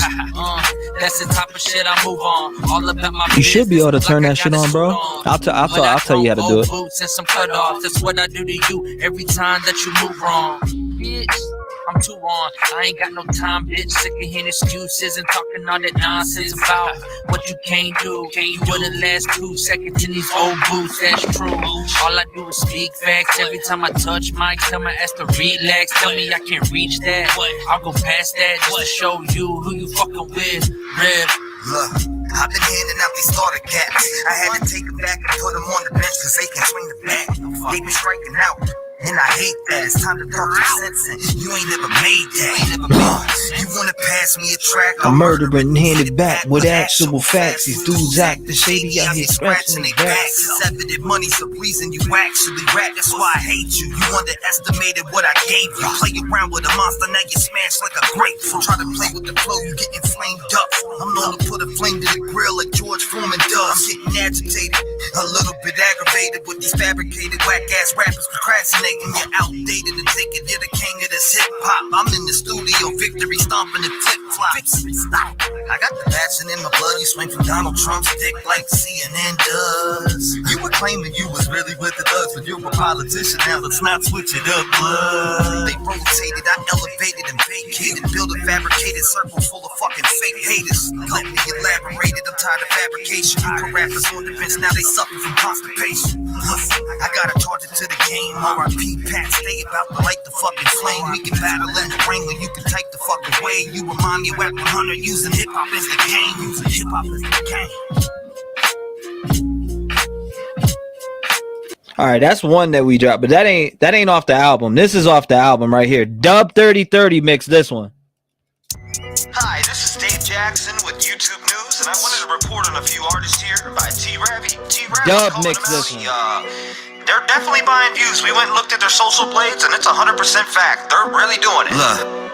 Unique. Listen to me when I get on these beats. I'll put you to sleep with a pillow for free. I say what I say and I live what I speak. I don't give a shit about none of your beef. Ride with the heat. I'ma tell you what it be. Evidently, you came around fucking with me. I'm talking to peace. I'm not trusting the streets. Everybody is a thug till they get put to sleep. Definitely moving ahead of these. I got the energy. I got the remedy. You will eventually see that I'm mentally on another level that you will never see. I got the legacy. This is the better me. Give him the beats like I'm swinging the enemy. You ain't a friend of me, you just pretend to be. Give him a Grammy, he's acting tremendously.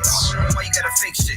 Take a hack guy, give your ass a facelift. You dumb man still stuck to the basics. Not flowing, you never really say shit. Don't maybe check your ass out the basement. Me this Timberland, put him in the shake shit. From the streets, I had to hustle just to make it. Flipping packs on the first street, we pay rent. What you know about it? At 13, was taught how to make sense. You were in school playing with a paint pen. I was on the block really serving many men. By the way, I think you owe me like 50 cents. I am your boss, cause I got the sauce. Hop in my way, then you stick to a dog. You're taking this loss. I'm in the field, snacking this shit like my name ain't more. Baby, back at it like a crack addict. Gotta jump like a jack rabbit, cause I'm that savage. If you ever wanna stab at it, take a pass at it. I run the tracks like school, cause I'm fast at it. Vividly sick of your history. I got no sympathy. You live in misery, lacking consistency. Fuck the publicity, exposing your history. You was a bitch to me, come and get rid of me. You don't really wanna try that. Fuck around, you be stuck like a fly trap. Uppercuts make you wiggle from the contact. We ain't from the Bronx, but you know I got a bomb that. Humidity, I got the chemistry. This ain't a trilogy. We got the victory. Fuck all the industry. I'm independently signed to myself, and I got all the infantry. Written ahead of my prime. I really think it's about that time that I take one of these rappers and put them in the back, cause they literally buy views from online. People respect this. I'm the neglected and tell the whole world you're faking your checklist. I'm eating my breakfast. I bet you regret this. Every single one of you gonna regret this, man. You disconnected from reality, and that's a fact. You need to get back in tune, but it's too late for that. Buying views and box for clout like it's gonna make a stack. You would really let your tonsils get poked for a couple racks. You're the type to buy 100,000 views and share the news to your people like you're making big moves. Or some psycho motherfuckers probably posted by a school. I bet you shoot the bitch up to see your face on the news. Is my face on the news yet? Oh my god!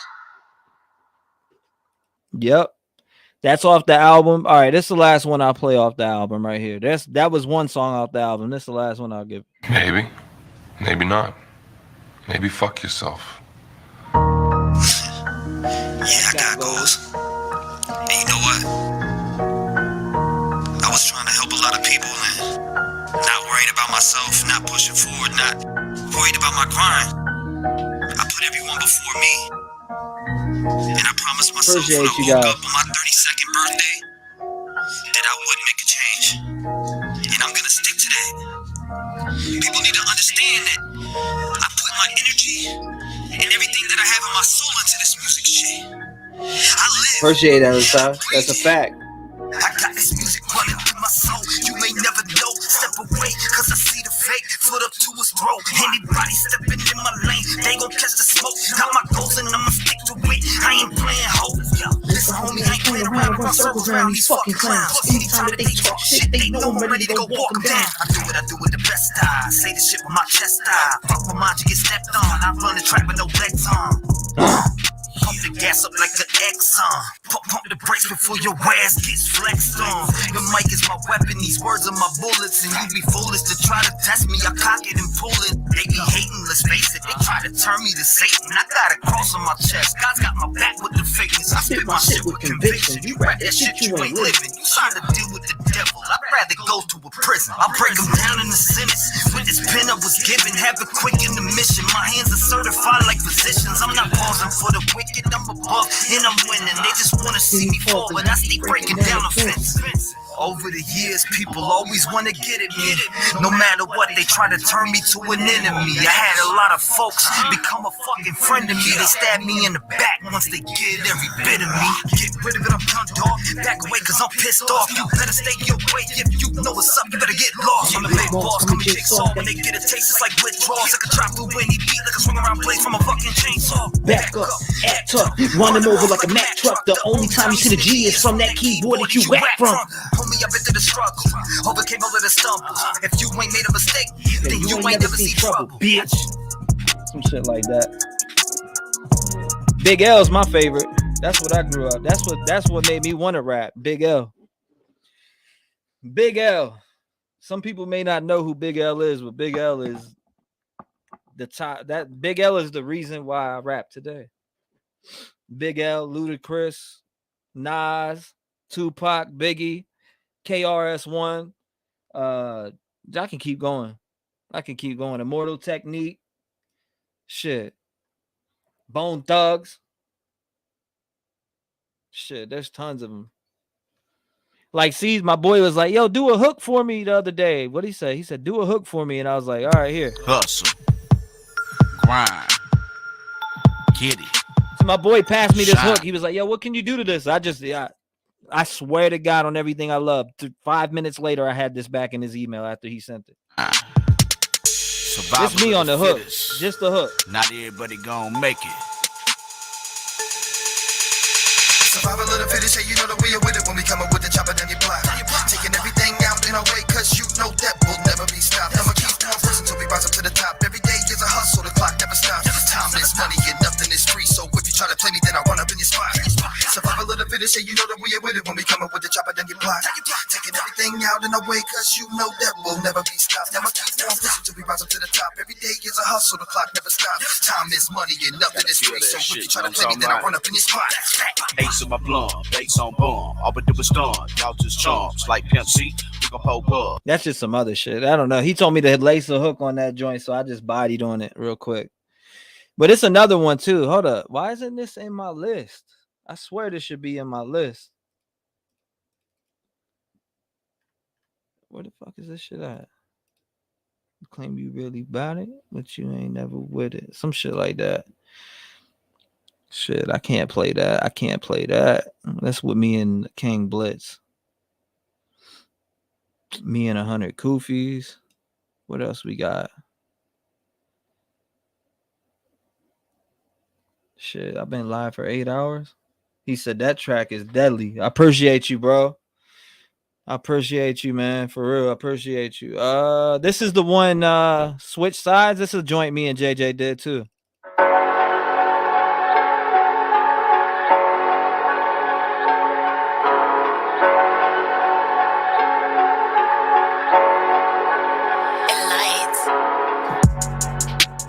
I don't switch sides, try to go against the kid, man, that shit is suicide. I don't dick ride, man, I tell you how it is, better look me in the eyes. MJ's I don't switch sides, try to go against the kid, man, that shit is suicide. I don't dick ride, man, I tell you how it is, better look me in the eyes. I'm the one that's underrated, I've been going hard. Me too. Spitting lyrics to kill them, I come with battle scars. Acting as rappers, they claim they trapping, but really frauds. Any sign of action, they be running and fall apart. Brothers say sick them, I say let's kill them. Grip a pen in the pad, turn that bitch to a missile. I'm sending shots at their head, I sign myself like initials. You think you wanting some problems, then won't you pick up a pencil and tell us just a little more about your life? There's some pussy and rentals. I came from trailer trash, grip a mic cause I had some mental shit going on. Smoking weed so loud it's like in the calm. The way I'm towing this pin, you think I'm in Vietnam. The way I kill shit, always writing real shit, jotting down my feelings, best in the business. Came with the headless, don't get always fearless. Damn, Shelly, I didn't know that. Don't act like you don't hear shit, I kill shit. Yeah, I'm here to kill shit. Take you on a field trip. Give your ass some tips that you can go and build with. T-back in the booth, mixing up that real shit. Come acting tough and you gon' know the fucking feel. You came just in time and not that dude you wanna deal with. I'm like the ace of spades, you ain't no king, you better kneel. Bet you Colin Kaepernick's at the gate and I'm still in. You talking shotgun lately? I don't care, y'all are still bitch. You try to count me out, boy, you better count me in. I'm a line, fresh out the cage, known to get it in. I'll take these bars and set you free like you were back in. But really, you're walking right in the box, I got you trapped in. I'm at these rappers' necks, like a suit and tie. I stayed in the game, winning with my own drive. No need to hit reverse, I got it revved up. Every song you drop, another bags in the dump truck. Y'all, we switching up, like these trans bitches. I'm on a mission to shut you down like a transmission. It was in my blood, but you were all fake. You said we running shit, now you're with all snakes. That's the Tribe Called Quest is my jam. Shit, that's my jam too. Shit. Back in the day, that's some old shit. This is another joint we did too right here. My boy snapped on this shit. I just did this one recently. Hi, this is Dave Jackson with wrong YouTube. one. This is Dave Jackson with YouTube News. I'll be doing some funny shit.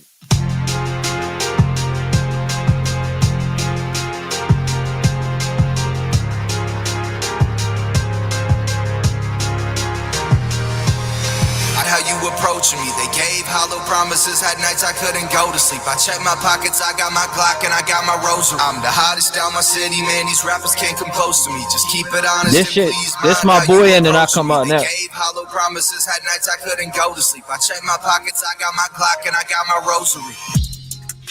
30 shots in the glizzy, just in case one of the ops is out here plotting to get me. You know they love you just as long as you can spot them a 50, and they hate it when they see you sitting on top of your pennies, because they count what's in your pockets like you gotta be kidding. They couldn't walk up in your shoes but try to ride in your Bentley. Fucking asshole. That's why your life is probably shitty. I feel like Batman in Gotham when he's watching the city, and I don't need a sidekick unless you robbing them with me. Me and my girl Bonnie and Clyde, Bobby and Whitney. Just because I'm Mr. Claus, I climb in your chimney. Merry Christmas, motherfucker. I ain't trying to be friendly. I'm the hottest down my city, man. You heard that shit? Keep it honest and please mind how you approach me. They gave hollow promises, had nights I couldn't go to sleep. I checked my pockets, I got my Glock and I got my rosary. I'm the hottest down my city, man. These rappers can't come close to me. Just keep it honest and please mind how you approach me. They gave hollow promises, had nights I couldn't go to sleep. I checked my pockets, I got my Glock and I got my rosary. Watch how you approaching me. This bitch been close to me. I'll let the Glock pop at your neck. Here, hold these rosaries. Dog, I'm nastier than I ever was supposed to be. According to the haters, had to bag them like the groceries. Open up your eyes and you'll realize that you notice me. I've been on my grind and I ain't stopping till I'm overseas. This my profession. I do it all with aggression. When I speak on the mic, I'm saying it with my chest, bitch. Yeah, I'm standing on my own 10, rocking back and forth in my city to the cold wind. Bear in mind, I gotta eat cause I was chosen. I'm hungrier than you, it really shows in my emotions. The hottest down my city, man. These rappers can't come close to me. Just keep it honest and Shit, I could go all day with music, man. I got too much music to even. I got way too much music. I got so much friggin' music, it's ridiculous. Music I haven't dropped, music I have dropped, music, so much unreleased music. What is this one? That shit's crazy. I got so much of this music. Oh my god. Yeah, bro. He's back adjusting his neck. That's funny shit. On that track I was though. There ain't even no lie. I was on his neck. I recorded that back like right before I talked to the Just in Time. Praying I fall. Knox Hill. Hold up. This is with Knox Hill and one of my homeboys. So hold up. 1, 2, 3.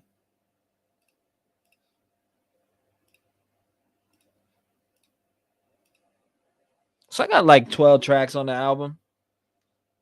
Yeah, that's about 12. 12 on the album. Just jumping on here to say hello, my friend. What up, Gregory? What's good, man? Shit, I've been on here for 8 hours. I'm chilling, man. I'm just chilling right now. I was bumping some shit. I don't even know what I'm listening to anymore.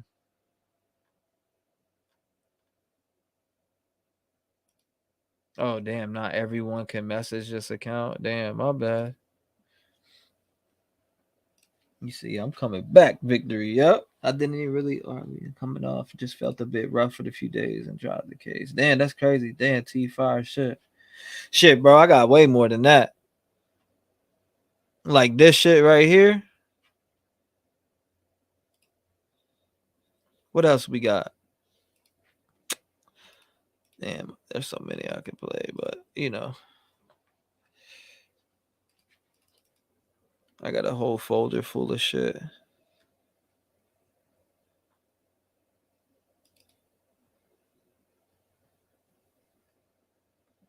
Way too much. Damn, I'm looking through folders and folders, just jumping on to say hello. I appreciate you, Gregory, no doubt. Yeah, but anyways, man, that's what I do. I do music and true crime, so that's why it's true T-REV, True Crime Rhymes. You know what I mean? True Crime and Rhyme. I changed it to True Crime and Rhymes with T-REV because so people ain't surprised about music. People be like surprised as shit, especially when I play. I don't know, like when they be like, "That's you that made that song." Like some people didn't even know I made this. G-ball, you gotta stop doing this. People didn't even know I made this song.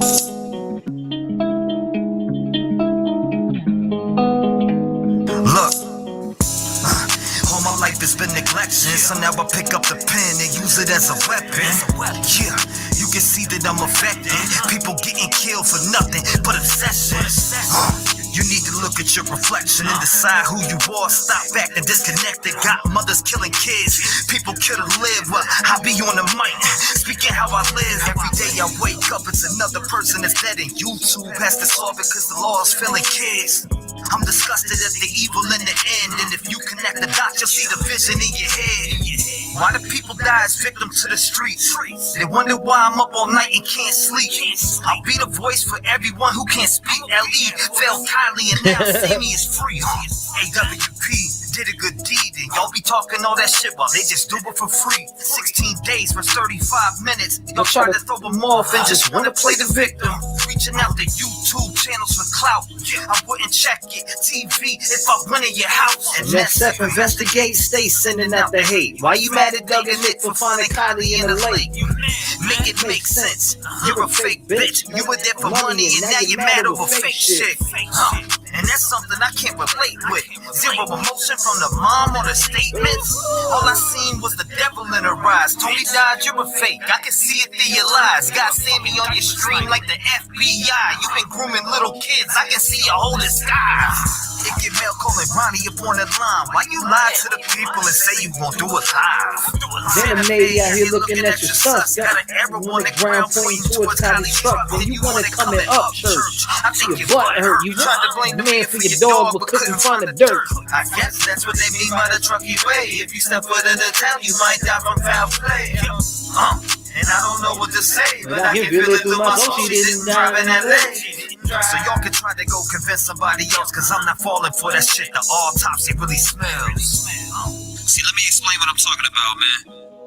Hey, you know That's on all platforms right now too. the water in the lungs. Y'all test for the weirdest shit. I guess it is the Truckee way. You gotta stop doing this. I mean, I really guess it's the Truckee way, man.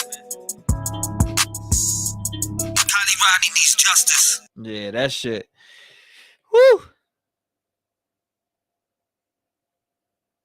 That shit's a minute old. Got me growing while cleaning. Oh shit. What up, Sweet Pea? It's nice to see you. I ain't seen you in a minute. How you been? All right, I'm gonna chill out with music for a second. I done played everything. I don't want to play no more. Album drop. I was gonna drop. My album was supposed to drop today, but I ain't drop it.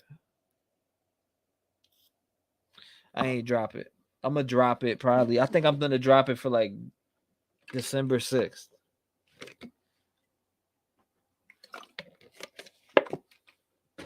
But I mean, everything's down in the description below.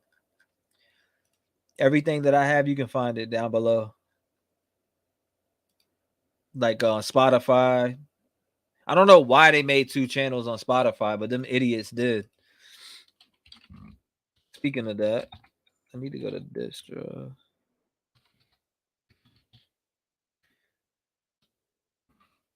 All right, let me look something up real quick. Yo, are you still looking over here? Hold up. Captain Kurt, you in here? So this is what you would do, bro. You go to YouTube Studio. When you click on YouTube Studio, bro, click on this like this. It's going to bring you to this. Go to monetization. And you should have memberships right here. I don't know why it's saying that, but yeah. You'll have memberships. Man, what the fuck is this shit doing? Right here, bro. Look. See where it says memberships? Boom. So that's how you add memberships on yours, brother. It should be in your monetization options. You got to add it. You know what I'm saying? Just like you added super chat, you got to add it just like that.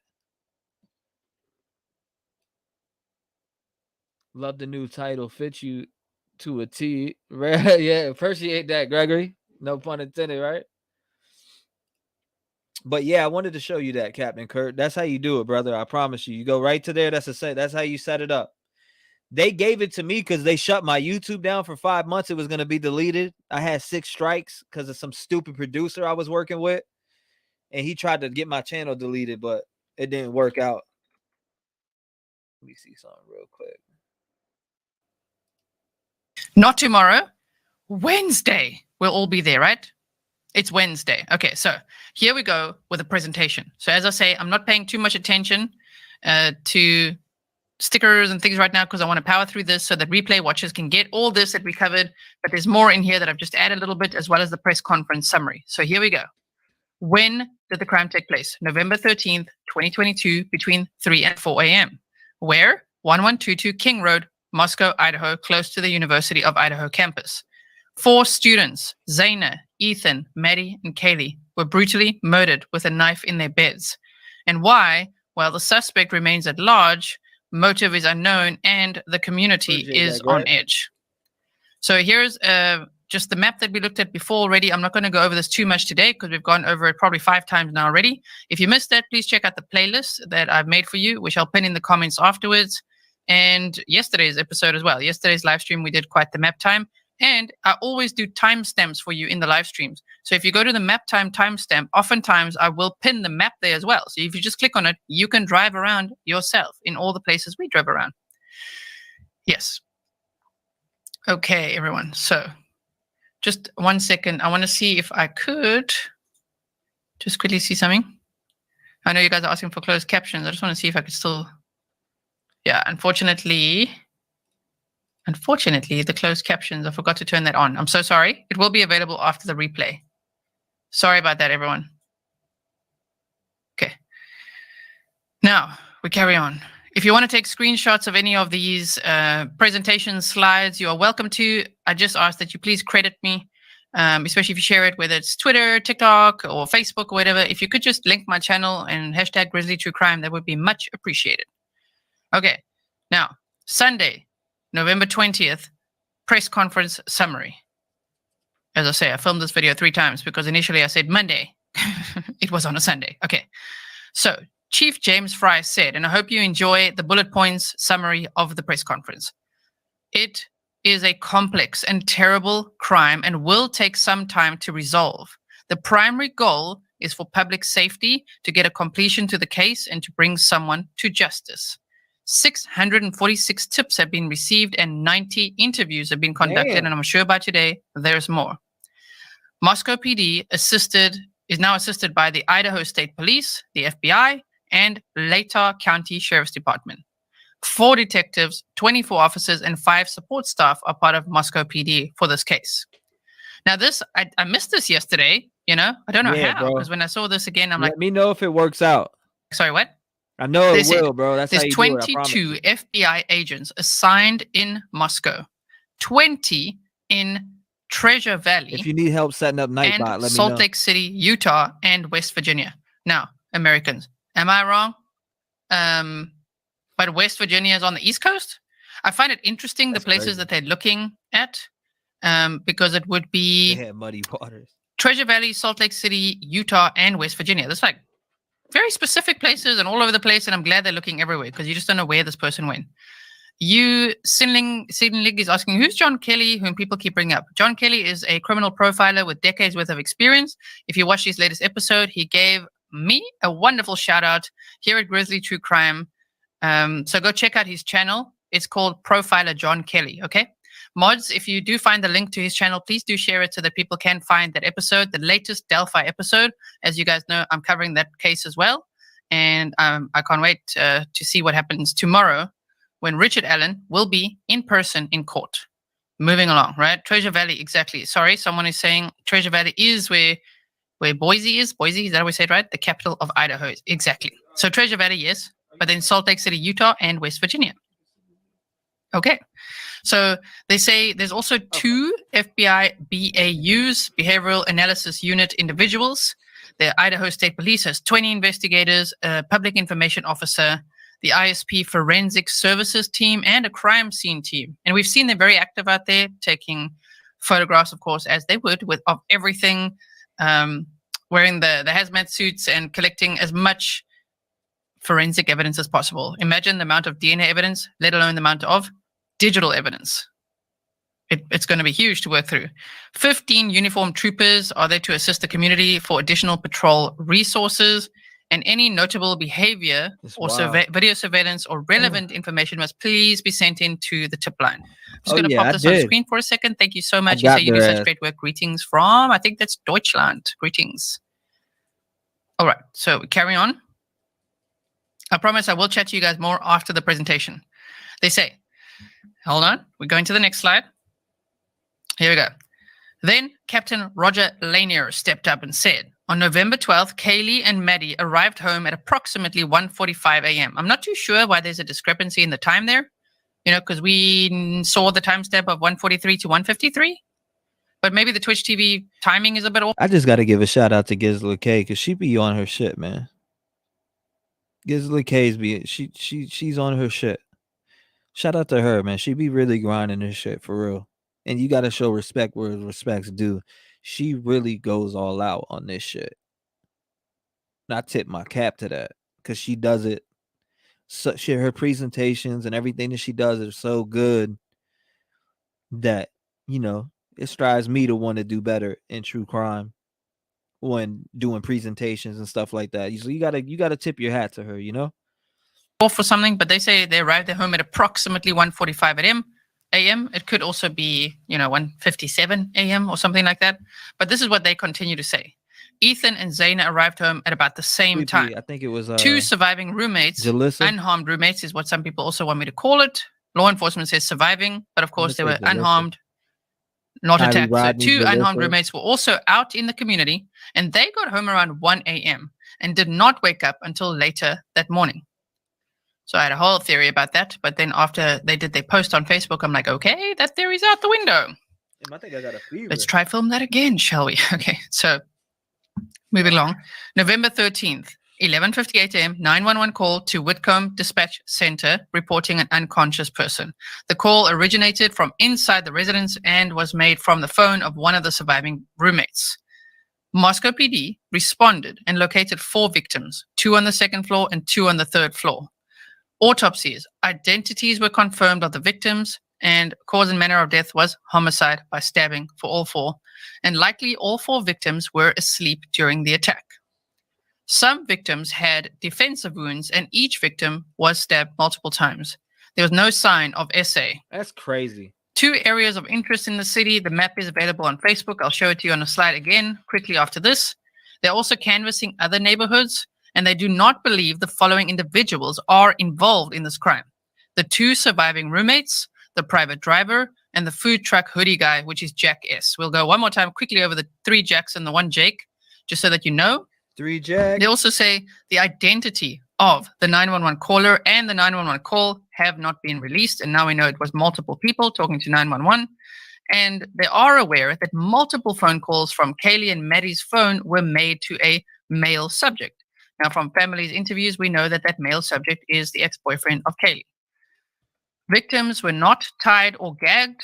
Detectives seized the contents of 3 dumpsters on King Road. Nothing of note was discovered. And early in the investigation, local businesses were canvassed to see if any fixed blade type knives had recently been purchased. No suspects are in custody. I highlighted in custody because I'm like, does it mean no suspects? Maybe they have people of interest that they're just not revealing, right? Also, a lot of you guys are saying that the FBI headquarters are is it in West Virginia? Yeah, she does. That would make sense man. then. That would make sense. I was just like, why is it all the way on the East Coast? Okay. So I had to become a member. And so, if we just finish the slide here, then Colonel Kedrick Will said they've got uniformed troopers in Moscow and on campus at the University of Idaho. The best help in this case is to stop with rumors and seek official information from Moscow PD. Please rely on official sources and please be patient. And that's why we read that first today. Okay? Come on, Papa. Mods, just let me know if I need to slow it down a little bit more, or if you want me, if I need to throw out some temporary wrenches or anything like that. Just send me a message if you want. All right. So that is a summary there. And then we've got 2 more slides. We've got the Q&A. Oh, Virginia. Okay. Thank you, Mary. Mary says, no, FBI headquarters is in Virginia, not West Virginia. See, the FBI, there's 20 agents assigned in, I just got to go back to that. I don't want to mess this up. I don't want to mess this up. Say it exactly. Wait for it. Damn it. There. 22 FBI agents assigned in Moscow, and then 20 in Treasure Valley, which is around that Idaho area, Salt Lake City, Utah, and West Virginia. So then it's got nothing to do with the headquarters. Exactly, Then Natasha. I still make the point that it's interesting that they list those 3 locations. All right. So then we've got the University of Idaho president, Scott Green, stepped up and he said they've ramped up security, safety practices, and are listening to students and supporting them in any way possible. The primary focus is to support students and meet their varied needs. Police continue to inform them that this was a targeted attack. Some students want to study remotely. Some want to be back on campus. Student and staff security is a main priority. They've got increased security patrols, on campus. There always has to be at least one typo. Always one. It will, dog. Are the comments too fast, you guys? Big time. Okay, what I'm going to do is slow down slightly more. And if you're a member, don't worry. If you are a member and it's $1 to join, then you don't have to. Slow-mo doesn't apply to you. Okay. Pen, she can mark her screen. So just give it a second. Yeah, hell yeah. She be on her shit, man. We'll make it 100 seconds. I hope you guys can keep up. All right. Tara says law enforcement will not tell us everything. They can't and they shouldn't. I agree. We know 5% of a case. Usually, the public will usually know 5, maybe 10% of what's really going on in a case. All right. Also, please know if the chat's going too fast for you, you with your finger can hold the chat and slow it down. Okay. You can toggle that yourself, right? Okay, here we go. So this is all about security that Scott Green talked about. He talked about the safe walk being available, that there's increased Idaho State Police presence on campus, that each residential community has a dedicated resident assistant staff and live-in full-time resident director to help ensure a safe environment, and that security checks and patrols are included over the fall break. So the whole time now it's going to be a super safe campus, right? Ramped up security. There's support and emergency response available 24/7. And they say, be prepared for all possibilities, including a lengthy investigation. There will need to be a balance between safety, the need to grieve, and the long-term needs of students and staff. Counseling services are available to students and staff. And if anyone is feeling traumatized by this, triggered by this, or anything in the area there, if you're a student there or a staff member there, I really hope they make use of those services. Welcome to all the members. Slow mode is not for you then, right? You don't have to do slow mode. I'm opening up my membership too for a 99-cent version. Okay. Sorry that I hope it's okay that I'm powering through like this. It's an intense, this is an intense live stream today. Okay.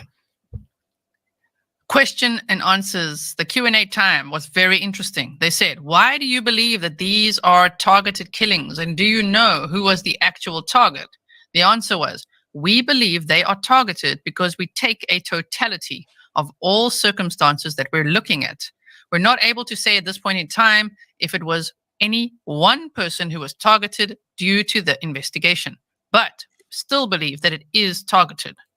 Question 2, do you have the resources that you need? The answer was we do. Idaho State Police, Latah County Sheriff's Department, the FBI, and if we need additional resources, we can just ask. Number 3, was the killer the 911 caller? The answer to that was, I will tell you, no.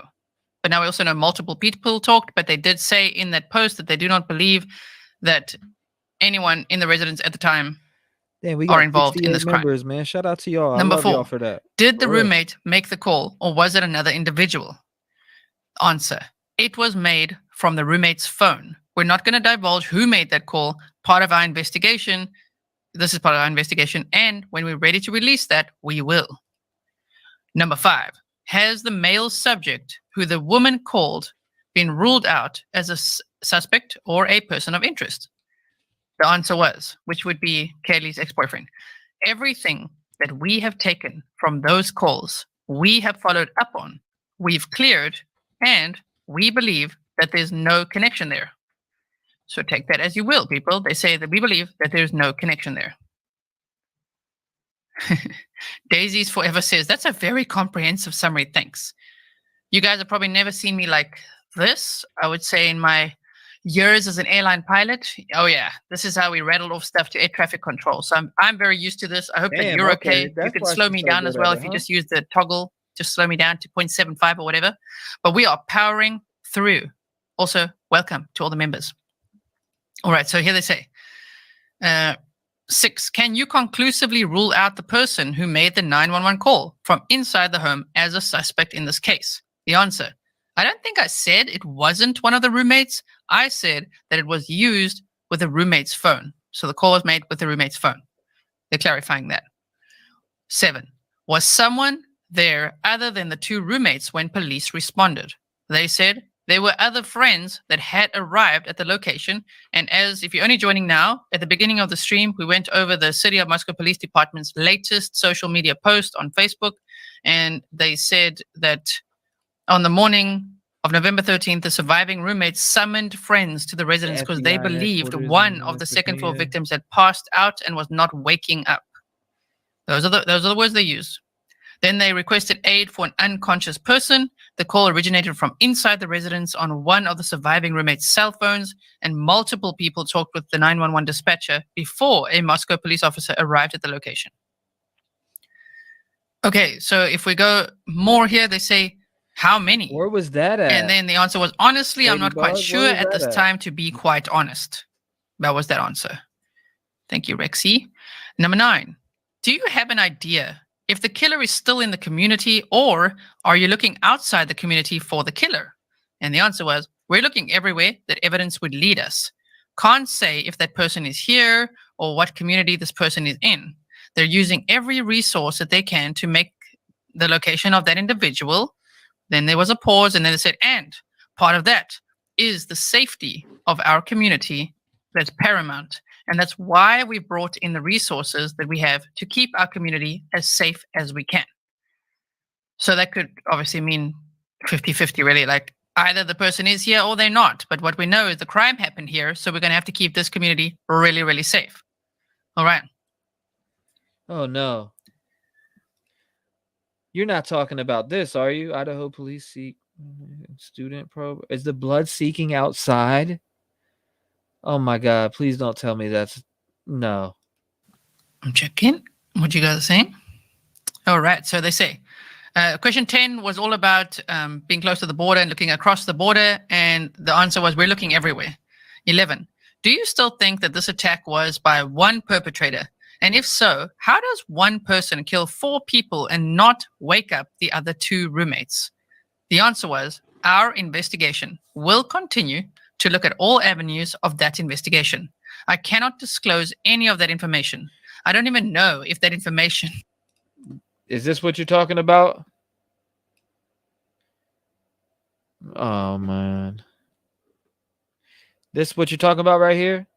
Trigger warning, trigger warning, trigger warning. Is this what you're talking about? That's so sad, dude.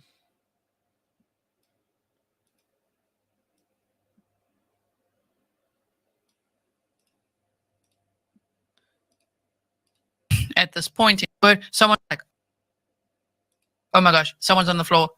There's blood everywhere. Then they'll say, are they breathing? So are they conscious? No. Okay, there's an unconscious person. Can I speak to someone else? I don't know. We don't know. We haven't heard the 911 call.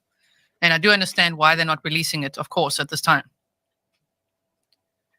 So here's the map that we were talking about. We did a deep dive on this yesterday, and I've also linked the map in yesterday's live stream for you at the timestamp that says map time. So they say detectives are seeking all outside surveillance video taken from 3 a.m. to 6 a.m. on Sunday, November 13th, 2022, from businesses and residences within the geographical area below. It's apparently a 1 square mile radius. So that would, I'll show you another screenshot of the map right after this. And thank you, mods, for thanking all of the members that are joining. Wow, Betty Smith is listening on 1.75. Can you imagine what I sound like at this speed on 1.75? Damn. Okay, so in that 1 square mile radius, they are asking for any video footage, any pictures, anything that could help. Kaylee's mom and dad did an interview on Fox News. If we have some time, we can listen to it. I actually don't want to make this episode too long, though, but I could also split them up. You know, we could have like a little break in between, and then we carry on, and then I'll split them into other episodes for replay watchers. So that's an idea, but they had an interview on Fox News And we're saying that Teslas record all the time as well. So people should also check their Teslas. Right, Greg. I was That is thinking not the same something thing. that I considered. Check your Tesla if you got one. So that we've got the tip line as well. It's ci.moscow.id.us, I or you couldn't can find much on call those the tip 911 line. calls.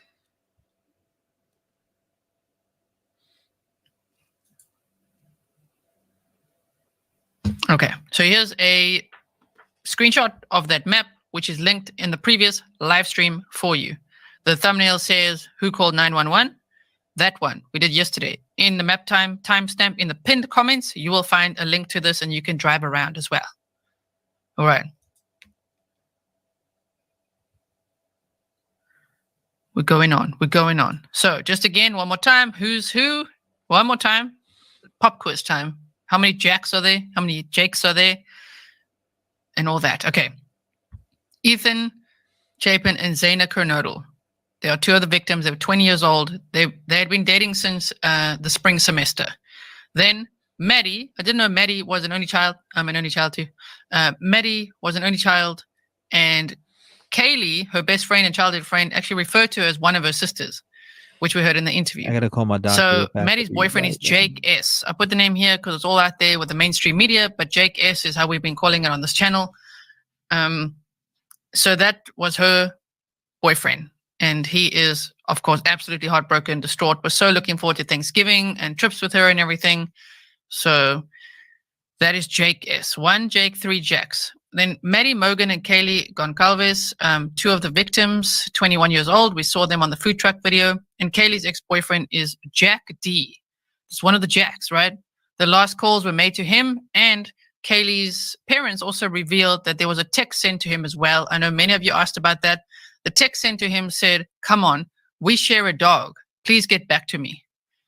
Now, Kaylee's sister said it's not unusual for Kiely to make many calls late at night, even if it's for something like, what should I eat right now? Like, a small question. She would call people late at night. So the first thing to consider is, a few days ago, Idaho Tribune said, update, Moscow Police Department has told Idaho Tribune reporters that the individual seen in the above street camera footing is not the ex-boyfriend of the deceased. Moscow PD has interviewed the ex-boyfriend, and he has been cleared. Of course, they have to put that in inverted commas because you can't clear anyone. You can just say, we do not believe they're involved in this crime, because of course it's still an ongoing investigation. Thank you so much, Rebecca Rose. I really appreciate it. Also, while I say thank you to everyone who bought me a coffee yesterday. You guys know I was up until like 2 or 3 in the morning with you. So I really appreciate it. I needed that coffee today. So that would be Kaylee's ex-boyfriend, Jack D. All right. Okay. So we're carrying on. We're almost there. So 3 Jacks. This is the pop quiz. Which Jack is which? Jack 1, ex-boyfriend, childhood friend. They dated long time on and off. Kaylee's mom said that she believes that, Kiely was just on a break. She's just like, oh no, I'm on a break. But she believed that they would get back together and get married one day and have kids. They were that close. They dated for several years. They recently decided on an amicable split. They share the Labradoodle. Kaylee's family stand behind Jack 100% and know he absolutely had nothing to do with this at all. Kiely called Jack 6 times between 2:26 and 2:52, actually 7, because there was one more call at 2:52. And Maddie's phone called Jack 3 times between 2:44 and 2:52, meaning if Kiely was calling and he wasn't answering, maybe she's like, oh, well, maybe he's not answering because he thinks it's just me calling. So can I use your phone and also try to get hold of him? And then maybe she used Maddie's phone. We don't know. Kaylee's sister said number of calls was not unusual. She would frequently call people late at night and often until they picked up, even to ask a mundane question like what she should have for a meal. Then we got Jack number 2. Ethan paid Jack K for something on Saturday, November 12th. He was the first to donate to Ethan's memorial GoFundMe, and it's also rumored that he started the GoFundMe and that he's likely from the same fraternity. The payment you can see there, I think it's a Venmo payment. Ethan Chapin paid Jack Katovich. And then there's a whole lot of stuff going around, but I don't want to go into the rumors of, Jack paying his sister something and all kinds. That one, I'm not going to deep dive right now. You can do that on Reddit. It's all there. It's a very interesting deep dive. I'm telling you, if you want to go in the rabbit hole, there is a gigantic rabbit hole that you can get lost in this case. And then we've got Jack. Now, I'm putting his surname there because a lot of people are digging out the wrong guy. There are multiple people called Jack Showalter, especially on Facebook. At least 10 around the area from what I've researched. One of them's a wrestler. It's not the food truck guy. The wrestler is someone completely else. No matter who it is, please leave them alone, okay? People are harassing these people, bothering them, messaging them, leaving comments on them, like saying, oh, I know you did it, but like wrestler dude just lost his grandfather apparently. He's already grieving something and he's not involved in this at all. Okay, so this Jack Showalter is food truck hoodie guy, lives on Queen Road, a neighbor of the girls of that house. He was recently allegedly kicked out of the fraternity for anger issues. He was also allegedly kicked out of the corner club that night for creeping people out. He has knife or hunting skills, a K-bar knife, allegedly, and police say they've identified him and spoken to him. And yesterday in the press conference, they said they do not believe that he is involved in this crime. So, as much of a red flag as he may be, police say he's not involved in the crime. It's not the first time we've seen anything like that. In fact, in true crime cases, you know what? There's always the peripheral red flags. Always. So even though there may be red flags all around the victim of crime or victims of crime, it still doesn't mean that they're the killers. They did it. You know what I mean? They could just be some shady people around in general. So we've got to chill, be patient, and follow what law enforcement's saying. I know that there's some cases where we get mad at law enforcement, like the Sean Doherty case. If you haven't seen my coverage of the Sean Doherty case, check it out. Then you'll see what I mean. That bothers me. All right. Okay, so remember yesterday we did the pen time if you were there?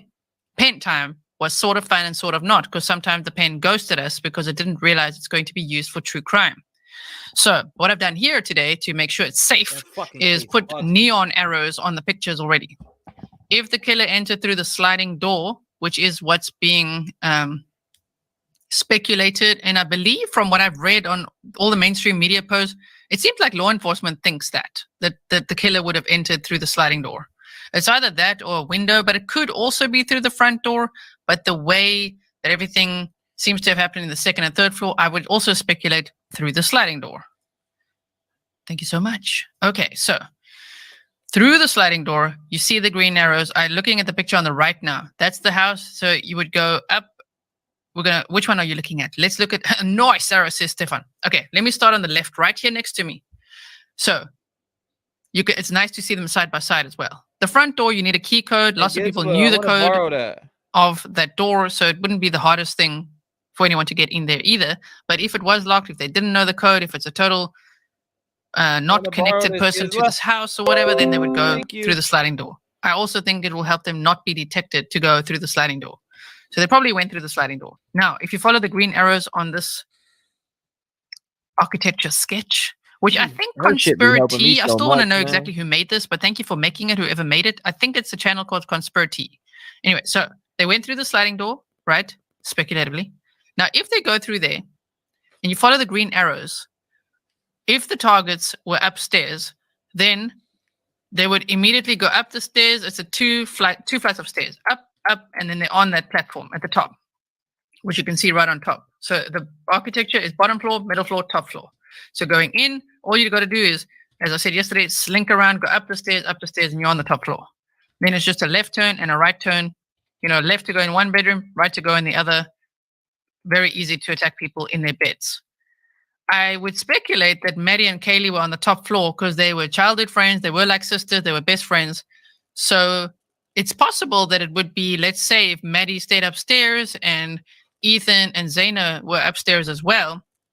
It's possible, but I would speculate that maybe the two girls were upstairs. And then the middle floor. If you look at that middle floor, the pink arrows show you the way to bedroom number 4, which is where I speculate Ethan and Zaina were. All right. Are we following? I hope you can see it. Take a screenshot of it. Look at it. I'm sure it'll make much more sense. If you just sit with it for a bit, it makes a lot of sense. The little red cross that I've got going on would show you the path of the killer, let's say going through the sliding door and upstairs, or just through the sliding door to bedroom 4 and then upstairs. And they would never have to once go down these stairs to the bottom floor. They can totally avoid that entire part of the house. Now, why they did that, we don't know. We don't know why they avoided downstairs entirely. If they went through the front door with a key code, they would immediately go through the front door and then turn left up the stairs and then still follow these paths. Then they would go up those stairs right into bedroom 4 And then through that doorway, now we're following pink arrows upstairs, and that would be that. So we don't know why they spared some victims is a really harsh question, but we don't know why. Okay. Hope you guys, I know I'm like a Energizer Bunny today. It's all those coffees you guys bought me. Okay, so here you can see as well, bedroom 5, bedroom 6 on top floor, middle floor, bottom floor. And as soon as you get upstairs, you would literally just turn the pink arrow show. You turn to the left, bedroom 6, you turn to the right, bedroom 5. So whoever's in those bedrooms, 2 victims were found on top, 2 victims were found on the middle floor. Right? So that is the path. That is the path. Why do we speculate bedroom number 4? Because of the whatever is oozing out of the house, on the side of the house, right where the picture is that I've got there of the couple. Right below that picture is where the stuff is coming down the walls. Now, some people have said it's rust. They've said it's waterproof sealant, and they said it's blood. Some people have even said that 2 weeks ago, that stuff wasn't on the walls. But please, if you have that proof, show it to me. I don't know. Media has reported blood is oozing out the house. I don't know if it's blood, rust, waterproof sealant. If it isn't blood, then I would go back to my original speculation of Ethan and Zainab being in bedroom number 3. He was too tired after killing them 4, huh? I would guess, and this is just a guess, that Kiely would be in bedroom number 6 and Maddie would be in bedroom number 5. That's what I would guess. Okay, I think I powered through my presentation, you guys. Wow, I could take a breath now. Okay, so that's what I have for you there. But there's still more. But there's more. There is always more. Damn, she said there's still more. One thing I want to show you here now is this, which is quite interesting. Thank you to everyone who sent me this as well. I really appreciate it. Mrs. Jaskell says, I'm Team Perp, knew the layout as well. I agree. Someone would have to know the layout. That's what I think. Especially if they spare 2 victims. They're going to have, then I understand. That's also why it would be targeted, right? If it was like completely random and they're going to go in there to murder everyone in the house, they would do that. But if it's 4 out of 6, then it's targeted. You know what I mean? Makes sense. Yeah. Okay, just remember, everyone, they didn't clear anyone. They said, we believe that they are not involved in this crime. They didn't use the words cleared because they can't right now because the investigation is still ongoing. Okay, so they say, let me make this bigger for you. Here, they say similarities in the unsolved stabbings, 2021 Oregon fatal stabbing of sleeping couple. Moscow, Idaho, quadruple murder. Both incidents involved an unknown man with a large knife in early morning hours. So that is a distance away, but let's read it. While detectives continue piecing together details involving a quadruple murder in Moscow, Idaho, on November 13th, individuals online have brought up a similar stabbing case that took place in 2021 in Marion County, Oregon. Both cases involved an unknown attacker entering the victim's household and stabbing them while they slept. Authorities in Marion County, Oregon have hit a dead end in the investigation into the August 13th, 2021 homicide case when... Hold up. 1 second, guys. How's the audio? Testing 1, 2, 3. Testing. 1 second. 1 second. We're going to go back to that. All right, gotta go. Bye. Okay, everybody ready? Yes. On November 21st, today at about 3:30 this morning, the Smith County Sheriff's Office received a report of a missing child from an address at 23405 FM 838, which is near Overton, Texas. The deputies arrived on scene and they were able to discover that Zechariah Sutton, a 5-year-old male subject, was missing from this location. The deputies found out that the child went with a family friend by the name of Pamela Yvonne Medlock, 59 years of age, at approximately 11 o'clock yesterday morning. So the premise was that she was going to go get him some toys for his birthday. His birthday had just passed a few days earlier. They haven't been seen since that time by anyone in person. Zechariah is described as a black male, 3'5", about 60 to 70 pounds. He was last seen wearing a gray sweat top and gray sweatpants with black shoes. Thank you, Kiely. Pamela Medlock is described as a black female, 5'6", medium to heavy build with cornrows hair. She does not have a permanent address in the area, but we do have several addresses that we are following up on at this time, trying to locate this vehicle and or her and the victim. We did issue an Amber Alert early this morning. We have reason to believe that the child may be in danger due to the mental state of the individual who took him to the store. I'm going to let the Sergeant of Criminal Investigations here talk to y'all a minute about a few other little details on this case. Did you want to talk to him about the Walmart video? Yes, I'm Sergeant Railsback with the Smith County Sheriff's Office. We've been looking into the missing child, and in the course of that investigation through different law enforcement systems, we learned that they visited the Walmart on Troop Highway yesterday afternoon between the hours. Yo, boy, guys. Looks like 2:30 and 3:30, give or take. We confirmed we've been working with Walmart Global, and they pulled their security footage. Both of them were there. They walked in together and walked out together. They purchased a couple toys and a couple blankets and left the store. They paid in cash. We're continuing to look into the Walmart lead, and if anybody has any more information on that, we'd be glad to field those reports. Later on in the afternoon, just shy of 5 p.m., the Jeep Wrangler that's in question was seen in Kaufman County, westbound towards Dallas. So we're looking heavily in the Dallas area right now. We are up with Child Protective Services, FBI Tyler, and FBI Dallas. And we are also working with the National Center for Missing and Exploited Children. So we're using all available resources at this time and doing everything we can to look for this child. The last known clothing description of the female that's the suspect in this right now, she was wearing baggy khaki pants, some dark colored shoes, a black t-shirt, and she had a light brown plaid jacket on. So that's what we know as far as 4:30 yesterday is what she was wearing. You have any questions on any of that? You mentioned the mental state of the suspect in this case. What are the known mental health conditions this woman may have? Well, we have reason to believe that she does have some mental issues. We also have reason to believe that there's possibly some narcotic usage in her past.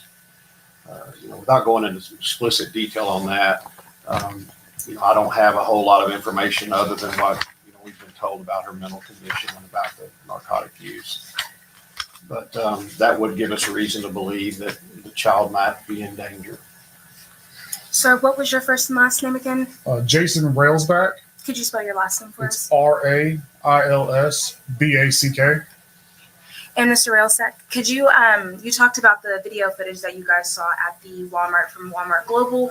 What was the nature of the behavior of the two subjects? Did they look like they were okay, seemingly okay, or were they nervous in any nature at all? From all the videos, and I'm just receiving still shots at this time, but from everything I can tell, it looks like they're traveling like a normal relationship. She is not holding on to him at all. He's just following her around Walmart, picking out toys. Nobody looks like they're in any type of distress. It didn't cause any flags for Walmart at all. So we don't believe at this time that he believes he's in any danger. He does not appear to be scared in any way. That was 4:30 yesterday. So we haven't seen or heard from him or her since then. And some people have asked about the length of time from 11 o'clock yesterday morning when he was last seen by his family to the 3 a.m. Report of him missing. Do we know anything about why that took so long for the report?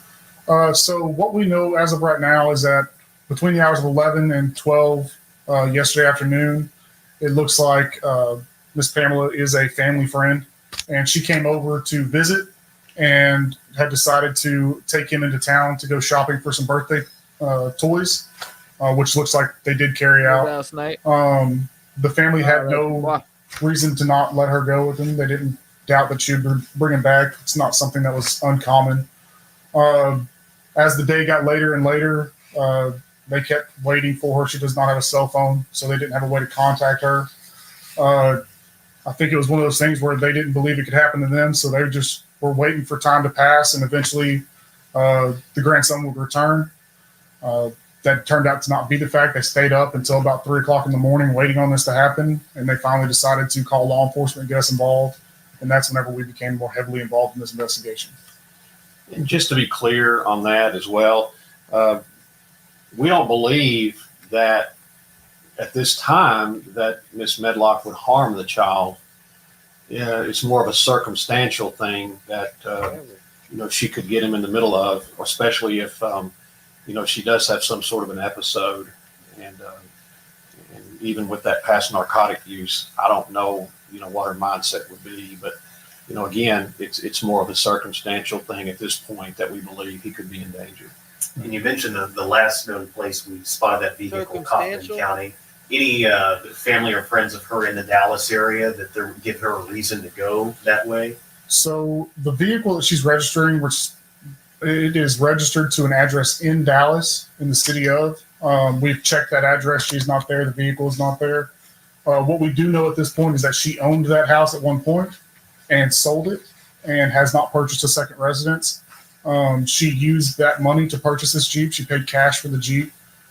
So we believe that she has some cash reserves with her somewhere. We're looking into that. She does not have a job that we are aware of at this point. So she has nowhere to be, no one to report to at this time. The history with her is all of our knowledge of her possibly having a narcotics history or a mental health history is all based off of her contacts with law enforcement in the past. The family didn't speak out about her having any diagnosis or anything like that. It's just been law enforcement contacts. So when we talk about that law enforcement contact, is that relatively recent? Does that go back a few years? I can't really speak on how recent it would be. I know when we spoke with Russ County, they were familiar with her, and they provided a little insight that they believe she may be into some sort of narcotics usage. Smith County did not have a heavy history with her at all that I've been made aware of at this point. Like I said, we've been more focused on finding the child than digging up her criminal history at this point. But we are looking into every aspect. I've got an entire team of detectives downstairs actively working on this right now. And you mentioned her history. Does any of that history correlate to doing this before in her past? No, we have no reason to believe that she's done something like this in the past. We have a couple working leads that we're working right now. Nothing that we're able to disclose at this time, but the family history and all that we're looking into as well. For Sutton's guardians, since Medlock doesn't have a line of communication, did they say there was an expected time for the child to be home? Because they got worried around 3 a.m., but had that been discussed or shared? To my knowledge, they didn't discuss that how they're long saying he is was going to be baby gone boy. when they were expecting him. That's why I think they gave her so much leeway. I will say that Sutton's biological mother is in prison. She is not out. So he has been in custody of his grandmother since he was about a week old. So grandmother has been the primary guardian for him since then. And she's the one who has made the law enforcement report. And had she taken the boy before to do something like this in the past? Yes, she has taken him shopping. She comes over on a regular basis and helps with homework and visits with the kids there and all that. So she's been a family friend for as long as the grandmother has advised us they've been around. Why the fuck is she taking? There have been no red flags to the family until this morning. You have any other questions for us? I'm good. Just be assured that we are working on this case 24/7 until this child is located. And again, the cooperation with Gregg County, Russ County has already helped us out. I do know Dallas PD and the FBI office are working in conjunction with each other at this time as well. Facts, so any other information that we get that's suitable to release, we will get that out to y'all as soon as possible. and we certainly appreciate y'all getting this out to the public. And what was your title again, sir? Sergeant. I'm over the crimes against persons unit. Thank you both. Thank you. I just wanted to play that real quick. But yeah.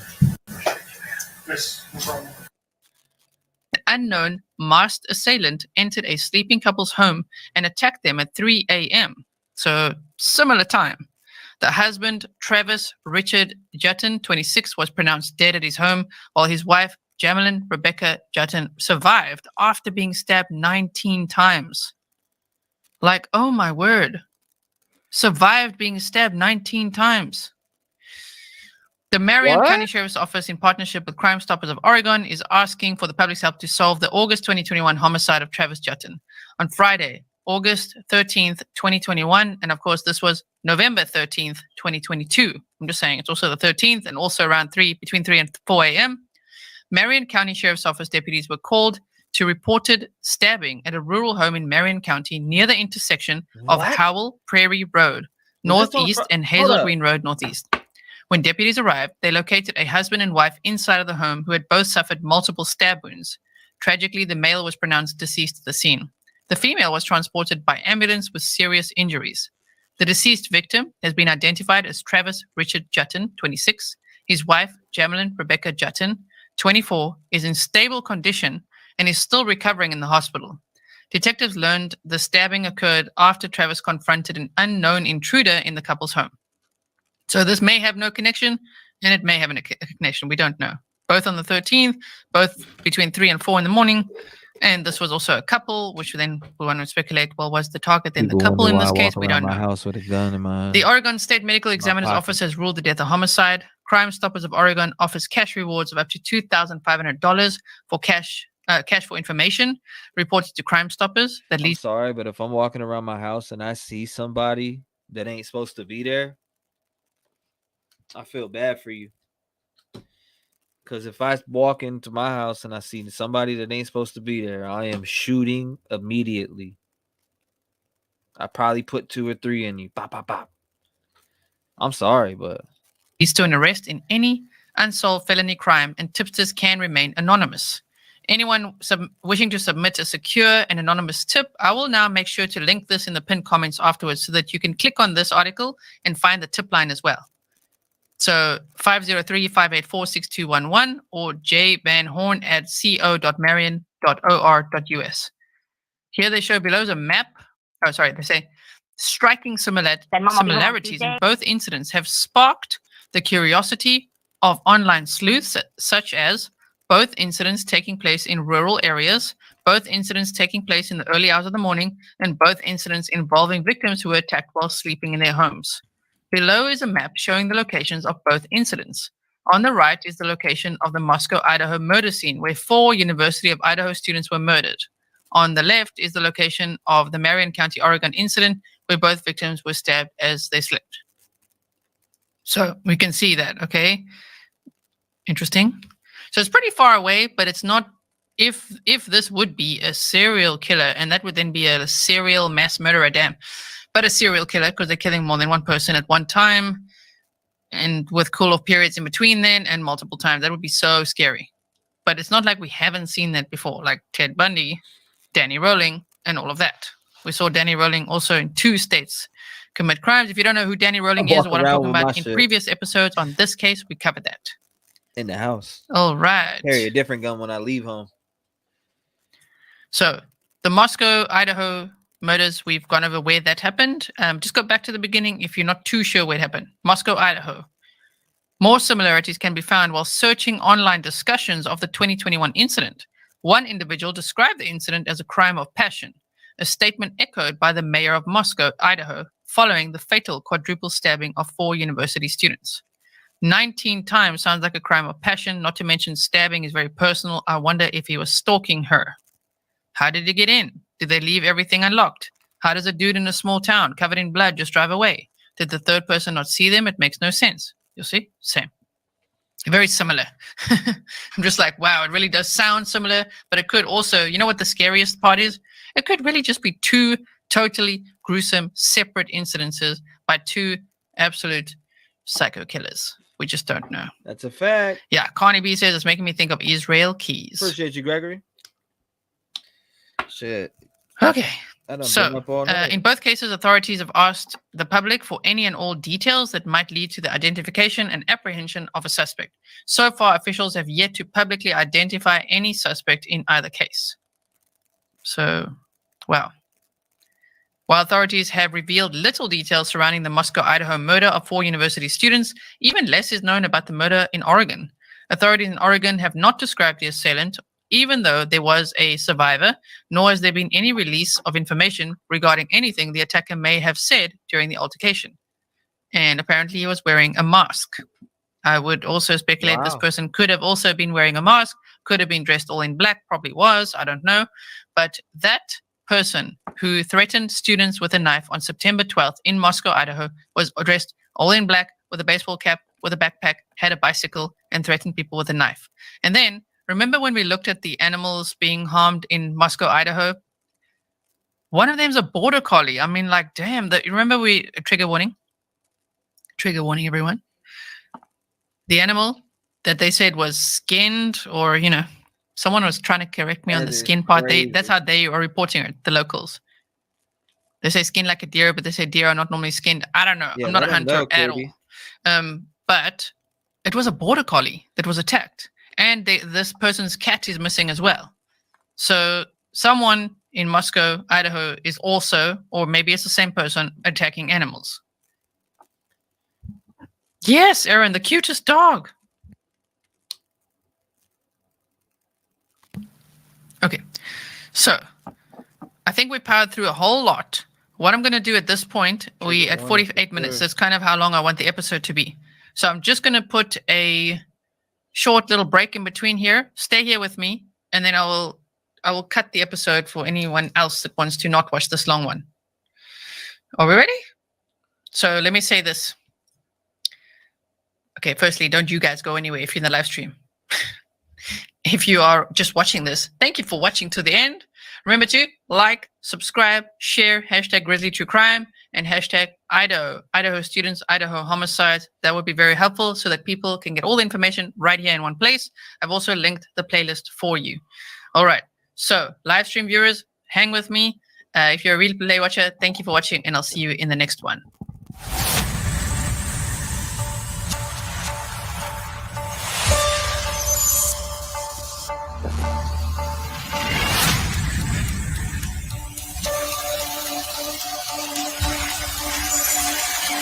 I got to get me a dope intro made, guys. And welcome back, everyone. Now, what I want to show you is the interview done with Kiely's parents, because they share some very interesting information. I've got it on 1.25 speed as well, so because it's 14.5 minutes long. So here we go. Kiely Gonzalez, one of the victims of this tragedy. Christy and Steve Gonzalez, thank you so much for joining us, and we're so sorry for your loss. Christy and Steve, can you tell me about your daughter tonight? Our daughter was super driven. She was a 3-time Dean's List member. Her grades were amazing. She competed with everybody. She loved competing. She was just a highly driven person who had many goals in life. She had an internship that she was offered a full-time position, and we worked with them, and they've been great with us full-time. Yeah, she was driven, and she was going to go somewhere in life, and a great member of society, and that's what we wanted. Yeah, you have to be so proud of her. I think the parents are doing an amazing job. They are someone that's capable of killing 4 people that way is capable of killing more people that way as well while they're sleeping, So I hope they've got lots of security, that everyone's safe. Of course, the community, they're keeping very safe right now as well.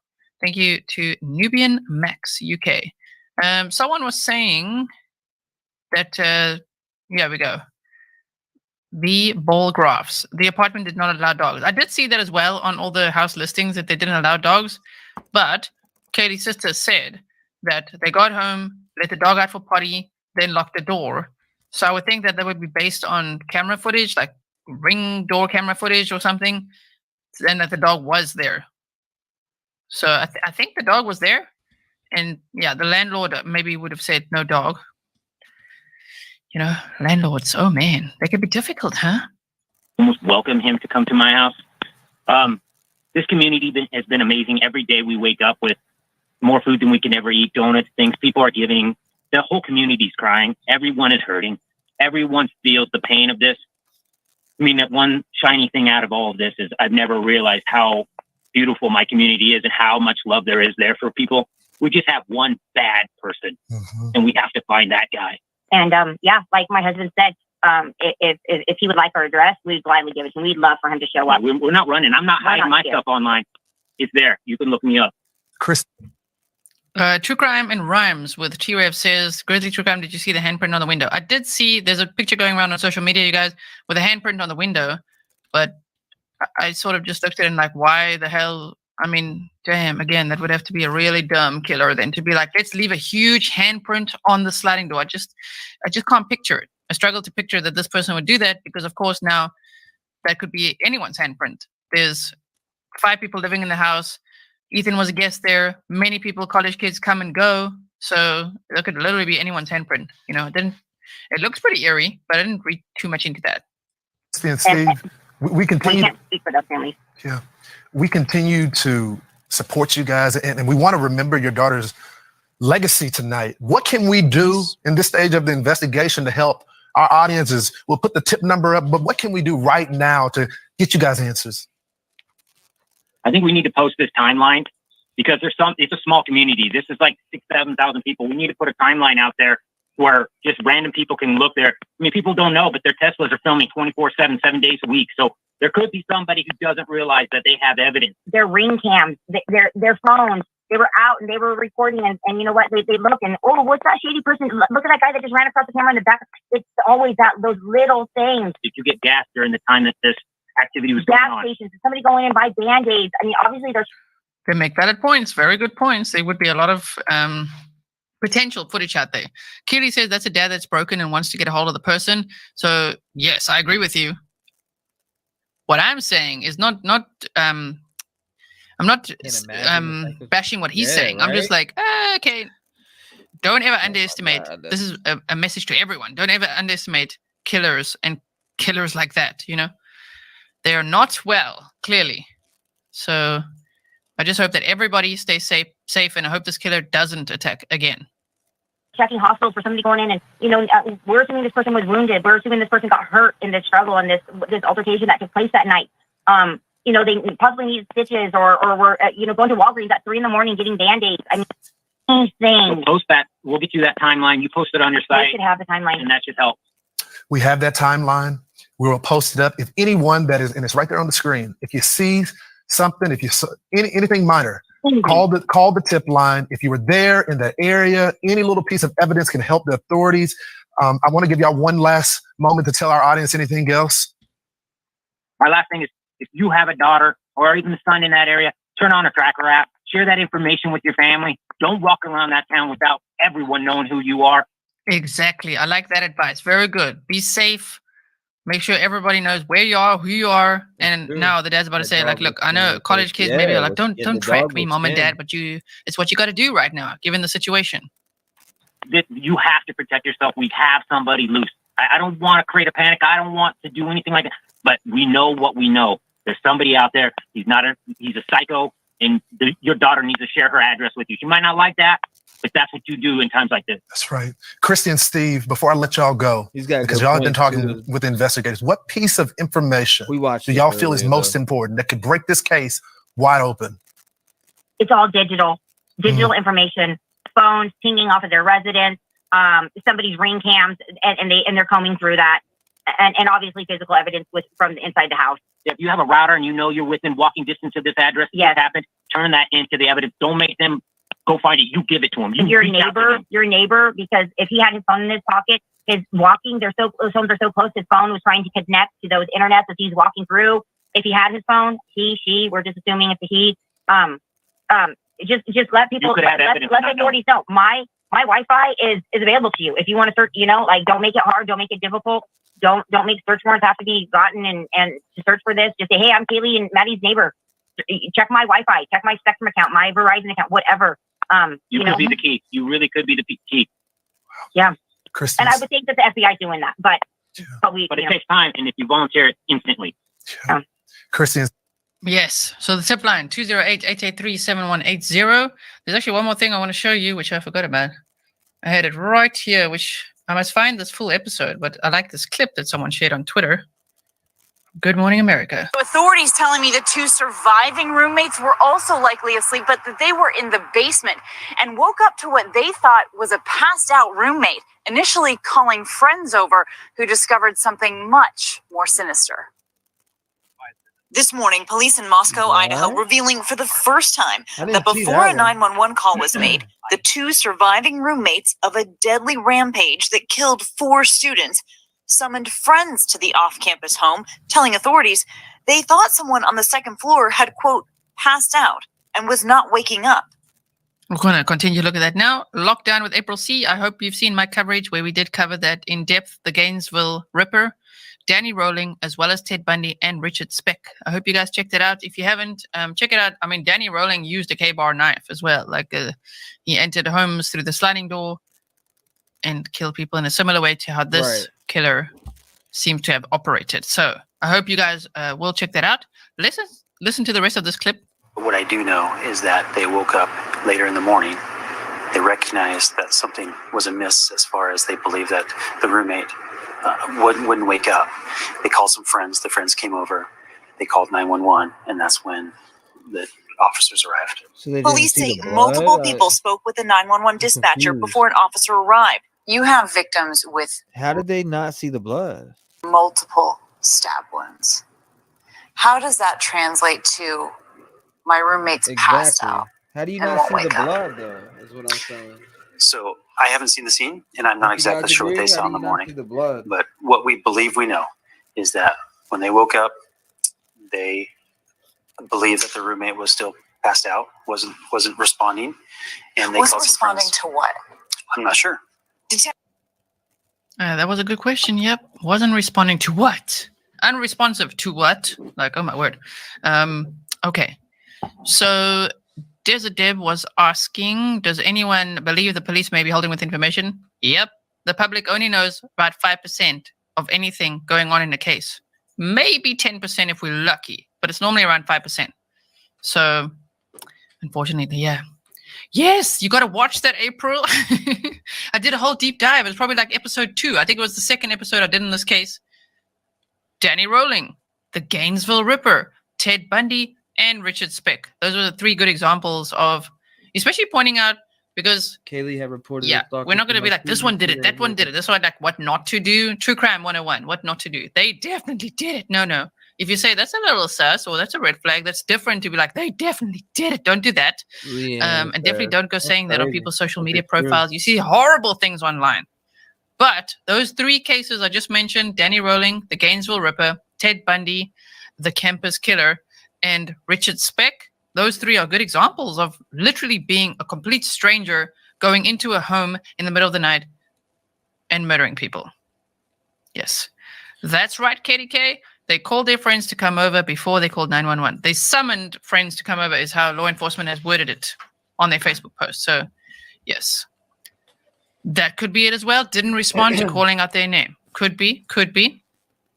Emma Simmons says, I hope they're holding back. They have to, of course, especially for justice to be served for whenever they catch the person, so that, of course, when they go to court, everything is fair. There'll be a fair trial or anything like that, right? Like we see in the Delphi case, with everything being sealed there and like lots of information. Tomorrow there's a hearing for Richard Allen. That is tomorrow. Today's Monday. I'm aware now. about that. I thought all day. It's Tuesday. I woke up thinking, oh my word, Richard Allen is going to court today. Oh my word. Sarah Wanderer, though, she's in court today. That's in the Michael Vaughn case. So if you didn't see my coverage on that, I'll probably do a YouTube short or a community post or a video, depending on what happens in today's court hearing on that later today. So I hope you'll check that out as well. Okay, let's see. Oh, damn. What are you guys saying? And then, as I said, I'm going to cut out all this fluff. So from 48 minutes to this point, all this fluff, all the interviews and things we just watched, that's going to be available on the members only playlist for you guys. And then for all replay watchers, they don't have to sit through such a long episode. I must remember to do that sometimes. Elmo's World says, I was just about to start your Ted Bundy book. Thank you.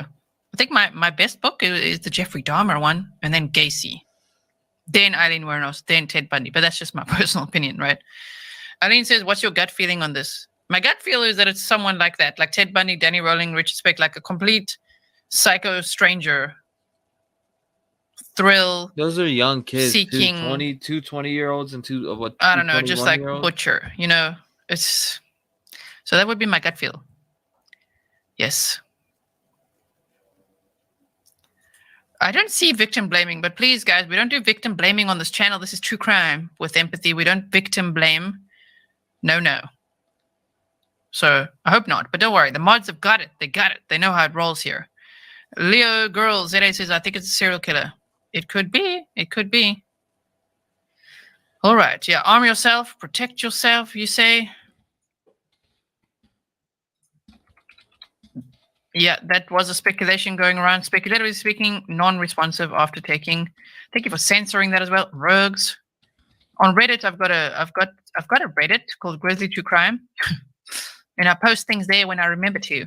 But if you guys want to go there, it's all on my website. If you want to go to the Reddit feed, is that what I call it? I made myself sound old. The Reddit thread for Grizzly True Crime. If you want to go there, then at least you can, if you guys all go follow there and start chatting there, we could build a community there too. If you haven't yet followed me on Twitter, @GrizzlyGizzler, that's where I'm most active. And I've also got a TikTok and a second channel called GNT.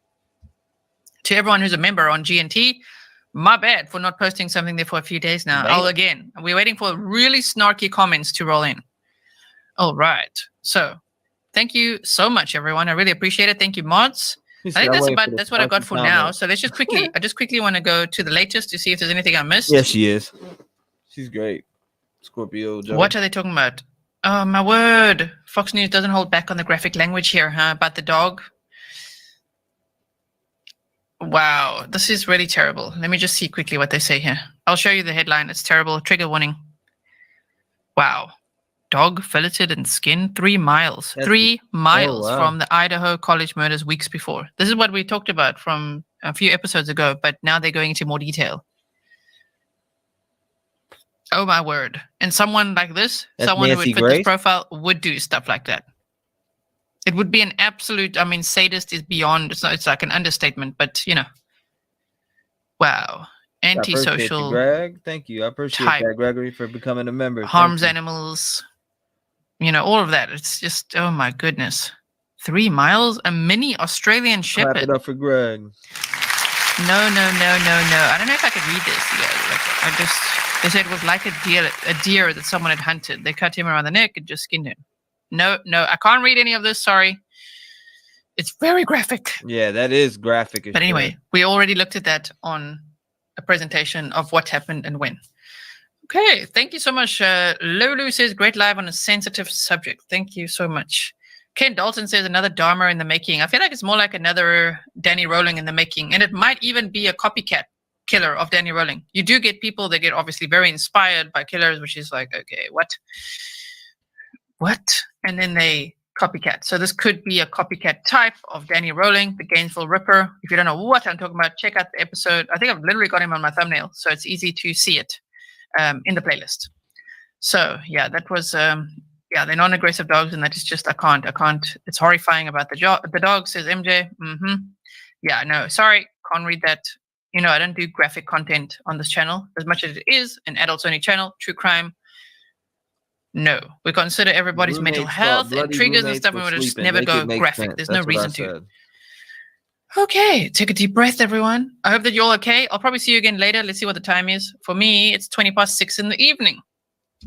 So, I hope you have a nice day ahead, whatever time it is for you. If it's evening for you as well, I hope you have a nice evening ahead. Oh, yeah, I forgot. She's in Africa. Erica says, click join. Yes, everybody, click join. If you don't know how to join, grizzlytruecrime.com. All the links are there for you.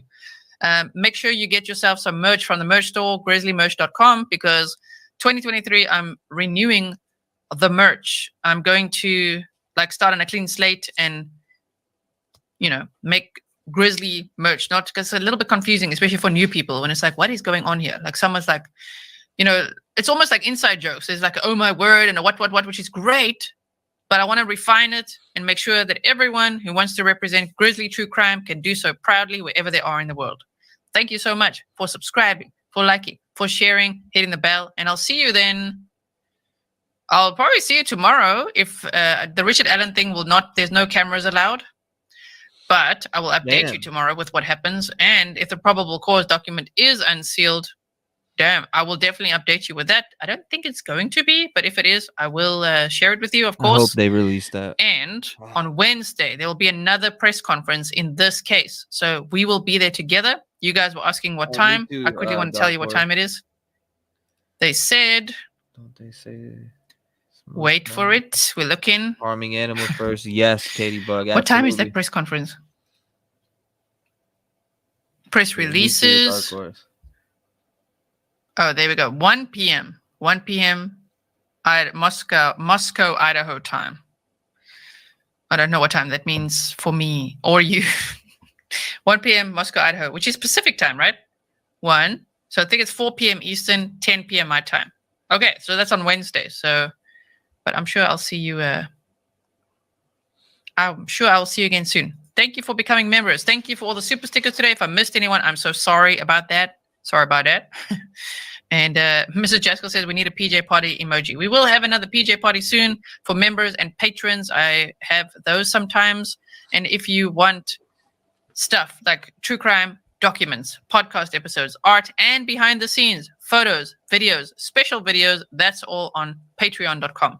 That's the very best place to support me beyond PayPal, of course. Patreon, I've got some cool stuff for you guys. So I hope you will join there as well. The Netherlands, we go to the canals, we go to Mini World, we go to museums, we go to have espresso martinis together. So check that out if you want to on Patreon. Kathleen says, Desert Deb is a member at last. Oh, my word. Welcome to membership. All right, everyone. Someone's saying, I just want to see that. It's like do map time. Do map time. Where? Who? And if you have more questions or things, leave it in the comments. And I will see you guys again very soon. Bye, everyone.